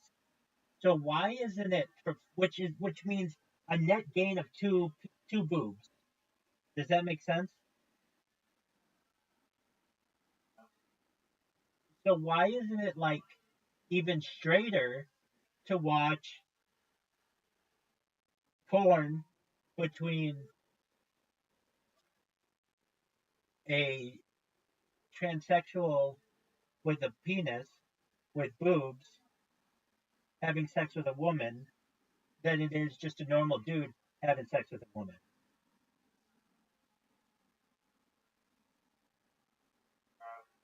I,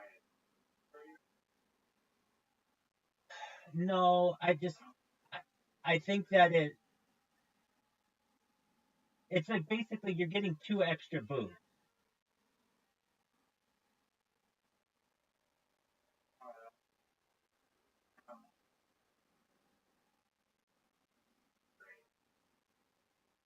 Okay, okay. Let me ask you this: is it gayer to watch a straight man have sex with a straight woman, or a transsexual with a penis and boobs have sex with a straight woman?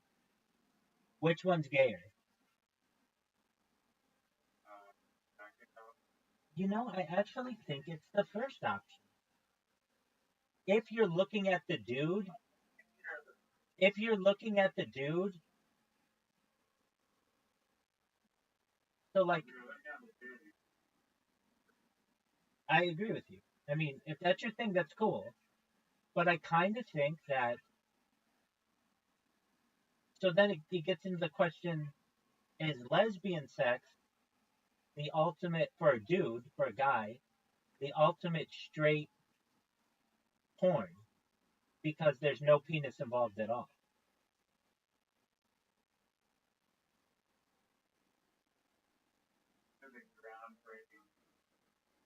People will study this in the future, people. I know you will. There'll be college classes just occurring, people getting really in depth on this. I tend to think that the more boobs there are, the straighter the pornography.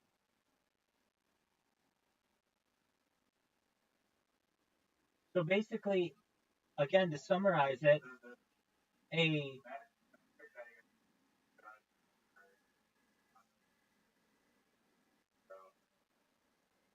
no, I think it's more. I'm trying to make it more mathematical.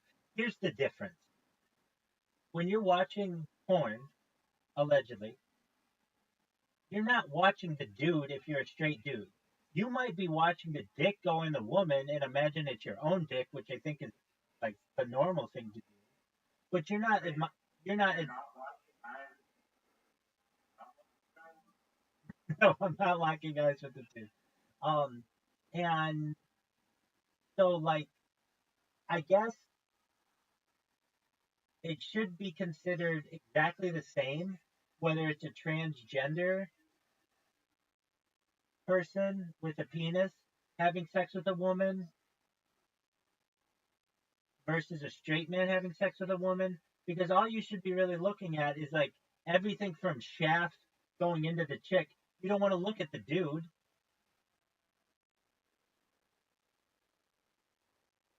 Does that make sense?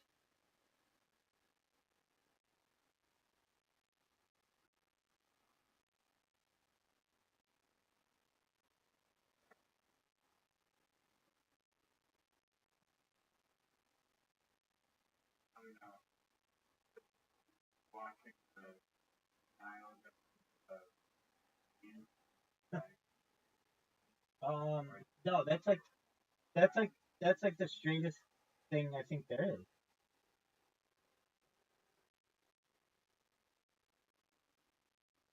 yeah, I don't know. I'm against your mind. These are great questions, my man, and I really don't know the answers. I just mention them for your benefit, the benefit of the world in the future.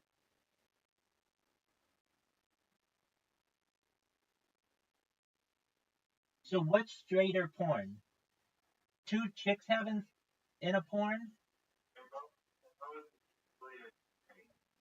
Wait. Two chicks having sex in a porn? Or a straight guy having sex with a straight woman? We're talking about things. What's that? Qualified. Talking about then going at it versus race and how also female both No. Okay. So, if you were saying, like, mm, if it's, okay, let's say you have a friend and you barge in on them doing their business to a video. Is it straighter of them to be watching a straight guy having sex with a straight girl or two lesbians going at it?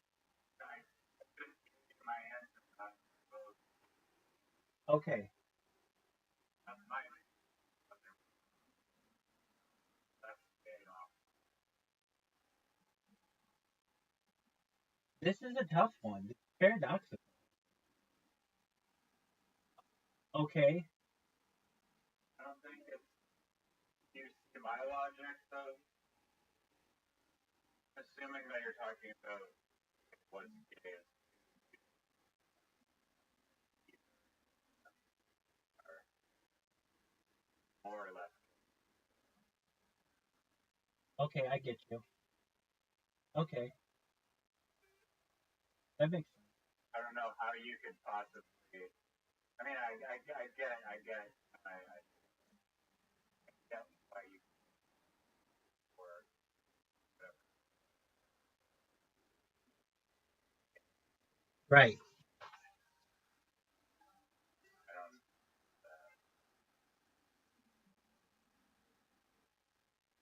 No, you summarized it perfectly. There's nothing gay going on. Oh, I guess there's a lesbian part, but like, there's no male gayness in the two in the video with the lesbians or with the man and the woman. Okay, then how about this one? let's say same scenario. You barge in on your friend, and he's watching a trans, like a person with breasts and a penis have sex with a woman. Somehow that seemed,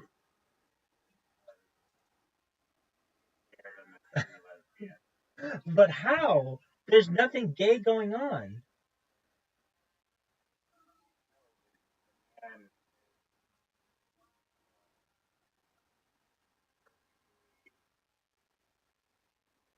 not having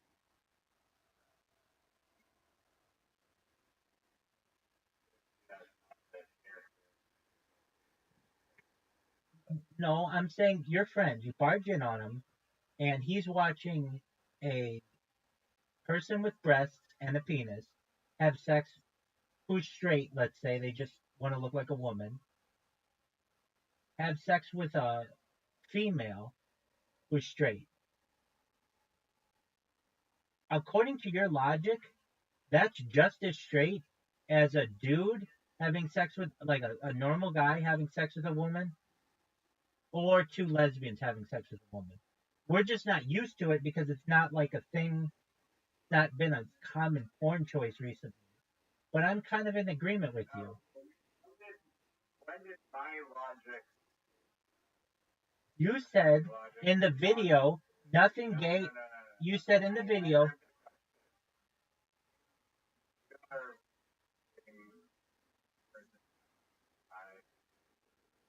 You can't just say, oh, this other variable is also automatic, whatever.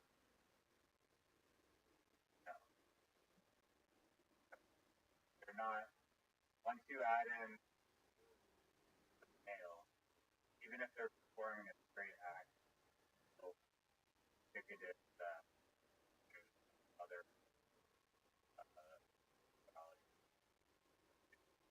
but they're straight. They only have sex with women, and they've only ever had sex with women. They just want to look like a girl. They just want to look like a girl.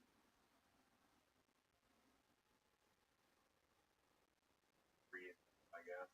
And it's 1,000% that the answer fine.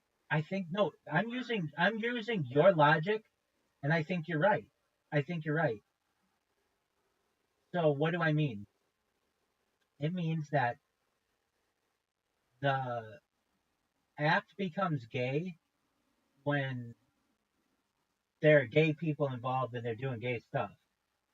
But if it's a trans person who's straight having sex with a woman, that is straight. Now, wouldn't you would kind of, to your friend, you'd be like, wow, that's an interesting porn choice, but it wouldn't be any different than two lesbians or two straight people, because technically they're all straight except for the lesbian.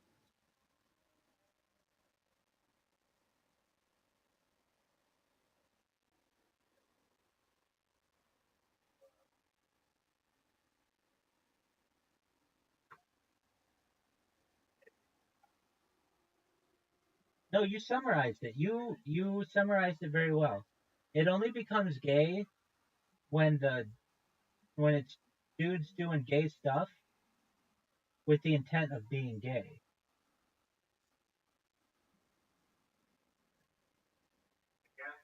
I guess that's the way. Yeah. So then it would be like your friend who was watching the trans person have sex with the straight girl. It would be like the same as somebody who had like a um, it would just be like somebody of a different race having sex with somebody else. It would just be like that's still straight. So it would be like I was waiting for the punchline where you're gonna explain afterwards how I figured that out that now in previous timelines where philosophical question wasn't answered, there would be people that got caught because their dad or their mom or some friend walked female, jogging a female in big spirals, whether or not it's gay, found them, like, no, it's gay, and then they later sadly throw themselves off of it. Now they don't have to do fine. There you go. All right, what about this one? Like, if you know, like, Can I ask a one more gay question? Because, like, honor, right? Oh, I've been hogging the dance floor a little, Rabbi. go for it, big dog. I want to Go for it, big dog. do my jitterbug. Let's see your Charleston.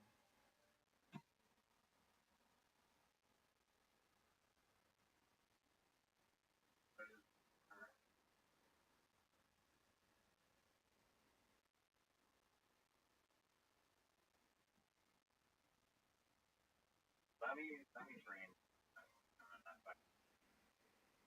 All right, I got a tough one. So if you know anything about Greek philosophy during, let's just say, like Socrates era, Plato's time, Aristotle, the the relationship between two men, well, it was, I don't even like this one, but the greatest relationship, even higher than a man and a woman, was considered to be a younger man and an older man, because the older man, like from a sexual way, the older man could bestow knowledge on a younger man.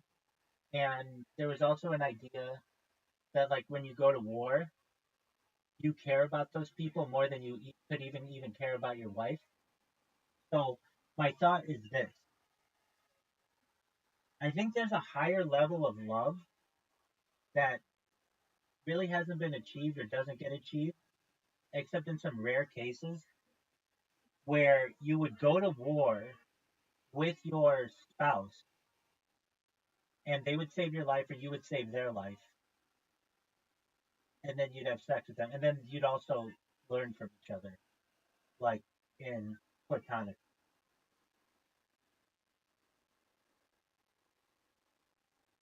What are your thoughts?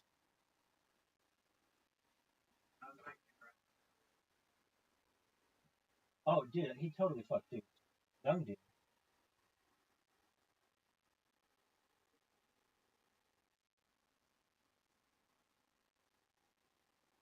I mean, I wasn't there.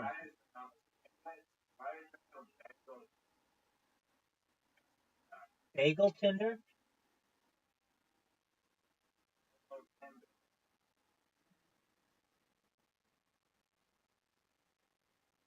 Bagel Tinder? Yeah, that's a phenomenal idea. I love that idea more than I almost love anything.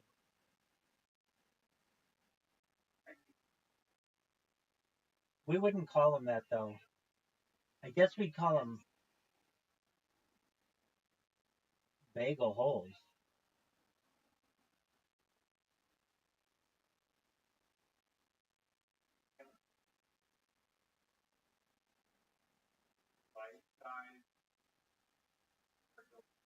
Have you ever had bagel chips?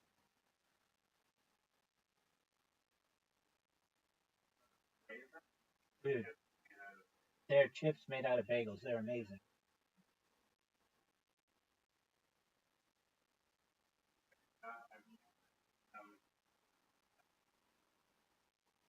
I think you can get them at like Ralph's or I don't know what they call it in the Northwest, but yeah, I do. It's what the fuck is the name of it? Got like a dude's name, two names. The big grocery store chain up there. But what it is just like old bagels, not old moldy, just like day old bagels that get a little hard. They slice them into thin chips and then sell them.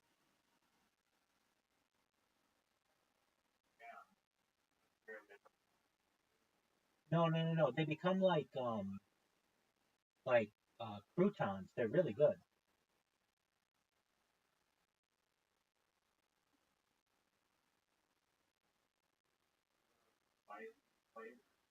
Dude, they're amazing. They have like cinnamon. They have plain cinnamon, chocolate chip, um, oatmeal raisin, everything. Yeah, poppy seed, definitely. I mean, chocolate chip bagels are a thing.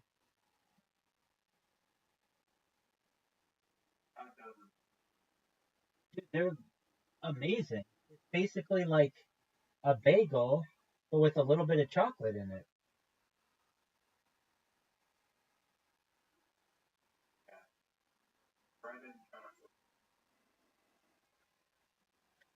Generally, they're not together, but they are in this case. All right, how about this one? But the bagel holes, that's a great idea. I don't know why that's not a thing. All right, how about this? Let's ask AI why it's not a thing.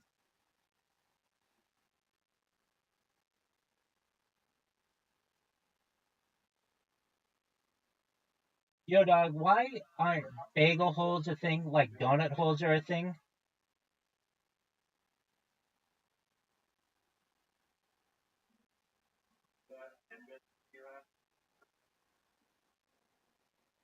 Yeah, I have them in California, but I've I've heard of them in like neighboring like cities that neighbor Canada, like Seattle and Detroit and Buffalo.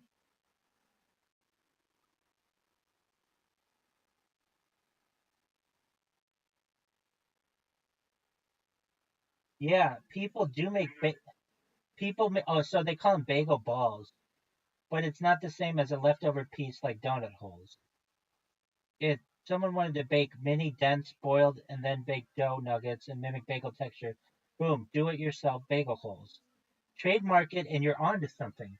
Dog, that's a great idea. I've never heard AI say trademark something and you're onto something.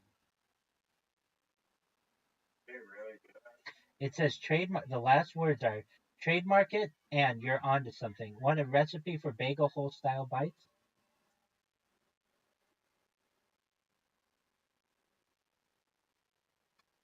Good job.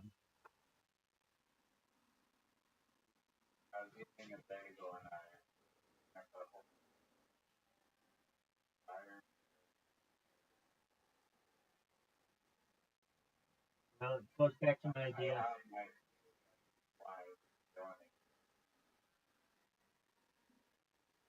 All right. What about? Donuts, they're made in a mold. No, they're like a log. You don't like take like a whole country. No, it's like a like make a log and then put it in a circle. Yeah, literally. Right. All right. How about? But you have a great idea. Like I'll tell you this. Of any idea that you've had tonight, I've had I've had like 11 great ideas. You have had one, and it's that. I feel like I came up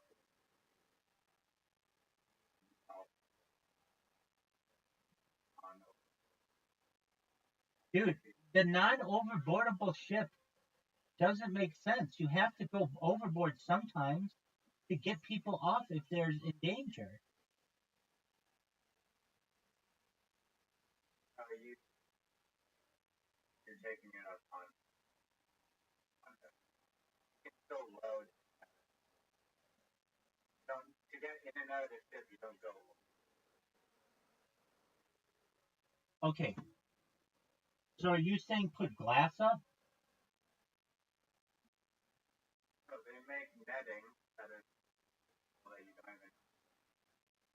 Okay, but I'm saying you don't put it like vertically. You put it horizontally below the deck, Yeah. so you And can't even see it. technology, water, closely water, I think it's all other sporting events. I'm in I agreement get with the that. hesitation, not wanting for at a not a, but there's still these I'm I think All right, how about this one? I guess How about horizontal. Not as good as bagel. no horizontal? Which could be Horizontal is sold, better. which will specifically be sold in packs of 10. Okay. That's right. No, Do you agree, still or should they? no for like donuts and stuff. It still has to be a dozen. It's just traditional. Yeah. Well, All right. How about um? Was Tim Horton a good hockey player? Yes or no? thank you. And probably played. All right. How about this?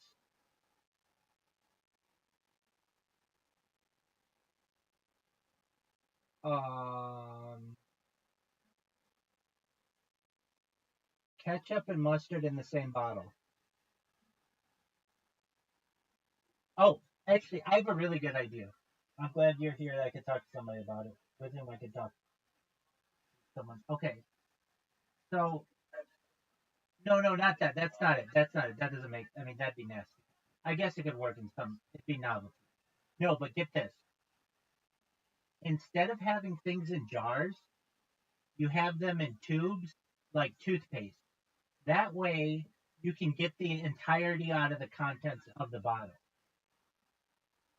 or the tube. So, like, what do I mean? Instead of like having peanut butter in a jar and it's really hard to scrape the sides and you're still never going to get it all out, if you put it in a tube like toothpaste, you can basically squeeze every single morsel out of it. It's basically it's it's more economically beneficial to the consumer. It's more environmentally friendly because you don't have all the plastic waste, like not as much uh, waste, and I think it's cost effective to the consumer. It's like it's easier for them to get everything out. Like I have a bottle here. I'm never gonna be able to get into some of these grooves and stuff, and probably like 5 or 10% is just gonna get thrown out. But if it were like a toothpaste container, I could get it all out. Does that make sense?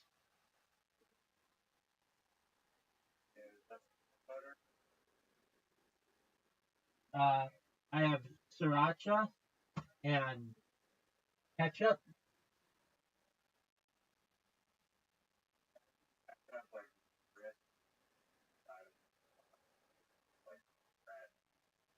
You don't know if or not. Especially in glass bottles. So yeah. So you just have it in like a toothpaste tube. Oh, and Absolutely.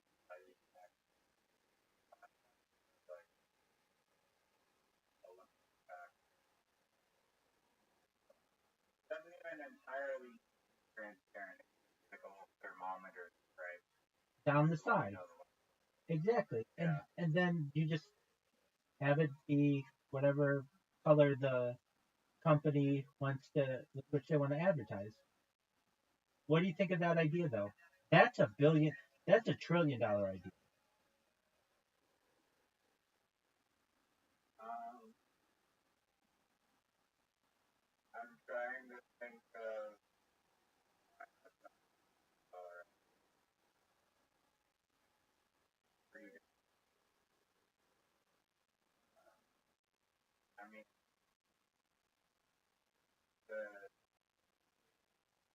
contents and size of the thing that you're dealing with. You're gonna need some long, like wide, like assuming that we're in the same as a regular space, altering those dimensions might make the usability different, actually in a negative way. Dog, have you ever seen those little keys? It's basically a thing that you put at the end of a tube of toothpaste and you twist it, and it like makes it so you get everything out. I've never seen. So it's like this little thing that just fits on the end of a toothpaste, and you just twist it, and it like flattens the tube out. You get like 99% of everything out.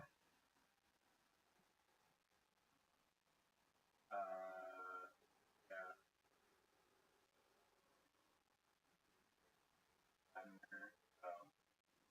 I see it now, yeah. Like, you basically have like two ever. I mean, it's basically your hands. Yeah, but it's when the point when like if you're really trying to get everything out, you'd use like the counter or something like that.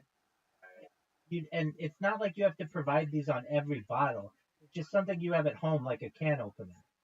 But it would work for every condiment. Think about it. Mayonnaise could come in a tube, and mustard in a tube, peanut butter in a tube, jelly in a tube.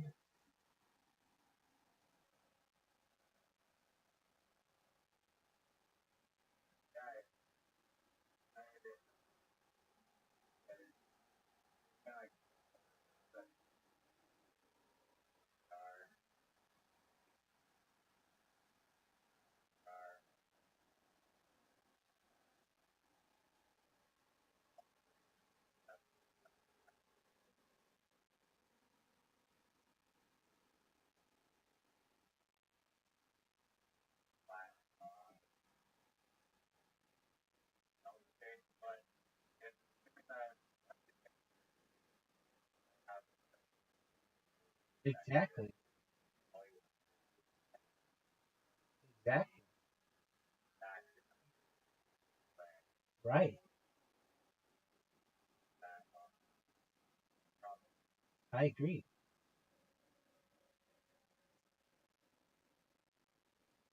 I'm trying to think of something. Okay, so we think this is a good idea. Try to think of something that does not work in the tube. Maybe salsa, because salsa has like chunks in it.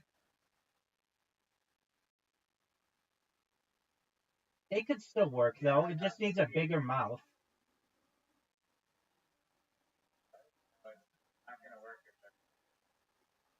No, no, no, no. It would work. You just have the hole be bigger. It would work perfectly.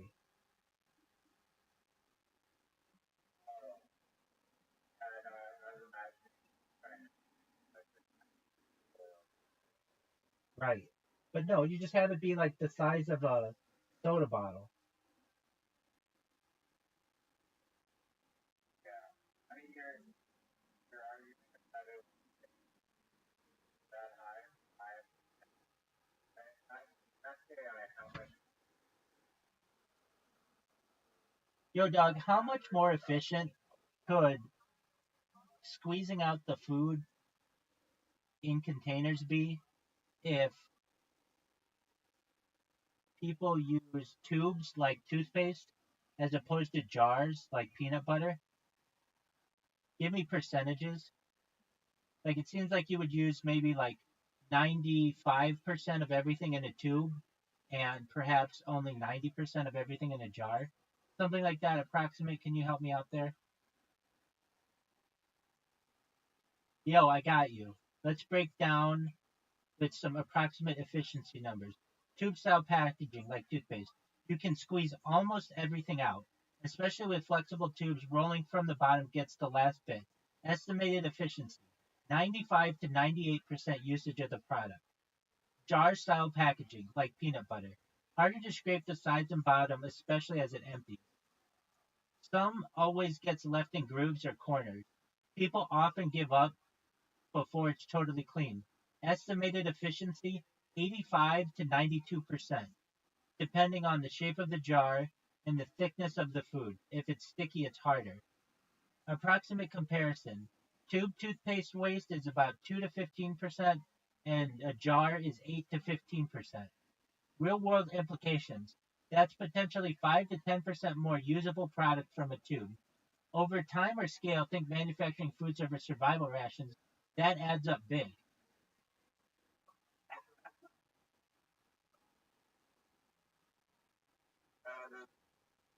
That's like a mind-blowing revelation. It is.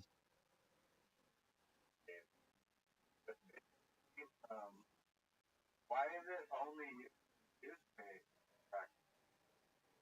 That's like the only thing in our life that's like, oh, we're gonna use the for old. God forbid. Why isn't this packaging used more often? Why is it just in toothpaste? Great follow up. You're seeing the gap most people don't question. So why aren't toothpaste style tubes? Okay, top reasons. The cost to manufacture. Tubes are more expensive to make than jars, especially multi-layer ones that prevent spoilage. Oh, I would think that it wouldn't be as much. Jars, plastic or glass, are cheap, mass-produced, and easy to fill in production. Production type. Tubes are great for semi-soft, squeezable stuff like toothpaste, mustard, and ketchup, some icing or frosting. But they don't work as well for solid or chunky food, salsa, chunky peanut butter, foods that need to be scooped or spread thick, like hummus or Nutella. User experience. People like the feeling of scooping or spreading from a jar, especially with things like peanut butter. Tubes can be frustrating when they get near empty unless they're super well designed. Storage and presentation. Jars look more appealing on the shelves. That's why I think it is. Branding, space, transparency, shape. Tubes can feel clinical like medicine, especially in food markets. Recycling and sustainability. Most tubes, especially toothpaste ones, are harder to recycle due to mixed materials, plastic and aluminum. Jars are easier to reuse and recycle. Tradition and habit. Where tubes are gaining ground. Premium condiments. Gourmet mayo or wasabi uses it. Camping or military rations, baby food pouches. Some nut butters now come in squeezable packs for fitness and channel and travel. I feel like you could get the cost of the tube down to be what glass is or plastic pretty easily. That to me is something in mass production. You I mean, not even mass production. Like toothpaste. exactly. I don't know what it's called. The multi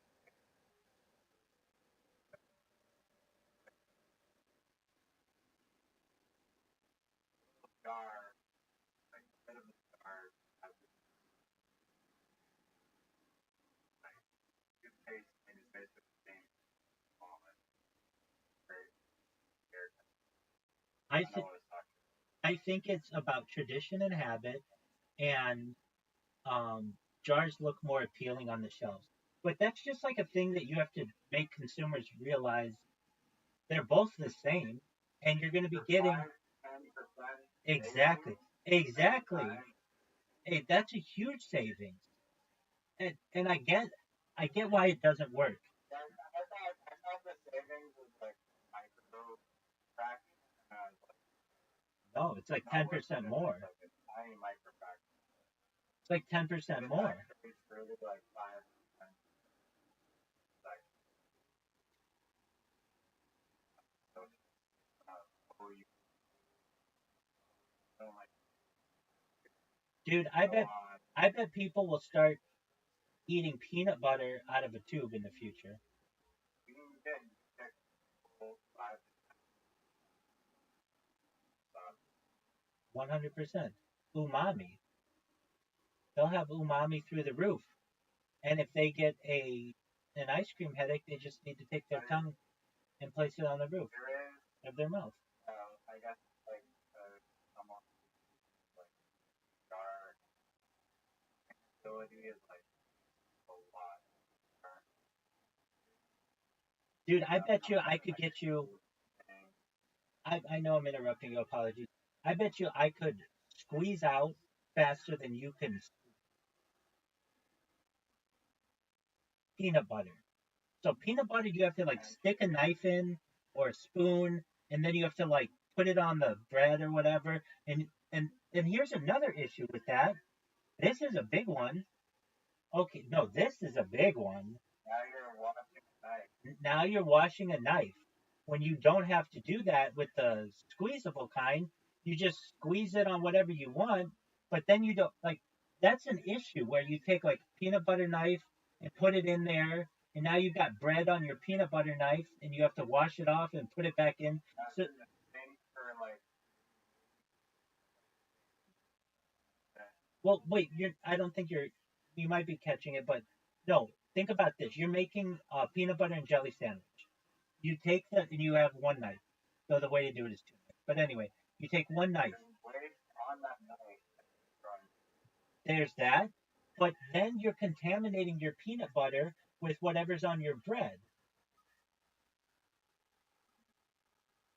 to get Think about it. have a tiny little, have a tiny bagel ball that is inside your Yeah, and then that's gonna get nose. I would say how many people a year God knows are. yeah. No, but think about it. Um anything, jelly, mayonnaise, you're gonna get crumbs Doesn't in. work with liquid, but here's another one maybe. It's like soap, but I don't know how to break pocket iron, Soap's a water, soap's a great one. liquid, Soap's so a that is like basically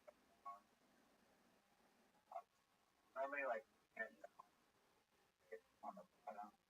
That's the cold or wider at the tube and upright balance like determine same with pocket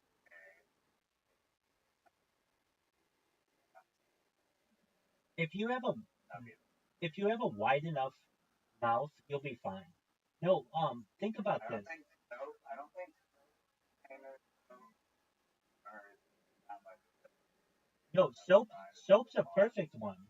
I know I haven't done this, but I've seen people do it on Reddit. When they're done with their shampoo bottle, they cut it open to get the remainder out. You know where this is a really big one is is women's makeup. Women's makeup is the biggest one because it's so expensive and it gets stuck to the sides and you can't ever get it out because it's in like a little glass bottle. This was dude, this is like a multi-trillion dollar idea.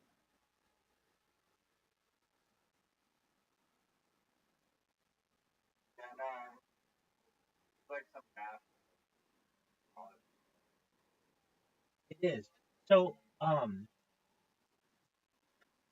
this I don't know exactly how I thought of this. It actually came to me in a dream, but Wait, like, wait, this idea came in. yeah. So did you pick? Like I gotta put my pizza butter in my No, I'm serious about this. This happened like 3 years ago. I had like this idea, like this whole thing, me streaming my life, came to me in a dream. Um, and it's like I say, like I wanted um to record my golf swing, which is true.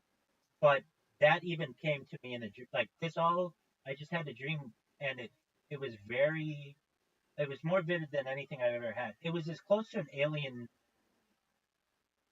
Um, like there weren't, to my knowledge, aliens involved, but it could have been. But they had in this dream all of these inventions that would come out of this dream, and the hoodoo was in there. That ASMR idea, that was a dream that came to me in a dream. That's why when you said, "Hey, I've got this idea for this," like that's how I already knew that this was an idea. And then that's how the toothpicks came about as well, because I knew people hurt themselves with like the club sandwich. And then I think like that's why I'm so about the cameras on a ship, because I had heard about the amount of people who go missing on ships, and um, the netting around a baseball stadium. that as well came to be in this dream, and I'm just now talking about it. And then the container, squeezing all the stuff out. That was all in this dream. Um, How is it possible to have that Dude, it was a dream unlike I've ever had before. It was like, um, like downloading? yeah, exactly, and it was more vivid than any other dream I've ever had. Like any other dream I have, I only remember like a couple of things from it. But this dream that I had, I was with uh Have some. you like a Alex? No, it wasn't any time around that. Um, it was just like I was with some rabbinical colleagues in one of their houses, and they basically said that I was a very special person, and that I was going to be like almost like I was going to create something that was bigger than the Bible, and it was basically they explained that it would be um like we have different epochs of society, like epics. So the first one was like the Epic of Gilgamesh. The second one was like the Bible, and this had the potential to be the third one, and that it would essentially be like a new kind of um how would I say it?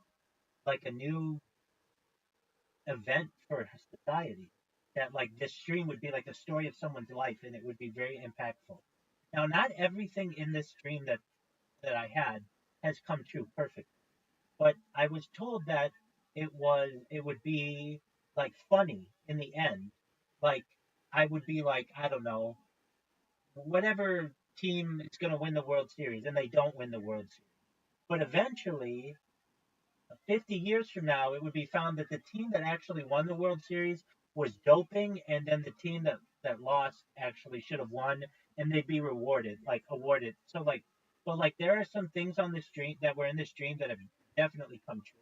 Me live streaming my life, me straightening my golf drive. I used to always have a really bad slice and a really bad, or just a really bad slice, and I was able to straighten that. Um, what else? The big one. I remember asking these questions in this dream, and they were talking about AI, and they were like, those chat bots. Like this was like 4 years ago. You know those chat bots that you used to use, that weren't very good. You type into them, and you'd be like, it would be like like ask any question that you want, and you'd ask it a question. It would just be like, call our telephone number, whatever. It wasn't an AI bot or anything like that.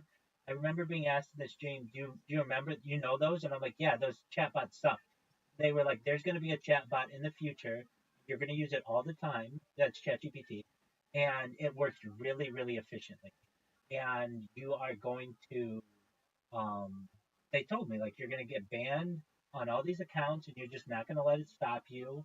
You're just like very dedicated to this, and then eventually you're gonna go viral, and you're gonna talk about world peace because that's very important to you, and you're going to be like the most eligible bachelor in the world, and you're gonna have a really big family, like um, and I already know who I'm gonna marry. I'm not gonna say who, but if they told me in the stream, I know exactly who it is. And I what else did they say? What'd you say? MLIM? Um, I don't want to comment on who it is, but it's not anyone that you know. It's not anyone that you know. And it's not anyone that I've met either, though. So, they they're just they're they're I don't even want to comment on that. And there's the idea that we get married, I think, for 40 years, but because of life extension technology, it's a punishment to be together forever.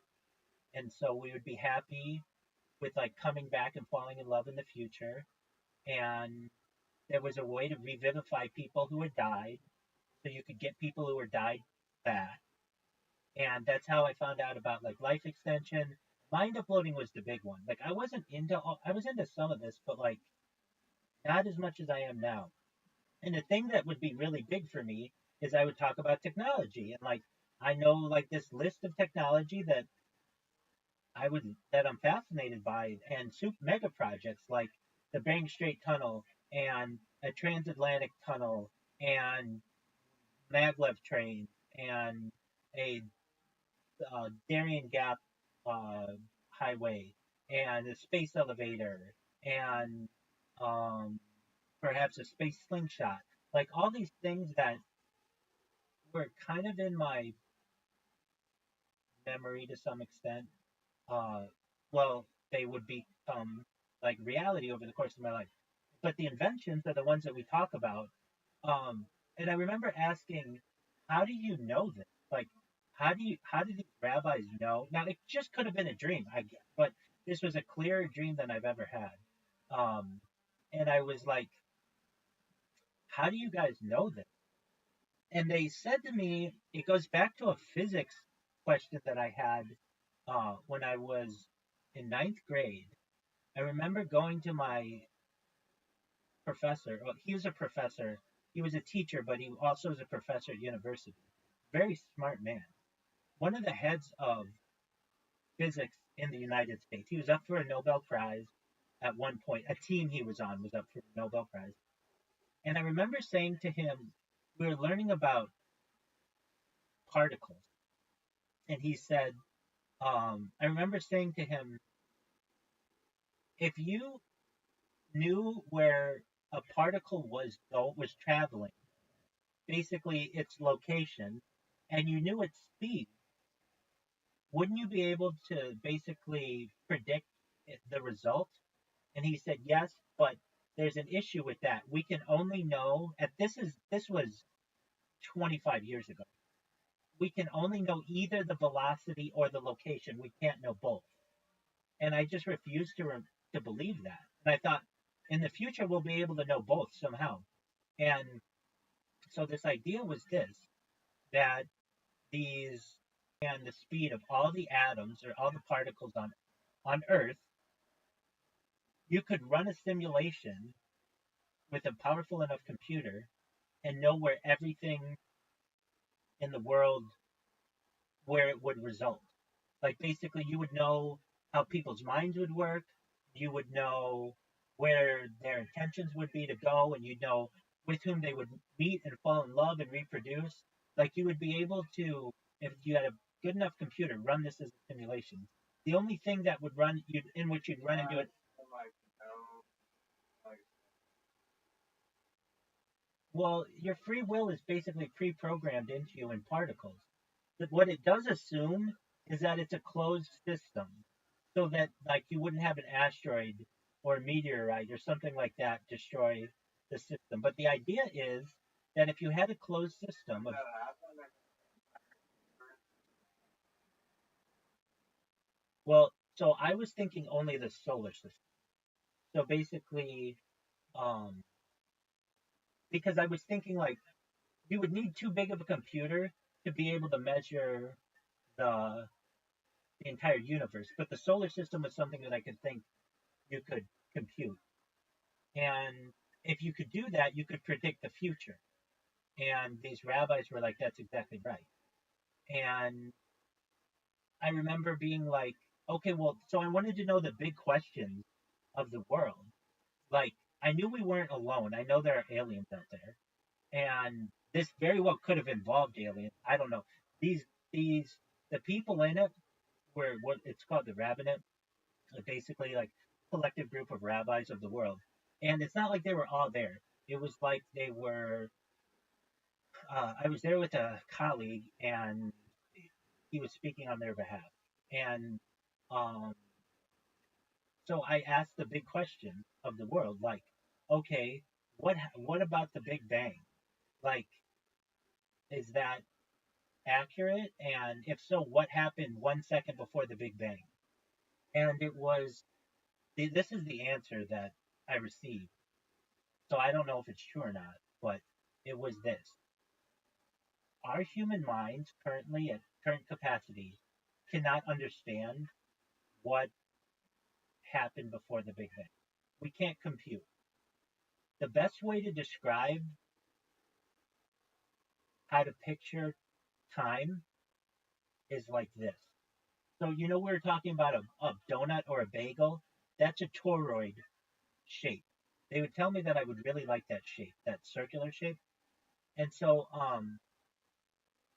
if you took a string and it was like your timeline, and the Big Bang was the start of that string, and you wrapped it in a circle to the point where it was the shape of a bagel or a donut or something, eventually you wouldn't be able to know where the start of the bagel was, of the string, I should say, because it would be all wrapped into a bagel. And essentially, that's how.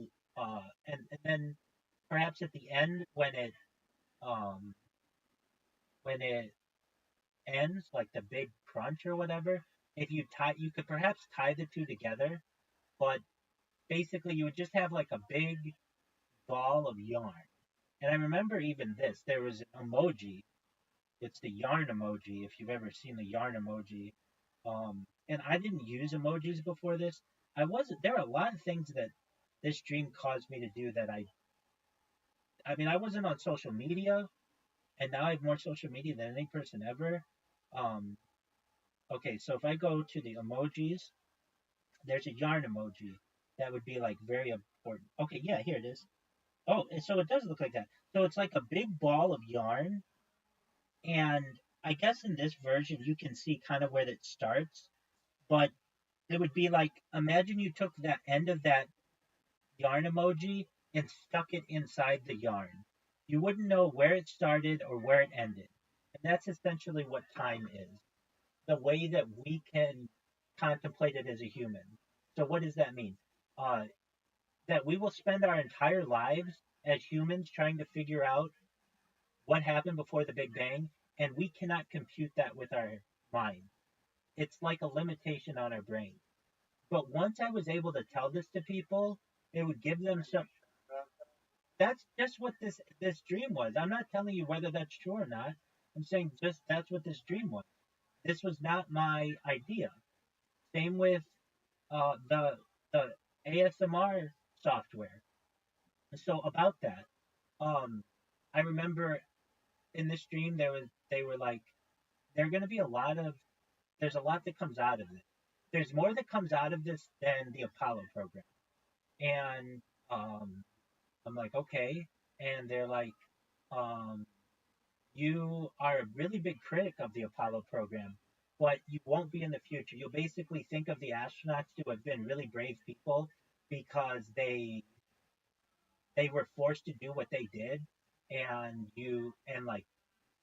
eventually you guys would be able to get through the Van Allen radiation belts and everything, and it would just be, you wouldn't see them as complete charlatans and frauds because anybody who was put in the same position would have done the same thing. And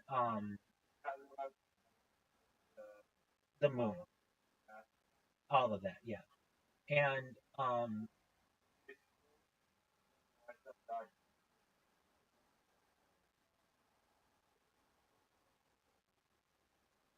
yeah, so it's possible. You just need a lot of shielding, or you need to be able to manipulate space time to create a force field. And that's the most efficient way to do it. But there are ways to do it with just lead shielding or other types of shielding. So it's not impossible. It's just it would have been impossible with uh, the the Apollo space capsule. Now there were other things that were like um, the inventions. We're not going into it. The inventions, the ASMR, um, that software becomes a really popular software in the future, like Spotify, like where everybody basically has it. And then oh, okay, so there were brands. This was very like in the brand.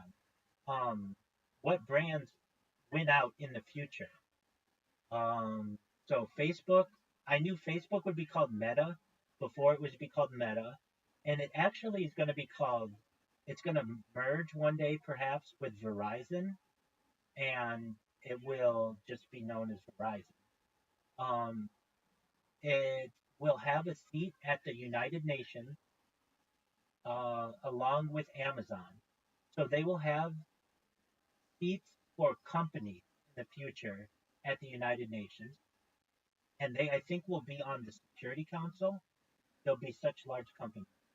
Um, ChatGPT. That's how I knew like about ChatGPT becoming uh, like I have a good feeling that it's going to become the like it's going to buy Google Chrome. There are going to be a lot of CEOs that step down because of this, including Google's Sundar Pichai and Tim Cook, because I make fun of them throughout this for the last 3.5 years. I make fun of them almost every single day because their technology sucks, and they're sitting on um, like huge wealth of technology, particularly Apple.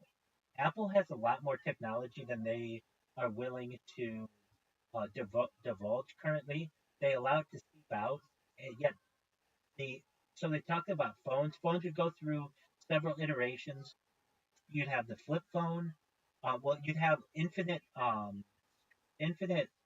borderless phone, and you'd have a flip phone, and then a flip phone. This is already done by Huawei. That opens up into a tablet, and then eventually the phone just becomes projected on your hand, and then eventually it just becomes projected in the air.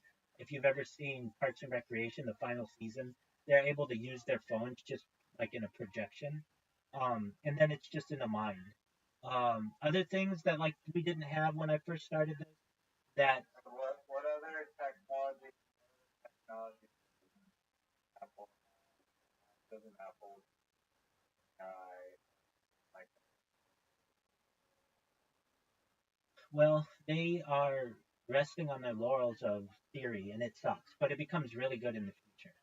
And um, I can tell you the best one, or I think I become the voice of Bixby, which is like the Samsung one um, that nobody uses. Um, I can tell you that now this is just a dream, and again, not everything took place. It could be wrong, um, but like I'm a major advocate for the self-driving car, and I actually have like elements of the self-driving car on the stream. Um, and then I do a lot of digging into that. I can tell you that um, we ever yeah we probably Tesla and stuff guys California has like pretty self-driving car and not I mean the whole channel is dedicated to driving well software is kind of boring. well, Tesla is launching self-driving car. I think in June, so this month.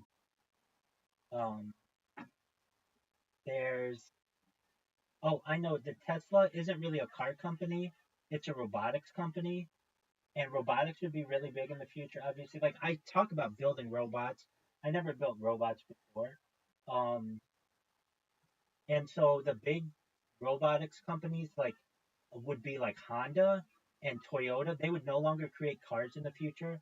Perhaps they would just focus on robotics because these companies don't make a lot of money on selling cars. Um, they're just very expensive and they make more money on robots. Tesla, Boston Dynamics is the big one. Um, what else would be a big one? Possible at all and like supposedly right now that's like humanoid robot. Possible to like those they have like five or whatever and the robots for you and Yeah, but there'd be some limitations to that. Basically, there'd be a universal basic income because those bots you wouldn't be able to like contract them out. The companies would just buy their own bots. Universal basic income would become a reality, and we'd have a like a second renaissance of like artists because people would be able to have computers build anything they want, so they would yearn for human created art and human created music. That would be a big thing. Um, there was a lot in having to do with cryptocurrency. I didn't really have too much of a crypto mind before doing this, but Harry Potter Obama Sonic Teninu would literally become the world's reserve currency. And I remember in the dream, this is before I even met these people at Harry Potter, um, that there'd be this cryptocurrency, and its ticker was Bitcoin, but it wouldn't be like the other Bitcoin. It would be like a new kind of Bitcoin. But yet, in the future, anytime anybody referred to Bitcoin from the past, they would think we were talking about Harry Potter, Obama, and Sonic Teninu, but it would have really been the original Bitcoin. That one would still be very successful. Um, Ethereum would be good, even though I'd never heard of it. But Solara would be really big, and that would be because when this goes viral, it'll be much more affordable to the common person than Ethereum, which is still very expensive. There would be a bunch of others. There'd be different iterations. There wouldn't just be like one cryptocurrency to rule them all. There would be like different iterations of it, and that would just depend on like marketing, and it really just turns out like a successful project of any kind, whether it's a cryptocurrency or any product or whatever, is just about marketing. People would understand that I'm the greatest marketer in the history of mankind, and whether that's true or not, who knows, but that like when they look at how I market stuff and I use like emojis and capital letters and things like that, it's to get people's attention. I use the colors red and yellow, generate hunger, but also to catch people's eyes. Like there are reasons why I use what I use. Um, what else? I remember this. I would be the person in first Orthodox Jew in the state of California to wear a hat in my driver's license, and I thought that was just crazy. But I actually went to the DMV and got that done, so I know that was a thing, and that would give me a lot of confidence. Like, hey, if this happened, maybe a lot of these other things in this dream could happen. I knew that I would change genders, and like the big thing, like one of the things would be that this would be very funny. It'd be like all this would be very funny, and that's why comedy would be so like in like all the comedians that I watch. Comedy podcast would become the most popular. It becomes very popular, and there are branch offs in like every major city, um, which is already happening. They've already started this in Toronto. They have like 2 minutes to kill is what it's called. Um, what else? Okay, so cities that would change. So like the University of Vancouver actually becomes a thing. Um, I know we joke about it, but it's like there's a reason why Unrankable dolphin. um, that's absolutely right. That's absolutely right. Bear scare becomes a thing. That's an invention that becomes a thing. Um, okay, what else? All the things we talked about tonight. So that would be hoodoo, um, the you pick toothpicks, all the things about like making not making fun of, but like how we talk about the Inuit people and the Yupik people, and even the Newfies thing. That like there are reasons why we get on a topic, and I'm like, let's switch it to this or whatever. Like there's all of that. There would be a thing. There would be a contingent of people with whom I become friends on this, and they'd be very diverse, which they are all over the world.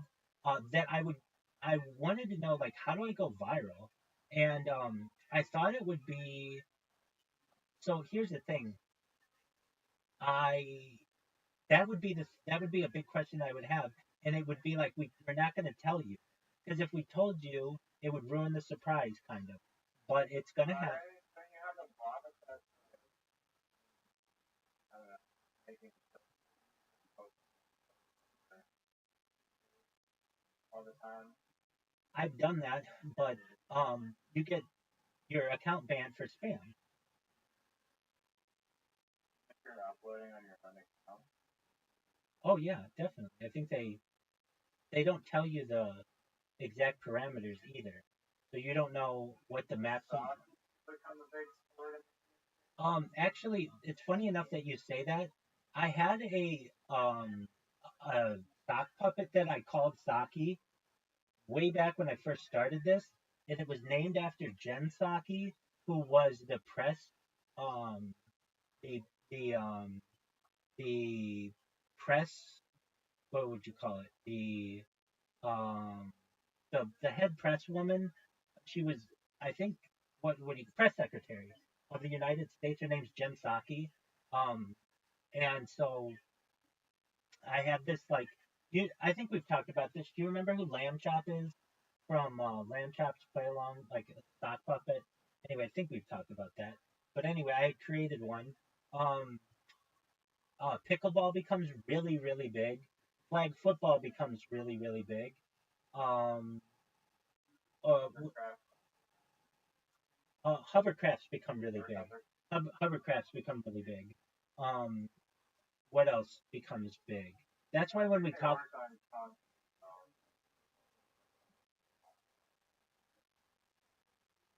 uh, well, actually, the kind of car in the future, um, eventually, there's some kind of like hover car. Oh, well, okay, so this is one. I would ask, like, I was allowed to ask some questions, and it was really like, it was like I was talking to aliens, but I didn't feel abducted or anything like that. Um, it was, what about the flying car? And they were like, the flying car already exists. And I'm like, okay, well, why don't we use them? And they're like, you do. They're helicopters. That's basically the flying car. And they become quieter and more convenient to use in the future. And that's the flying car. And it was like, oh, okay, that makes sense. But then there's another flying car in like 100 years that actually uses like a it doesn't fly really high in the sky, but it's just like a hover car. And I've seen one in a video game, and they're like it's like that kind that was in that video game. The video game is named Full Throttle. It was a LucasArts game, which is like George Lucas from like the 1990s. It was on like Windows 95. It was a very early game, but it was a fascinating game, and it had some interesting technology in it. Um, what else did like there I mean, like I'm telling you, I told you all this right now, and I don't share this really very, I've only shared with a few people on this. And I can tell you that that's more than, like, I had a dream last night, and the dream last night, I can't tell you basically anything more. Like, I can't go on and on and on. But this other dream I had, the big dream is the um told me like all the stuff that I would do. um I had I would have this list of chicks I would bang when I would go viral, and I I know that I don't like, this is kind of embarrassing to even say, but and I could be wrong because again, they told me some of the stuff you say is not going to be right, especially in terms of politics, but it'll be funny in the end. And at the very, very end, everything that you say will be right. And that could be because of time travel or whatever. But the first chick that I bang when this all goes viral is Hillary Clinton. And I know that sounds crazy, but that's that's kind of how it was. Um, what else was it? Oh, there's a lot. Especially in terms of like city growth and what happens with the Earth. Um, so like I was like, at least with global warming may not be as much man-made as perhaps some people think. Perhaps it's more than other people think. But nevertheless, the Earth is going through a period of warmth, and areas like Vancouver or Toronto or even like New York will become warmer than they once were, and the winters won't be as bad. So those will be more desirable. Puerto Rico would be the 51st state. It won't be Canada. And Guam and um, Samoa will be like the 52nd and 53rd state. California will secede from the Union and become its own country. It's already the fourth biggest economy in the world. New York would do the same eventually. The Carolinas would combine, and the Dakotas would combine. Texas would become its own state, or own country. Eventually, Mexico would take back the land that they originally had.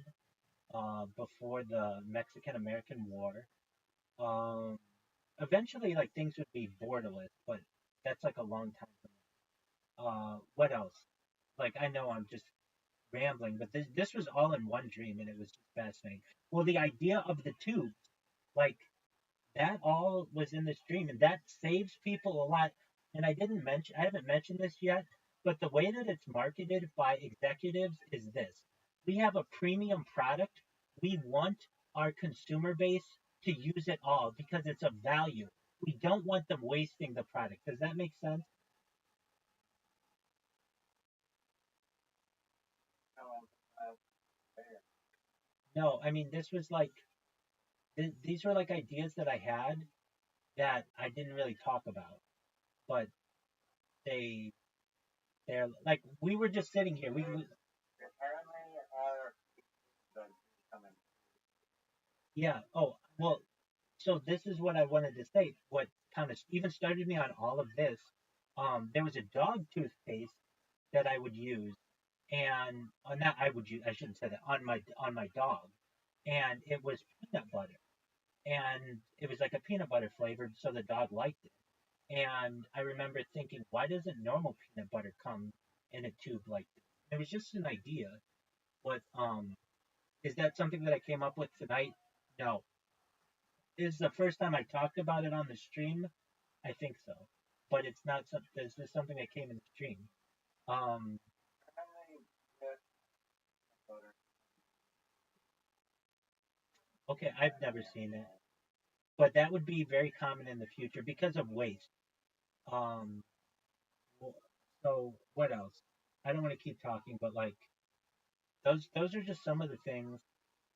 And again, not everything comes true, but the far majority does. And like everything that I just said really doesn't seem like that crazy. I mean, you could see it, some kind of software being like Spotify that's ASMR, or you could see ketchup coming in a tube, or you could see toothpicks being made out of candy cane material. I mean, like these aren't crazy things, but all of these things were something that these were inventions in a dream that I had, and now I'm just about now.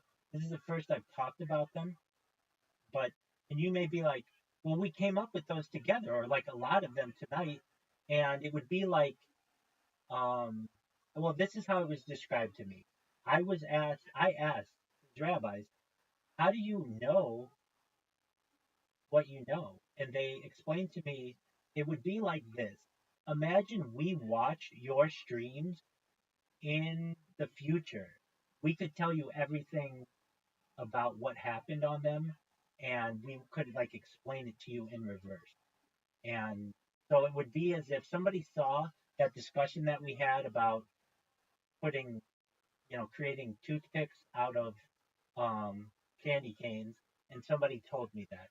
And then they would be like, you'd be in this conversation, it would come about. And so, but like tonight, the first I've ever thought of the tubes or ASMR software. No, like this is all I've thought about it before, but I didn't. I would love to tell you, Riser, that this all came to me because I'm super smart, but it wasn't. It came to me in a dream. Isn't that wild? Absolutely. Oh, I can tell you. No, it did not. It's something that I remember hearing a podcast like 10 years ago, more than that, 15 years ago, about a very successful man who lost his daughter at sea, and they weren't able to prove what happened to her, and he basically dedicated his entire life to making people aware of that the cruise industry is very corrupt, that these cruise ships are flagged in different countries, and they're not. Since a lot of this happens in international waters, there's not like a really good way to have a judicial system, and um, He's saying putting that horizontal no, around he the didn't say anything like that. He did not say anything like that. But he did say that, or perhaps I remember him saying that there's just very limited cameras that point out to the ocean. If anything, they all point inwardly, and they should point them. in both directions, so you know if anybody ever goes overboard, so that you can, because it's very easy to kill, like to murder someone this way, and it does happen. Um, the thing about baseballs, um, I remember there was a sign that I saw, that basically from like Dodger Stadium or some MLB stadium that said, "Beware of flying balls." And I remember being like, "Oh, if you got hit with a ball, I bet you get like a huge payday." And it's like, no, you don't. You actually don't get anything because they've warned you about it. And if you read the back of your ticket, it states that this is for entertainment purposes, all liability is on the ticket holder, et cetera, et cetera, because these cases went were like adjudicated like in the 1930s, like very early in baseball history, and so that it would make sense to put nets up. Okay, so like just from the sports that become famous, um, baseball becomes like the most. I don't want to. Is it the most famous? It becomes more famous than it once was, and like it's in kind of a lull period now, but it becomes big, and I don't exactly remember why. Basketball though, there's a type of basketball that becomes very popular. They don't raise the hoops on basketball courts, so they keep them at 10 feet. Um, they change the lanes of the basketball. Have you ever seen international basketball played where the lanes of the court are actually at an angle? Have you ever seen this? It's how they play in the Olympics. Okay, so if you want to see it, just look up like a basketball court. exactly, and you'll see the lane is at an angle, and that actually becomes the standard. Um, and the NBA becomes boring to people. It's already boring to people, so they start adding some different features. Like they add a 4 point goal. It's like a circle near half court where you can shoot, and then eventually the most exciting kind of basketball. If you look up, it's Steph Curry playing basketball in Korea. This becomes the most exciting kind of basketball. Now, again, I could totally be wrong here, but um, he played. It was a one-on-one. Yeah, it's Steph and Seth Curry take on some Korean comics. That's what it is. Um, and they basically it's like 1-on-10 basketball. Um, Soccer changes. So soccer's currently like not catching on in the United States, and that's why I asked you like, what could they do to make soccer more exciting? Do you remember when you were a little kid and you play soccer? Everybody kind of plays this way. Instead of having you had to kick it inside a square goal or a rectangular goal, you just had to kick it past the line. Do you know what I'm referencing? Uh, Okay, yeah, okay. Well, generally, if you're like in just like if you're playing on like a basketball court, since there's no goal, you just have to kick it past the line, and then it's considered a goal. Basically, there's a an invention. I don't even know what you call it. It's a soccer invention. Soccer tool kick upper 90. There's this thing that is invented. So not this generation of soccer players, but the next generation of soccer players become so good that they're able to kick the ball anywhere in the goal, like wherever they want. And it's because of this piece of technology that comes out, or it's already out. I've seen it. Um, so it's like a soccer. I don't know if it's a cool machine. It's like grid. Kick. I don't know if I want to say upper 90, but it's a jugs machine. Um, let's see. Is that what it is? Let me look at a jugs machine. Um, baseball pitching machines. No, I mean that's close. Um, ball launcher and trainer soccer machine. sports attract. Let me just ask ChatGPT. ChatGPT. Yo, dog, what's that soccer trainer that basically has like a grid and the parts of the grid light up and you want to kick it inside the grid? It's like a futuristic soccer trainer.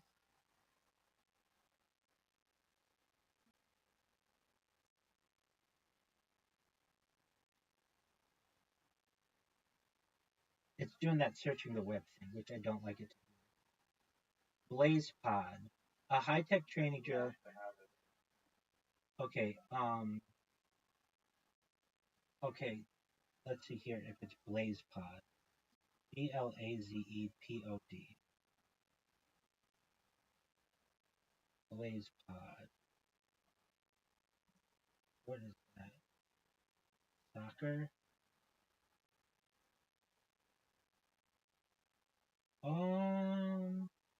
That's still not it. It's sort of close, but anyway, there'd be this machine that basically soccer kids would get really good at it because, with each generation, people get better and better at sports. Um, the NFL would no longer be tackle football within like the next 10 years. It would be flag football. And they've already had discussions of doing that. And I don't know, did you hear the United States is going to compete in flag football in the 2028 Olympics?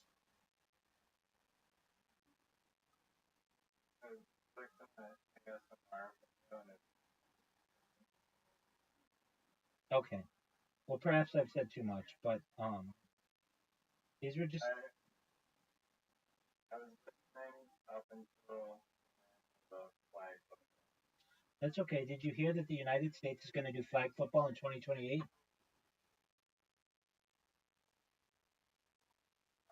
In the Olympics?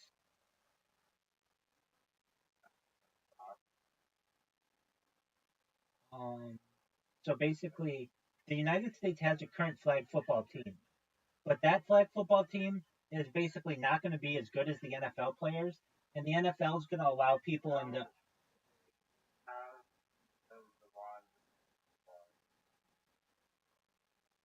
Is what? Yeah, that would be really big in the future. Like that was in the stream. That would become a real league. WNBA players would eventually make as much as NBA players. Um, what else?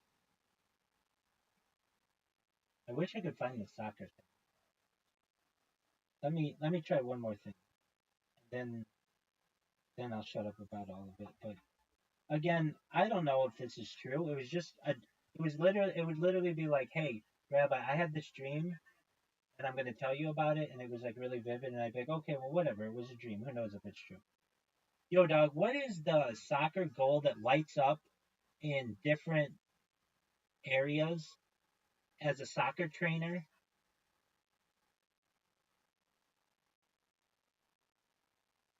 The smart soccer goal. The goal or area lights up in specific zones. That's what it is. Smart soccer goal. Smart goal? No, that's different. That's a that's a thing having to do with Toka smart goal. Small gates. Okay, yeah, smart goal. Circular station to light up targets. It's okay. I think it's a smart goals. Smart goal stalker.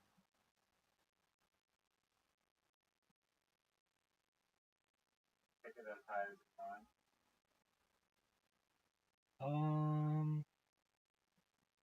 Still, it has like different pods that light up. Smart goals, cognitive football training. You know what? I mean, I know where I saw it. It was on Reddit. So, and Reddit becomes really big. I mean, not that it isn't already, but it's not used like Facebook and TikTok. It becomes that big. Soccer goal lights up. light up. Okay, let's see if that shows. Okay, media. Um, Let me just put future soccer trainer.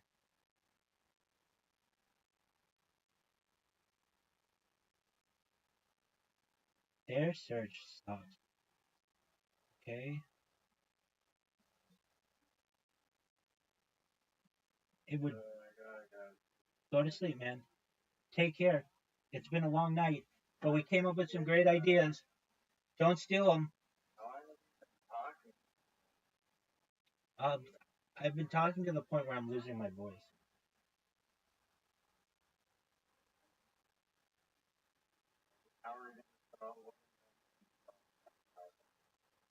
I don't know about that, but I know there's one. There's one for bad breath.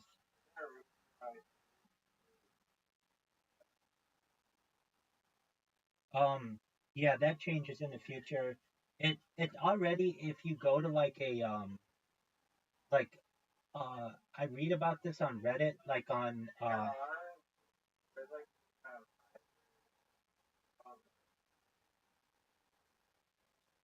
they come in bags.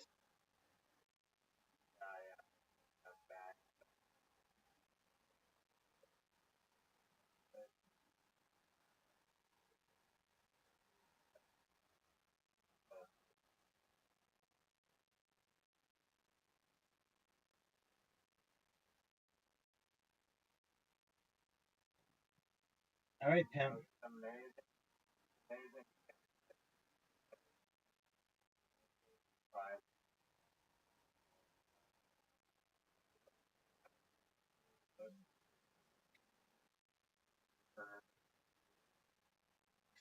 Right.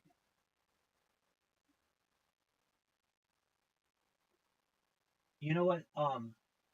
Before you go, one last thing that I recall: you don't buy laundry detergent in bottles anymore. You buy it once in a bottle, and then you go to the store to refill it. It's like almost like a soda machine. Okay, there you go. Well, they didn't when this started. Exactly. It becomes the future. Future's now, old man. All right, Pimp, go get your sleep. It's late as fuck.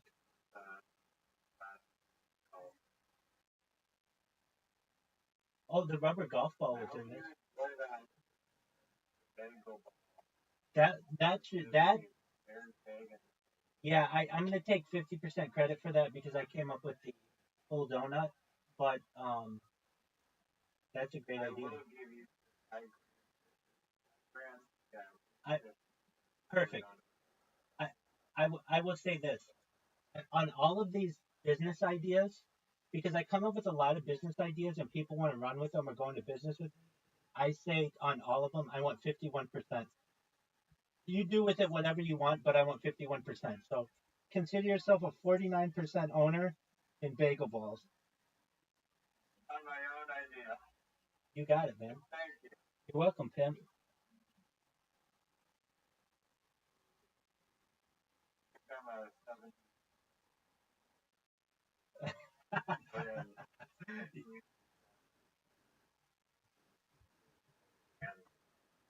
100%, my friend.